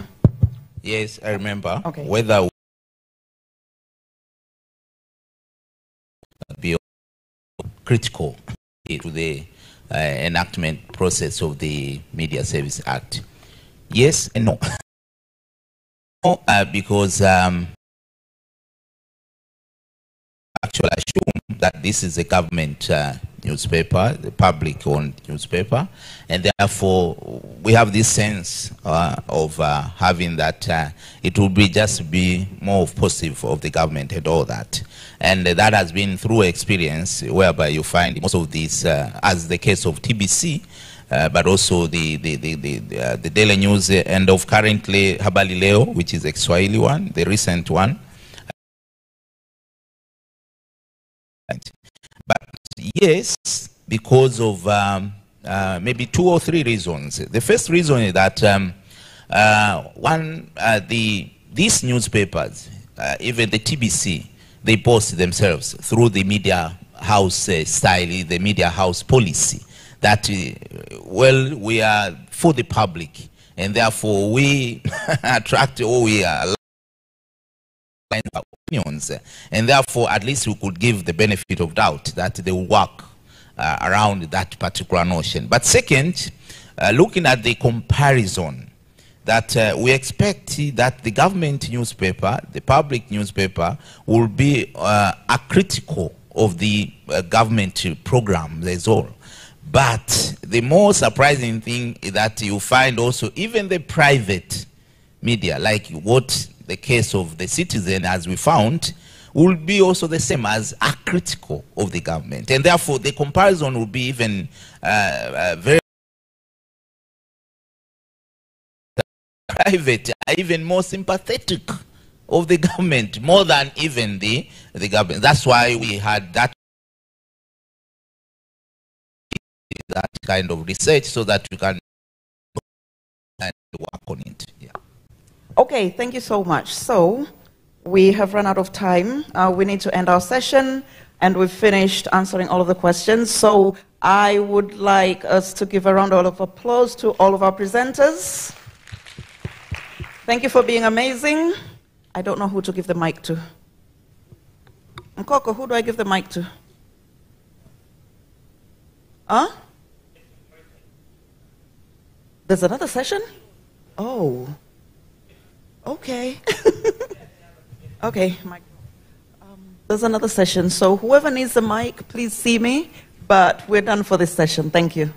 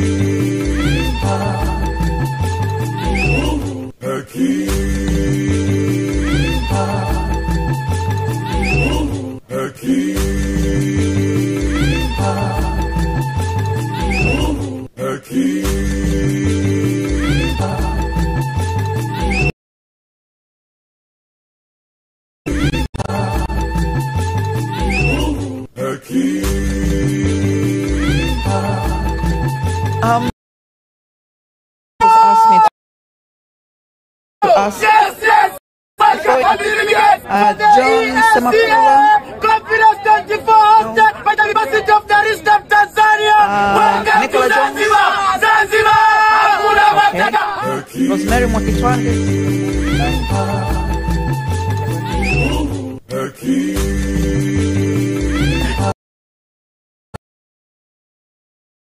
Aya Nganda, okay, here.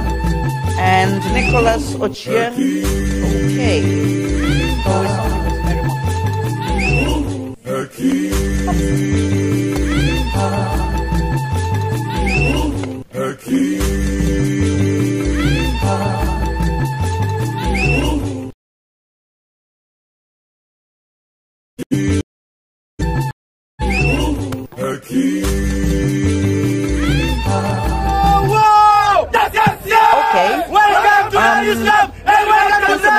So it's only Is the moderator here? Okay. So I've been appointed moderator for some reason. Okay. You have your presentation.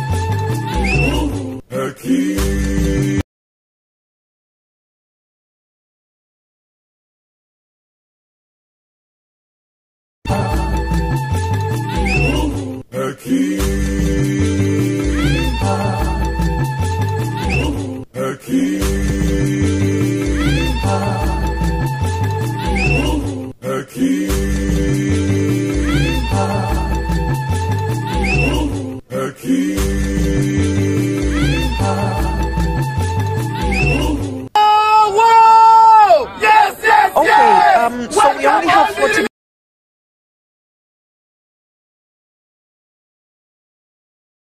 Appreciated because they'll be waiting for us outside the cocktail. Okay, so we're going to start with the first presenter, who is John Semakula, Uganda Christian University, assessing the consequences of digital disinformation on public opinion during the 2021 general election in Uganda. Thank you.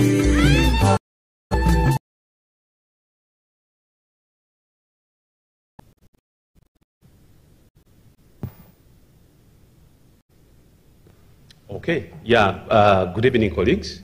My name is University. I would like, first of all, to state that my topic has changed since then. I'm a PhD student, and one lesson which I've learned over time is that I want something changing, and I just appreciate that because it's a learning process. Is the role of digital media platforms in politics, a case of the 2021 general elections in Uganda. And yeah, the topic originates from the period of COVID-19. Uganda, we had to carry out or to conduct an election, but the issue was that we had COVID. And the National Electoral Commission banned huge political rallies, which meant that we had to opt to utilize digital media platforms. So that's how we ended up there. And, oh, okay, what has happened? Okay, so he's actually coming.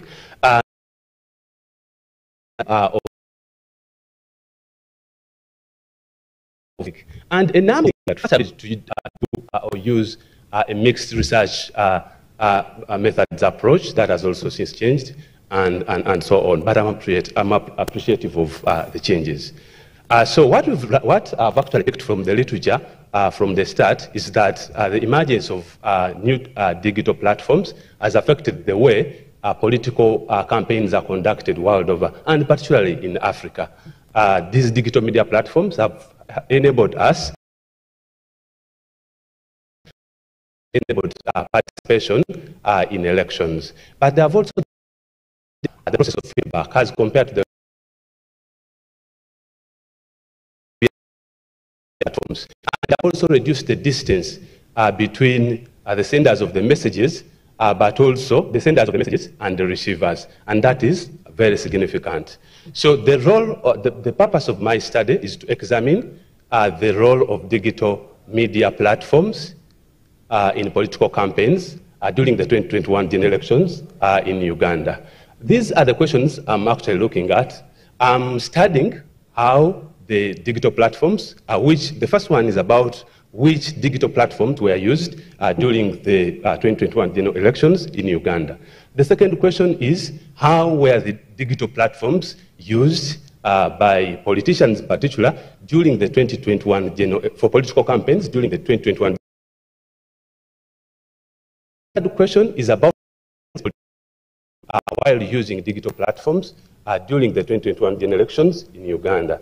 And the last one, which is actually the fourth, I'm looking at how the use of digital platforms in political campaigns affected the results of the general elections, the process of the general elections. Those are majorly for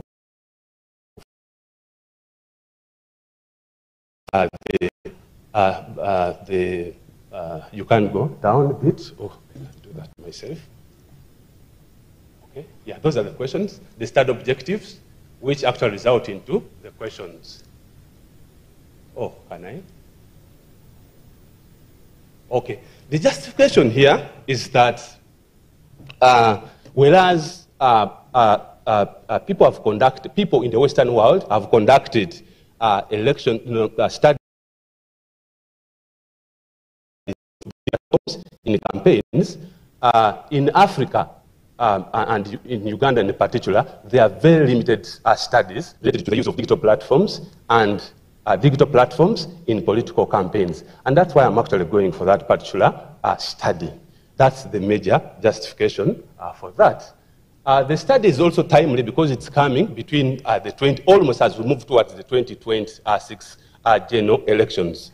And the fact that people are now used to conducting campaigns in particular using digital platforms, it is very possible that even without COVID-19, in 2026 general elections, they will be using digital platforms for campaigns. So this particular study, which I'll be conducting next year, the fieldwork next year, the results should be able to help politicians in particular and members of the public on how to use digital platforms for political campaigns. At first, as I told you, I had planned to use a mixed research methods approach, but I've ended up changing it. I'm going to use I'll be using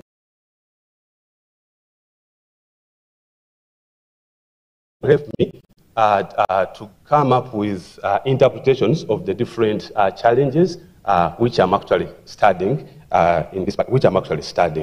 And I intend to interview a number of people I'm looking at interviewing about 10, but that is not determined at this moment because what is more important when you are doing a qualitative research, you are using a qualitative research study approach, is that at the end of that day, data should be, you should reach a saturation point. So that is my target, and I don't want to measure the numbers as such. And I'm also, at first I had opted to go and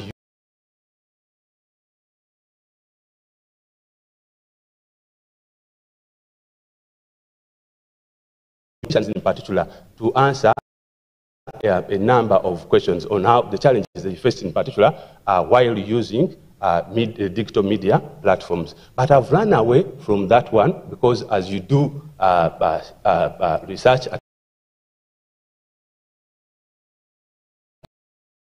the end of the day. So I'm going for a method called ethnography. With ethnography, you study the way digital media platforms are actually used.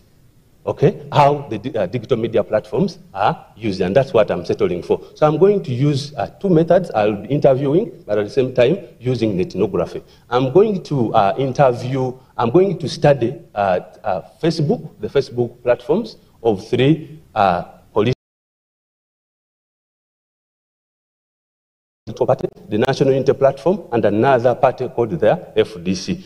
By studying their platforms, Facebook and Twitter, I should be able to answer the research questions which I'm actually, which are in my study.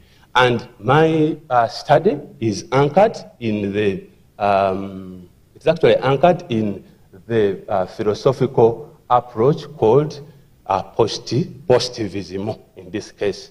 Okay, so that's where I am at the moment. This is work in progress, so I have not had a lot of time to read directly, but that's where I am at the moment, and this is work in at the same time. Thank you. Thank you. And he's right on time. Okay, thank you so much for that. So let's go to our next presenter, Nicola Jones. As usual, we'll ask questions in the end.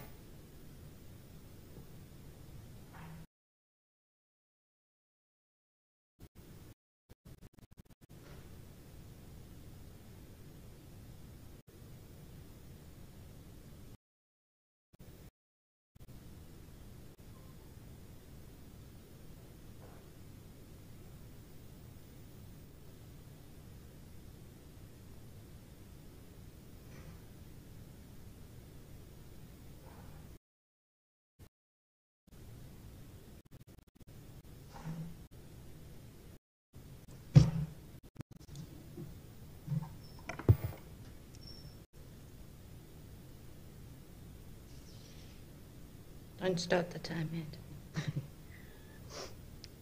Okay, good evening, everybody. There's the title of the presentation, The Fantastic. And I'm looking at fact-checking, and I'm looking at checking at facts which some people would believe are not facts. The fantastic. So elections globally consistently foster an atmosphere where false information,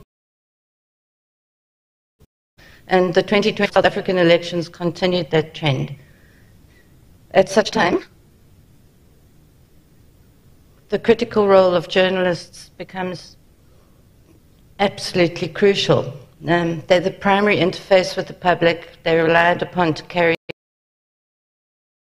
accurate information to the press. We did feel, in the run-up to the elections, is what I looked at in this paper and the media coverage, that things were getting a little bit up. And if you look very closely at the carousel, you'll see one of our most infamous politicians whizzing around there. Anyway, I'm just, for this presentation purpose, I'm just picking out two aspects to present. I'm looking at the idea that multiple conflicting truths could exist at once, and that the explorations of negotiations of differing ontologies, where the positive fails to explain phenomena other than by dismissive ridicule and or disbelief. The possibilities of ascribing truth and reality to such an encounter may be found in the literary theory of the fantastic and notions of the surreal. This is just a little quick, did I miss a slide? How odd. Anyway, this is a quick reminder of the term that is spread without the intent to deceive, primarily spread on neighborhood WhatsApp groups by an annoying auntie. Disinformation is deliberate false information created with the intent to mislead and deceive on purpose. And that's usually what you find spread on every social media app possible. And a lot of the time by populist leaders who employ bots to spread their nonsense.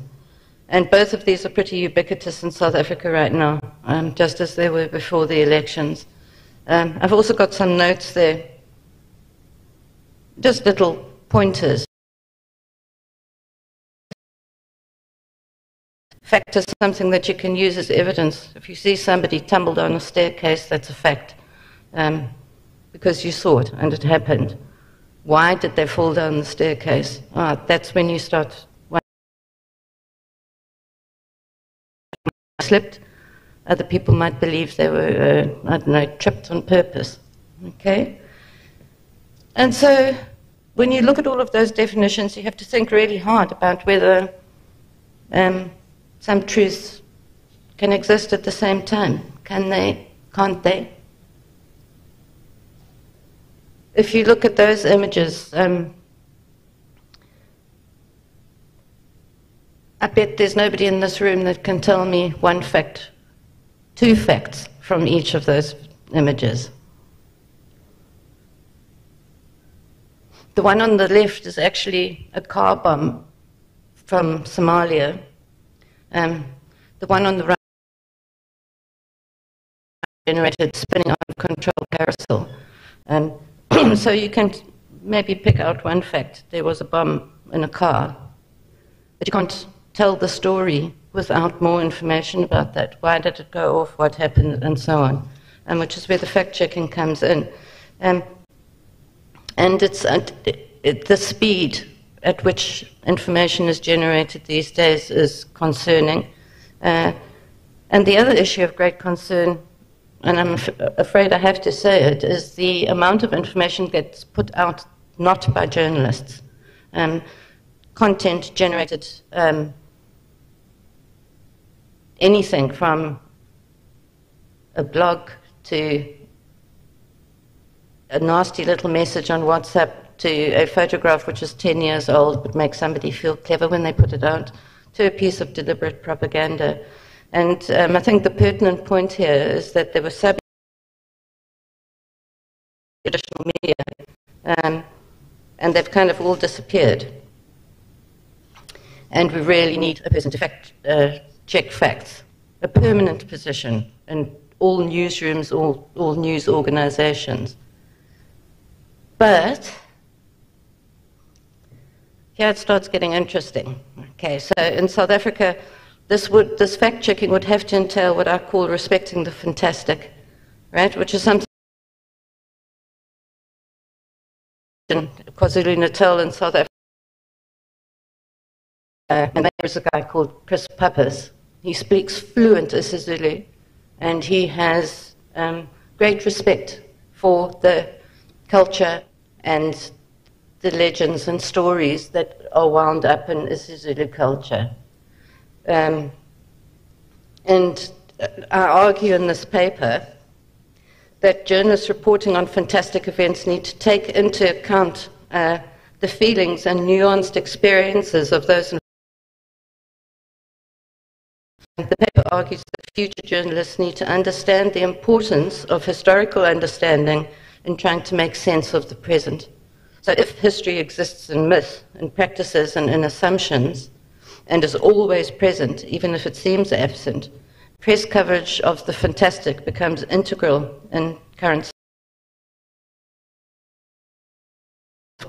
understanding. However, it is an extremely political, sensitive, and potentially divisive subject, In fact, one of my deans told me that if I wrote too much about this, I would find it a complete career killer.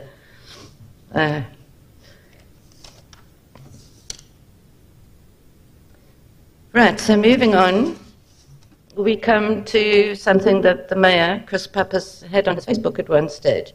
What are we to do with the Nkanyamba? This is a legendary cryptid that lives at the bottom of the Howick Falls.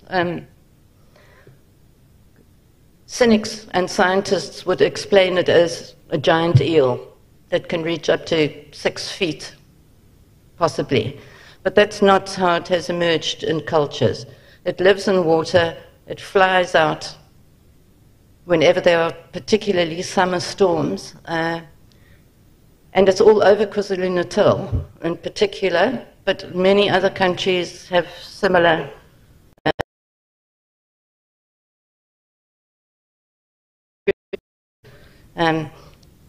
it flies. The particularly bad summer storms are ascribed to the Nkanyamba, floodings, people dying, drowning in different ways. It's supposed to be over 20 foot long. Strange things on his Facebook page. Kind of like, has anybody seen this? What are your experiences concerning this creature? And it was the responses were incredibly interesting. People shared experience. There were numerous stories as well.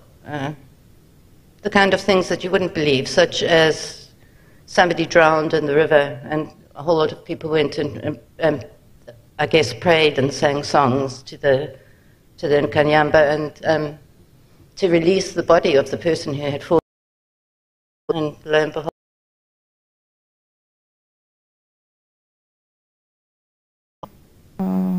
and is it really a myth? This is my last slide, by the way, so don't panic. That is a rock painting from the Drakensberg. It's a sand painting. It's a sketch of the rock painting. I guess what I'm saying, ultimately to wrap it all up, because I'm obviously taking too long, is that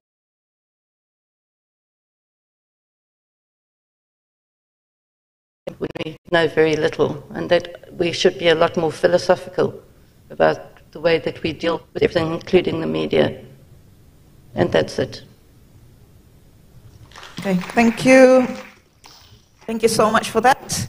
Okay, so our next presenter is Dr. Jeremiah. Oh, is there? Okay. I hope the topic is the same. Exploring OPIDs as tools of democratic engagement during the 2022 general elections in Kenya.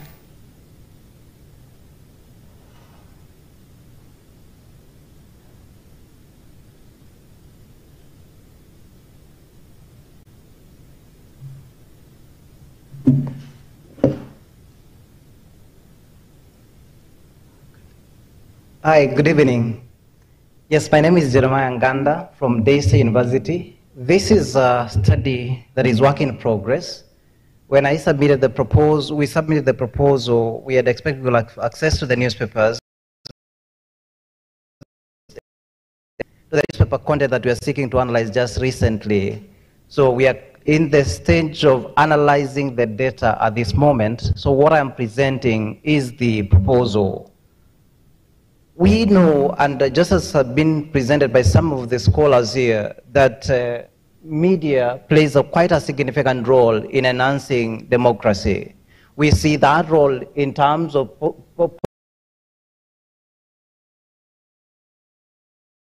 strengthening democratic norms. And we see this even in terms of the media literacy and even in terms of the platforms in presenting opportunities for political engagement and strengthening democratic setups as proposed by Batul et al. We are focusing on newspapers, and we're doing this at a time when there's a surge in social media. But we feel that the newspapers, and especially in the context of Kenya, they are a major tool when it comes to enhancing democracy.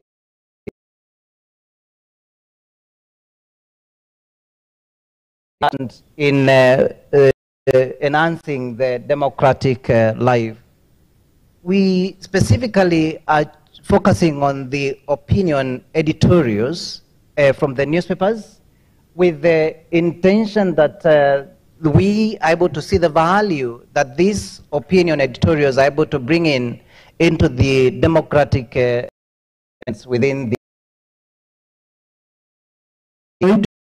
we found that there are quite a number of studies that have been done trying to look at framing, and mostly they either look at the general newspaper content or specifically on the news articles, and very few on the opinion editorials. And therefore we felt that there was kind of like a gap that needs to be addressed. And also importantly, most of these opinion editorial contributors are mainly non-journalists. Not all of them, but the majority are issues that are reflective of the views and concerns of the citizens. We are basing this on the framing theory, so I will just skip that. I will be immediately looking at the key frames that are emerging. The problem that we will be seeking to address is what really are the emerging issues and frames from the opinion editorials that have been captured in the Kenyan newspapers during the time of the campaign for the 2022 general election. Potential to just keep on overlooking the strategic potential of the opinion editorials in fostering inclusive and participatory democracy. Those are the two key research questions that are guiding our study. One, what are the predominant themes that emerged from the opinion editorials that were published during the 2022 general election in Kenya? And how do those themes that have been identified contribute to our understanding of general elections? We are doing a content analysis, and we are focusing on two newspapers. That is the Daily Nation and the Standard newspaper, because these are the leading newspapers in Kenya based on circulation and also readership. But then also, we are focusing on those newspapers because during the time of election, there has been evidence that the circulation numbers tend to increase, suggesting potential more focus on the newspaper content. Like I've mentioned, we are going to be looking at only the opinion editorials, and the period that we are focusing on is May 29 to just 2 days before the general elections in 2022, which was the official campaign period. We'll be sampling the newspapers, the opinion editorials purposively until saturation.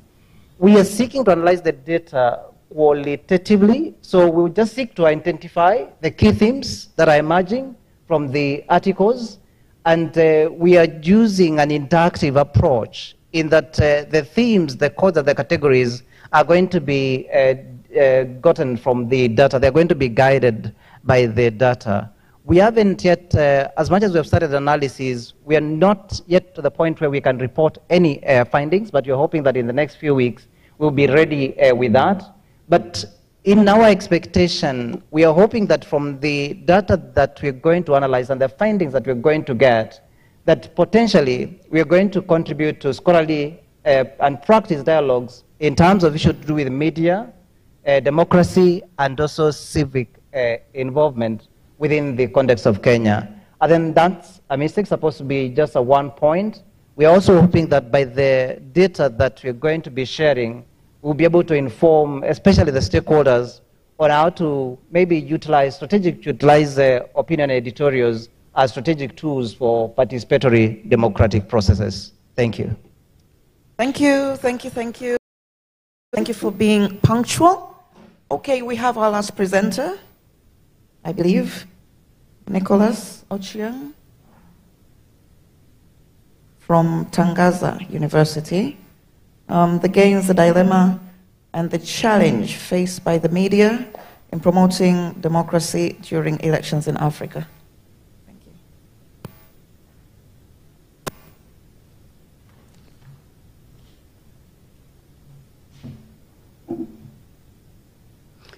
Good evening, everyone. I hope you are not tired. I'm going to take the shortest time possible to do my presentation, given that I'm the last person. Many speakers have stood here and have just been talking about the role of the media in the society, what the media ought to do in order to perform its duties effectively. So I'm here to address something that perhaps not media addressing, but I'm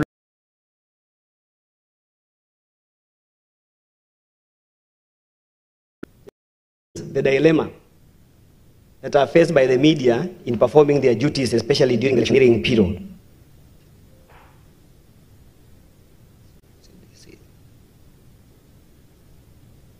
So as for my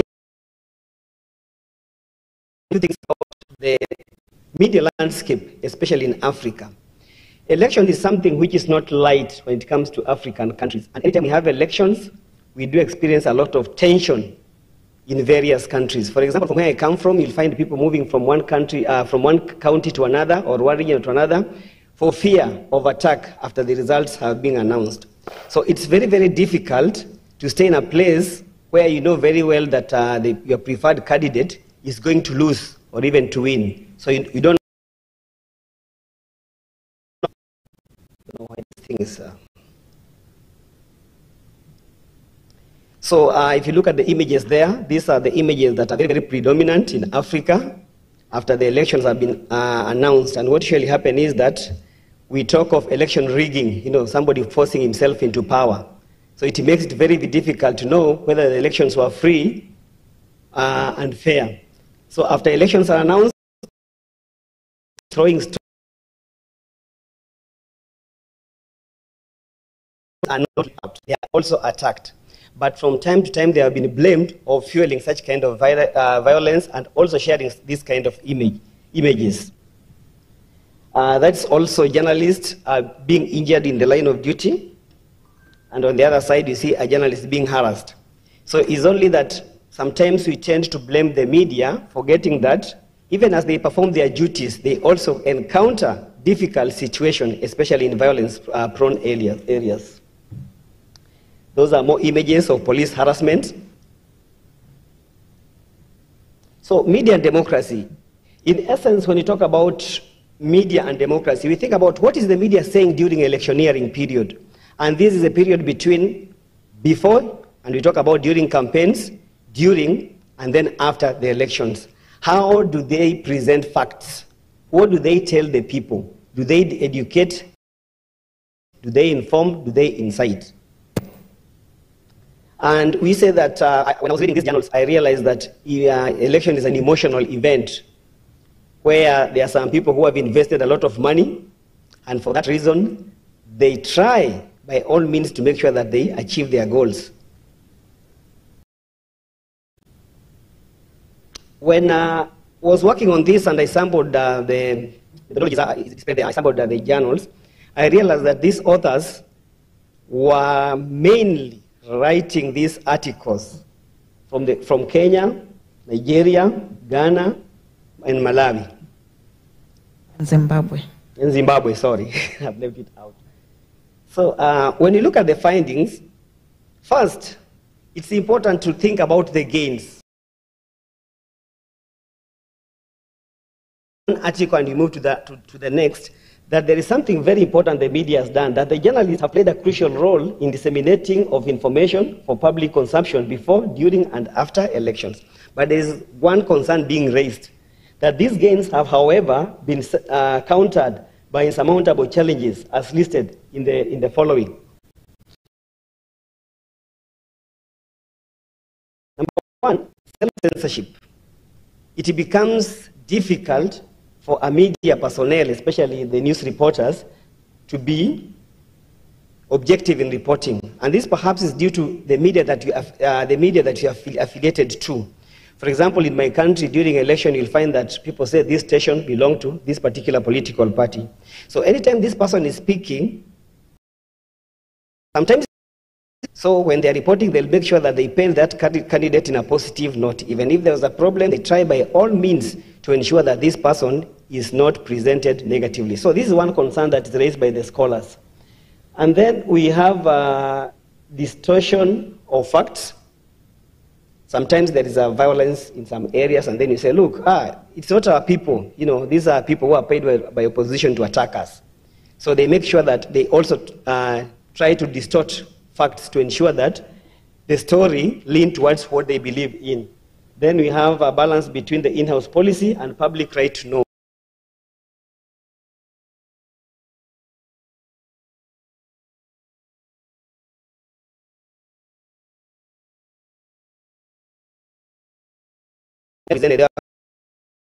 For example, ethical violation. And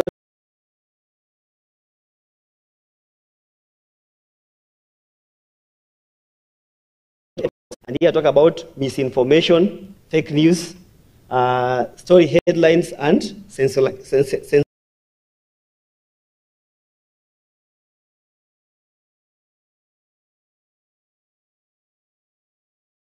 and digital. Journalists have been attacked during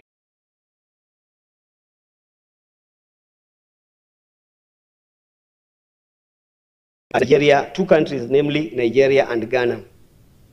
Then there is induced law by the government. Sometimes the government will just wake up and censor the media without following constitution, and for that reason the journalists must adhere to what the government say. Then we have inadequate training on issues to do with conflict coverage. There is one article that stipulates clearly that they are advocating that it's better for you to leave the story. So, for example, if you know you're going to a volatile state or place where there is violence, people are fighting each other, it's better you stop covering that story. For it's better for that story not to be. We have intimidation and harassment. This is very common. And detention. We have even had some whereby your camera is confiscated or you are asked to delete the clips. So in conclusion, the media, though independent, is facing numerous challenges that call for urgent intervention to safeguard professional journalistic practices. That notwithstanding, safety of journalists should be given. Despite the laid down law and ethics, they are still concerned on how the journalists conduct themselves in the line of duty. And I think I've made it for policymakers to come up with measures to mitigate attacks on journalists covering election matters. The safety of journalists must be guaranteed. And then journalists must at all times adhere to professional code. Thank you. Thank you. Your presentation has actually reminded me of my journalism days. I think it was 1999 when I was assigned to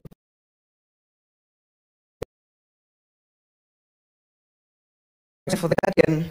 Agneta was writing for Nepashe, and we were running towards the tear gas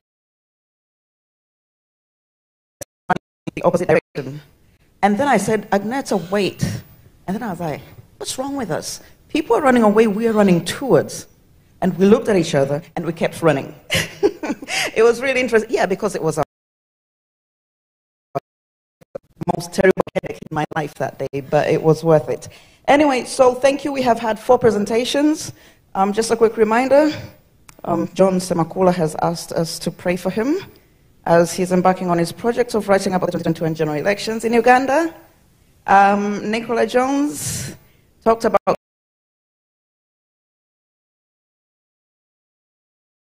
we have had Dr. Jeremiah, who talked about exploring op-eds, and finally Nicholas, who just left the podium here, talking about the gains and the dilemma and the challenge. So, do we have any questions? Any questions, please? It is the time now. We need to have questions. Okay. Do we have a microphone? There, yeah.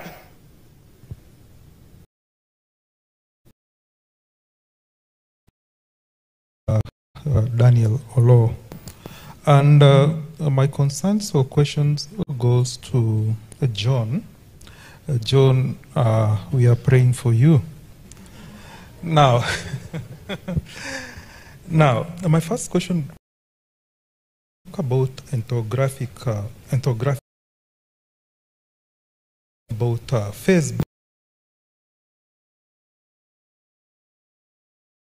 X. And my question is, how are you going to get the content from these platforms? And the second thing that I may also be able to add, maybe to enrich your study, are you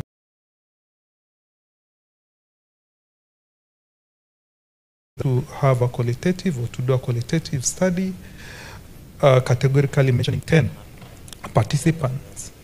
But in my case, I've done such kind of studies, and I've realized that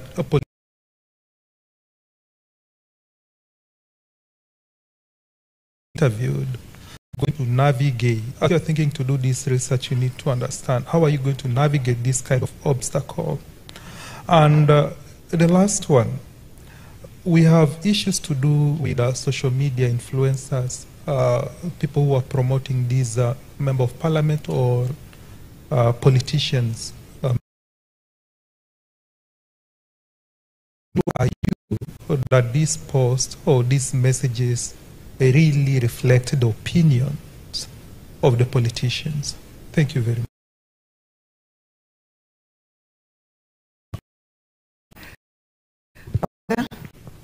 Thank you very much. I thank all the presenters.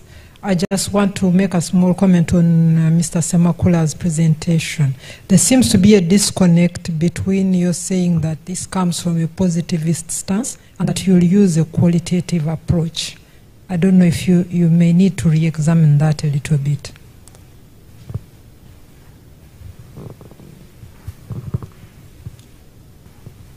Any other questions, please? We have a hand here. I'll get to you. 1 minute.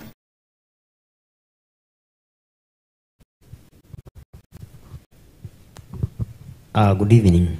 My name is Richard Mugera. I have a question for Dr. Nicholas Oduor Oching.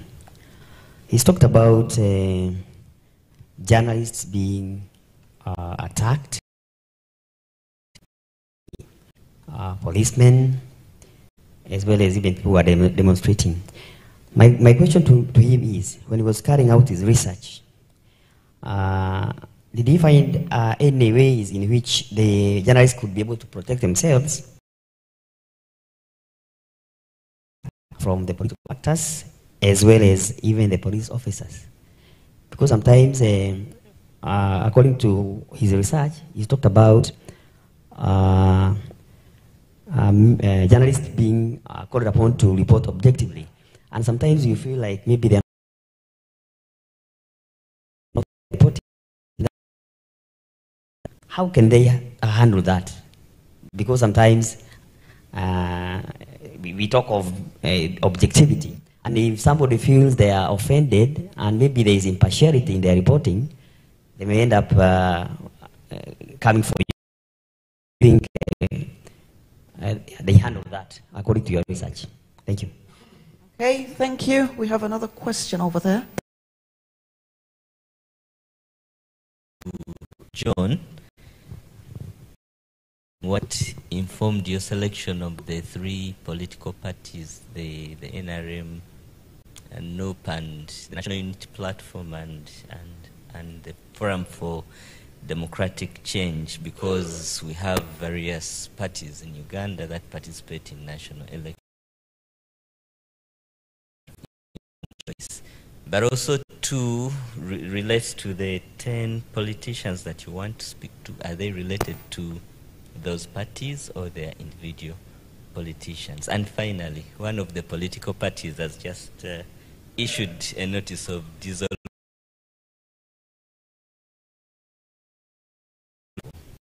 Thank you. Okay, thank you. I think we have a last question here.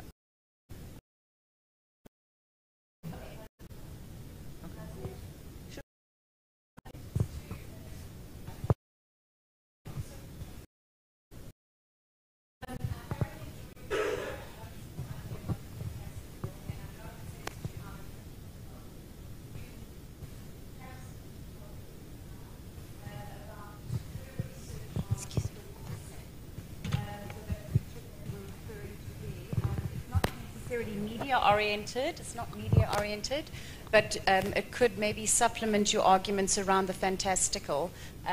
She did sort of narrative storytelling with a group of women in water snake and stories around that. And there's also rock art. Oh, yes, and of course there's also the rock art, which we can share with you too. So I think it's very exciting. Okay, on that note, can Nicola be the first one to respond to that question?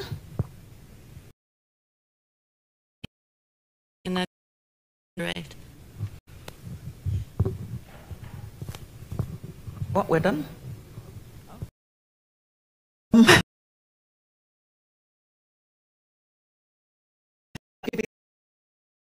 I think there's a question for the selection of the three political parties, and how does the dissolution affect your research?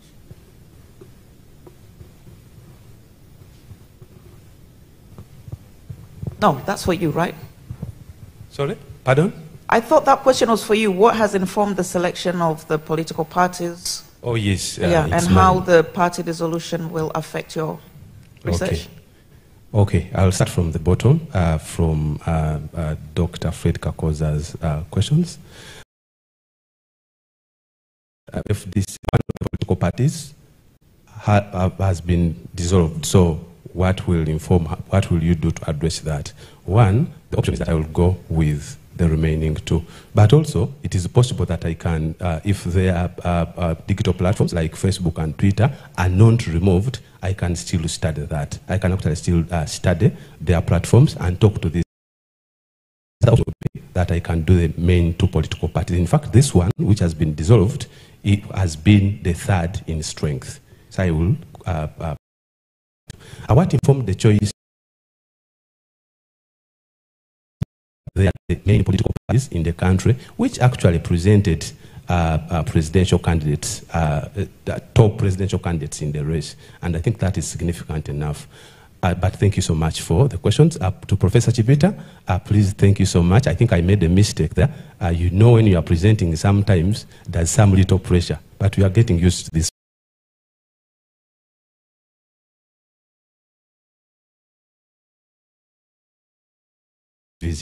Not positivism, and so to correct that at this point. Somebody said that the influencers many times determine what is posted on the platforms. So do you think that that content actually reflects the opinions of the politicians?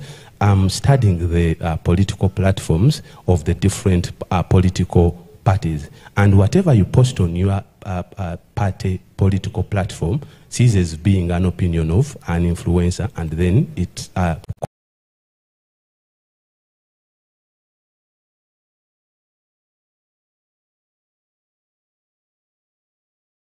on the platform, it's a party position. So that actually is a position of the party.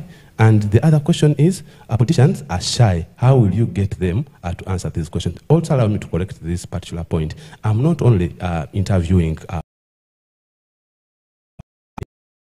stakeholders in these elections, including politicians, media regulators. I'm also interviewing democracy scholars in the country, media and democracy scholars in the country. My answer is, how will you get the platforms? By the time I decided to run away from the other one and pick this one, I'm actually very confident that the platforms are there. And so they are there, I'll use them. Thank you so much. Questions? Sure. Thank you. There's one more. Is it for Nicholas? Any areas for journalists to protect themselves from their attackers? Thanks very much for your question, Richard. Journalism is not an easy profession, as we all know. And I know very well that even in this room we have some. The fact is,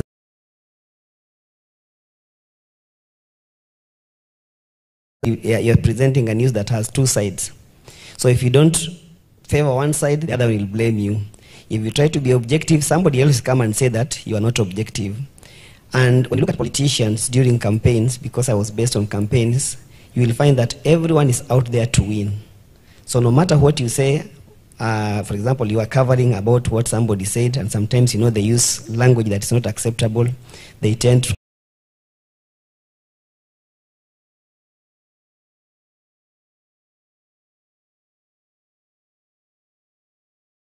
and attack you. So it makes your work very, very difficult. Having said that, we also have journalists who behave badly. Those who behave badly, the most important thing that they can do is just to change and do their work professionally. And one of the that I was reading, and he says that journalists remain vulnerable to violence. So if they remain vulnerable to violence, sometimes it just comes out of the blues. You didn't even expect, because it starts at a peaceful campaigns, then it ends with violence. So I think it's a very, very... I think we're done with all the questions. Yes, we are.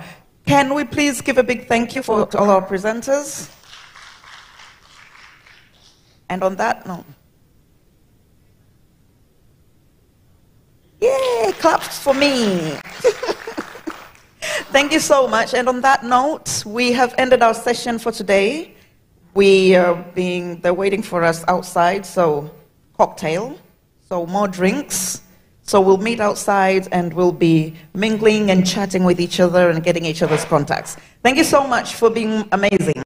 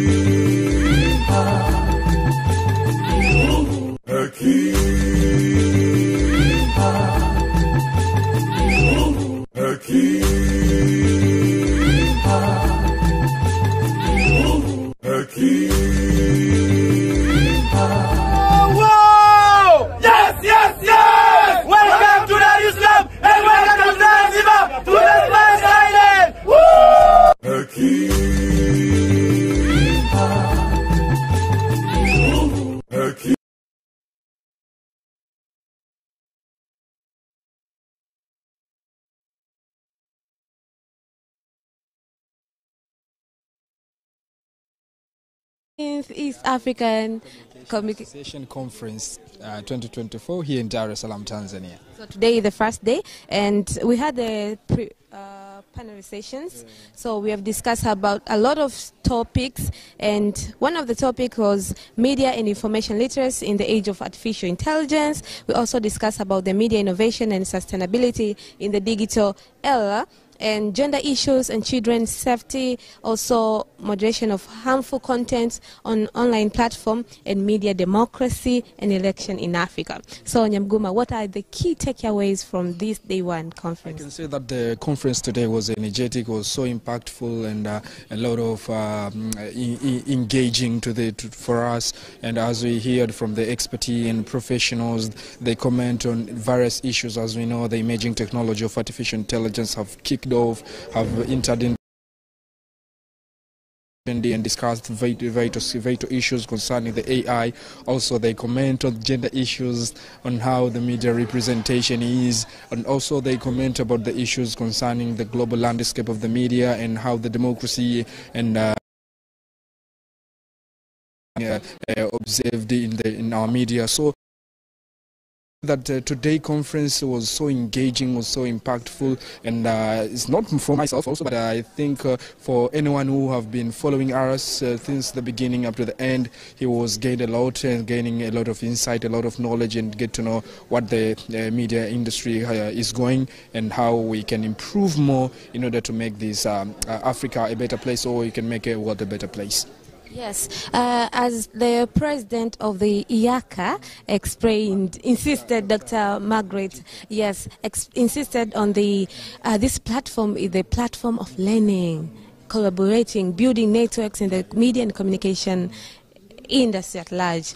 Actually, I agreed because, as you see, a lot of finding, a lot of research have been sharing by the researcher and expertise from across the globe, and this research reflected the real situation in our society and in our community.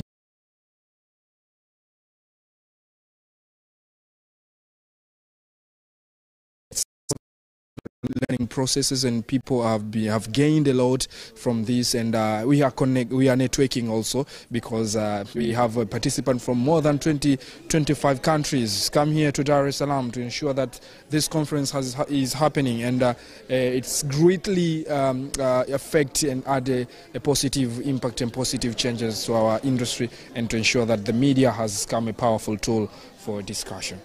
And dear viewers, we want to promise you that tomorrow is another impactful and energetic day that we're going to explore in different media topics and communication.